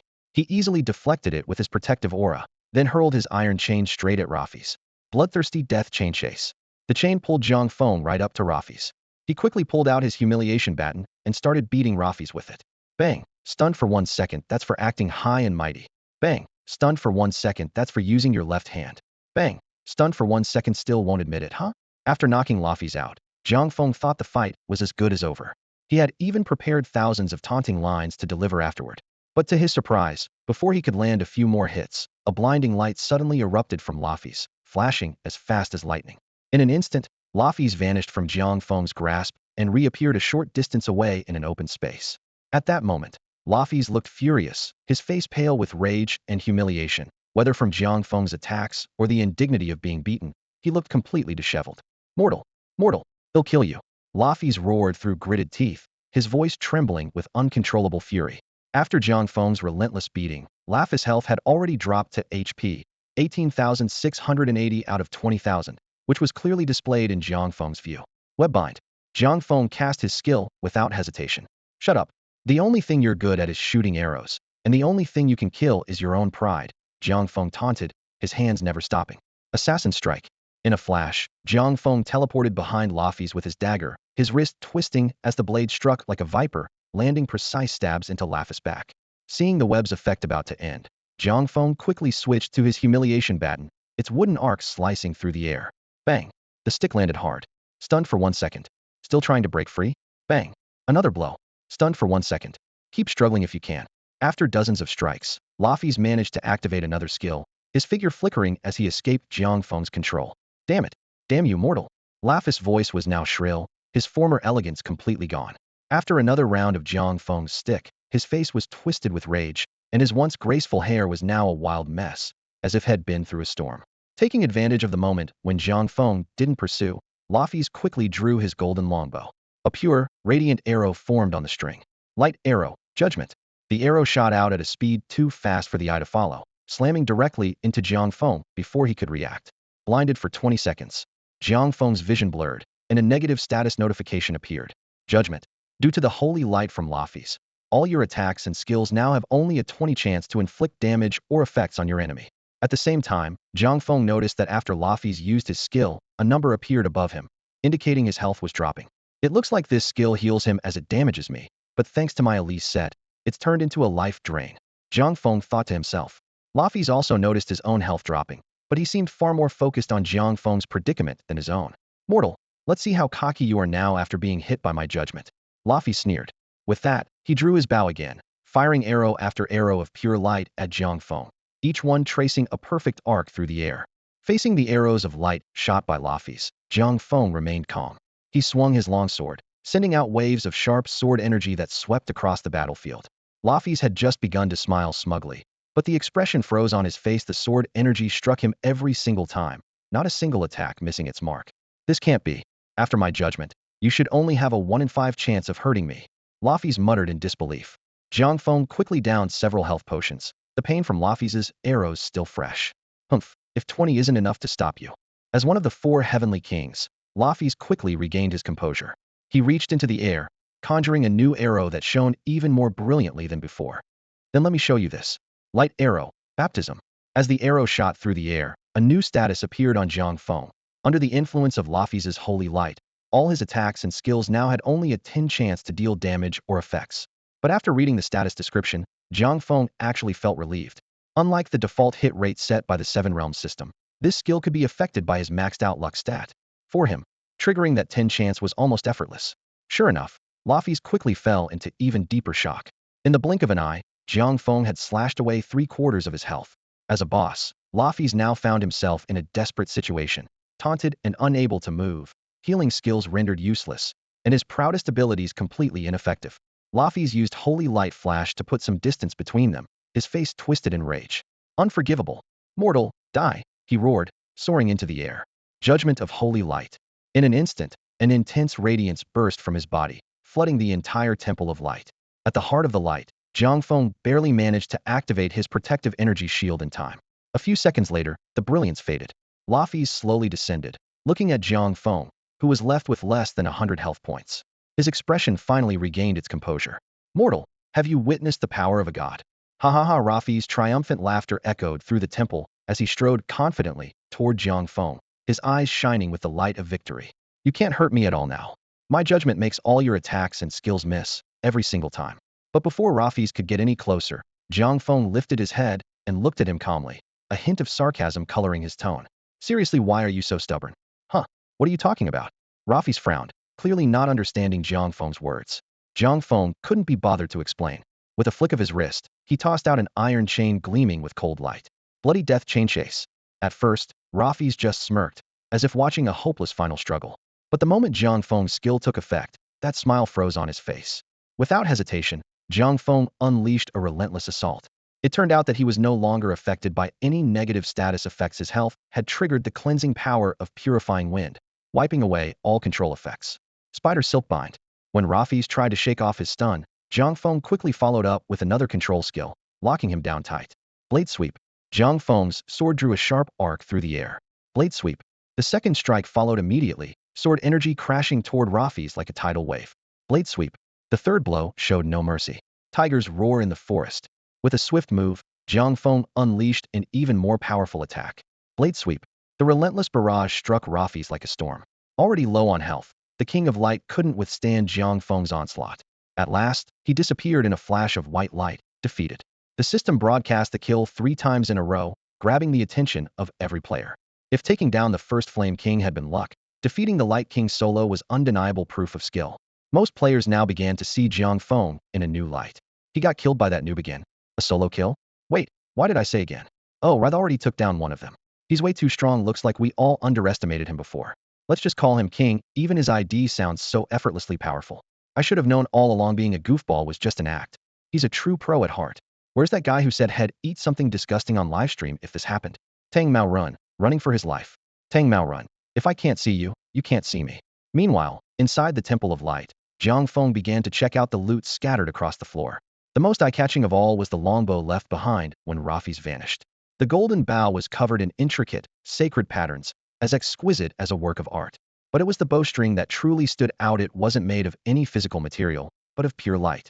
When Jiang Feng rested his hand on it, he realized he didn't even need arrows. With a gentle pull, countless rays of light would instantly gather into glowing projectiles. Not bad. Jiang Feng nodded to himself. Then a mischievous thought crossed his mind. I wonder if Rafis, the little prince of archery, ever did anything weird with this bow. Despite the odd thought, Jiang Feng put the bow into his backpack. He then checked the bow's stats, which were clearly displayed. Attack, 740. Agility, 351. Strength, 853. When he added up the attack, agility, and strength, Jiang Feng was surprised to see that the bow turned into a dress. He blinked. Look at my wise expression, do you get what I mean? At this moment, in Fuzhang, a small land in the eastern part of Wuxi, a 5-member team was making its way through a desolate, deadly desert. Leading the group was Tianxiao Wuchen, who kept a noticeable distance from the others. His proud stance made it clear that he looked down on his teammates. The 4 trailing behind him were the same players who had been forced to join him under his threats. The burly tank Baga, the staff-wielding mage Yalu, the white-robed support Yumiadi, and the scrawny, sly-faced assassin Ikuso, whose yellow teeth stood out. Each had a clear role. Baga absorbed damage, Yalu focused on magic attacks, Yumiadi handled healing and crowd control, and Ikuso specialized in interrupting the boss skills and managing aggro. At the front, Tianxiao Wuchen was the team's main damage dealer. As they were about to enter the territory of the Desert Lord, Baga suddenly turned to Yumiadi and said, "Make sure to keep me healed. If I go down, we could all be wiped out." Before he could finish, Ikuso quickly interrupted, "Baga, heal you? She should heal me. If I die, no one will interrupt the boss skills, and you'll all be dead before you know it." Baga, clearly annoyed by Ikuso's attitude, was about to retort, but Tianxiao Wuchen's warning rang out from the front, "Get ready. The boss is coming." Meanwhile, Ouyang Xiaobai, who was busy grinding for experience, received a brief message from Murong Xiaoxi. Fusang has made their move. Ouyang Xiaobai's expression turned serious, but then a cold smile appeared on his face. So soon? Looks like they're determined to take down the first boss in this realm. It won't be that easy. He immediately sent a message to his group. Gather up. Fusang has started their attack. After sending the message, Ouyang Xiaobai glanced at the countdown on his screen. 51 hours and 13 minutes. The system showed the quest progress. Challenger King, Foolish King completion, 24. With only half the quest completed, Ouyang Xiaobai felt a bit anxious, but he knew the difficulty of this epic hidden quest was no joke, especially since Jiang Feng was tackling it alone. Jiang Feng, you need to hurry. At that moment, Jiang Feng was carefully examining the stats of a newly acquired bow. Lafi's Bow of Light. Grade, Heroic Pseudo-Artifact. Attributes, Agility 50, Physical Attack 75. Skill, Light Arrow Judgment. Effect, fires an arrow formed from the power of light. When it hits, the target's attacks have only a 50 chance to deal damage, and it heals the user for 500 HP. Deals 200 of physical attack as damage. Cooldown, 60 seconds. Mana cost, 200 MP. As soon as Jiang Feng picked up the Bow of Light, the system broadcasted an announcement across the entire server. Players everywhere groaned in frustration, lamenting that sometimes, good luck just falls into the lap of the foolish. When Jiang Feng emerged from the Temple of Light, it was hard not to be impressed by the strength he had displayed. He headed toward the Temple of Darkness, easily dispatching a few sandworms along the way, but deliberately avoiding the mutated cacti. "Don't go," the mutated cacti called out from behind him. Stay away from me. Jiang Feng quickened his pace without even looking back. And so began a relentless game of cat and mouse. It wasn't until Jiang Feng dashed through the gates of the Temple of Darkness that he finally caught his breath. Few finally shook off those annoying guys. Little did he know, the group of mutated cacti hadn't left. Instead, they quietly surrounded the temple. Compared to the temples of fire and light, the Temple of Darkness was like a demonic fortress. Not only was it pitch black inside, but even worse, deadly traps were hidden everywhere. This map designer must be out of their mind. Jiang Feng complained as he accidentally triggered another trap, losing over 200 health points to a spike. He had lost count of how many traps he'd set off by now. Although his health was still holding up, the situation was seriously aggravating. Suddenly, an idea struck him. There's always a way out, let my pet scout ahead. With that, he grabbed the little cat, Xiao Miao, who had been napping on his chest. Meow. Xiao Miao looked utterly bewildered as she was suddenly tossed forward. Sorry, Xiao Miao, it's not that I don't love you. It's just that you're small enough not to trigger the traps. This is your moment to shine. Jiang Feng explained. Go meow yourself. Xiao Miao retorted angrily. Why does that sound so familiar? Meow meow meow. Xiao Miao continued to protest. Are you using code words with me now? As the saying goes, where there's a will, there's a way. Let the pet scout, and the master will follow. No problem, let's go. Resigned, Xiao Miao had no choice but to lead the way, cautiously scouting ahead. Whenever she confirmed a path was safe, she would pause and signal Jiang Feng to follow. Thanks to her guidance, Jiang Feng finally made it safely to the main hall of the Temple of Darkness, where the boss awaited. Fortunately, the boss's room wasn't shrouded in darkness. Otherwise, Jiang Feng wasn't sure how he would have managed. Mortal, so you are the one who defeated Rafis and Gurit, the boss said. That's right. And I'll be the one to defeat you too. Jiang Feng replied confidently. Haha, arrogant. Do you really think that beating Rafis and Gurit means you can best me, Moa? Moa laughed wildly. Let me see what you've got. Hearing Moa's words, a flicker of impatience flashed in Jiang Feng's eyes. She didn't bother to waste any more words. With a quick twist of his wrist, the bloodthirsty death chain shot out like a spirit snake, the chase skill activating instantly as the iron chain sliced through the air straight toward Moa. Jiang Feng followed up swiftly, pulling out the humiliation baton and slamming it down with full force. He expected to inflict damage and stun, but suddenly, two large words appeared above Moa's head. Blocked. Then came another. Gale dash. Missing his mark, Jiang Feng's heart tightened. He immediately activated his speed boost, pulling back to widen the distance. Meanwhile, Moa just sneered, his eyes full of disdain. Once he steadied himself, Jiang Feng saw that Moa wasn't pursuing. He quickly waved his hand, sending out two sweeping blades of sword energy. But when the sword energy struck, Jiang Feng froze. His attacks once again did no damage. The words blocked appeared above Moa's head. Jiang Feng's brows knitted together as he cursed inwardly. If everything gets blocked, what's the point? Ha! Mortal, now you see how powerful I am? Moa's smugness grew as Jiang Feng stopped attacking. Suddenly, a pitch-black spellbook appeared in his hand. Since you're done attacking, it's my turn. Dark Assault. As soon as he finished speaking, a surge of black energy erupted from Moa's hand, sweeping toward Jiang Feng like a tide. Caught off guard, Jiang Feng was engulfed by the darkness, and damage numbers along with negative status effects instantly appeared. Shadowed, 10 seconds. While shadowed, you will randomly suffer one negative status effect: armor break, silence, disarm, or fear. This time, Jiang Feng was hit with armor break. Armor break. Your armor is reduced by 50 for 10 seconds. Moa pressed the attack, sending another wave of dark energy at Jiang Feng. Not daring to take it heat-in, Jiang Feng shouted, "Protective Chi Shield," and a barrier of energy appeared just in time to block the attack. Once the bloodthirsty death chain finished its cooldown, Jiang Feng, refusing to give up, charged at Moa again. This time, he switched out the low-damage humiliation baton for his strongest weapon, the Crimson Demon Blade, known for its top-tier attack power. But to Jiang Feng's despair, even with his best weapon, his attack was completely blocked by Moa, doing no damage at all. Are you kidding me? How am I supposed to fight this boss when every attack gets blocked? Jiang Feng couldn't help but curse in frustration, his anger boiling over. After venting, Jiang Feng quickly calmed down, a thoughtful glint appearing in his eyes. Wait, if Moa's block effect is just because my attack power isn't high enough, that doesn't make sense. With my gear and level, if even I can't hurt him, no one in the first realm could possibly do any damage. The Crimson Demon Blade is practically a pseudo-artifact, the best equipment available. With that realization, Jiang Feng's eyes lit up, as if he'd just discovered a crucial clue. Meanwhile, seeing the panic fade from Jiang Feng's face, Moa's expression filled with mockery. If you can't even break through my defenses, what's the point in trying? Darkness descended. At that moment, most of Jiang Feng's abilities were still on cooldown, and the range of the dark assault was terrifyingly wide. With no other choice, he had to brace himself and endure the deadly attack. As the effect of the skill continued, a new negative status appeared on Jiang Feng: disarmed. He couldn't use his weapon for physical attacks for 10 seconds. Most of his skills depended on physical damage, including sword chi slash, so in this state, he was almost powerless to fight back. Moa caught sight of this, and a cold, mocking smile flashed in his eyes, as if he had spotted Jiang Feng's weakness. No way to fight back now. Then let me show you my true power. Dark entanglement. Before he even finished speaking, the black aura around him surged, transforming into countless arrows, chains, and blades, all aimed at Jiang Feng in a dense barrage. In that instant, Jiang Feng's eyes lit up his full power. So Moa hadn't been fighting with everything he had before? That's right. Jiang Feng suddenly realized that Moa had been holding back, keeping his true power in reserve. Now, seeing that Jiang Feng had lost his ability to attack, Moa finally unleashed all his dark energy, determined to finish him off. Understanding this, Jiang Feng's heart skipped a beat. Finally saw through Moa's plan. Faced with the overwhelming wave of dark weapons, Jiang Feng burst out laughing. Fool, you've lost.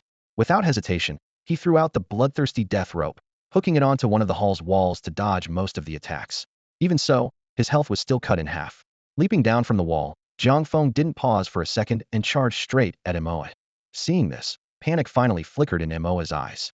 He stretched out his hand, trying to call back his dark energy, but it was nowhere near fast enough. The disarm effect on Jiang Feng was about to end. Before the dark energy could return, Jiang Feng had already pulled out the humiliation baton. As the disarm effect faded, a brilliant smile lit up his face. Eat shit. Bang. The first strike stunned Moa immediately. Jiang Feng sneered, still trying to resist? Bang. Another heavy blow, and Moa was helpless again. Bang. A third time Jiang Feng showed no mercy, landing blow after blow until Moa had no chance to fight back. Jiang Feng laughed mockingly. Didn't you say you were stronger than Laffy's and Galuda? Where's your dark energy now? Come on, show me. With a furious flurry of attacks, Moa finally screamed, dissolved into a ball of white light, and vanished from sight. Catching his breath after the fight, Jiang Feng couldn't help but reflect. Villains always lose because they talk too much. Determined to learn from this, he silently vowed that if he ever found himself in a life-or-death struggle again, he would never waste time with wordshed. Strike first and knock his opponent out before saying anything. After defeating Moa, Jiang Feng immediately summoned Little Meow, not even glancing at the magic book that Moa had dropped. However, even though Jiang Feng didn't check the magic books that had dropped, the system didn't simply ignore them. In an instant, 2 sets of triple announcements flooded the chat across the 7 realms, with dense system notifications filling every player's screen. Unbelievable.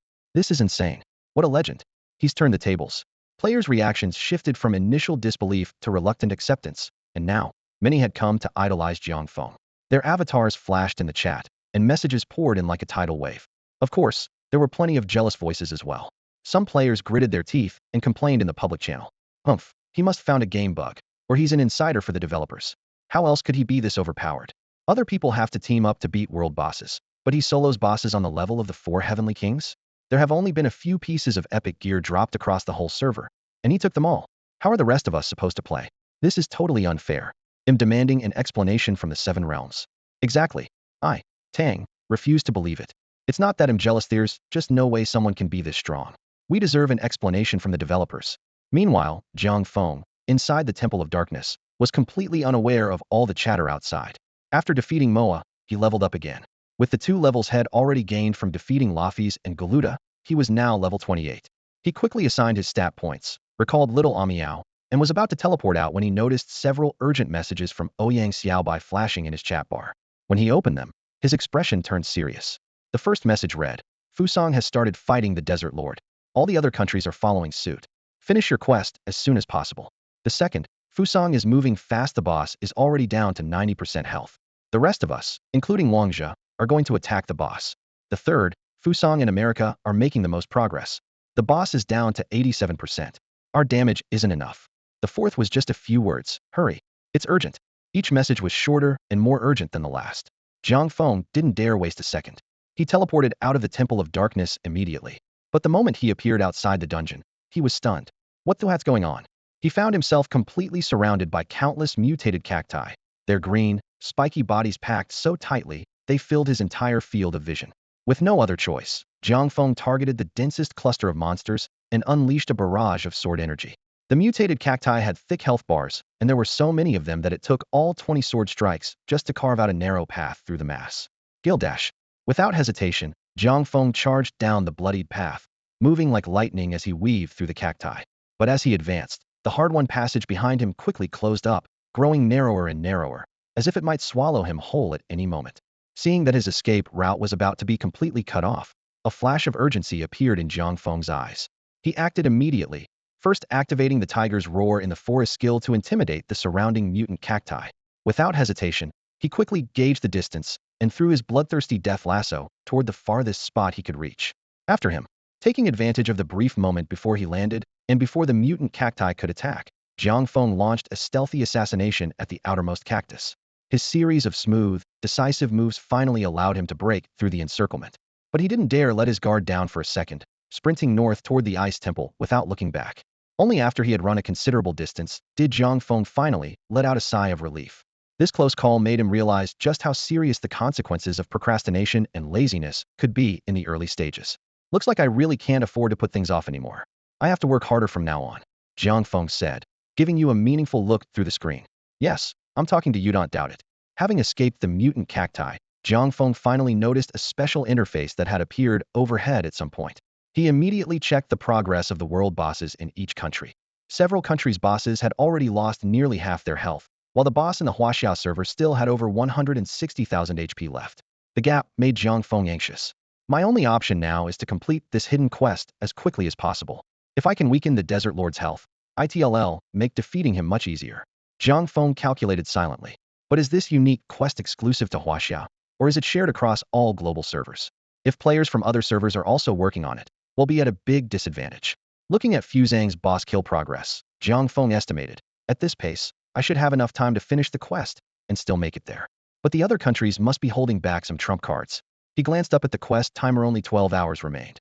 This damn quest is such a headache. Once it's done, I'm definitely going to settle the score with that old village chief. After several sleepless days of farming bosses, Jiang Feng was already exhausted, which could put the Huaxia server at a disadvantage in the next stage. But he forced himself to keep going, absolutely refused to give up. Even if it was just a game, Huaxia had to take first place. Just then, as Jiang Feng raced forward without pause, the ice temple finally appeared before him. After entering the instance, Jiang Feng didn't have time to admire the stunning ice palace around him. He headed straight toward the direction of the boss. However, the sight before him made him frown in contrast to the temples of light and darkness. This ice temple was crawling with countless minor ice spirits. These unwelcome guests were a real headache. Jiang Feng originally planned to ignore the mobs and rush straight for the boss, but the little ice spirits clearly had no intention of letting him pass. To make matters worse, they had an infuriating skill ice vortex. Although the ice vortex didn't deal much damage, its slow effect was extremely pronounced. Even worse, as long as the ice spirit that cast the skill was still alive, that damned slow effect would persist. This made it impossible for Jiang Feng to break through and reach the boss room. You're the perfect example of if you can't win, make it miserable for others, aren't you? Jiang Feng grumbled as he reluctantly cleared out the mobs. And don't even get me started on those mutated cacti outside. Time slipped away as he fought his way through the mobs. When Jiang Feng finally reached the boss room, he saw Sussy Liao, a creature formed entirely from condensed ice, slowly rising to his feet. The boss looked somewhat human, but was unnaturally tall, with a bare torso covered in what looked like an indestructible layer of ice crystals. With time running out, Jiang Feng had no interest in small talk. Bloodthirsty chain pull, he shouted, immediately unleashing a powerful control skill. The iron chain wrapped tightly around Sussy Liao and yanked hard. But Sussy Liao reacted just as quickly. Before the chain could bind him, he raised a shield made entirely of ice in front of himself. When Jiang Feng tried to strike a deadly blow with his staff, his weapon slammed against the ice shield with a loud bang. A numbing chill shot up the weapon, spreading through Jiang Feng's body, and his attack speed dropped drastically. Mortal, now you see my true power. Sussy Liao sneered, conjuring an ice crystal trident in his right hand and lunging at Jiang Feng. Gildash. Jiang Feng activated his speed skill just in time, but the frost effect had already taken its toll. Even with Gale Dash, he couldn't completely dodge the deadly strike the trident drove hard into his body. When Jiang Feng noticed the chilling debuff on himself being refreshed yet again, he couldn't help but frown. This effect was seriously annoying. Still, he didn't let it get to him. He kept his focus, dodging and weaving around the battlefield. Eventually, Sussy Liao raised his trident once more and lunged at Jiang Feng. Sensing the perfect opportunity, Jiang Feng unleashed his assassination skill and, in a flash, slipped behind Sussy Liao, narrowly avoiding the attack. What surprised Jiang Feng was that Sussy Liao seemed truly startled to see him appear behind his back. For a split second, Sussy Liao's expression flickered with shock. He hurriedly pulled back his attack and stumbled forward a few steps, almost dodging Jiang Feng's dagger. Even more puzzling, Sussy Liao's movements suddenly seemed a bit frantic and unsteady. Wait a minute, Jiang Feng's mind raced. Could his back actually be a weak spot? The reaction was so strong. Did that mean there was really a vulnerability there? Sussy Liao clearly realized this too. Spotting Jiang Feng behind him, a flash of panic crossed his eyes. He turned his head nervously and scoffed. You think sneaking behind me will do you any good? Let me tell you, there are no weak points on Sussy Liao, even on my back. But as soon as he finished speaking, Sussy Liao unconsciously touched his own back. Hearing his words, Jiang Feng couldn't help but laugh to himself. These so-called 4 heavenly kings, was each one dumber than the last? Did all the AIs in the 7 realms run on the same processor? No matter how smart the NPCs were, the bosses weren't exactly geniuses. Noticing the grin on Jiang Feng's face, Sussy Liao's expression grew a little uneasy. Trying to shake off his discomfort, he launched an attack of his own, Spider Silk Bind. As Sussy Liao went on the offensive, Jiang Feng reacted instantly, casting his own Spider Silk to firmly restrain Sussy Liao. Seizing the moment, Jiang Feng darted behind him and raised his dagger for a strike. But the instant the blade came down, Jiang Feng's heart sank. Didn't deal nearly as much damage as had expected. The chilling debuff triggered again, and Jiang Feng felt frustrated. The damage still wasn't improving. Did I guess wrong? Maybe his back really isn't a weak point? Unwilling to give up, Jiang Feng used the Spider Silk's control duration to try several different angles, hoping to land a critical blow. No matter how he attacked, though, the damage remained unchanged. The chilling slow also made it much harder for him to keep up his attack speed. Soon enough, Sussy Liao broke free from the webbing and slipped away from Jiang Feng's reach. Although a bit disappointed, Jiang Feng didn't give up. As Sussy Liao turned around, Jiang Feng immediately chained into another control skill, Tiger's Roar in the Forest. The fear effect from Tiger's Roar in the Forest trapped Sussy Liao once again. Although he could still make small movements like trembling or trying to run, was clearly restrained. Just as Jiang Feng was preparing to press his advantage, Sussy Liao's unexpected reaction suddenly caught his attention. Under the influence of Jiang Feng's fear-inducing skill, Saslio acted in a bizarre manner.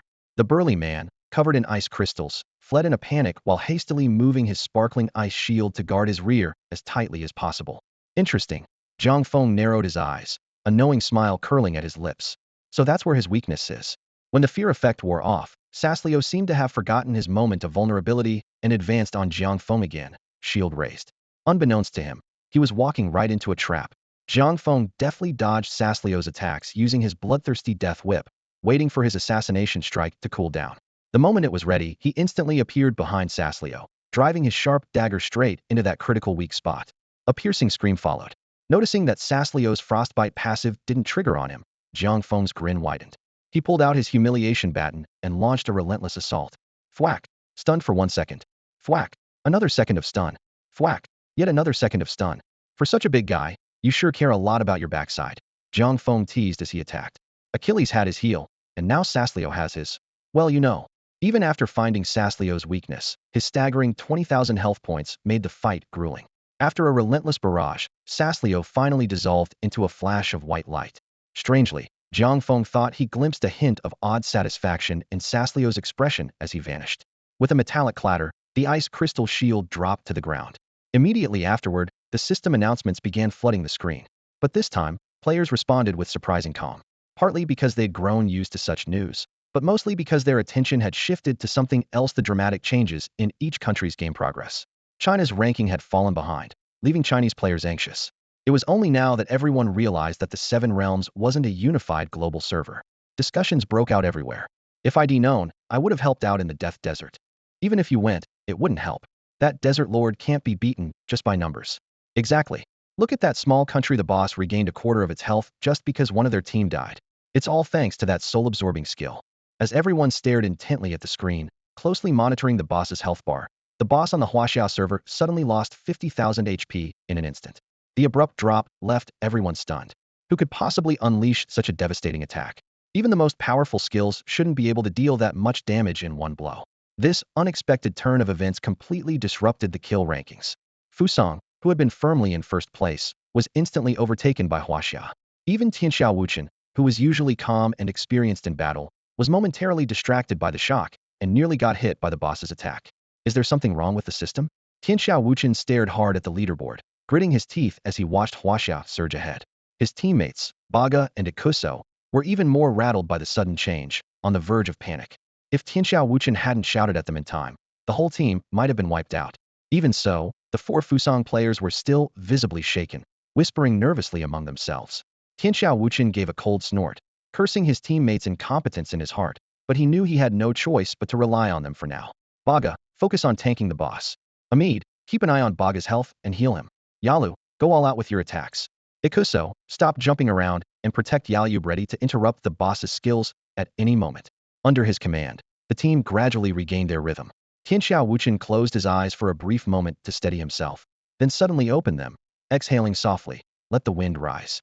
Before his words had even faded, his mountain-splitting blade was already drawn, its edge glinting coldly. In the next instant, Tianxiao Wuchen's figure flashed like a ghost beside the boss, Seth, his sword dancing through the air as the boss's HP plummeted at a staggering rate. This boss is mine, Tianxiao Wuchen declared, his voice full of determination. After some time had passed, Jiang Feng burst out of the instance and raced toward the very center of the Death Desert. As he hurried along, he couldn't wait to check the rewards he'd just received for completing the quest. The prizes from this epic hidden quest were indeed generous, bringing a satisfied smile to his face. He pulled the Sword of Destruction from his inventory and examined the hero-grade pseudo-artifact with great interest.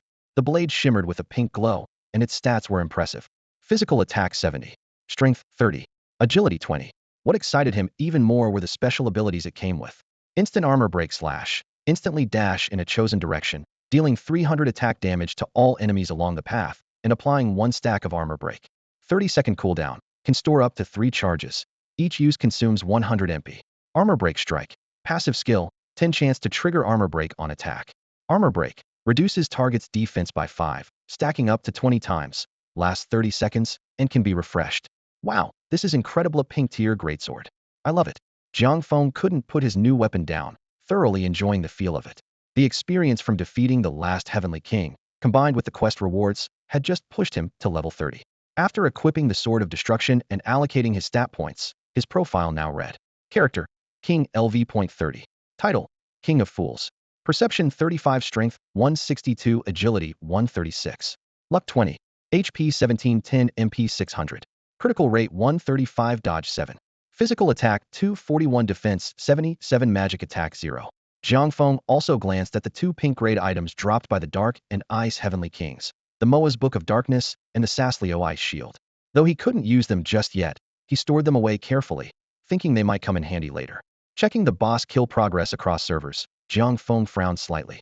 Thanks to his quest completion, Waxia's server had the lead, with the boss HP reduced by 50,000, but Fusang was catching up fast and looked poised to overtake them. Meanwhile, Ouyang Xiaobai and the others were locked in a fierce battle. I've got the boss controlled, Baijid Bunny. Cast your spell now. I'm casting. Ouyang Xiaobai fired off arrows while anxiously watching the progress bar at the top of the screen. Damn it. Why is Fusang catching up so fast? How can they be closing the gap already? Where the heck is Jiang Feng? If this goes on, Fusang is going to steal the lead from us again. At this moment, every Huaxia server player was staring intently at the kill progress bar at the top of the screen, hearts pounding. Suddenly, the progress for the Fusang server shot up, closely followed by the American server, which was catching up at a furious pace. In the blink of an eye, both servers had overtaken Huaxia. It's over. Many players felt a wave of despair as they watched the boss health plummet. Just then, a system-wide announcement flashed across everyone's screen. Players hurried to click on it, and a live feed immediately unfolded before their eyes. On the screen, Ouyang Xiaobai looked utterly exhausted, sweat streaming down his cheeks. His teammates Big-Eyed Bunny, Wangjia, and 2 temporary recruits, 1 support, and 1 assassin were all battered and bruised. Wang's shield was already deformed, but he still stood firm at the front, protecting the team. No one backed down. No one complained. They all understood that this moment was about more than just winning or losing a game. It was about the honor of Huaxiao itself. If the nation falls, where will our home belong? This phrase echoed in the hearts of everyone watching the stream. For 5,000 years, Huaxiao had faced setbacks, but each time, it had risen from the ashes, stronger than before. Many players were moved to tears by the scene. Yet, there were still skeptics. Where's Gyuki? He's got such a high level and great gear, but he's nowhere to be found when it counts. Nonsense. Supporters immediately retorted. That huge drop of 50,000 HP was thanks to Gyuki. If he hadn't helped, would be even further behind. Standing among the crowd, Nini spoke up with determination. Gyuki must be on his way. Once he gets here, we can win this. But the doubts kept coming. You guys put too much faith in that idiot. He's just lucky high level. Good gear, that's all. If he's so capable, let's see him show up now.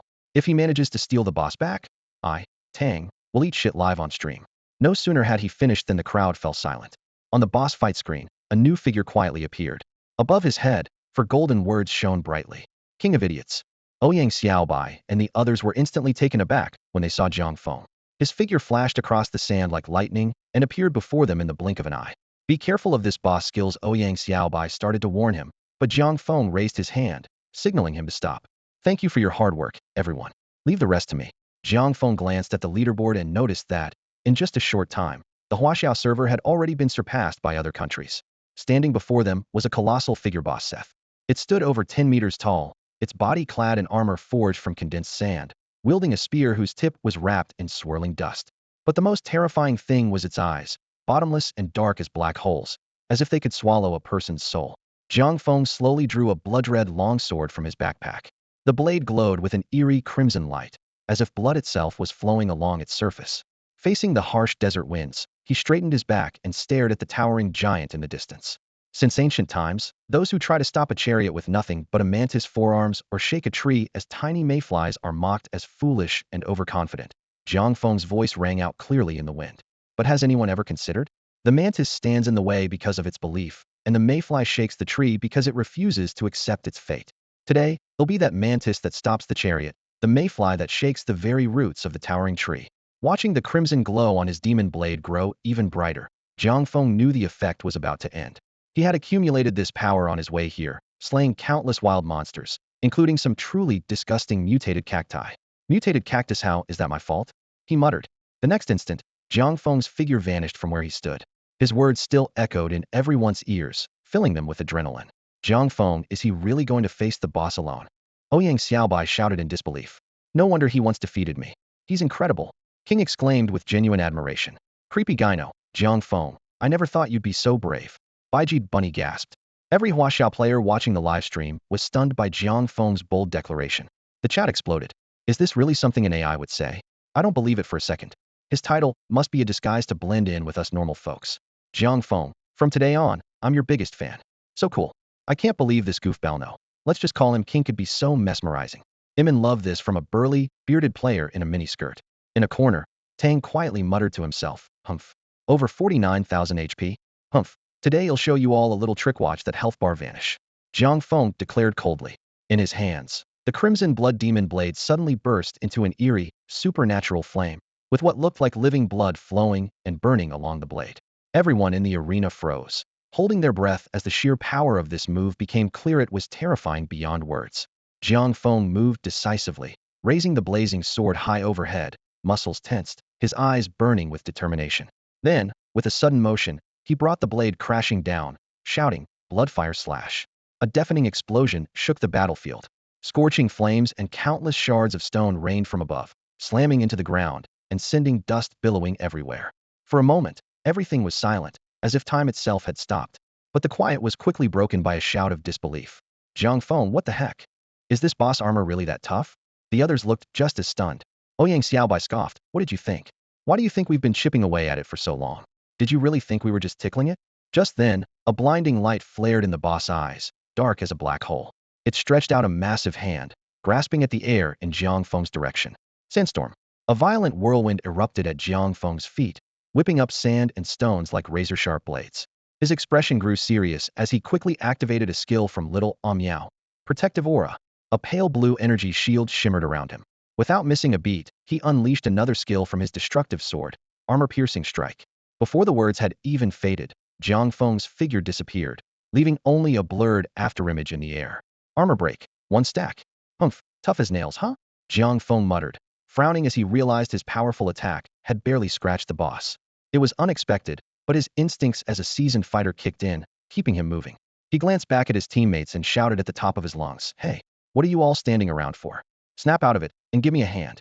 Meanwhile, on servers in other countries. Iato Ultimate Slash. Mountain Breaker, first form. Mountain Breaker, second form. With a rapid series of moves, Tianxiao Wuchen finished his combo. As he habitually looked up to check the progress bar. What the hell? What's going on over in Huaxia? The shock faded after a brief pause. Tianxiao Wuchen quickly regained his composure, realizing that his opponents must have pulled out their trump cards. It seemed the situation wasn't fully resolved yet, and he still had some tricks up his sleeve. There was no need to rush. He shouted, "Everyone stay sharp. Amy, be ready to heal me at any moment. I'm going all out." Almost simultaneously, players from America, Silver City, and the land of the rising sun noticed the sudden changes on the Huaxia server. WTF? Wokao? FK. Battles in all countries heated up to a fever pitch. Meanwhile, on the Huaxia server, Ouyang Xiaobai muttered, "Didn't you just tell us to take a break? How did the king lose to him? That's embarrassing." Baiji Bunny grumbled helplessly. Typical sneaky guys can't keep up the act for long. He couldn't hold out in the end. Despite their complaints, Ouyang Xiaobai and the others quickly dove back into the fight. "Mortals, time to show you what real skill looks like. Sandstorm Burial, arise." With his command, the once lifeless desert seemed to come alive, and swirling sand surged toward Jiang Feng and his team. Seeing this, Jiang Feng didn't hesitate. Sword Chi Sweep. With a swing, he dispersed the incoming sand and quickly glanced at Ouyang Xiaobai and the others. They were locked in a stalemate, clearly struggling. They weren't in immediate danger, but it was clear he couldn't count on them for much more support. He took a deep breath. "Looks like I'll have to win this on my own." Before he could finish his thought, he couldn't help but sing softly, "Damn, I sang that out loud to him. I'm streaming right now, I need to watch my image." At that moment, Ouyang Xiaobai was fighting desperately. His arrows tore through the sand, but suddenly, the ground beneath his feet turned into sand tentacles, lunging for him. With no other option, he fired another volley at the sandy tendrils. "Jiang Feng, be careful. That boss has a ton of control skills." Before he could finish, Jiang Feng cut him off with a wave. "No worries. Watch me work." Sword Chi Sweep. He unleashed the skill again. 3 consecutive armor-breaking sword strikes suppressed the sandstorm, and Jiang Feng's attack power began to soar. "So, you're the one who defeated my 4 loyal servants and ruined my grand plan." Die. The boss roared, launching Sand Shadow Spike. But Jiang Feng stayed calm and responded quickly. Instant armor break. Armor break stacks to 11 Sword Chi Sweep. Sword Chi Sweep. With a powerful swing, he cleared away the sandstorm effect. Suddenly, his body shook, the sand covering him vanished, and the fear debuff was lifted. But Jiang Feng had seen it coming. He instantly swapped his greatsword for a battered wooden stick and, without hesitation, smashed it down on the boss. Bang! The impact stunned the boss once again, triggering another control effect. "Can you match me?" Jiang Feng taunted, swinging the stick repeatedly, without mercy. Bang!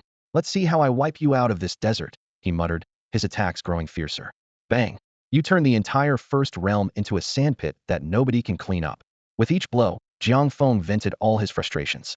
Meanwhile, Ouyang Xiaobai, King, and the others finally broke free from the sandstorm burial and stopped in their tracks, faces filled with shock. "When did Jiang Feng become so eco-friendly?" King whispered, suddenly recalling his own traumatic experience with that wooden stick and breaking out in a cold sweat. As everyone wondered what was going on, Jiang Feng finally revealed the reason. "If it weren't for you, my perfectly good statue wouldn't have turned into a sand sculpture." Meanwhile, in the deadly desert of the Fusang server, Tianxiao Wuchen was anxiously staring at the progress bar above his head. The health of the boss on the Huaxia server was dropping at an alarming rate. "Damn it! Why is their boss HP falling so fast?" Tianxiao Wuchen shouted through gritted teeth. "Hurry up, you 4. Transfer your stats to me."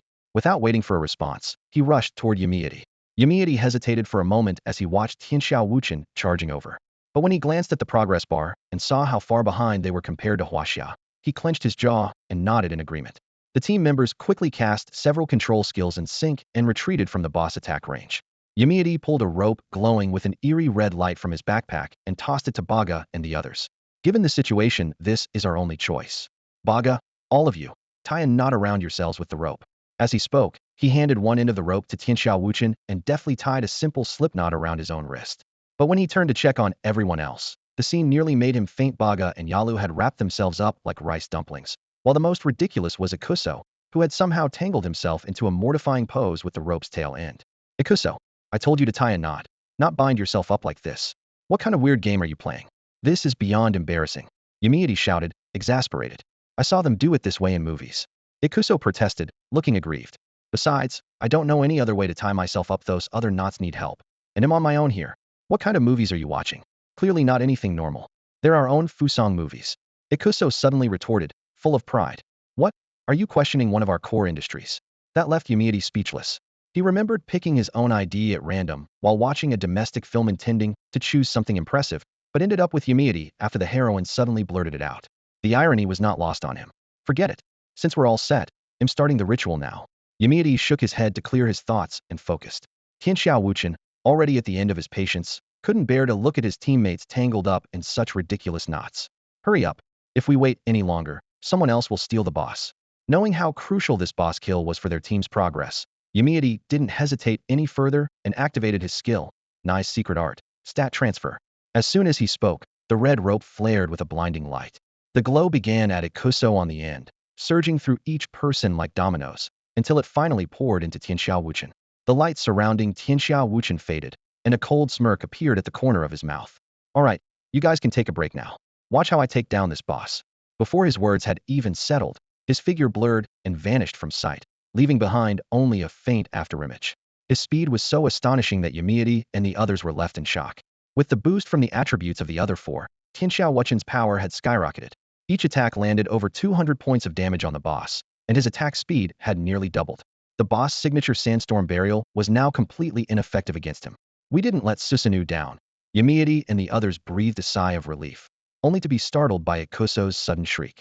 At first, they thought Ikuso was just tied up too tightly, cutting off his circulation, or maybe he was lost in some strange thrill. No one wanted to turn around and witness the awkward scene. But Ikuso's cries grew more urgent and showed no signs of stopping. Finally, they made out what Ikuso was shouting. Look, over at Waxia their boss HP is dropping way too fast. Everyone quickly checked the progress bars, only to be stunned when they realized the boss on Waxia's side was losing health much faster than theirs. Meanwhile, on the Huaxia battlefield, Jiang Feng had already successfully taken control of the boss. With Ouyang Xiaobai and the others breaking free from crowd control, their teamwork was seamless. Since Jiang Feng had already stripped away the boss armor, and with the control skills from Wang Jia and his team, Jiang Feng decisively abandoned the humiliating staff and switched to the Sword of Destruction. Taking advantage of the attack boost from Tiger Roar in the woods, Jiang Feng unleashed a flawless combo. Sword Chi Sweep. Sword Chi Sweep. Armor Breaking Strike. Assassination Raid. Armor Breaking Strike. Take that. Just then, a prominent system-wide announcement flashed across all servers in the 7 realms. Final form, Iato Slash. With the boss in front of him barely hanging on, Tianxiao Wuchen's excitement was almost impossible to contain. He took a deep breath, drew his Tachi Passion without hesitation, and unleashed his strongest move. In an instant, a blinding arc of light tore through the air, as if splitting the entire battlefield in two. But just as his blade was about to strike the boss, the enemy suddenly disappeared without a trace. What? Tianxiao Wuchen's eyes froze in disbelief, confusion written all over his face. He quickly scanned his surroundings, searching every corner for any sign of the boss. Sword in hand, he looked around, a wave of inexplicable emptiness rising in his heart. As anxiety crept in and he began to wonder if he had imagined it all, a shocking thought flashed through his mind. No way impossible, he could hardly believe what he was thinking, his heart pounding faster. Desperate for answers, Tianxiao Wuchen glanced up at the kill progress bar at the top of the screen. What he saw made him pause. The boss health bar in the Huaxiao region was already empty. And before he could process it, a prominent system announcement popped up right in front of him. System announcement. Congratulations to the Huaxiao region players for defeating the Desert of Death boss and earning generous rewards. The announcement scrolled across the screen multiple times, each repetition hitting Tianxiao Wuchen like a hammer blow. A flash of anger crossed his eyes. Damn it! Who on earth did it in Huaxiao? How did they finish so fast? Meanwhile, players in the Huaxiao region were already celebrating wildly. The livestream chat was exploding. Someone shouted, "Told you. Guchai is just unbeatable. Too strong." Another joked, "Ever since he joined the fight, the tide turned instantly. He's amazing. I want to have his babies." Off to the side, Nini couldn't contain her excitement and jumped up, hugging Binger and showering her with kisses. Binger looked a bit surprised at first, then smiled. That guy is actually pretty reliable. Her voice was filled with joy, her eyes warm and gentle. Back at the Desert of Death boss fight, Jiang Feng and his teammates had just defeated their formidable foe. Ouyang Xiaobai noticed Jiang Feng standing in a daze and nudged him. "What are you waiting for? Go grab the loot. You're the one who finished off the boss, we can't pick it up." Jiang Feng nodded and quickly made his way to the center of the loot drops. He had already decided how to split the spoils with Ouyang Xiaobai and the others. "Xiao Miao, you take the gold, materials, potions, and all the common and rare gear. The rest is mine." Without another word, he started searching for the high-tier items. Before long, he found a yellow leather armor. Unlike regular leather gear, this one felt surprisingly light, almost as if it merged with the air and there was no dust falling from its surface. He examined it closely, impressed by its unique texture. At that moment, the detailed stats for the leather armor appeared before Jiang Feng's eyes, shimmering on the screen. Sets leather armor. Grade, heroic pseudo-artifact. HP 3000, MP 1000, defense 50, strength 10, agility 10, intelligence 10. Special abilities. Quicksand. Active skill, stores up to 3 charges. When used, harnesses the desert's power within the armor to cleanse negative statuses. Cooldown, 60 seconds. MP cost, 50. Sand shield, active skill. Uses desert energy to form a powerful defensive barrier, doubling your defense. While active, incoming damage is capped at 20 of max HP per hit. Duration, 60 seconds. Cooldown, 12 hours. MP cost, 500. Jiang Feng looked at the armor's stats and smiled with satisfaction. Now this is a real find.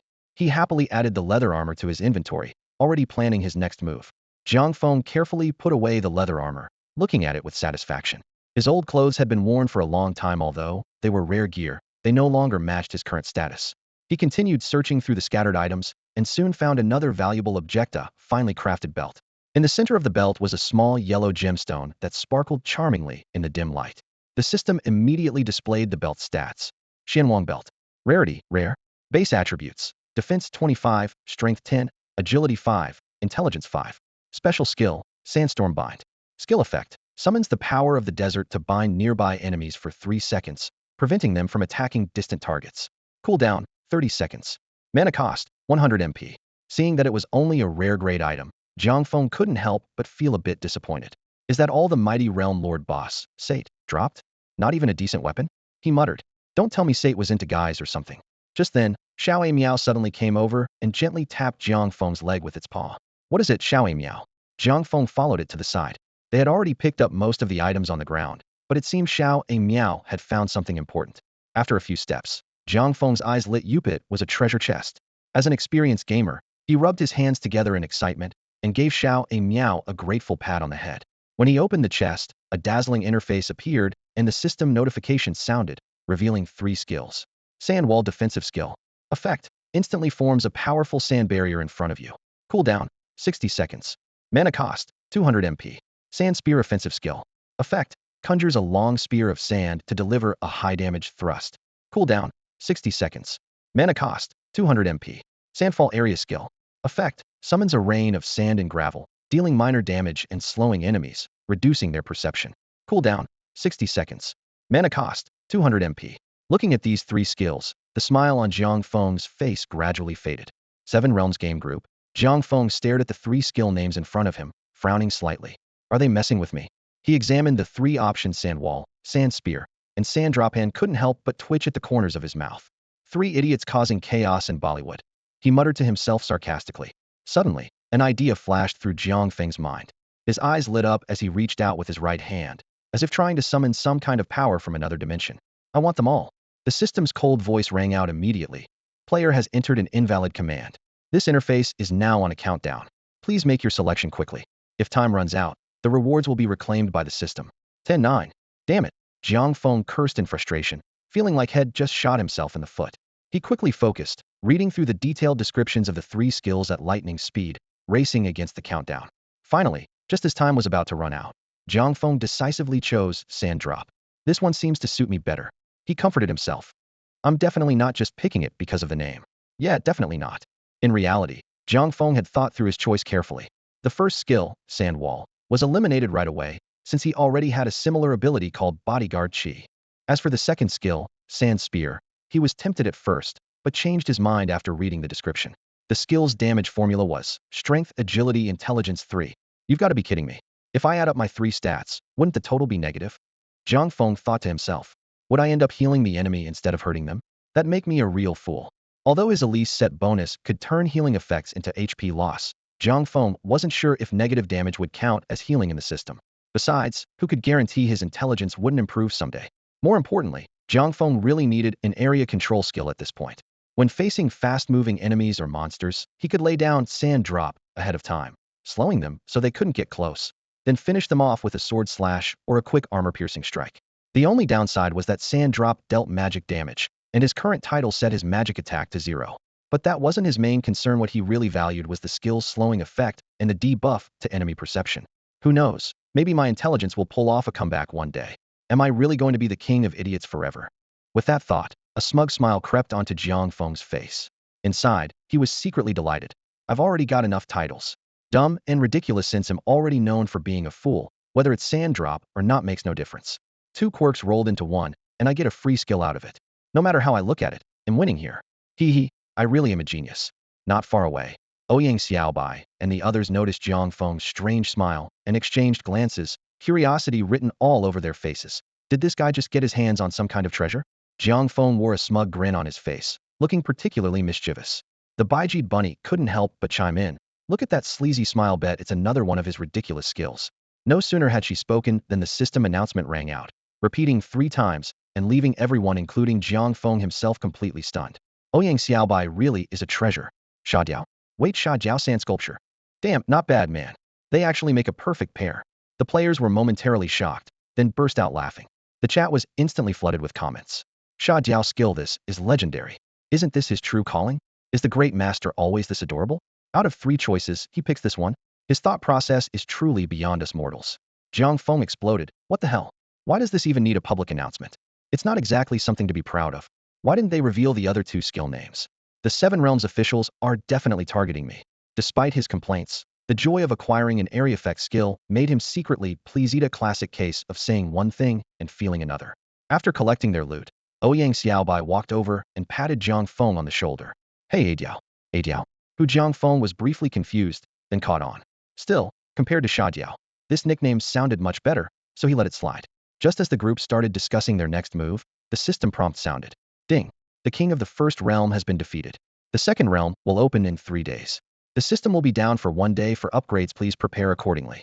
Rewards for the Huaxia server will be distributed at the same time. The announcement repeated 3 times, making everyone tense up. The second realm was coming so soon?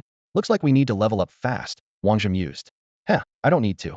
Jiang Feng interjected proudly, earning himself a raised staff from the Baijid bunny, ready to whack him. But Ouyang Xiaobai looked worried, his tone serious. Jiang Feng, how much do you know about the second realm? Do you have a plan? A plan? Jiang Feng pondered for a moment. Nope. Ouyang Xiaobai's expression darkened, so Jiang Feng hurriedly added, but I do know a few things about the second realm. Ouyang Xiaobai calmed down a bit. Then tell us, what should we watch out for? What's different from the first realm? We need to be prepared. Jiang Feng shook his head again. Not sure yet, but... Before he could finish, Ouyang Xiaobai finally lost his patience and kicked him. When Ouyang Xiaobai kicked at him, Jiang Feng quickly dodged to the side. Let me finish what I'm saying. What's the rush? He complained, rolling his eyes at Ouyang Xiaobai in an exaggerated way. The dramatic gesture made the Baijid, cute rabbit next to them shudder with goosebumps. Once Ouyang Xiaobai calmed down a bit, Jiang Feng became serious. I may not know what's going on in the second realm right now, but I have someone backing me, he declared, pointing pointedly above his head. Everyone looked at him in confusion. The Baijid rabbit repeated blankly, backing? Someone above? The king looked nervous and waved his hand over Jiang Feng's head, suddenly shivering as if a thought struck him. Someone above you? Don't scare me, I've heard that dogs can see things normal people can't. Ouyang Xiaobai just rolled his eyes in disdain. Someone above? Who? Jesus or the Buddha? The top. I mean the top of the 7 realms. Jiang Feng explained helplessly. As soon as he finished, a wave of dizziness washed over him. He shook his head and realized that he hadn't logged out to rest in days. Without caring whether anyone believed him, he tossed out, I'm logging off first. Just wait for my update, and exited the game. After logging out, Jiang Feng opened his eyes in bed, overwhelmed by hunger and fatigue. The sky outside was just starting to lighten, and the first rays of dawn spilled into the room.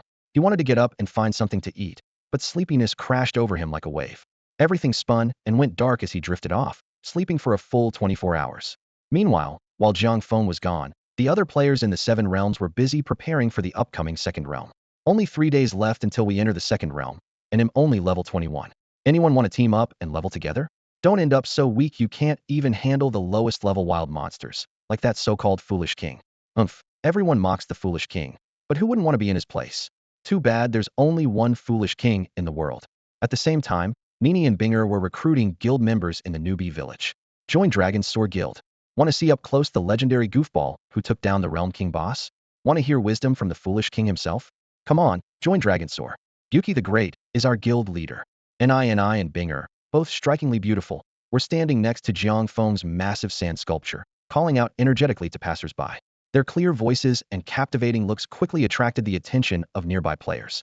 Some were initially drawn in by their appearance and voices, but soon found themselves hooked by what the two were saying.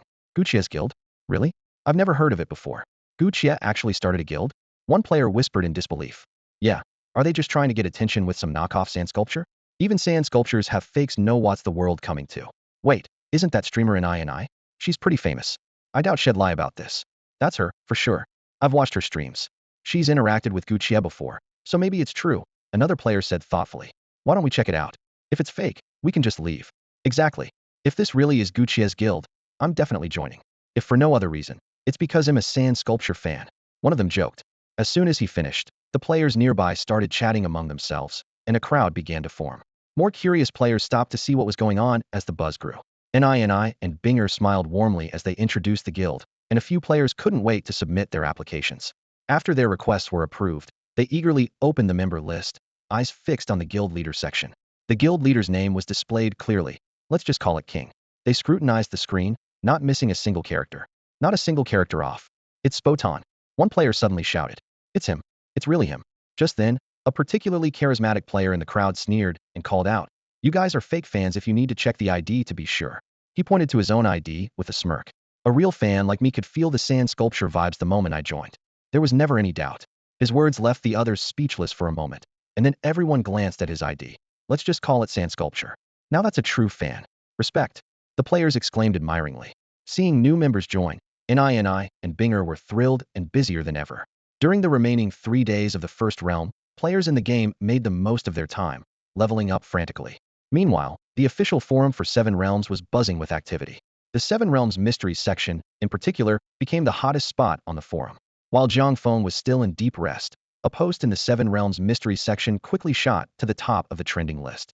Titled The Prophet Tang, the post exposed Tang's broken promises in the game, sparking outrage among players who began digging up his address. To everyone's shock, some even showed up at his door, claiming they wouldn't leave until he ate something they brought him. The incident quickly became the talk of the Seven Realms community, dominating the conversation across the forums. That felt so good. What a rush, and it lasted so long this time. Accompanied by a satisfied sigh, Jiang Feng slowly woke from a deep sleep. Propping himself up, his eyes landed on the digital clock by his bed, and his pupils suddenly shrank. Had slept for a full 24 hours. At that moment, his stomach let out a loud, untimely growl. Only then did he realize he hadn't eaten in ages. Jiang Feng quickly rolled out of bed, opened the refrigerator, and pulled out some ingredients he'd bought from Walmart a few days ago. Before long, a hearty breakfast was ready. After filling his stomach, Jiang Feng stretched his muscles a bit.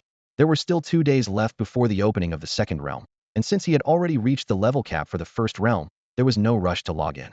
Looking around his cramped rental apartment, a sudden thought popped into his head. As the player who successfully took down the first realm's boss, shouldn't he be aiming for a higher quality of life?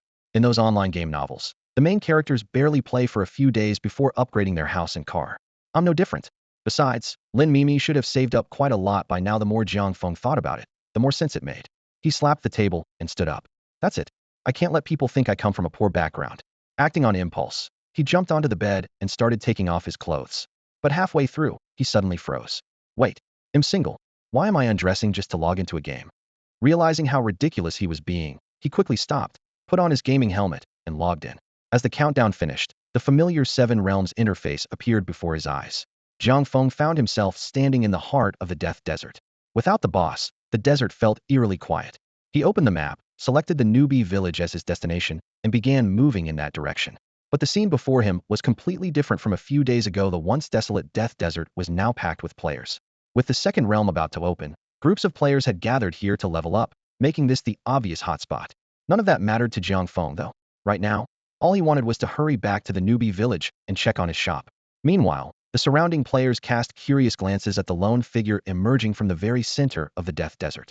But as Jiang Feng drew close enough for everyone to see the gleaming gold title above his head, an eerie silence suddenly fell over the Death Desert.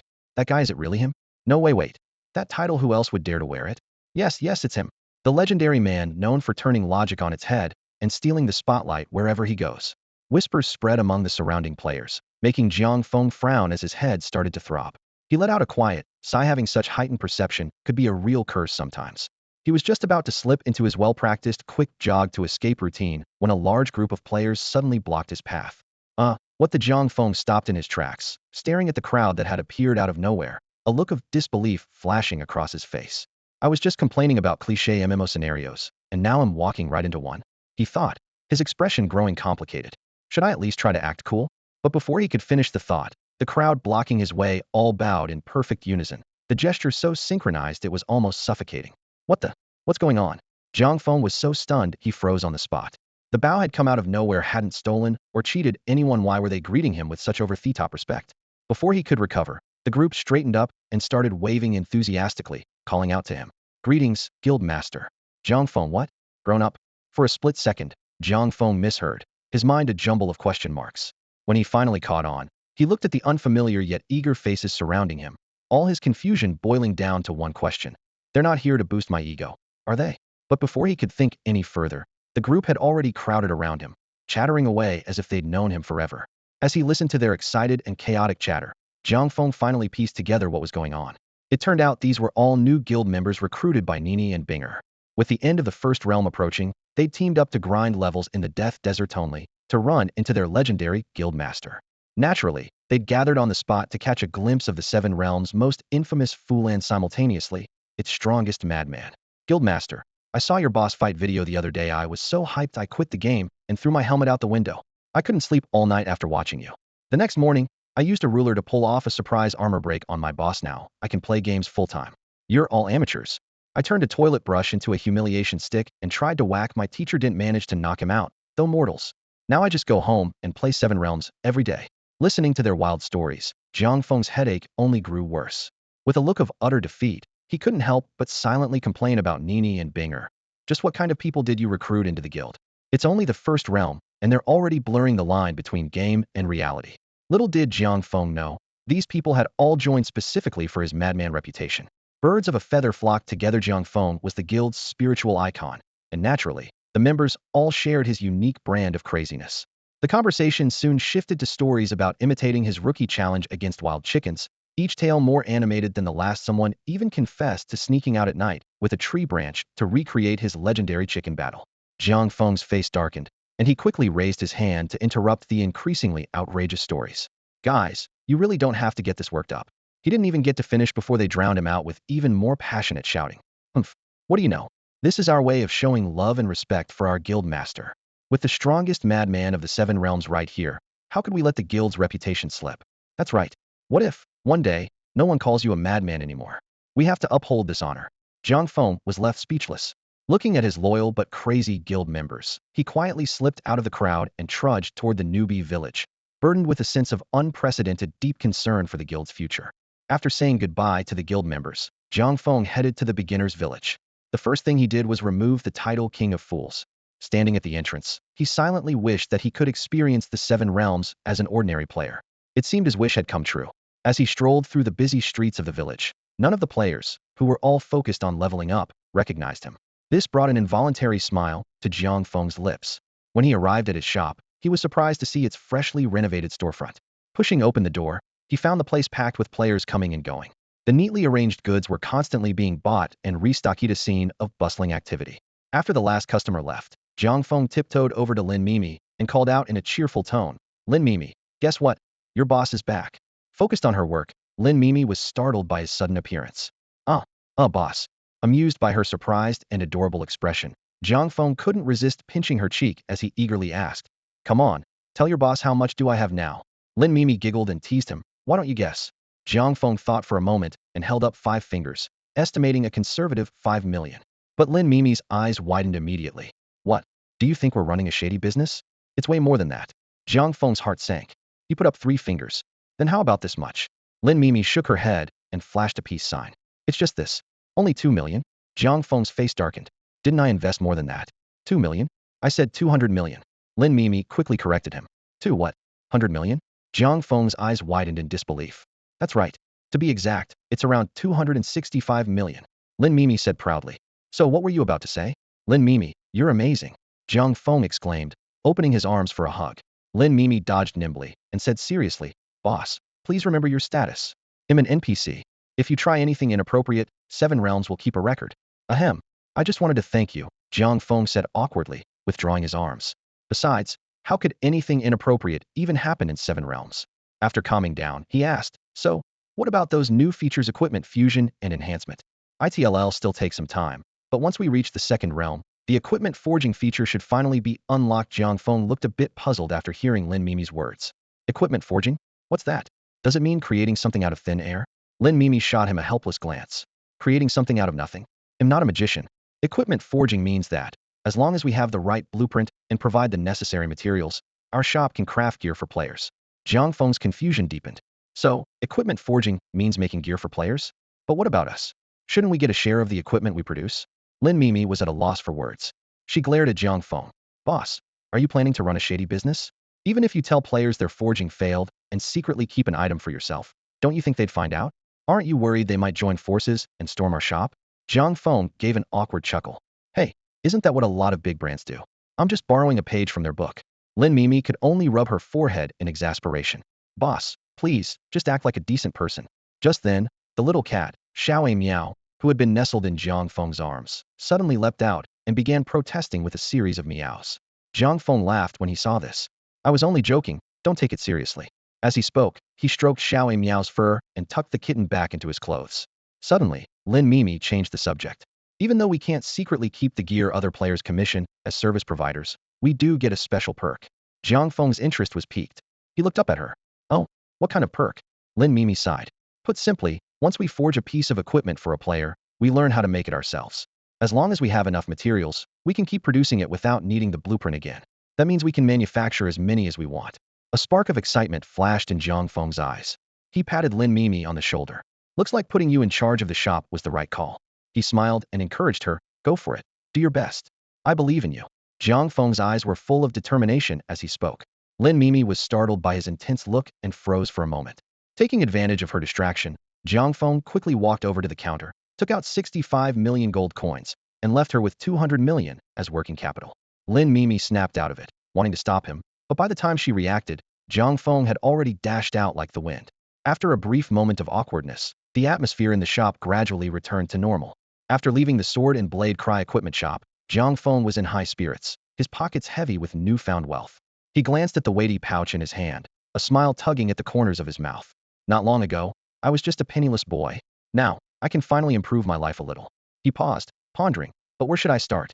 Just then, Xiao Miao, the little cat nestled in his arms, suddenly poked her head out and let out 3 urgent meows. Meow, meow, meow. Jiang Feng frowned, pretending not to hear. Whose dog is barking out here? Hearing this, Xiao Miao's eyes went wide and round, and she promptly bit Jiang Feng on the chest. In the end, Jiang Feng's first stop was the pet food store. As he pushed open the wooden door, he was greeted by shelves packed with pet supplies and a faint aroma of grains in the air. Xiao Miao, we're here, Jiang Feng said softly to the kitten in his arms. I promised you, didn't I? I'd never go back on my word. Honestly, coming back to the beginner's village was all about buying you food. He gently stroked Xiao Miao's soft fur and continued. After all, you stuck by my side through thick and thin, never complaining. I, Jiang Feng, could never forget a friend's loyalty. He paused, his tone turning a bit pleading. So, Xiao Miao, can you let go now? Xiao Miao lifted her head and shot Jiang Feng a suspicious look. Only after making sure he wasn't tricking her this time did she reluctantly release her bite. Jiang Feng let out a cold huff and rubbed the spot where she had bitten him. It's not that I'm being cold, but honestly, that really hurt. Of all places, why did you have to bite my chest? And right on target, too. His complaint was loud enough to draw curious glances from the NPCs in the shop.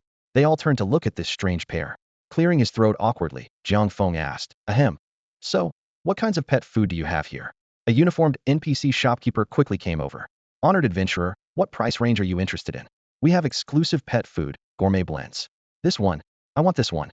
Xiao Miao excitedly pointed at the premium food, waving her front paws in the air. Hearing the shopkeeper start to quote the price, Jiang Feng quickly interrupted. Wait, could you list them from the cheapest to the most expensive, please? The shopkeeper nodded. Of course. Starting from the lowest, we have the basic pet food, then the regular. That's it. We'll take this one. Jiang Feng immediately pointed to the cheapest option. The shopkeeper looked surprised. We actually have several other grades, sir. Are you sure? Xiao Miao struggled desperately in Jiang Feng's arms, protesting. No. Her paws flailed about in fierce objection. But Jiang Feng didn't give anyone a chance to argue. In one swift motion, he pulled out some coins, paid, grabbed the food, and left, so quickly that neither the shopkeeper nor Xiao Miao could react. Outside the shop, Jiang Feng noticed Xiao Miao looking dejected, her ears drooping and tail limp. Are you mad at me, Xiao Miao? Jiang Feng crouched down and set her on the ground in front of him. Xiao Miao turned her head away in a huff, ignoring him. Jiang Feng smiled gently. Actually, you've got it wrong. Do you really think I didn't let you have the best pet food right away because I'm stingy? Just as Xiao Miao was about to retort, Jiang Feng cut her off. Of course not. What I really wanted was to teach you something no matter how much money you have. You shouldn't waste it carelessly. True happiness comes from gradually improving the quality of your life, step by step. As the saying goes, it's easy to go from frugality to luxury, but hard to go back from luxury to frugality. Jiang Feng looked at little Miao, his tone growing heavier. What I really want you to understand is the journey from poor quality to the very best. You can't skip any step. Only by experiencing it all will you know how hard happiness is to come by, and truly cherish it. As his words landed, little Miao finally stopped being angry. She nestled gently in Jiang Feng's arms, letting out a soft meow, as if in response. Jiang Feng smiled with relief, gently stroking her head, then glanced down at the little creature in his arms. A faint smile appeared on his face. He slowly stood up and turned toward the shop next door to the pet food store, the Human Player Food Store. He remembered that before heading to the Death Desert, he had bought a box of Haagen-Dazs ice cream from here. The taste was wonderful, bringing him back to the warmth of the human world. He pushed open the door and stepped inside, his eyes sweeping over the dazzling array of products: Haagen-Dazs, 6 nukes, Ray-Bai, Kong Shui Fu, and more.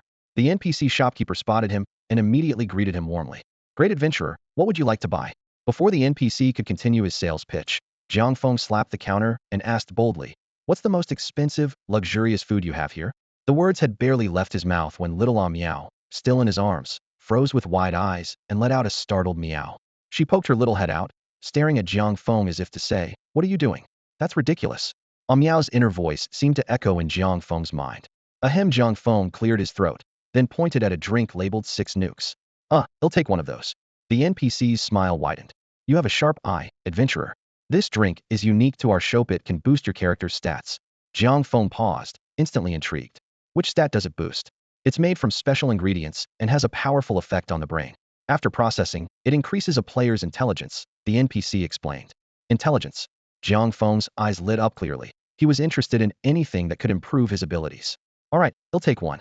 He pulled out some gold coins and handed them over without hesitation. However, the drink wasn't cheap. It cost a full 250 gold coins. Jiang Feng hesitated for a moment, then muttered to himself, "What if this thing doesn't work? What if I get tricked into buying a bunch?" So, he wisely decided to buy just one bottle, feeling rather pleased with himself. He paid, unscrewed the cap, and drank it down in one go. Instantly, a bright notification appeared above his head. Intelligence 1. Jiang Feng froze in surprise, his eyes widening as if a light had gone on in his mind. Suddenly, ideas and clever plans he'd never thought of before came rushing in. "Wow, it really works," he whispered excitedly, his eyes shining. Without missing a beat, he slapped the counter and shouted, "Quick! Give me all the 6 nukes you have. Me days of being a dummy are finally over." He laughed wildly, sweeping his gaze across the stunned shopkeeper, and without hesitation, bought nearly 2,000 bottles of 6 nukes, clearing out the store. A slightly odd atmosphere filled the shop as the NPC stood by, watching Jiang Feng's wild spree with a complicated look in his eyes. At first, the NPCs looked completely baffled, but the moment they noticed the golden, gleaming title above Jiang Feng's head, everything clicked into place. It was like a drowning man grabbing at any lifeline, or someone suffering from illness believing any ad promising a cure. Anyone could understand that kind of desperation. Sympathy flickered across the NPCs' faces. Jiang Feng, however, paid no attention to their expressions. He bought all 6 nuclear bombs, twisted off the cap, and started chugging them down. "Great adventurer, you mustn't." The nearest NPC reached out to stop him, but before he could finish, Jiang Feng had already downed 4 or 5 bottles in quick succession. "Mustn't? Mustn't what?" Jiang Feng wiped his mouth and shouted, eyes wide. "No one can stop me from raising my intelligence. No one." But after waiting a while, his intelligence stat didn't budge. Puzzled, Jiang Feng checked the item description: nuclear bomb effect. After consumption, there is a 10 chance to increase intelligence by 1 point. Can only take effect once per day. What the this food has a cooldown? Jiang Feng stared at the NPCs in shock. The NPC had tried to stop him, looked torn between feeling wronged and wanting to laugh. "I tried to warn you, but you wouldn't listen. Besides what? Just say it." Jiang Feng encouraged him, seeing his hesitation. "Well-esteemed adventurer, I should clarify intelligence and IQ aren't the same thing." The NPC tapped his head. "Intelligence only affects your MP and magic attack power in the game, but IQ." He didn't finish, but the meaning was obvious. The shop fell silent. Fortunately, little Miao broke the awkwardness with a string of cheerful meow, meow sounds. Jiang Feng, embarrassed and angry, flicked the cat on the head and stormed out of the human food store in a huff. Damn, food supplements really do work slowly. Behind him, little Miao kept meowing. Translation: "Brilliant, brilliant. You don't even act like a person anymore. This human food isn't for you. Ha ha ha, I'm dying over here."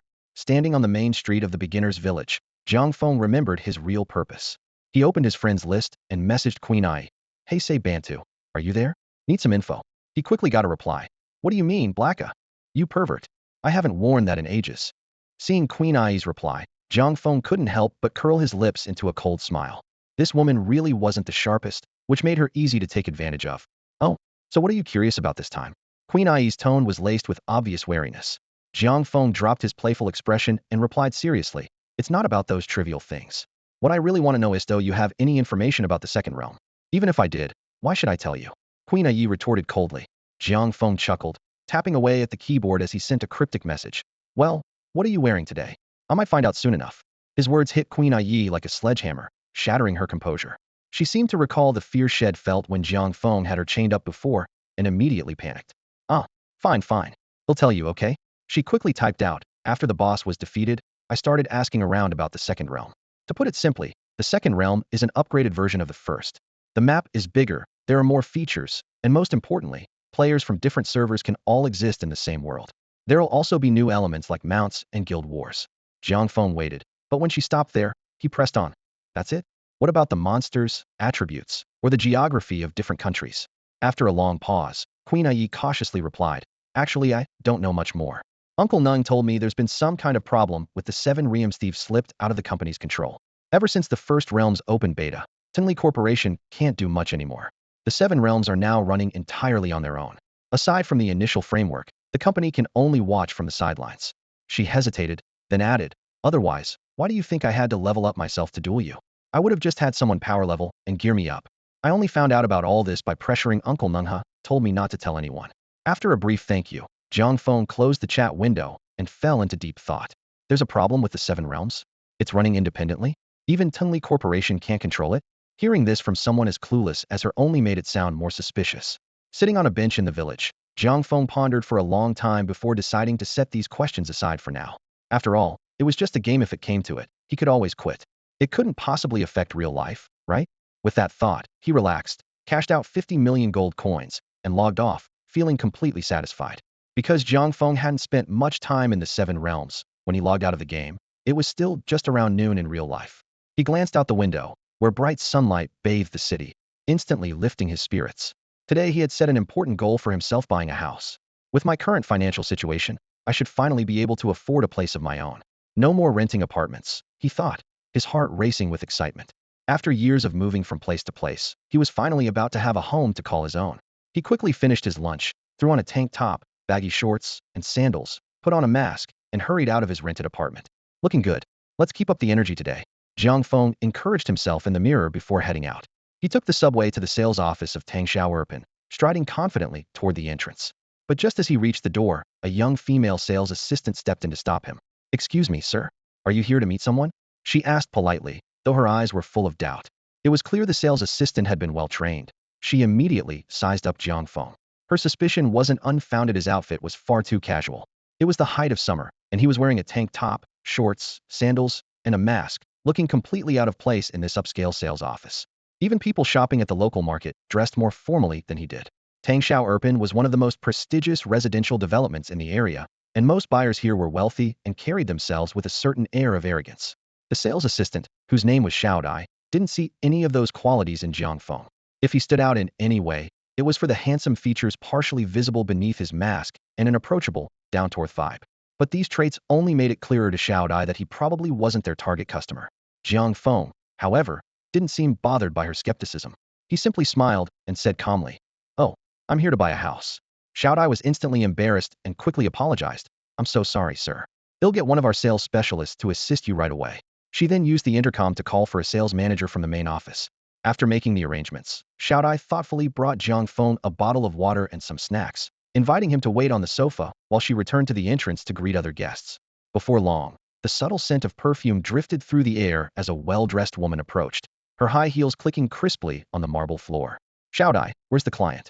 she asked, glancing around. Xiaodai immediately pointed to Jiang Feng. "Sister Tong, it's that gentleman over there." The sales manager, Lin Xuedong, followed Xiaodai's gesture and spotted Jiang Feng in his casual outfit and mask. Her expression changed the moment she saw him. "Xiaodai, why is it that every time you give me clients like this?" Lin Xuedong made no attempt to hide her disdain, completely ignoring Jiang Feng, who was sitting nearby. "It was the same last time when it was finally my turn. You sent me someone who clearly couldn't afford a place here." Do you have something against me? Xiao Dai lowered her head, her voice tinged with grievance. Sister Tong, I didn't mean anything by it. It's just a sign by order, and it happened to be this gentleman's turn. Hey, you, what was your name, Tong? Jiang Feng finally couldn't keep quiet, his calm tone edged with annoyance. I'm really not okay with you talking about me like that. Lin Xuedong was taken aback for a moment, then forced a stiff smile, trying to suppress her anger. I'm sorry, sir. I wasn't targeting anyone in particular, I just meant. Stop. That's enough. Don't say another word. Jiang Feng cut her off immediately. If you finish what you're about to say, there'll be no going back from this. He turned to Xiao Dai and asked gently, your name is Xiao Dai, right? Is it really necessary for a sales agent to accompany me when buying a house? Well, technically, a staff member has to be with you to explain things, Xiao Dai replied dutifully. A staff member? Well, you count as staff, don't you? How about you show me around? Me? I can't. I don't have the proper qualifications yet. Xiao Dai shook her hands in refusal. But Jiang Feng didn't give her a choice. He grabbed her and started walking towards the sales center, calling back over his shoulder to Lin Xuetong. Tong Tong, help Xiao Dai out at the front desk for a bit. We'll be back after we've bought the house. Xiao Dai looked bewildered, clearly not expecting things to turn out like this. Lin Xuetong just sneered and followed them in, her face darkening. When they got to the model display, Jiang Feng pointed at the most luxurious villa in the center and asked confidently, that one. How much is it? Can I complete the purchase today? Xiaodia's eyes sparkled with admiration. Wow, I can't believe you're actually pretending to be ordinary. I've only ever read about this in stories. That's our top villa, it's 200 million. And yes, you can finalize everything today. She eagerly led Jiang Feng to sign the contract, but then noticed he had suddenly frozen. Xiao Dai, Jiang Feng swallowed awkwardly. I think I pointed at the wrong one. I actually meant the one next to it. Yeah, a bit further out, the slightly smaller one. Xiao Dai was stunned when she heard Jiang Feng's words. She blinked in surprise and said, huh? There's no mistake. This whole area only has this one villa. Jiang Feng felt awkward at Xiao Dai's clueless response and scratched the back of his head. Lin Xuetong, standing nearby, shot him a cold, mocking glance. Huh, I thought I might have misjudged you, but it turns out you're just a fool. Forget about the most expensive villa, even a regular house in this neighborhood is probably out of your reach. Her words dripped with contempt. Jiang Feng shook his head to himself, thinking, looks like he'll have to prove her wrong to shut her up. Although Xiao Dai was a little unhappy with Lin Zutong's attitude, she instinctively showed a hint of nervousness. She tugged gently at Jiang Feng's sleeve and whispered, don't mind her. What price range are you looking at? I can help you check. Jiang Feng paused for a moment. Before coming here, had planned on finding a simple place to live, since he didn't need much space on his own. But after seeing the exquisite villa models, his thoughts changed. With the money-making power of the Blade and Sword Cry equipment shop, why not get a better place? ID like a quiet villa, budget under 50 million, Jiang Feng said. 50 million. Xiao Dai gasped. She had assumed Jiang Feng was just bluffing, but she hadn't expected him to name such a high budget.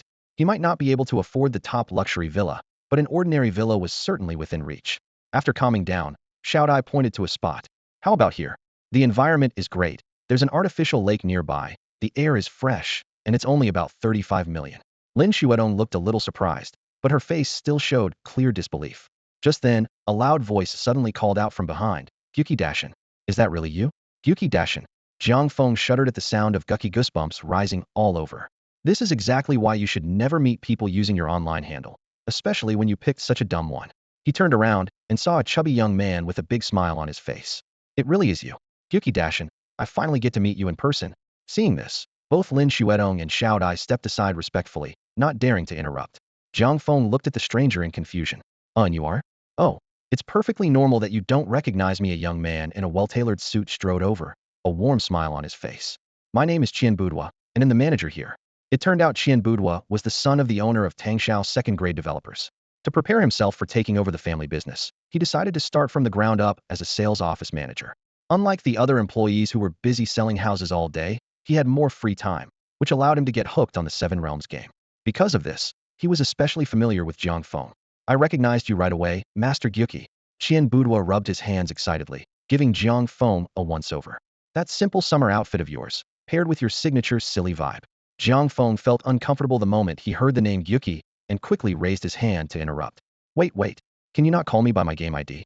Oh, Qian Boudoir's eyes darted. Then should I call you King of Fools? Or the ultimate goofball? A Jiang Feng sighed helplessly. Forget it, just stick with Master Gyuki. What do you want? Qian Boudoir's eyes lit up. I heard you're looking to buy a house. That's right. Why, are you planning to give me one for free? Exactly. And not just any house, but the best unit in the building.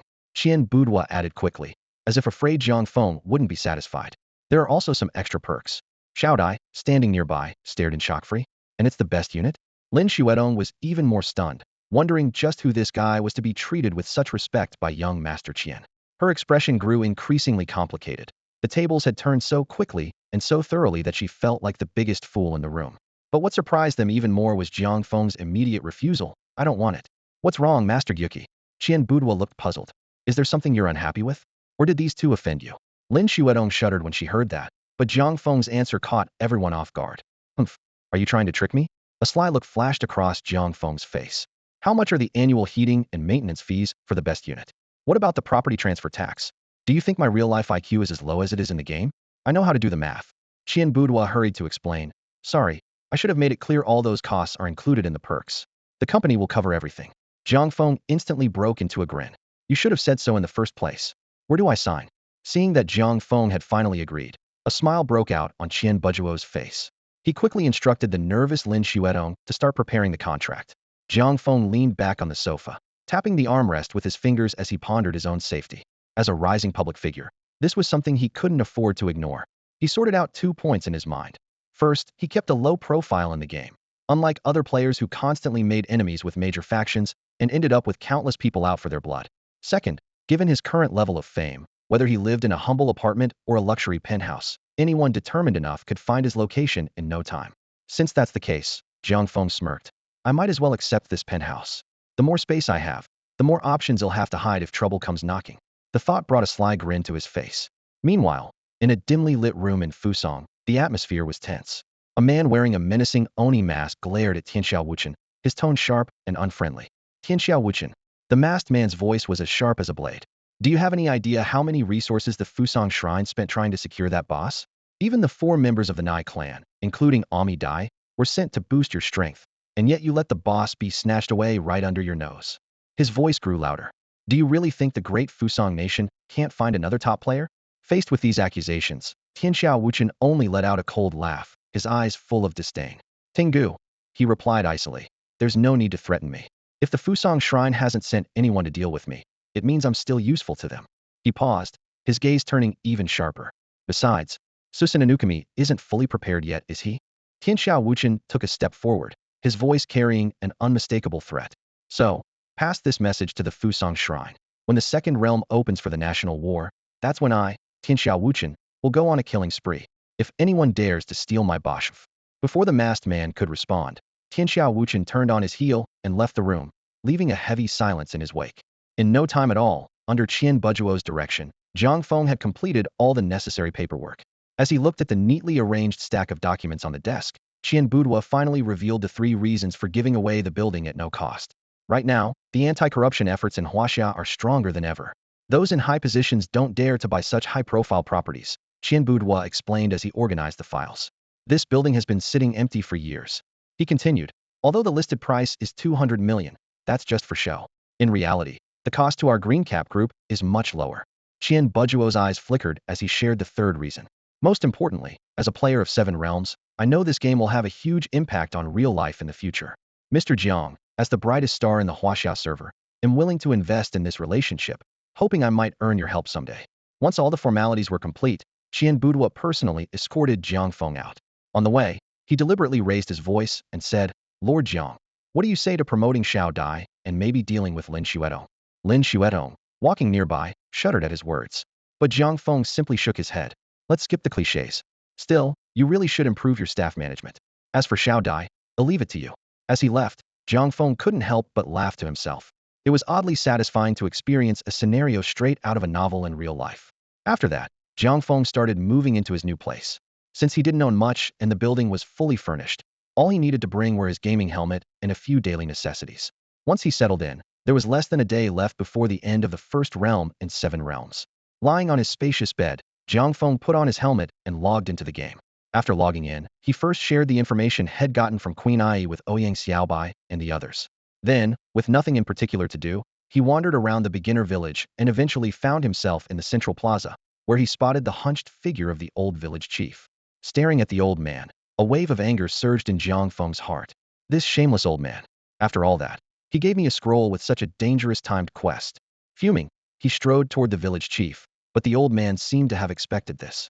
With a calm expression, The village chief simply said, "You're here."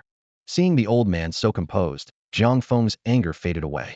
Based on their many past encounters, Jiang Feng found the old village chief's uncharacteristic calm unsettling.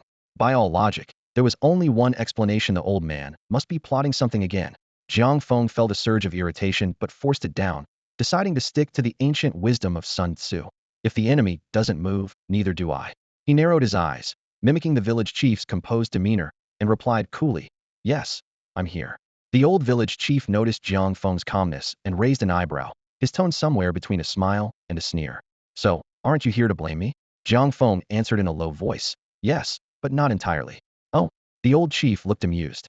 "In that case, young man, would you hear me out? You're much older than I am." "Of course, please go ahead," Jiang Feng replied, his expression unchanged and his tone steady. The old chief nodded, his gaze growing deeper. "Right now, you must be blaming me for giving you such a dangerous task. Am I right?" Jiang Feng still didn't answer directly. "Yes, but not entirely." The village chief was momentarily speechless. He glared at Jiang Feng, sounding a little exasperated. "Can't you just give me a straight answer? It's hard to carry on like this." "Sure, but not entirely." Jiang Feng kept up his ambiguous stance. The old chief was left speechless, while Jiang Feng stayed silent, and an awkward air settled between them. After a moment, the village chief sighed. "Forget it, I can't take this anymore. He'll just tell you the truth." He straightened up, a hint of apology in his voice. "If you want to blame me for that task, go ahead. But I didn't assign it to you on a whim. It's because I saw something in you that others don't have. If you weren't that kind of person, I wouldn't have given the task to anyone, even if I had to beg on my knees." Jiang Feng saw the chief's sincerity and finally relaxed a little, a faint smile appearing at the corner of his mouth. "A special quality? Now that's something I like to hear. Tell me, how did you spot this quality in me? And what exactly is it?" The old chief's eyes softened, as if had finally found the right topic. "I noticed you always manage to do things no one else would even consider, like trying to rob me, for example." He was shaking his head as he spoke, but before he could finish, Jiang Feng suddenly sprang into action. "Spider silk bind." Caught off guard, the old chief was instantly wrapped in spider silk, his face changing as he cried out, "Young man, what's the meaning of this? I don't have anything valuable on me right now." Jiang Feng snorted coldly, his tone sharp. "What's the meaning? Humph. Weren't you just calling me out for being shameless? Saying I do things no one else would? Are you saying I don't act like a decent person?" "I meant nothing of the sort." The old chief shook his head urgently. "What I meant was, you're the only one who could complete that task. That's why I entrusted it to you." He explained hurriedly, sneaking glances at Jiang Feng's face, his lips twitching and sweat starting to bead on his forehead. Thankfully, Jiang Feng didn't take things any further. 3 seconds later, the spider silk dissolved on its own, and the old chief let out a sigh of relief. He brushed off the remaining strands and spoke with a more somber tone. "I don't blame you for being upset. I'm telling you all this because this might be the last time we ever meet." "The last time?" Jiang Feng was taken aback, confusion spreading across his face. "Why? Are you reaching the end of your days? Even NPCs have a natural lifespan now?" The old chief nearly choked. "Ahem, what I mean is, once the second realm opens, you'll be heading somewhere new. We might never see each other again. So after the second realm opens, NPCs don't go along?" Jiang Feng's expression changed instantly, a wave of reluctance rising in his heart. Looking at the old village chief, who was sometimes nagging and sometimes set him up, Jiang Feng suddenly felt a touch of melancholy. After all, if there's no village chief in the second realm, what will happen to his hidden quest? "Young man, there's no need to feel down. Tell you what, I'll write you a letter. When you get to the second realm, seek out my younger brother. He holds the same position there as I do here. He's in charge of assigning tasks. Once he sees my letter, he should be able to offer you quite a bit of help." The old village chief looked at the young man before him, someone he had matched wits with for an entire term. Seeing Jiang Feng's dejected expression, the chief couldn't help but feel a mix of emotions. Suddenly, Jiang Feng's eyes lit up, and his mood lifted. This was a pleasant surprise. Getting help from the village chief's brother was more than he could have hoped for. "Thank you so much," Jiang Feng said gratefully. The old village chief smiled slightly at Jiang Feng's words, a mischievous glint in his eyes. "But I'm curious," Jiang Feng asked carefully, "is your brother as kind as you? I'm not sure if he'll be as easy to get along with." The old chief chuckled, a hint of mystery in his gaze. "You'll find out when you get there," he replied, clearly enjoying keeping Jiang Feng in suspense.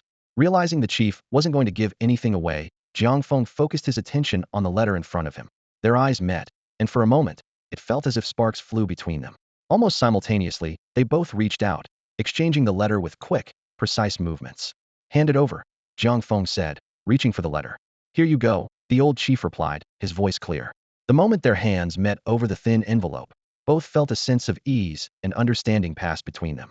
After saying their goodbyes, Jiang Feng carefully put the letter away and turned to leave the square. The old chief remained where he was, gazing at the massive sand sculpture, lost in thought. Brothers remain, even after weathering countless storms. The old chief murmured, a trace of emotion in his eyes. Let bygones be bygones. Take care. Jiang Feng silently wished as well. Jiang Feng walked away with steady steps, but as he left the village, he couldn't help glancing back. The old chief still stood there, his expression complicated. Both felt a pang of reluctance at parting ways. As soon as Jiang Feng turned a corner, he quickly pulled the letter from his backpack.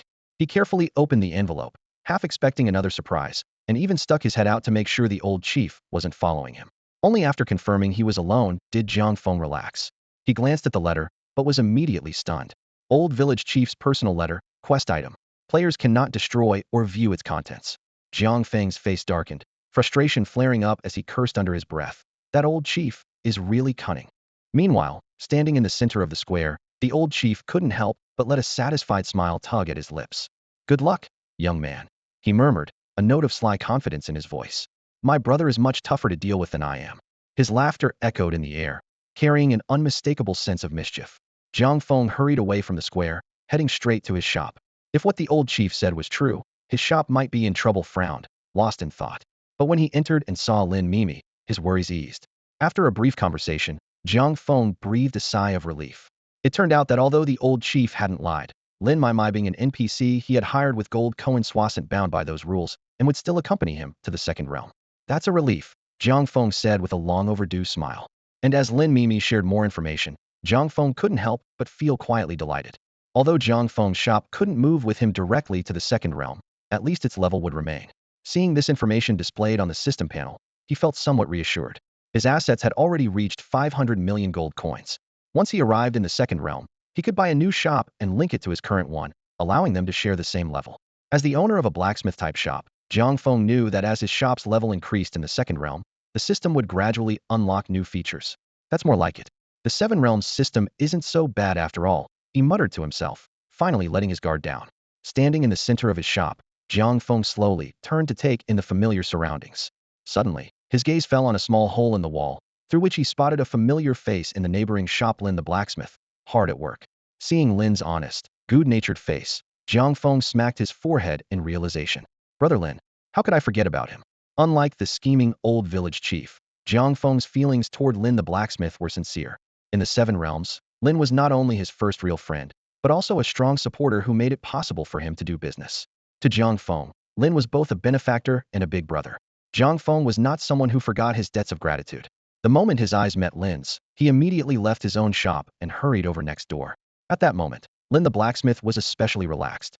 Most transactions had already been handed over to Jiang Feng's automated counter, so Lin was sitting leisurely inside, sipping tea and fanning himself. When he saw Jiang Feng walk in, a broad smile appeared on his face. There you are, brother. Haven't seen you in a while. Without a word, Jiang Feng grabbed a broom and began cleaning the shop. As he worked, he spoke with emotion. Brother Lin, who knows when I'll see you again, even though you're not exactly what I mean is, even though you're just an NPC. To me, you're my big brother. He glanced up at Lin. Lin's face was full of disbelief and confusion. Seeing this, Jiang Feng felt a pang of sadness. Maybe brother Lin doesn't know what's about to happen. Maybe that's for the best it'll save him some heartache. With that thought, Jiang Feng cleaned even harder, not missing a single cobweb in the corners. He was even more meticulous than when cleaning his own place, polishing every tool until it gleamed. Only when the shop was spotless did Lin come over, still holding his cup of hot tea, smiling cheerfully. Brother, what's all this about? Trying to hold back his sadness, Jiang Feng forced a smile and said, Oh, it's nothing.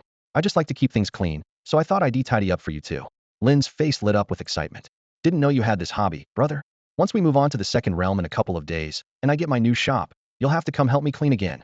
Of course, Jiang Feng replied automatically, then suddenly looked up in shock. Wait, what? At first, Jiang Feng didn't understand what Lin meant. When it finally sank in, he was completely stunned.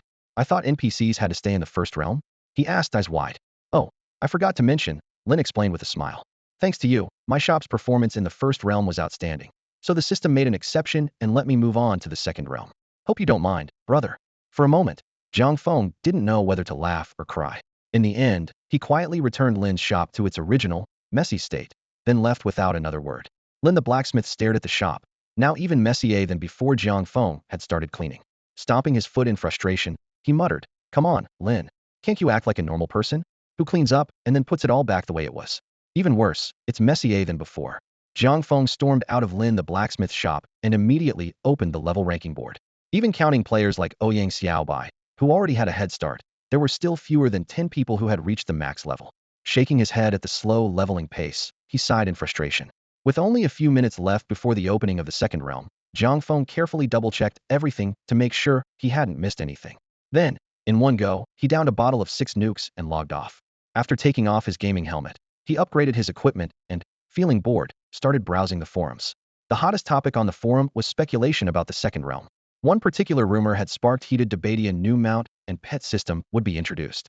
The comments section instantly exploded. So that's why there haven't been any pets or mounts in the 7 realms until now. I heard Goddess Gu has a pet, but no one's ever seen it. Comparisons are infuriating. The conversation soon shifted to the famous Surround and Block-Tang incident. Participants joked that after days of waiting, the person in question finally showed up, and, when given the choices of cutting off his manhood or eating dung, he chose the latter. Players teased, if you have to pick the lesser of two evils, at least eating dung fills your stomach much better than the alternative. While players were chatting enthusiastically, the 7 Realms servers went down for maintenance and upgrades. Tingless official team quickly released an important announcement. Official notice from 7 Realms. Opening of the second realm and system upgrade. 1. Once the second realm opens, all players above level 25 will be automatically teleported, while those between level 20 and 25 can choose whether to enter. The level cap will be raised to 50. 2. In 1 month, the Huaxia server will merge with other servers. 3. Because Huaxia players successfully defeated the first realm boss, everyone will receive a special buff for 1 month after entering the second realm.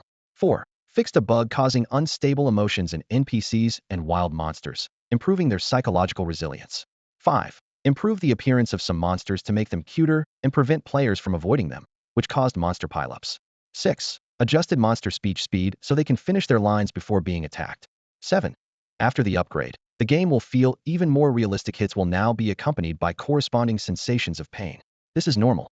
8. The first realm boss will no longer respawn, and the beginner village has returned to its original state, free from sandstorms. When Jiang Feng reached the 8th announcement, he was so excited that he nearly jumped out of his chair. Finally, I don't have to look at that sand sculpture anymore, he exclaimed to himself, thrilled that the 7 Realms officials had finally made such a wise decision. After quickly skimming through the remaining routine update notes, Jiang Feng closed the forum. Determined to get a head start when the game servers opened the next day, he decided to turn in early. After a simple dinner, he stood by the spacious floor-to-ceiling windows of his new home, gazing down at the view below. This place really lived up to its reputation as a top-tier residence. The view was spectacular. In the center of the courtyard below, a fountain flowed continuously, operating around the clock. Looking at the empty yard, Jiang Feng was already making plans in his mind. I should get some fitness equipment to liven this place up. After a moment of reflection, he drew the curtains and soon fell asleep. Meanwhile, players from other countries had also rushed to read the official announcements. Especially Tianxiao Wuchen, the player whose boss kill had been snatched by Jiang Feng at the last moment, was now standing angrily in front of his computer. Humph, it's just a month of peace. When the borders open, they'll make them pay back 100-fold. Huaxia, just you wait. On the forums in the United States, complaints about Huaxia players were also rampant. The damage numbers when Huaxia killed the boss were obviously off. Tingley must be up to something. Yeah, when the second realm opens, our alliance will crush them together. It's a deal. These undercurrents didn't escape the notice of other players, but at that moment, Jiang Feng was lost in sweet dreams, completely unaware of any of it. It was nearly noon the next day when Jiang Feng finally woke up. Glancing at the clock, he saw there was still some time before the 7 Realms officially opened at noon. He calmly prepared a hearty breakfast, and took some time to stretch and move around his new home before heading back to his bedroom to log into the game. As the game loaded, Jiang Feng found himself in an unfamiliar environment. Towering city walls loomed in the distance, and patrol guards walked back and forth. Nearby was now in the main city of Huaxia in the second realm, Tiancheng. Finally in the city. What delighted Jiang Feng even more was that the massive, unpleasant sand sculpture from the starter village hadn't followed him to the second realm. Haha, I've finally gotten rid of that eyesore. As more and more players logged in, the city gradually became lively. While most players wandered the city in search of quests, Jiang Feng chose a different path, walked straight out of the city to start his leveling journey. Jiang Feng made this choice because he was confident in how fast he could level up. He knew that if he went to pick up a quest right now, he'd probably waste a lot of time. Besides, if everyone took the same quest, there would be a crowd rushing to the monsters as soon as they spawned, and he might not even get any experience at all. If that happened, leveling up would slow down significantly. Jiang Feng understood that if he focused on grinding monsters to level up first, he could take on higher-level quests later and get a head start. That way, he could avoid competing with others for monsters and wouldn't have to worry about there not being enough to go around. As for the quests themselves, Jiang Feng wasn't worried. He had a recommendation letter from the old village chief, so finding the chief's younger brother wouldn't be difficult. Although the letter might not contain any special praise, Jiang Feng was still confident that he could get a hidden quest from the chief's brother. After all, they were family. There was no way the brother would be much smarter than the old chief. Jiang Feng even joked to himself, can a husky's brother turn into a border collie? Unless the chief had a surprise in the family. With that thought, Jiang Feng quickened his pace and walked out the gates of Tianqing. As he walked, he noticed a new status effect, Seth's Blessing. The effect granted a 10 boost to experience gained and a 10 increase in health regeneration. Duration, 29 days and 23 hours. The system description said this was a special reward for Huaxia server players and reminded Jiang Feng to make the most of it. The nearby players noticed the same buff and shouted excitedly, 10 more experience, awesome. I've got to use this month to level up as much as I can. This is amazing. Once he reached the wilds, Jiang Feng didn't have to go far before he spotted a monster. It was an upright lizard, about as tall as an adult man, holding a trident. As Jiang Feng got closer, he finally saw its details: mutant lizard warrior. The monsters weren't densely packed at the edge of the wilds, and there were no other creatures nearby.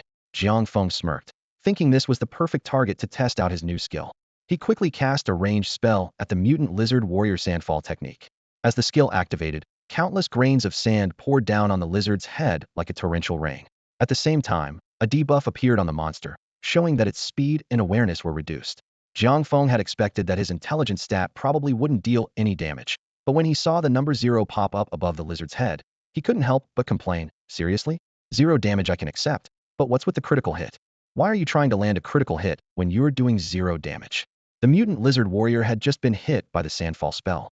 Although this skill from the First Realm's king boss didn't inflict any actual damage, it brought a severe debuff. Under the spell's effect, the monster's movements became sluggish, as if it were struggling against an invisible force with every step. Even worse, its senses were greatly dulled, leaving it completely disoriented in the swirling sandstorm like a lost lamb. Standing at a safe distance, Jiang Feng watched calmly, assessing the spell's effects. The slow effect is at least 50, and the enemy hasn't noticed me at all, he calculated. The most important part is that it lasts for a full 10 seconds. Whether I use it to clear mobs with sword energy or to escape, it's a solid choice. Looks like picking Sandfall was the right move. As the skill finally wore off, the battered mutant lizard warrior regained its mobility. Spotting the human in front of it, it let out a screech and raised its trident, ready to attack. But Jiang Feng had no intention of getting entangled. He immediately activated another skill from his belt, Sandstorm Bind. With Jiang Feng at the center, several streams of sand suddenly surged up, and one of them wrapped tightly around the mutant lizard warrior. This skill may not have the offensive boost of Tiger's Roar in the forest, but its short cooldown fits my fighting style much better. After finishing his skill test, Jiang Feng drew the Sword of Destruction and unleashed several waves of sword energy at his hapless test subject. Even though the mutant lizard warrior was the weakest monster in the second realm, it still had 4,000 HP and decent defense. But under the stacking armor break effects, just 4 sword slashes were enough to turn it into a flash of white light. At that moment, Xiaoe Miao, who had been nestled in Jiang Feng's arms, suddenly poked its head out and let out an excited meow. Following its cue, Jiang Feng opened its status panel. Stage, Juvenile. Status, Full. Skills. 1. Bodyguard Aura grants immunity to all ranged skills and attacks for 1 second after activation. Cooldown, 60 seconds. Next skill unlocks when pet reaches adult stage. Pet experience, 0.01. Xiaoe Miao, you can gain experience now? Jiang Feng exclaimed in surprise at this new development. Although the exact amount of experience needed couldn't be seen directly on little Miao's interface, the progress bar was visible, which gave Jiang Feng hope. At that moment, as if confirming his thoughts, little Miao let out an excited cry, meow. With little Miao's confirmation, a joyful smile spread across Jiang Feng's face. That's great, so the reason you couldn't level up before was because pets can't gain experience in the first realm. However, his excitement didn't last long before turning into frustration. I thought you weren't growing because something was wrong with your body, or maybe the food I gave you wasn't good enough. If I'd known you just needed to fight monsters to level up, I wouldn't have bothered switching to those regular pet foods. Meow meow meow. Little Miao's tone was clearly mocking, but Jiang Feng chose to ignore it and focused instead on examining the wild creature he had just defeated. After testing out his newly acquired skills, Jiang Feng had become quite familiar with Sandfall technique and Sandstorm Shackles. As for the Sand Armor skill on the Seth leather armor, since its cooldown was much longer and the description was already very clear, he decided to save it for emergencies and didn't test it for now. By this time, a few scattered players had started to leave the city. Confident in his ability to handle the wild monsters, Jiang Feng didn't linger on the outskirts and headed straight for the deeper areas. As he ventured further in, the number of wild monsters around him noticeably increased. Once he had attracted enough enemies, Jiang Feng began his leveling routine. He first used sandfall technique on the dozen or so mutant lizard warriors chasing him, and once they were all slowed, he drew his sword of destruction. The armor break effect stacked with each attack, 1 layer, 2 layers. Although his damage increased with each stack, it still took 6 sweeping strikes to finish off these mutant lizard warriors. Whenever a monster broke through the control of sandfall technique and got too close, Jiang Feng would use instant armor break strike, dealing damage while also using the movement to dodge incoming attacks. In this way, Jiang Feng steadily pushed further away from the town. Except for the occasional pause to wait for his skills to come off cooldown, he was almost constantly hunting monsters. His efficient clearing method left a few players following behind him surprised. Huh, are the monsters in the second realm really this scarce? Why are there only a few scattered around? The 5-member team chatted as they made their way deeper into the wilderness, completely unaware that the reason they had encountered so few monsters was because Jiang Feng had just passed through the area. After they had moved on for a while, the monsters finally began to respawn. Suddenly, a large group of mutant lizard warriors surrounded them, trapping the team in the middle. Despite their desperate resistance, they were eventually overwhelmed by wave after wave of monsters and sent back to town. Why do these monsters hurt so much when they hit? One of the team members cried out in pain. Didn't you read the announcement? Another replied, a hint of surprise in his voice. Starting from the second realm, all 7 realms have much more realistic sensations, not just pain, but other feelings are clearer too. Other feelings? The first teammate's tone turned a little strange. I've got a bold idea. Meanwhile, Jiang Feng had no idea that his earlier actions had caused several players to be sent back to town. At this moment, he had already entered a mountain valley. Glancing at the map, he saw that the area was called Lizard Valley.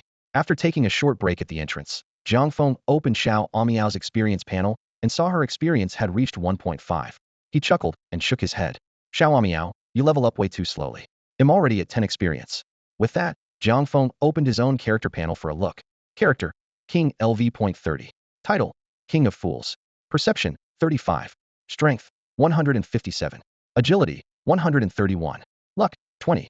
Health, 4,660. Mana, 1,100. Critical rate, 135. Physical attack, 236. Defense, 76. Magic attack, 0. Huh, where did my dodge stat go? Jiang Feng frowned suddenly. Thinking back, he realized he hadn't seen a single miss notification along the way. Could it be that the second realm has removed the dodge and accuracy mechanics? He wondered. The more he thought about it, the less sense it made, so he decided to let it go for now. Before long, Jiang Feng had entered Lizard Valley. As soon as he stepped in, something seemed to trigger. A shrill horn blared around him. Instantly, he heard countless rustling noises, and then a horde of mutant lizard warriors surged toward him like a tidal wave. Jiang Feng smiled slightly, a cold glint in his eyes as he quickly scanned the terrain. He was standing right at the valley entrance, which was so narrow that only 2 mutant lizard warriors could pass side by side. Realizing this, a plan began to form in his mind. Today, they'll show them what it means to hold a pass against 10,000 enemies, he muttered to himself. Without hesitation, Jiang Feng drew his sword of destruction from his backpack, his gaze icy and focused on the path ahead. A moment later, several mutant lizard warriors burst out from the woods, lunging straight at him. Jiang Feng wasted no time and unleashed the sand trap technique. Instantly, a thick layer of sand covered the narrow entrance, trapping all the incoming lizard warriors and leaving them unable to move. Watching the slowed lizard warriors struggle, Jiang Feng let out a cold laugh and swung his massive sword, sending arcs of sword energy slicing through the air. With each sweeping strike, a mutant lizard warrior fell, his attacks swift and deadly. The lizard warriors screamed as they were struck, instantly turning to piles of ash. With each swing, Jiang Feng's movements grew more practiced and decisive. His eyes remained calm, his figure ghostly and agile. Even as more and more lizard warriors pressed in from all sides, Jiang Feng maintained complete control at the narrow valley entrance, holding his ground with absolute dominance. After swiftly cutting down his enemies, Jiang Feng's sword aura swept through the battlefield, and his skills went on cooldown. Unfazed by this sudden setback, he remained calm and composed. Although the effect of his sand drop technique had ended, this was all within his expectations. He waited patiently as more mutated lizard warriors swarmed toward him. Seizing the perfect moment, Jiang Feng unleashed Sandstorm Bind, firmly trapping several monsters at the front. Instead of attacking right away, he closely observed the waves of enemies closing in behind the immobilized creatures. Just as Sandstorm Bind was about to wear off, Jiang Feng decisively launched a triple instant armor break assault. Because the monsters in the rear were packed tightly together, his attacks dealt massive area damage. Layer after layer of armor break effects stacked up on the mutated lizard warriors, and bright red numbers kept flashing above them. Armor break 1, 2, 3, until every target's health dropped to 670 points. Seeing this, a faint smile appeared at the corner of Jiang Feng's mouth. He quickly switched from his sword of destruction to the goblin assassin's dagger. In the next instant, he darted through the horde like a ghost. Each assassination strike landed with deadly precision, and with every flash of white light, another wounded lizard warrior fell to the ground. As he continued his relentless assault, Jiang Feng was pleasantly surprised to discover that his control over his body in the second realm had reached an unprecedented level. Unlike the awkwardness he felt in the first realm, now even his smallest movements were executed with absolute precision.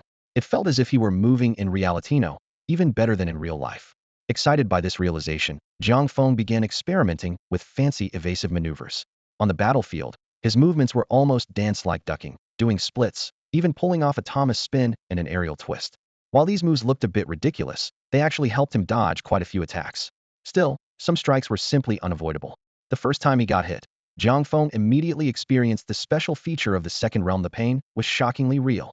It really felt as if had been struck by a weapon. Jiang Feng couldn't help but frown in thought.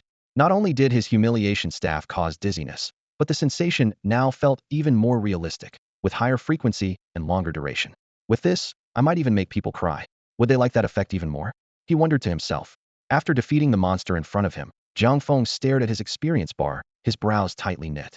Even with a 10 experience boost, a whole afternoon of solo grinding had only increased his experience by just over 20.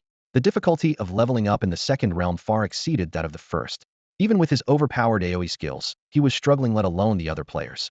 Sitting on a rock, Jiang Feng sipped on a 6 nukes drink while calculating his intelligence gains. Although he had cleared out the store's entire stock of 6 nukes last time, he could only increase his intelligence by 1 point per day. Making up for his deficit of more than negative 9,900 intelligence points seemed like an impossible task. They'll have to check out Sky City to see if there are more advanced foods, like 8 mines or 10 nukes, he mused. And I'd better avoid Xiao Miao when I buy them, or ITLL start begging for some too. While sneaking glances at Xiao Miao, who was busy picking up loot, Jiang Feng noticed his pet seemed to have discovered something unusual. Xiao Miao stuck its rear in the air, digging furiously at the ground with its paws. Before Jiang Feng could get closer to see what it was, Xiao Miao let out an excited meow and darted off in a certain direction. Jiang Feng had no choice but to chase after it, but the dense undergrowth made it hard for him to move. Xiao Miao, with its small frame, slipped through easily, while Jiang Feng had to endure branches whipping at him. Could it be that I was too harsh on it, and now it wants to run away from home? He thought as he ran. Suddenly, Xiao Miao stopped and signaled with its eyes toward a hidden entrance. Jiang Feng's heart skipped a beat as he carefully observed the faint, swirling glow at the mouth of the cave. He reached out cautiously to touch it, and immediately received a system notification. Because you have discovered the hidden dungeon, Mutant Lizard's Lair, Perception 5. Would you like to teleport to the Mutant Lizard's Lair dungeon now? Without any hesitation, Jiang Feng decisively pressed the teleport button. After a strong sensation of being pulled, he found himself inside an underground cave. The passageways, formed from earth, twisted and turned, narrow and low, with dampness seeping from the walls. Xiao Miao, how did you find this place? Do you have some special talent for discovering hidden dungeons? Jiang Feng asked curiously. Xiao Miao proudly raised a chubby paw and pointed to its own head. However, Jiang Feng misunderstood and said to himself, "Oh, so it's because of your sense of smell. No wonder I couldn't find it, but you could. The real reason is, you're not human." Meow meow meow. Xiao Miao cried out in exasperation. Come on, I meant my brain. My brain. I may not be human, but you're a real dog. Considering that Xiao Miao currently had no combat abilities, Jiang Feng put it away and ventured deeper into the cave alone. Fortunately, the cave was well lit, allowing him to clearly observe his surroundings. As he moved forward cautiously, a giant lizard suddenly darted out. Unlike other wild creatures, this one had a green name above its head in the world of 7 realms. This meant it wasn't hostile toward players. The lizard, startled by Jiang Feng's presence, quickly scurried off in another direction. So this isn't a monster farming dungeon. Jiang Feng was still puzzled when 2 mutated lizard warriors appeared ahead, each wielding a forked weapon, seemingly searching for something. Jiang Feng reacted immediately, first casting Spider Silk Bind to immobilize one, then throwing a chain to restrain the other. Bloody Death Lock Chase. He used the momentum to close in on his target, swinging his sword of destruction and unleashing 2 slashes of sword energy. Seeing the first lizard about to break free, he quickly followed up with Sandstorm Shackles. The two mutated lizard warriors soon vanished in flashes of white light. Just as Jiang Feng was about to congratulate himself on his efficiency, he looked up to find himself surrounded by even more mutated lizard warriors.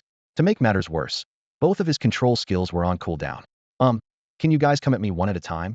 Jiang Feng said with a wry smile, knowing it was futile.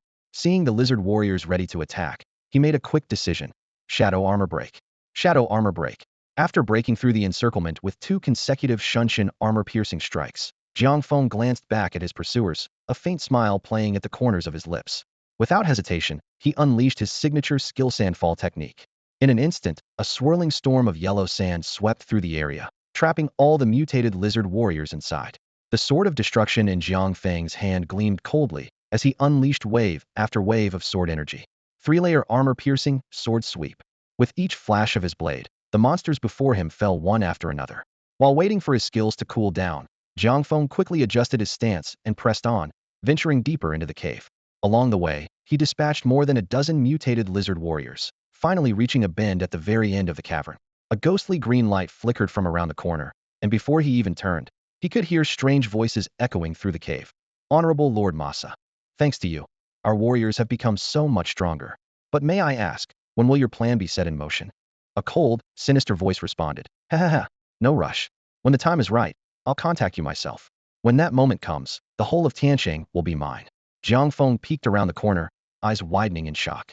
He saw several mutated lizard warriors tossing a regular, green-named lizard into a pool of eerie green water. The lizard thrashed and struggled, its body swelling and growing until, when it finally stood, it had transformed into a red-named mutated lizard warrior. What the hell? Is this kind of bioengineering popular even in the Seven Realms? Jiang Feng muttered to himself, watching closely. Standing by the pool was a particularly burly lizard leader, and next to him stood a mysterious figure draped in a blood-red robe. The dim lighting and the robe's hood obscured the figure's face. The lizard leader picked up a double-tipped spear and handed it to the newly evolved warrior, speaking with grand authority. From this day forward, Lord Masa has infused your blood with new power. You are now one of our lizard legion. Say goodbye to your former weak and useless self. Take this weapon and swear your loyal tie to me.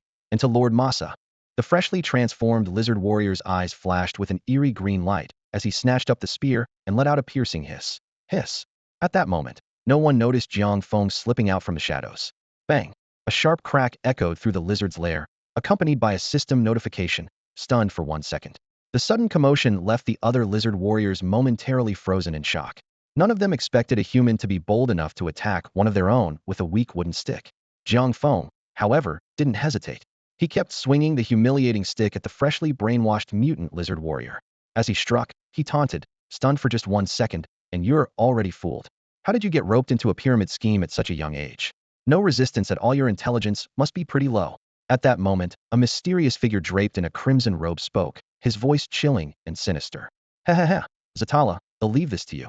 Finish off the human, then wait for my orders. Before he finished, his figure vanished eerily into the depths of the cave. Zatala immediately shot a glance at 2 of his subordinates, signaling them to surround Jiang Feng. But Jiang Feng caught every move. The reason he hadn't unleashed his finishing move right away was twofold. First, he wasn't sure if his skill combo could take down both the redrobed figure and the lizard leader in one go. Second, his gamer's intuition told him this scenario was likely to trigger a special quest, with the key lying in that newly mutated lizard. Yet, even as the 2 mutant lizard warriors closed in on him, no quest notification appeared. Did I misjudge this? That shouldn't be. Jiang Feng wondered, but with danger closing in, he couldn't afford to hesitate any longer. Sandfall technique. Jiang Feng cast his skill on the ground, then quickly stepped back, lining up his next move to hit all his enemies. Sweeping sword chi. As the skill activated, he noticed the numbers flashing above the enemies. Both the regular mutant lizard warriors and Zatala showed armor break, 1 stack. As expected of a dungeon boss, Zatala managed to escape the skill's range using a movement ability, even while slowed by the sandfall technique. Jiang Feng didn't pay much attention to the situation. Seizing the precious seconds while the sandfall technique was still active, he swung the sword of destruction in a fierce assault against the 3 mutant lizard warriors. To conserve his skill cooldowns, he refrained from using blade sweep, only unleashing it right before the sandfall technique wore off. Then, he quickly drew his dagger, finishing off the struggling lizard warriors in the swirling sand with 3 precise assassination strikes. As the effects of the sandfall technique faded, the lizard chieftain came into clear view before Jiang Feng, its eyes blazing with fury. Human, how dare you disrupt Lord Masa's plans? That's unforgivable. The lizard chieftain roared, spinning its trident weapon deftly before lunging at Jiang Feng with a powerful thrust. Jiang Feng was already on high alert, his gaze locked on every move his opponent made. He dodged left, aiming to evade the chieftain's attack. However, to his surprise, the monsters in the second realm fought with noticeably more agility and variety. As soon as Zatala noticed Jiang Feng's movement, it instantly adjusted the direction of its trident, tracking him mid-dodge. Damn, that's impressive, Jiang Feng realized with surprise. This would never have happened in the first realm. In the first realm, just like in a typical VR game, monsters' attack patterns were all pre-programmed. As long as players anticipated the moves and dodged in the right direction, they could always avoid getting hit. Dodging there was purely a matter of predicting attacks and relying on one's own evasion stats. But now, in the second realm, monster attacks were almost as dynamic as real-life combat. Enemies could adapt on the fly to the player's movements. This meant that even if Jiang Feng could dodge attacks with his actions, the game's difficulty was actually much higher, putting his reflexes to the test. Fortunately, despite usually seeming a bit absent-minded, Jiang Feng's combat skills were top-notch when he got serious. The moment he saw Zatala change its attack, he quickly raised the Sword of Destruction to block. Thanks to his quick reflexes, the trident didn't strike him directly, but scraped along his blade, sending a spray of sparks down the sword's length. They broke apart instantly, and although Jiang Feng's hands were numb from the impact, he brushed off the discomfort. Instead, a faint grin appeared on his lips, and his eyes lit up with barely contained excitement. Interesting, it's been a long time since I felt this rush, this thrill that gets my blood pumping, he murmured. For years, all those boring games just couldn't get me to take things seriously. But this little lizard, thank you for reigniting my desire to fight. If that's the case, let me show you the skills I've kept dormant for years. Here comes my instant armor-piercing strike. Suddenly, the system prompt chimed in. Instant armor-piercing strike failed to activate. Please confirm your selected skill before attempting again. A hint of embarrassment flashed across Jiang Feng's face. How could I forget about that? The flood dragon emerges from the sea. Jiang Feng's eyes narrowed slightly as he instantly adjusted his breathing, his entire demeanor becoming calm and composed. The sounds of battle around him seemed to fade away, leaving only the intense confrontation between him and his opponent. Instant armor-shattering strike, he murmured, and in a blink, Jiang Feng vanished, reappearing at his enemy's side. With a powerful swing, his greatsword slammed down, leaving a deep mark on the opponent's defenses with its armor-piercing force. However, faced with his opponent's quick reaction, Jiang Feng abandoned his plan to unleash a sweeping sword energy attack. He quickly shifted to the side, narrowly dodging Zatala's counter. A swift strand of spider silk grazed his shoulder, leaving a sharp sting. Jiang Feng quickly assessed the situation. Level 37, HP, 3,740 out of 5,000. Both speed and attack are formidable, but its health is still within a manageable range. Without hesitation, Jiang Feng pressed the attack, unleashing a series of skills. Bloody Death Snare Pull. His sword energy sliced through the air, closing in on the enemy in an instant. Sweeping Blade. The blade swept out like the wind, crashing into Zatala's defenses as the armor-shattering effect stacked. Armor Break, Level 2. Level 3. With each successive strike, Zatala's defenses weakened. Yet the enemy showed no signs of retreat, its regeneration impressively strong. Jiang Feng didn't let this bother him. He immediately activated the Sandstorm Bind skill, temporarily restraining the enemy to prevent any escape. Jiang Feng couldn't help but feel curious, how was Zatala still regenerating health, even while he wore the Elise set. Still, he knew that pondering such details wouldn't change the current battle. Zatala landed a hit. Though Jiang Feng managed to block most of the attack, a damage notification still popped up. He felt a dull ache in his chest, and a sharp pain shot through his hands. Taking a deep breath, he steadied himself. The enemy's taunting voice echoed in his ears. Weak human, now you've tasted the power of Lord Masa. Oomph, just a lizard, and you dare challenge me? Don't think that just because you've healed up, you're strong. Jiang Feng sneered, refusing to back down. Instant armor-shattering strike. With a crisp whoosh, Jiang Feng switched out his greatsword for a dagger and darted toward his opponent with agility. Assassination Raid. The attack struck like lightning, hitting Zatala's vital point with precision. Even though most of his control skills were on cooldown, Jiang Feng didn't let up. He quickly pulled out the humiliation baton from his inventory and smashed it at the enemy's head. Bang! Stunned for 1 second. Zatala looked dazed for a moment, but soon recovered and resumed the fight. A cold smirk appeared on Jiang Feng's face. You're pretty tough, aren't you? Huh. Another bang. Stunned for 1 second. Still regenerating? As he kept landing stun effects, the enemy's reactions grew slower and slower. A glint of cold determination flashed in Jiang Feng's eyes. Do you believe I'll beat you until you're completely drained? Still, he didn't find any valuable loot. Glancing down, Jiang Feng saw only a small bottle of dark green liquid on the ground, labeled quest item. He stared at it in disbelief. Is this it? He couldn't help but wonder if drinking it would grant him a transformation skill, or even change his title to something like King of Mutated Fools. But he quickly dismissed the thought. Forget it. I'd better head back to Sky City and see if this triggers any quests. Maybe he'll pay a visit to the old village chief's brother while I'm at it. He teleported out of the instance and started walking toward town. At the same time, his friend's list kept flashing with a new request. When he checked, he was surprised to see that it was from the friend who had once given him the building king in real life. After accepting Qian Bujuo's friend request, a few messages popped up right away. Gusen, I've prepared a surprise for you. Please accept it. It's nothing expensive, just a little something from me. I hope you'll like it.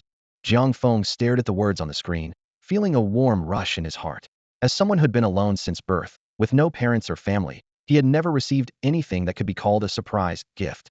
Even though the sender was a greasy, chubby guy, Jiang Feng couldn't help but smile as he quickly typed out a response. Thank you. Thank you, you're really too kind. So, where's the surprise? Contact me when you're back in the real world. I'll have someone deliver it to you. All right. Thanks a lot, Brother Qian. No problem at all. I'll be counting on you to look out for me in the 7 realms from now on. Jiang Feng paused to consider Qian Bujuo's words. He knew that favors could come with strings attached, and he didn't want to get himself into trouble over a small gift. Sure, no problem, he replied, though he was already thinking to himself. Help sure, but only within reason. There's no way I'm getting myself into a mess for a little present. I'm not that naive, Jiang Feng muttered under his breath. Anyway, when I have time, I'll check out what this surprise is all about. After that, Jiang Feng started heading back toward town. After clearing the dungeon, his experience bar was at 33, and nearly a whole day had passed in-game. He'll head back to town, meet the old village chief's brother, then log off for a break and see what Qian Bujuo's surprise is. Jiang Feng made up his mind, quickening his pace. On the way, he passed by quite a few players fighting mutant lizard warriors. Watching them, Jiang Feng realized that most players could barely handle 1 or 2 of these monsters on their own. Without a team, there was no way they could clear out mobs the way he did. Ordinary players needed a tank up front, a healer for support, and a mage to deal damage just to barely manage large groups. The only reason he could do it all himself was thanks to the shiny King of Fools title above his head. Thinking about it, Jiang Feng found himself growing fond of the title even entering town. He didn't bother to take it off. Once inside the town, Jiang Feng didn't go looking for blacksmith Lin or Lin's sister right away. Instead, he started asking around about the old village chief's brother. He stopped a passing soldier NPC. Excuse me, who's the NPC in Tianqing responsible for giving out quests to players? Oh, you must mean Officer Bai Fei. The soldier pointed to a tall watchtower. He's right under that big building over there. Thanks, Jiang Feng nodded, then suddenly realized something. Wait, what did you say his name was? Bai Fei. Yeah, that's right. Is there a problem? The soldier looked at him, puzzled. No problem, that's a great name. Jiang Feng forced back a laugh, thanked the soldier, and headed toward the watchtower. Bai Fei, huh? What a name. With his confidence boosted, Jiang Feng couldn't hide the grin on his face as he strode toward the watchtower. With a name like that, Jiang Feng thought to himself with a smirk as he headed toward the watchtower. The quest scrolls in your hands are basically mine for the taking. But I do wonder what's the old village chief's brother called? Bai Ge? Bai Song. When he arrived at the base of the watchtower, Jiang Feng carefully surveyed his surroundings. Aside from a few patrolling NPCs, he only spotted a middle-aged man in his 40s. Although the man was dressed in what appeared to be an official's attire, Jiang Feng didn't immediately assume he was the village chief's younger brother. His reasoning was simple. First, considering the village chief was already in his 60s, his brother shouldn't look this young. Second, and more importantly, this man's eyes were sharp and alert, looked far too clever to be related to the old chief. And with a name like Bai Fei, he certainly didn't look useless at all. Testing the waters, Jiang Feng walked up to the man. Hey there, big brother, do you happen to know someone named Bai? He couldn't help but snicker and quickly corrected himself. Sorry, I meant. Is there anyone around here called Bai Fei? Someone who might seem a little slow or absent-minded. I am Bai Fei. The man's expression darkened. Slow and absent-minded. Do you have a problem with me? Jiang Feng scrambled to explain. No, I just meant someone with a bit of a cute side, brother. You must have misheard me. Bai Fei blinked in confusion, then his stern look returned. Do you really think I'm that easy to fool? He said, flexing his muscular arms. The display made Jiang Feng instinctively take a step back. Who says I'm just a bit cute? I'm totally adorable, thank you very much. Bai Fei's tone suddenly shifted, catching Jiang Feng off guard. Jiang Feng was stunned for a moment, but inwardly he was pleased. This meant he had another reliable quest source in the second realm. Regaining his composure, Jiang Feng took out the handwritten letter from the old village chief. Brother Bai Fei, this is a personal letter from your brother, the village chief. He asked me to deliver it to you. Oh, my brother? Let me see. Bai Fei took the letter and began reading it quietly. Thanks to his 40 perception points, Jiang Feng picked up on the key parts. My dear brother, be extremely careful. He's skilled with that bring it here technique, snatching by luck and wit. I often turn the tables, remember. Do not go easy on this boy, I worry for you. Please reply soon. After hearing the contents, Jiang Feng felt both contempt for the old chief's shamelessness and fury at his blatant warning to his brother. So that's how you want to play it, old man? You lost, but you still need to save face in front of your brother. You even told him not to go easy on me. If that's the case, don't blame me for playing dirty. If I could steal your quests, I can steal your brother's scrolls too. Just wait and see. With that thought, Jiang Feng put on a friendly smile and walked up to Bai Fei. To win Bai Fei's favor, Jiang Feng started laying on the flattery. Brother Bai Fei, the old village chief mentioned he had a younger brother. I thought you'd be around his age, but you're so much younger. Jiang Feng said with a smile. My brother, Bai Qi, is about 50 years old. He just looks older than he is, Bai Fei replied calmly. By what? Jiang Feng's eyes widened. Did I hear that right? Bai Qi? That sounds like idiot. You two really make quite a pair. He couldn't help but burst out laughing. Bai Fei's expression didn't change, seemed used to this kind of joke. Seeing how serious he looked, Jiang Feng quickly stifled his laughter and awkwardly changed the subject. Ahem. So, brother Bai Fei, I heard you're in charge of assigning tasks here? That's right, Bai Fei replied coolly. As the captain of the city guard, most tasks go through me. Jiang Feng's eyes lit up. Well then, brother Bai Fei, are there any special assignments? Since your brother and I go way back. My brother did mention in his letter that I should look after you. But special assignments aren't always available, Bai Fei answered, meeting Jiang Feng's gaze directly. Jiang Feng cursed to himself. This guy's really got a poker face. If I hadn't overheard the letter, I might have actually believed him. While Jiang Feng was racking his brain for a way to get more information, Bai Fei spoke up on his own. However, I can give you a chance. He let out a cold chuckle. I know my brother. If he says he won, he's probably just being stubborn. He probably lost. But I'm not like him. If I lose, I admit it. If I win, I own it. I don't fudge the facts. I'm a soldier. Since he lost a contest of wits with you, he'll challenge you to a test of strength. Beat me, and the hidden quest is yours. Oh, confident, aren't you? Jiang Feng's heart skipped a beat. So, when do we start? The muscles on Bai Fei's arms tensed as he signaled a soldier behind him to fetch their gear. Taking advantage of the moment, he explained the rules. All you have to do is last 1 minute against me. As for when we start, well, anytime we. Bang. Bai Fei was caught off guard and stunned for a second. He never imagined Jiang Feng would attack before Head even finished speaking. What shocked him even more was that Jiang Feng's club could keep stunning him, blow after blow. Bang. 1 minute.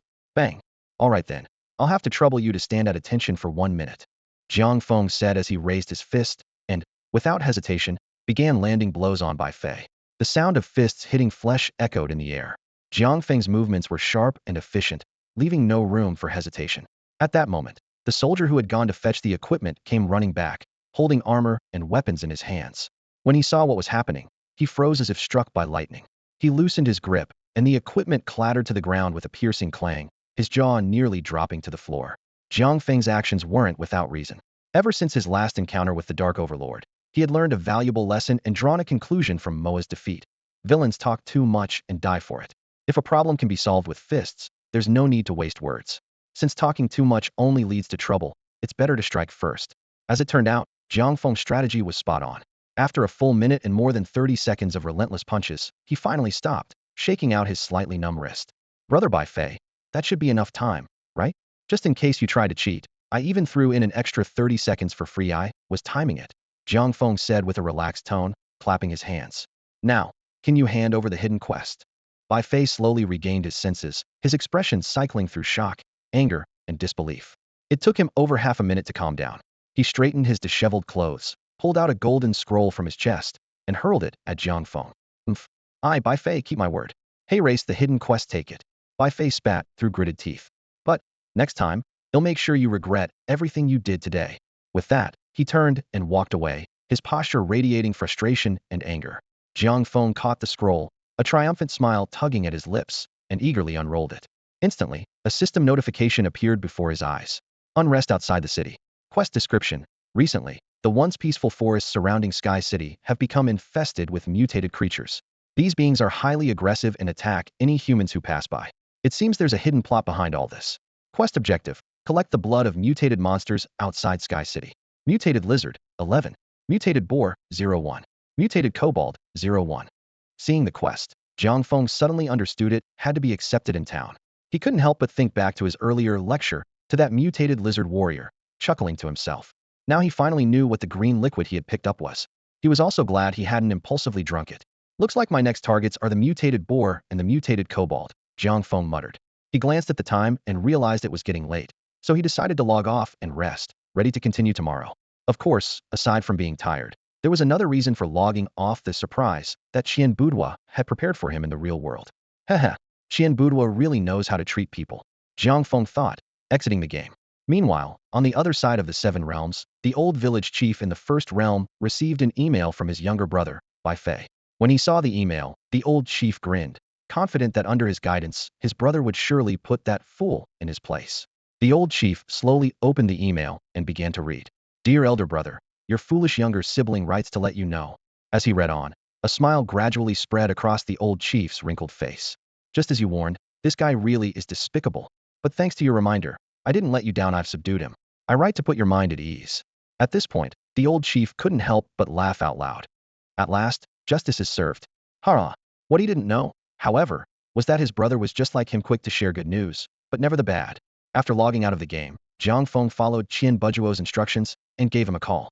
To his surprise, a crisp, professional female voice answered on the other end. Hello, Gushen. I'm Mr. Qian's secretary. Since Mr. Qian is still in the game, he asked me to take your call on his behalf. Jiang Feng raised an eyebrow but didn't dwell on it. He got straight to the point. Qian Boudoir said he had a surprise for me. Where is it?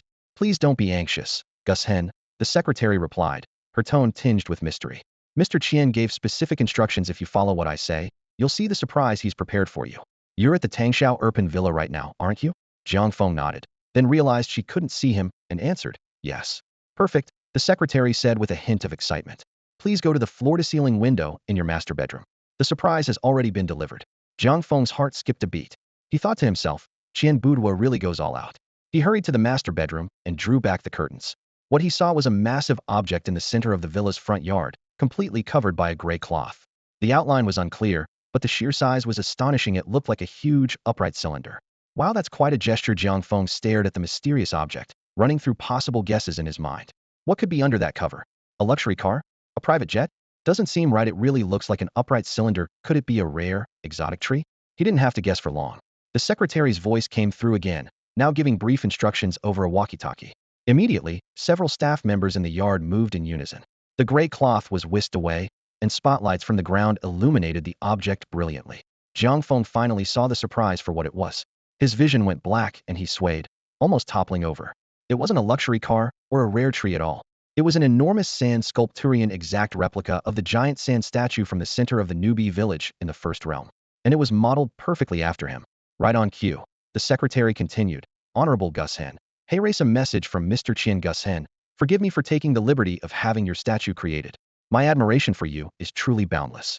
I invited the best artisans and used Sahara sand to recreate it at a one-ton scale, matching every detail from your title to the inscriptions. I even brought in a professional team to reinforce it, so it won't be damaged by rain or wind. ITLL, always stand where you can see it also. Jiang Feng couldn't listen any longer. The sand sculpture gleamed under the lights, as if silently mocking him. He abruptly cut off the secretary. All right, that's enough. Please thank Mr. Qian for me, and let him know when I see him in the game. He'll make sure to return the favor. With that, Jiang Feng hung up forcefully. Outside, the sand sculpture stood out in the night, glaringly conspicuous. Jiang Feng abruptly pulled the curtains shut, blocking out the view from outside completely. He lay down on his bed and quickly drifted off to sleep. However, in his dreams, he seemed to encounter something terrifying, mumbling uneasily. Don't follow me, I finally got rid of you, why are you back again? And even bigger this time. When he woke up the next morning, Jiang Feng didn't even dare to open the curtains. He hurried through breakfast and logged into the game. After entering Sky City, he didn't rush out to level up as usual. Instead, he wandered the city at a leisurely pace. His experience from the first day had made him realize just how challenging leveling up in the second realm would be. When he arrived at his own shop, Jiang Feng noticed an amusing coincidence. Lin Mimi's shop and Lin the blacksmith's shop were right next to each other again, just like before. To his surprise, when he pushed open the door, he saw Lin the blacksmith already inside. Hey, bro, Jiang Feng greeted him warmly. Without a word, Lin the blacksmith pulled out a large jar of tea, and the two of them sat down to chat over drinks. Through his conversation with Lin the blacksmith and Lin Mimi, Jiang Feng picked up a lot of important information about the second realm. First, his shop now had the ability to forge equipment, but since no players had obtained equipment blueprints yet, he couldn't actually craft anything for the time being. He also learned that all sorts of shops had sprung up across the city. For example, Jianqian Yankai, who had made it to the quarterfinals with him, had opened a gold shop specializing in coin storage and lending. According to Lin Mimi, the interest rates he charged were sky-high. There were also pharmacies, food shops, and many other types of businesses. Wait, pharmacies? Food shops? Does that mean they can make a profit as middlemen, just like me? Jiang Feng asked in surprise. Lin the blacksmith glanced at the golden sign hanging above Jiang Feng's head and explained, of course not. They don't have the same advantages you do. If I hadn't been fooled by your king of idiots title back then, I never would have given you such a good deal when buying your goods. These shops only exist because players have started learning life skills in the second realm. Life skills? What are those? Jiang Feng asked, baffled. Seeing his confusion, Lin Mimi patiently explained, Boss, you might not know this, but after entering the second realm, players can now learn secondary professions, what we call life skills. Things like alchemy, cooking, blacksmithing, and many more. Are there really that many side professions in the seven realms? But how do these players have enough money to open their own shops? Jiang Feng was full of doubts. He remembered that just one shop could cost over $1 million, and even those in less desirable locations would set you back at least several $100,000. By all accounts, earning gold in the seven realms should be incredibly difficult.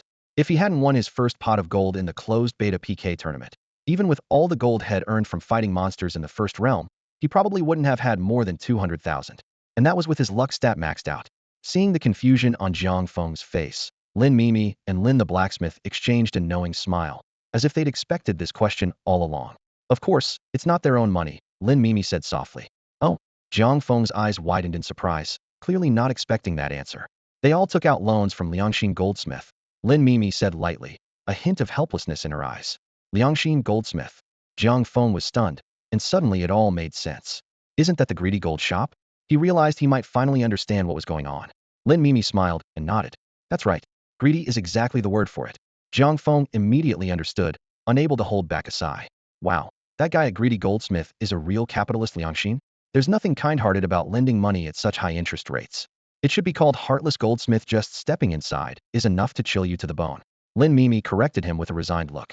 It's not kind-hearted, it's heartless. Heartless Goldsmith. Jiang Feng paused, then gave a wry smile. I guess you two really do know this world better than I do.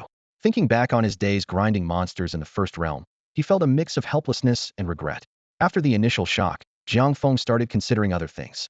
But if side professions are so profitable, does that mean we can open shops already? We've only just entered the second realm. How could anyone open a shop this soon? Lin the blacksmith's expression darkened slightly. He frowned at Jiang Feng and gave a soft snort. Making money? Is that all you're thinking about right now? Side professions should be about following your interests, not just chasing gold. Jiang Feng was taken aback, suddenly realizing he might not fully understand the real purpose of side professions. Interests? He murmured. Well, I like cooking, and alchemy's not bad either, or maybe I could try gardening. Lin the blacksmith just snorted again, clearly unwilling to continue the conversation, and turned to walk back toward his shop. Jiang Feng watched him go, puzzled. What's up with Lin? He wondered aloud. He seems kind of upset. Lin Mimi hesitated for a moment, then said quietly, he's had something on his mind lately. Jiang Feng nodded, his curiosity piqued, but deciding not to press further. After all, his main priority was to get stronger. He could worry about side professions later. The national gates were about to open, and he needed to level up as quickly as possible. After saying goodbye to Lin Mimi, Jiang Feng set out to complete the quest Bai Fei had given him. The new information he had learned was enough for now. What he really needed was to improve his strength. Just as he was about to leave, he suddenly remembered something. He took out a bottle of 6 nukes from his inventory and drank it without hesitation. With the one boost to his intelligence, he immediately felt his mind become sharper. Persistence really does pay off, Jiang Feng murmured to himself, feeling inspired. Noticing Lin Mimi's slightly surprised look, he just smiled and strode confidently out the door, his steps full of determination. After Jiang Feng left, Lin Mimi picked up the drink bottle he had casually tossed on the counter. She examined the label closely, lost in thought. Instead of heading out to level up right away, Jiang Feng opened the guild interface to check on things. When he saw that the guild's membership was nearing 200,000, he couldn't help but gasp in surprise. He immediately messaged Nini, asking about the guild's status and reminding her, make sure everyone is leveling up as quickly as possible. We need to get everyone into the second realm soon. Don't worry, big brother, Nini replied promptly. Our members are all pretty strong. We'll keep an eye on them. Good job. Jiang Feng felt reassured about the guild's progress. The reason he was urging everyone to level up was mainly because he was worried about the server merge coming up in a month. The more people who could reach the second realm early, the better their position would be. Just as he finished handling guild matters and was about to leave the city, a friend message popped up. When he saw the Cinder's avatar, Jiang Feng sneered at it was Qian Boudoir, the same person who had previously gifted him the oversized 1:1 sand sculpture replica. Goddess, did you like the gift I sent you? It took a lot of effort to get Qian Boudoir's message appeared. Jiang Feng's expression darkened, but his reply was enthusiastic. Ha, brother Qian, your gift was perfect. I really appreciate it. Apparently missing the sarcasm, Qian Boudoir quickly replied, Not at all. As long as you like it, that's enough for me. But if you know any good spots for leveling up, please let me know. I'd really appreciate it. Repaying kindness is only proper, Jiang Feng muttered under his breath. Brother Qian has done me a favor, how could I not return it? He then sent Qian Boudoir the coordinates for the entrance to Lizard Valley. Brother Qian, I picked this spot just for you. There aren't many monsters, so you can farm them solo. Don't bring any teammates otherwise. You'll have to split the experience. I get it. Thank you for the great leveling spot, goddess. He'll head there right away, Qian Boudoir replied instantly. Seeing the message, Jiang Feng couldn't help but feel a surge of satisfaction at his little act of revenge. After closing the chat window, he opened the map to search for his next target. It was only then that he noticed all 3 monsters required for the hidden quest: mutant lizards, mutant wild boars, and mutant kobolds were around level 33, with the mutant kobolds being slightly higher at level 34. In the end, Jiang Feng decided to hunt wild boars first. He marked the location on his map and headed out of the city.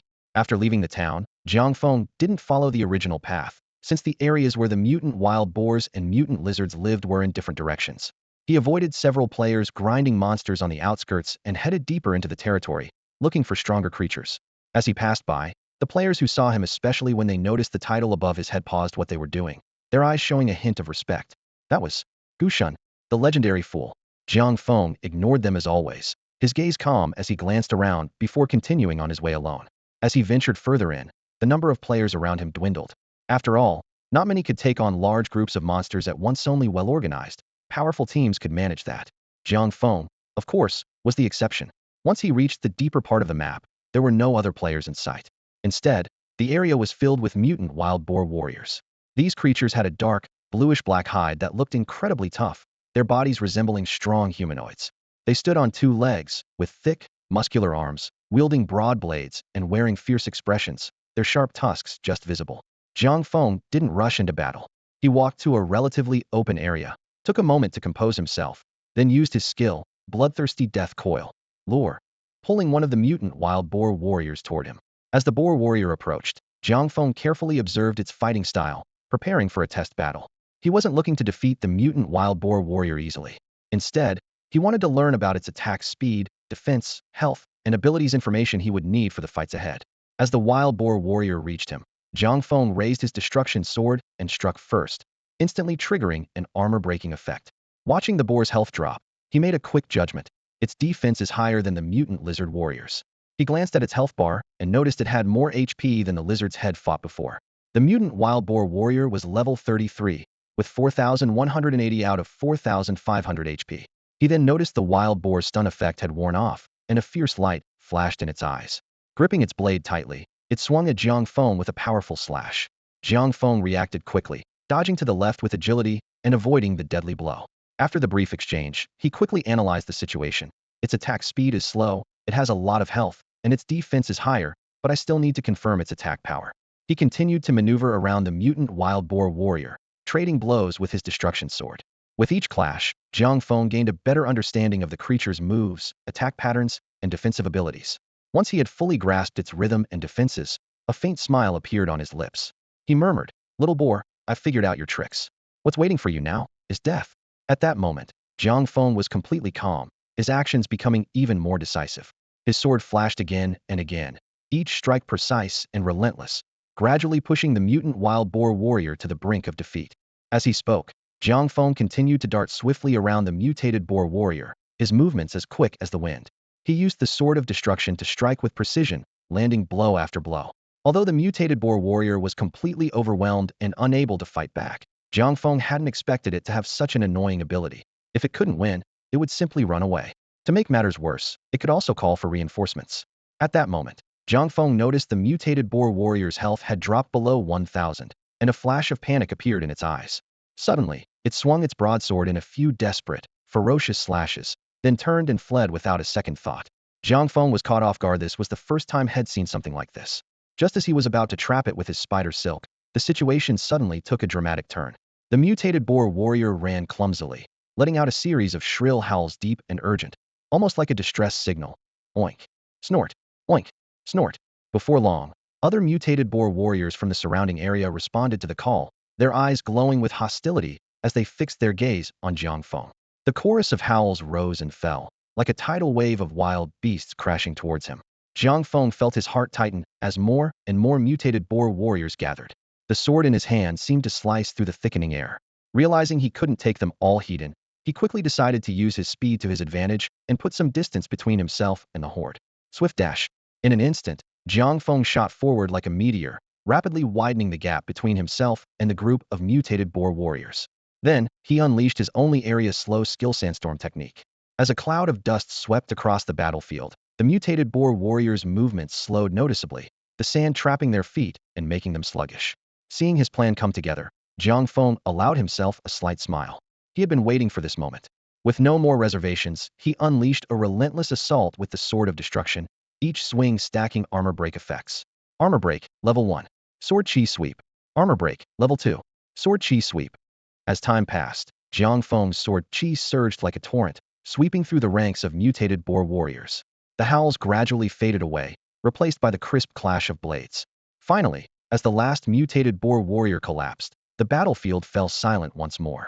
Jiang Feng and Xiao Miao stood amidst the aftermath, quietly gathering the spoils scattered on the ground. Piles of loot lay everywhere, and Jiang Feng didn't overlook even the seemingly ordinary materials. Boar tusks, hides items he once dismissed as unimportant now seemed especially valuable. In the past, before side professions were available, Jiang Feng hadn't paid much attention to these materials, often selling them at the auction house. But now, with the opening of the second realm, their value had changed completely. With professions like cooking and alchemy unlocked, these once overlooked items had become precious resources. After sorting everything out, Jiang Feng clapped his hands in satisfaction and turned to Xiao Miao. Xiao Miao, try to find the location of the dungeon here. Once I learn how to cook, it'll make you something delicious, he said with a smile. Although the battle was over, for Jiang Feng, it was just the beginning of another adventure. Little A Miao X seemed to have finally given in to Jiang Feng's tempting food. After gathering its gear, it started searching for dungeons. Naturally, Jiang Feng followed closely behind, quietly matching its pace. Strangely, there were no dungeon markers anywhere on the map of the second realm. But that worked out just fine with little A Miao leading the way. Jiang Feng could easily find hidden dungeons that others would never notice. Still, he wondered, would this dungeon continue to boost his perception? Lost in thought, Jiang Feng simply followed little A Miao's lead. Before long, little A Miao stopped, having discovered a dungeon tucked away among a pile of stone slabs. Meow meow, it called out a few times as Jiang Feng slowly approached the entrance. What stood before him was a stone gate made of massive blocks, dark and impenetrable beyond the threshold. After so many dungeon runs, Jiang Feng was already quite familiar with the dungeons of the Seven Realms. He knew that while every entrance might look simple, the real challenge was always hidden beneath the surface. Without hesitation, Jiang Feng reached out and touched the hidden portal. The system notification chimed. You have discovered a hidden dungeon boar tribe. Perception 5 as a reward. Immediately after, the system prompted, would you like to teleport to the boar tribe dungeon? Teleport. With a sudden tug, Jiang Feng's figure vanished into the dungeon. But as he steadied himself and opened his eyes, he was caught off guard by the scene before him. Dozens of small campfires dotted the area, surrounded by shabby tents made from wood and tattered cloth. Around each fire sat a few fierce-looking mutant boar warriors. Though they were spread out, Jiang Feng knew all too well these boars were notorious for causing chaos at the slightest provocation. Whether roughhousing, grunting, or snorting, any one of them could easily set off a chain reaction. Luckily, most of the mutant boar warriors were fast asleep. Jiang Feng silently let out a sigh of relief. An idea struck him, and he decided to try a clever little trick. Moving quietly to a corner, he pulled a chain from his belt and tossed it gently, instantly ensnaring a nearby mutant boar warrior. Startled awake by the sudden pull, the warrior barely had time to react before Jiang Feng whipped out his humiliation rod and struck hard, knocking it out cold. The stun effect only lasted a second, and Jiang Feng avoided using any taunt skill she didn't want to wake the others. In that hidden corner, Jiang Feng began his silent monster hunt. Each mutant boar warrior took him about 3 to 4 minutes to defeat, and he lost track of how long had been at it. As the number of enemies dwindled, Jiang Feng grew bolder. Eventually, he stopped sneaking around and charged straight at the next boar warrior, slashing with his sword. The mutant boar warrior jolted awake, clearly startled by the sudden attack, its eyes still groggy with sleep. After a brief moment of confusion, it quickly regained its senses and let out an angry roar, riling up the entire tribe. All the boar warriors began to stir in agitation. Immediately, the mournful, wailing cries echoed through the dungeon once more. Oink! Snort! The piercing sound startled the nearby mutated boar warriors. They all turned toward the source, and soon, a wave of howls surged like a rising tide. Oink! Snort! Oink! Maka! Oink! Baka! Countless boar warriors charged toward Jiang Feng, their tusks gleaming menacingly and hooves kicking up clouds of dust. Facing this ferocious horde, Jiang Feng's eyes were resolute, he showed no fear. Sandvale. A golden dust storm rose around him, forming a hazy barrier. In the next instant, Jiang Feng's figure flickered as he unleashed his blink armor break skill, using the movement to cleverly slip out of the monster's encirclement. As he landed, Jiang Feng immediately launched into a frenzy of sword strikes. His blade flashed like shooting stars, each blow landing with precision on his enemy's vital points. When a monster's health ran low, he swiftly drew his goblin assassin's dagger and unleashed a series of rapid assassination attacks, the dagger trailing icy arcs through the air. The sand veil proved highly effective. The mutated boar warriors' senses were dulled by the swirling dust, and their wild swings failed to hit the nimble Jiang Feng. He deliberately performed all sorts of evasive maneuvers, spinning flips, splits, even ballet turns, dancing circles around the frustrated boar warriors, who roared in anger but could do nothing. By the time the sand's effect faded, the number of attacks Jiang Feng had taken was negligible. After dispatching all the monsters, Jiang Feng struck a proud pose, the corners of his mouth lifting in a satisfied smirk. Phew, that was easy, piece of cake, phew. He sent little Amy out to collect the loot while he sat on a large rock, catching his breath. The prolonged battle had drained his stamina, leaving his clothes soaked with sweat. This second realm is getting more and more realistic, Jiang Feng thought to himself. It's not just mental exhaustion, now even physical fatigue is unavoidable. After resting for a moment, he got up from the rock and headed deeper into the dungeon, musing as he walked. I wonder if he'll run into that red-robed guy called Masa again. If my guess is right, he has to be the mastermind behind all this. Before long, Jiang Feng reached the end of the dungeon's spacious platform, surrounded by burning torches. The flickering flames illuminated a wide stone staircase leading down to the ground. Unlike the previous areas, here the mutated boar warriors weren't resting at all. Instead, they were all wide awake, brandishing their weapons excitedly. It seemed some kind of ceremony was underway atop the platform. The place was packed with boar warriors, and at the very center stood a towering boar chieftain, delivering a rousing speech. My fellow warriors of the Red Boar tribe, Lord Masa has granted our tribe great power, a sign of his trust and support. Tell me, as loyal and brave members of the Red Boar tribe, shouldn't we help Lord Masa fulfill his wishes? Oink, snort, oink, snort, snort, zzz, snort, zzz. Suddenly, the chieftain's ears twitched alertly. What was that sound? Who's there? The boar chieftain's words were abruptly cut off as it picked up on a strange noise from within the herd. Raising a forehoof to signal for silence, its fierce eyes swept over the gathered boars, its voice icy cold. Who was that? Who just snored? Do you dare fall asleep at such an exciting moment? Before it could finish, a lazy voice clearly not belonging to a boar interrupted. Sorry about that. Yon, your speech was just so boring. I dozed off by accident. What? Are you going to kill me for it? As Jiang Feng spoke, he stepped out from the crowd and calmly made his way onto the platform. The boar chieftain's thick neck bulged with veins as it realized a human had appeared. Filthy human, do you even know where you are? Where am I? Isn't this just a dungeon? Jiang Feng replied with a casual shrug. This is the sacred altar of the Red Boar clan. How dare a filthy human like you defile it? Boys, chop him up and feed him to the pigs. At the chieftain's command, the boar warriors on the platform roared in unison, raising their massive blades and charging at Jiang Feng. The cramped altar left him little room to maneuver, forcing him to fight as he retreated. Sandfall technique. Jiang Feng cast a mass-slowing spell above the altar, then flung out a chain, nimbly leaping down from the platform. With this move, he trapped all the mutated boar warriors on top, while he claimed the advantage on the steps below. Sword chi slash. Blades of energy swept out one after another. Within minutes, the grunts of boar warriors fell silent. Only a handful remained, either frozen in fear or scrambling away in a panic. Oomph. Useless fools, wasting Lord Mass's precious blood for nothing. The boar chieftain, Bansa, could finally hold back no longer.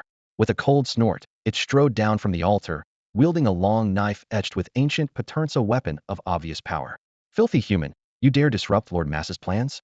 Let Bansa's blade teach you a lesson. Before the words had even faded, Bansa swung his knife at Jiang Feng. By now, Jiang Feng had already slain many mutated boar warriors, stacking up considerable damage thanks to the bloodthirst slash effect of his crimson demon blade. He drew the demon blade from his backpack without hesitation and unleashed bloodthirst slash. However, Jiang Feng had underestimated the combat instincts of second-realm monsters. Sensing danger, Bansa immediately stopped his swing and brought his blade up to block. With a sharp crack, Bansa was sent flying backward by the force of Jiang Feng's powerful strike. Since there weren't that many monsters killed beforehand, this bloodburn slash didn't deal as much damage as expected. However, something unexpected happened. The moment Man Sa's broadsword clashed with the crimson blood demon blade, a sharp crack rang out. That imposing broadsword actually snapped cleanly in two. Man Sa looked down at the broken half of his blade, a trace of regret in his eyes. Long Feng Dao, you've been with me for so many years. But what was even more surprising was Jiang Feng's reaction. He clutched his head with both hands, looking devastated. No. How could such a good blade just break like that? Man Sa, you must have neglected its upkeep, letting such a fine weapon become so fragile. Although Jiang Feng knew full well that this was the result of the crimson blood demon blade skill, he genuinely felt sorry. Had been hoping to get that purple tire broadsword after defeating Man Sa, but now he could only watch it turn into scrap metal. Humph. Such hypocrisy. Humans really are filthy and despicable. Man Sa snorted coldly, quickly snatching a regular broadsword from a nearby mutant boar warrior, then launching another fierce attack at Jiang Feng. Jiang Feng snapped out of his regret, drew his humiliation club, and activated Gale Dash. With the burst of speed from the skill, he easily dodged Man Sa's attack, then unleashed a rapid flurry of strikes. Bang! The club landed squarely on Man Sa's head. You filthy boar, calling humans dirty. Bang! Another blow. Trying to run a pyramid scheme? And calling yourself Lord Sumo? Bang! A third strike whistled through the air. That's for not taking care of your weapons. At the altar, one side attacked relentlessly while the other could only take the hit. Strangely enough, it looked almost harmonious. The surrounding mutant boar warriors stared in shock as their once mighty leader was beaten into a swollen mess. Although Man Sa seemed to trigger some passive skill as his health dropped, Jiang Feng's relentless assault left him no chance to use it. Finally, after a brutal beating, Man Sa let out a weak whimper and dissolved into white light, vanishing into thin air. Without their leader, the mutant boar warriors scattered in all directions, disappearing in the blink of an eye. Jiang Feng put away his weapon and started checking the loot. Since there wasn't much drop tan, with Xiao Miao recently demanding a change of foot didn't bother summoning her to help. Aside from the quest item Mutant Boar's Blood, everything else was pretty ordinary. This 7th realm is getting stingier and stingier. In the first realm, at least you could get some purple gear, but in the second realm, there's nothing at all. Just as Jiang Feng was grumbling, something that looked like a scroll among the loot suddenly caught his eye. Jiang Feng picked up the scroll with anticipation, and the system immediately displayed its description. Frost Star Spear crafting scroll. Simply gather all the required materials, bring them along with the scroll to a blacksmith, and the weapon can be forged. He glanced over the lengthy list of materials and couldn't help rubbing his temples. It was so long it gave him a headache. Leave the professional work to the professionals, Jiang Feng thought to himself, deciding to take the scroll back to Lin Mimi. As for the materials, the auction house should have everything he needed, so that wouldn't be a problem. After collecting all the items from the dungeon, Jiang Feng teleported back to the city and headed straight for the Blade Sword Cry equipment shop. Ever since entering the second realm, this shop no longer needed gimmicks like offering prices higher than other buyback shops to attract customers. Its reputation alone was more than enough to keep business booming. As he pushed open the door, Jiang Feng was surprised to find Smith Lin inside, seemingly chatting with Lin Mimi. When the two of them saw him enter, they immediately paused their conversation. Smith Lin greeted him with unusual enthusiasm, quickly grabbing a teapot, pouring Jiang Feng some tea, and fussing over him, calling him brother at every turn. Although Jiang Feng sensed something odd in the atmosphere, he had questions to ask, so he got straight to the point. Brother Lin, now that we're in the second realm, are there any extra benefits or secrets on your end? We're brothers, after all. Can't you share a little insider info? Smith Lin nearly choked on his tea at that. Ahem, to be honest, once I realized you weren't actually simple-minded, I almost wanted to take back that 50 split I promised you. Don't. Jiang Feng panicked. How am I not simple-minded? That's an official title. Besides, before he could finish, Smith Lin took a slow sip of tea and asked meaningfully, but do you really think I'm that kind of person? Jiang Feng instinctively wanted to nod, but seeing Smith Lin's ambiguous expression, he stopped himself just in time. Of course not. Apparently satisfied with the answer, Smith Lin grinned and stood up, gesturing toward Lin Mimi before fanning himself and returning to his shop, putting on an air of a wise master. Is Brother Lin trying to play riddles with me? Jiang Feng muttered as he walked over to Lin Mimi. He seems to have a lot of free time late, lies not even forging weapons anymore, just acting all mysterious. Lin Mimi couldn't help but laugh at his comment. Then she took out an old, rustic notebook from beneath the counter and handed it to Jiang Feng. Brother Lin actually prepared a gift for you a long time ago. However, as an official NPC of the 7 realms, he couldn't tell you directly, so he left this thing with me instead. Jiang Feng took the notebook Lin Mimi handed him, and his eyes immediately grew hot with emotion. Especially when he remembered how he had treated Blacksmith Lin in the past. A wave of warmth surged through his chest. Brother Lin, you really are the best, Jiang Feng said, his voice trembling. It was wrong of me to mess up your room last time. As he spoke, he flipped open the little notebook Blacksmith Lin had left behind. Despite his words, Jiang Feng still kept his guard up. Let's hope Brother Lin isn't messing with Muhad if this turns out to be something like postpartum care for sows, or to master this skill. You must first become a eunuch. He muttered to himself, fingers tightening around the book. If that's the case, don't blame me for turning on him. I've never tried using my chain on an NPC before. But the moment Jiang Feng opened the manual, something unexpected happened. The book turned into a beam of dazzling light and shot straight into his body. What the hell? Jiang Feng yelped, eyes wide in shock. Right after, a series of system notifications appeared before his eyes. System notice, congratulations. You have successfully acquired the blacksmithing life skill. The sub-profession panel is now unlocked. System notice, your current sub-profession level is Apprentice Blacksmith Level 1. Please work hard to advance your sub-profession. Tip, Lin Tac is now your sub-profession mentor. Be sure to build a good relationship with him. It took Jiang Feng a few seconds to process what just happened. What the heck is going on? So this was Brother Lin's. No, that jerk's secret manual? Did I just become his disciple without even realizing it? After being absent for a while, little Meow chimed in from the side. Myomo. This won't do. I need to get some answers. Gritting his teeth, Jiang Feng stormed out of the shop, heading straight for Blacksmith Lin's workshop. He kicked open the door, barging in with his iron chains swinging at his side, the metal links clinking loudly. The aggressive entrance startled a few new players who had just arrived in the second realm. They scattered, fleeing the shop in panic. The moment Blacksmith Lin saw the chain in Jiang Feng's hand, his face changed. Hey there, brother. How about you put down that thing first? Let me explain, okay? Jiang Feng twirled the chain in his hand, the metallic sound echoing through the shop. If you can't give me a good explanation today, don't blame me for stripping you bare in front of everyone. Blacksmith Lin shivered at the threat and quickly tried to explain. Listen, brother, I think you might not fully understand the blacksmith profession, and that's why you're so upset. He wiped the sweat from his brow, speaking quickly. Actually, being a blacksmith has a lot of advantages. Let me break it down for you. Taking a deep breath, Blacksmith Lin grew more earnest. First of all, there's hardly any competition for this profession. If you go mining, no one's fighting you for resources. Compare that to Alchemist's very herb gathering spot is packed with people. He raised a second finger. Second, once you get to the advanced stages of this sub-profession, it's easily the most profitable one out there. Plus, you've got several pseudo-artifacts, right? If you want to upgrade them to true artifacts, you'll need the blacksmith profession. Finally, his tone softened, almost pleading. And think about it, given our friendship, would I ever set you up? After listening to Blacksmith Lin's heartfelt explanation and detailed breakdown, Jiang Feng's anger slowly faded. He put away the chain and nodded thoughtfully. Now that you put it that way, it actually makes sense, Jiang Feng said, his expression finally relaxing. After leaving Lin the blacksmith shop, Jiang Feng's mind was still in a haze, as if someone had lightly tapped his head with a hammer. Felt dizzy and confused. It wasn't until he reached Lin Mimi that he finally started to regain his senses. Brother Lin really is a good person, Jiang Feng muttered absent-mindedly as he recalled what just happened. Lin Mimi was watching him with a mix of confusion and concern in her eyes. She couldn't help but ask, boss, you didn't actually fall for his sales pitch, did you?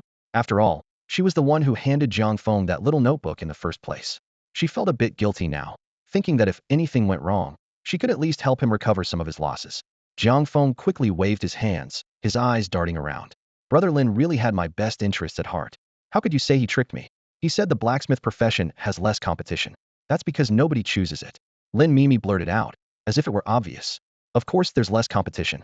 Jiang Feng was at a loss for words for a few seconds, then hurried to add. He also said, the blacksmith side job is profitable in the late game. That's only because it's not profitable early on. Lin Mimi's words came faster, her tone growing sharper. Besides, which side job doesn't make money later? The difference is, other jobs start earning right away. Jiang Feng felt his scalp tingle, his lips trembling as he tried to defend Brother Lin. He said, with the relationship we have, he'd never cheat me. Lin Mimi didn't say anything, just slowly turned her gaze to him, staring intently. She narrowed her eyes, her lips curling up ever so slightly, as if to say, are you sure about that? For crying out loud. Jiang Feng finally couldn't hold it in and shouted, spinning around and storming back toward Lin the blacksmith shop next door. But when he reached the familiar wooden door in a huff, all he saw was a small crooked sign hanging on it. Closed due to illness. The shop was tightly locked, and there wasn't a sound from within. As if Lin had known he'd be back. Jiang Feng's face darkened, his chest heaving with anger as he stood at the door. In the end, he could only turn around and walk away, his steps heavy with frustration and resignation.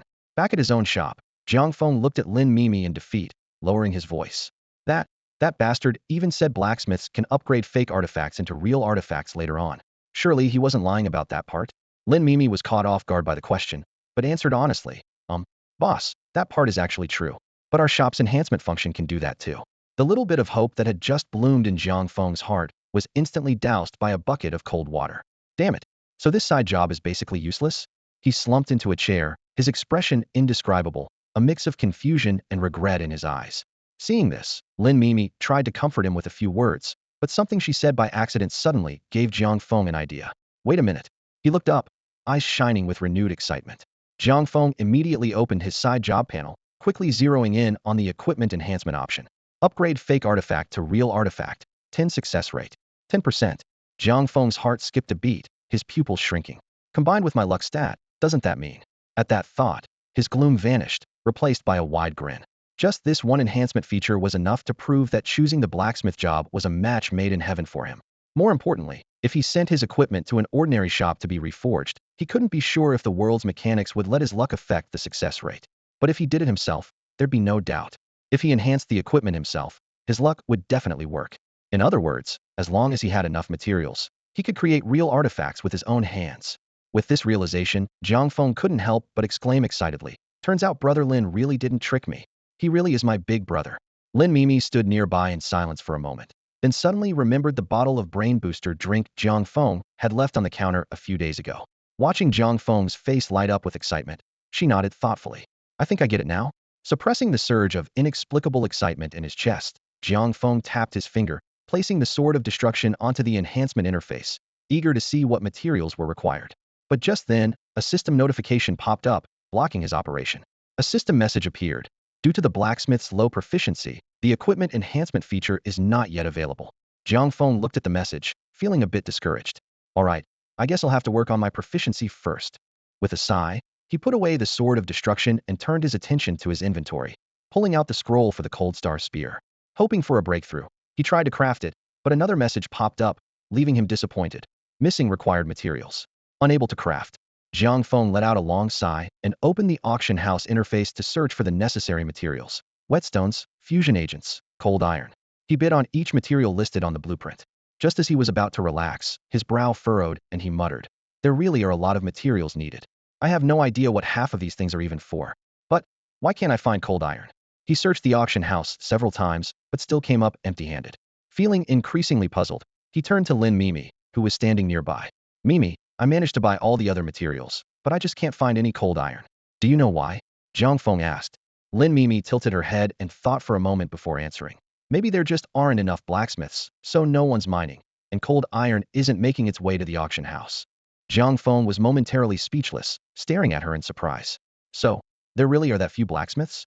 He recalled how Lin Dage had insisted he switch to the blacksmith class, and now it seemed there truly weren't many people in this profession. Lin Mimi seemed to realize what Shed just said and glanced at Jiang Feng, but luckily, he didn't notice.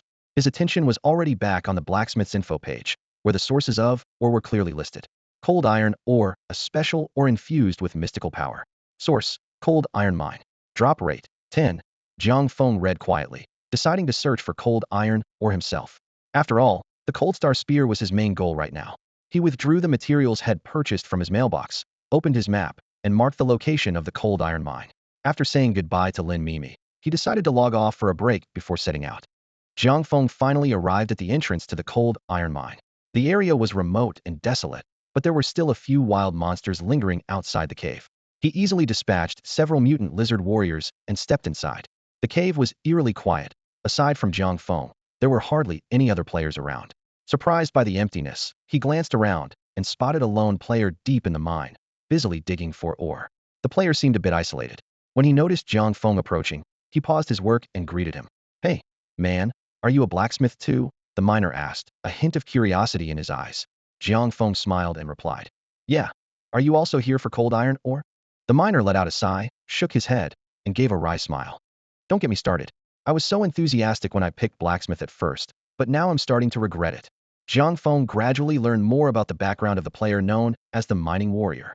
It turned out that this player was an explorer focused on life skills. Since there were no secondary professions in the first realm, the Mining Warrior had to spend a large amount of gold to hire teammates to help him level up. Only after reaching level 20 was he able to enter the second realm. Once there, driven by his faith in the blacksmith's craft, he didn't hesitate to choose the blacksmith class. However, reality hit him hard. The profits from blacksmithing were almost negligible, and mining itself was so difficult that it left him feeling hopeless. Ores were scarce, and most were of poor quality. When Jiang Feng heard the mining warrior's complaints, he frowned slightly, looking a bit puzzled. Brother miner, doesn't the manual say there's a 10 success rate for mining? That means you should find one or for about every 10 attempts, right? Jiang Feng asked. The mining warrior just shot Jiang Feng a cold glance, clearly unimpressed. Try it for yourself, and you'll see. The manual might say 10, but it's nowhere near that high in reality. And you also have to factor in surprises. Jiang Feng's confusion deepened. Surprises? The mining warrior replied in a serious tone. Yeah, sometimes you'll dig up low-grade ores with such poor content that they're basically useless. Even if you can barely use them, anything you make out of them will hardly be worth anything. Only then did Jiang Feng realize what he meant, and he quickly thanked him. Oh, I see. Thanks for the advice, brother miner. I'll go try my luck with mining now. Armed with this valuable information, Jiang Feng wasted no time and got ready to start mining. He pulled out a mining shovel the system had given him when he changed classes, swapped out his weapon, and began his mining journey. Ding! You've obtained cold iron ore grade 1. With a swing of his shovel, Jiang Feng successfully dug up a piece of ore. Ding! You've obtained cold iron ore grade 3. Ding! You've obtained cold iron ore grade 2. After several swings, Jiang Feng managed to collect 7 or 8 pieces of cold iron ore of various qualities, enough material for his needs. Even so, Jiang Feng didn't rush to forge the cold star spear right away. Instead, he decided to confirm the ore quality with the mining warrior first. Brother miner, could you take a look at these ores and tell me which one is the best? Jiang Feng handed over his finds. Of all these, I only got one piece of grade 5, and the rest are mostly grade 1 and 2. Which one would you recommend? The mining warrior glanced at the ores, and his expression immediately turned grim. Are you kidding me? You've only been mining for a short time and already found 2 pieces of grade 1 cold iron ore plus a grade 5? Do you even hear yourself? Only then did Jiang Feng realize had accidentally revealed his luck and quickly tried to explain, a bit embarrassed. Sorry, I guess I just got lucky. I really didn't mean anything by it. The mining warrior finally calmed down a bit, but he still shook his head in disbelief. Kid, you really are something else. Finally, Jiang Feng took out a piece of 3rd-grade cold iron ore and handed it to the mining warrior. The hot-tempered miner instantly switched from anger to delight, his face lighting up with a big smile. Let me explain the grading system for ores, the mining warrior said enthusiastically. Ores are divided into 9 grades, with grade 1 being the highest and grade 9 the lowest. Grades 1 to 3 are considered top quality, 4 to 6 are mid-grade, and 7 to 9 are low-grade. When crafting equipment, the higher the ore's grade, the better the final product. That's why low-grade ore is basically useless. As Jiang Feng listened, he pondered the effect of his luck attribute. He had thought that being able to mine ore with a 100 success rate was already overpowered, but now it seemed even the quality was influenced. After the mining warrior insisted several times, Jiang Feng let him have his previous mining spot and moved to a new location to continue digging. Huff, huff. Jiang Feng swung his shovel. Ding. You obtained cold iron ore, grade 1. Ding. You obtained millennium cold iron ore. The sudden special notification made Jiang Feng's heart skip a beat. Remembering his earlier experience, he didn't rush to ask the mining warrior. Instead, he opened his inventory to check the item carefully. Millennium cold iron, an extremely rare type of cold iron ore with excellent quality. Looking at this vague description, Jiang Feng decided to mine a few more pieces to confirm. He kept digging until his back was sore, and after nearly a whole day, he finally collected 5 pieces of millennium cold iron. At this point, Jiang Feng was ready to start crafting equipment. He had already learned the blacksmith skill, and his level, boosted by constant mining, was now novice blacksmith, unlocking the equipment crafting feature. As soon as he brought up the crafting interface, the mining warrior, who had been nearby, hurried over. Hey, are you about to craft some gear? Is your level high enough? Did you manage to gather enough top-grade cold iron? The mining warrior asked curiously. Jiang Feng gave a vague reply, then asked, anything I should watch out for when crafting equipment? To be honest, I haven't crafted anything yet, the mining warrior admitted with a sheepish grin. My level isn't high enough, I don't have any blueprints, and am still short on materials. Jiang Feng understood regular players did have to gather materials slowly over time. He nodded at the mining warrior, then placed his prepared materials and blueprints into the crafting interface. A system prompt appeared. Are you sure you want to forge the haunching spear? Once forged, the materials and scrolls will be consumed. Without much hesitation, Jiang Feng pressed confirm. Instantly, a flash of light erupted, and a strong purple glow appeared before his eyes. Within the purple light, hints of pink shimmered faintly. The nearby mining warrior was stunned by the sight, his mouth wide open in disbelief. What grade of equipment is this? Could it be hero level? Even Jiang Feng, the creator, felt his heart skip a beat. Was it possible that, thanks to the 1,000-year cold iron, this haunching spear had been upgraded to a pseudo-artifact? If so, had really struck it rich. The thought made Jiang Feng a little excited. However, as the light faded and the haunching spear was finally forged, Jiang Feng couldn't help but feel a bit disappointed. I was hoping for a pink-grade weapon, but it's just a pretty ordinary purple one. He said this as he picked up the haunching spear. His casual remark left the mining warrior completely dumbfounded. Even though he was mainly a casual player focused on side professions, that didn't mean he was unfamiliar with the equipment system in Seven Realms. Besides, as a blacksmith, he had an insatiable desire for forging top-tier gear.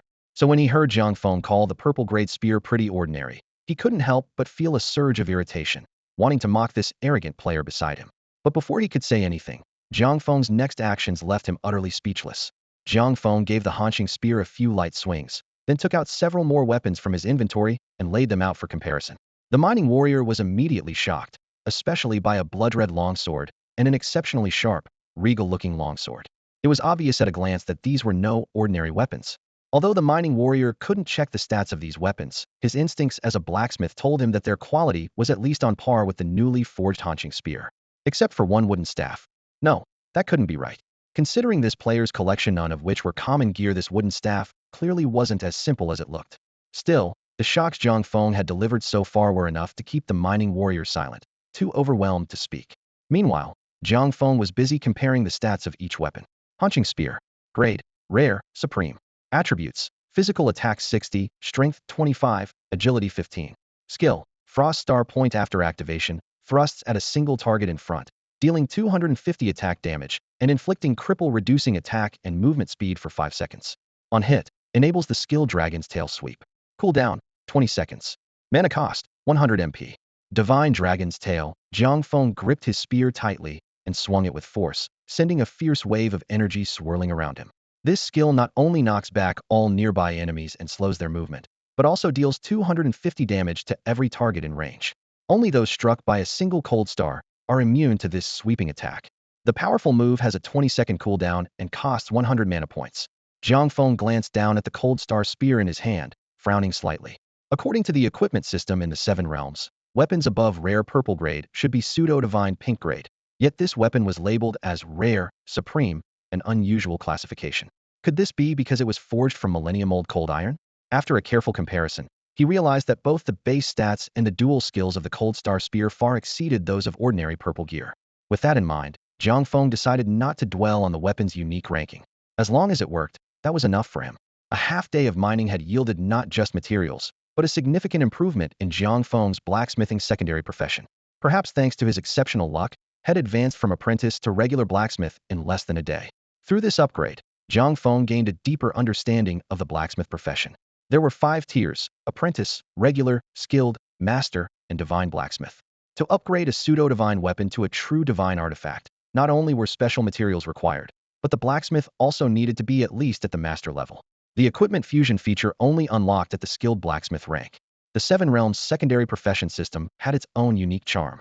While the official shops offered basic services like potions, cooking, and blacksmithing, anyone seeking superior results had to turn to high-level players. For example, official potions only provided slow healing, but if you wanted instant, top-tier potions, you needed to commission a senior alchemist. It was the same in the blacksmithing trade. Lin Mimi and Lin Tac could offer basic forging, fusion, and enhancement services, but only for low-level gear. Even crafting rare equipment was already their limit, let alone pseudo-divine weapons.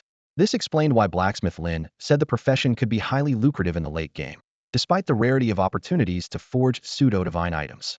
With all this in mind, Jiang Feng felt grateful for his choice to become a blacksmith. He realized that both the Sword of Destruction and the Crimson Blood Demon Blade as 2 pseudo-divine weapons could be further enhanced. If he succeeded, they would break free from the limits of pseudo-divine gear and rise to become some of the Seven Realms' finest artifacts. As for legendary equipment, that was something only fate could decide. Jiang Feng now had a clear goal: would gather the necessary materials and upgrade these 2 pseudo-divine weapons into true artifacts. That's all for today. Thank you so much for watching. I hope you guys enjoyed. If you wish to have another part of this recap, please give us at least 1,000 likes. Please don't forget to comment and subscribe to our channel for more content like this. Until next time.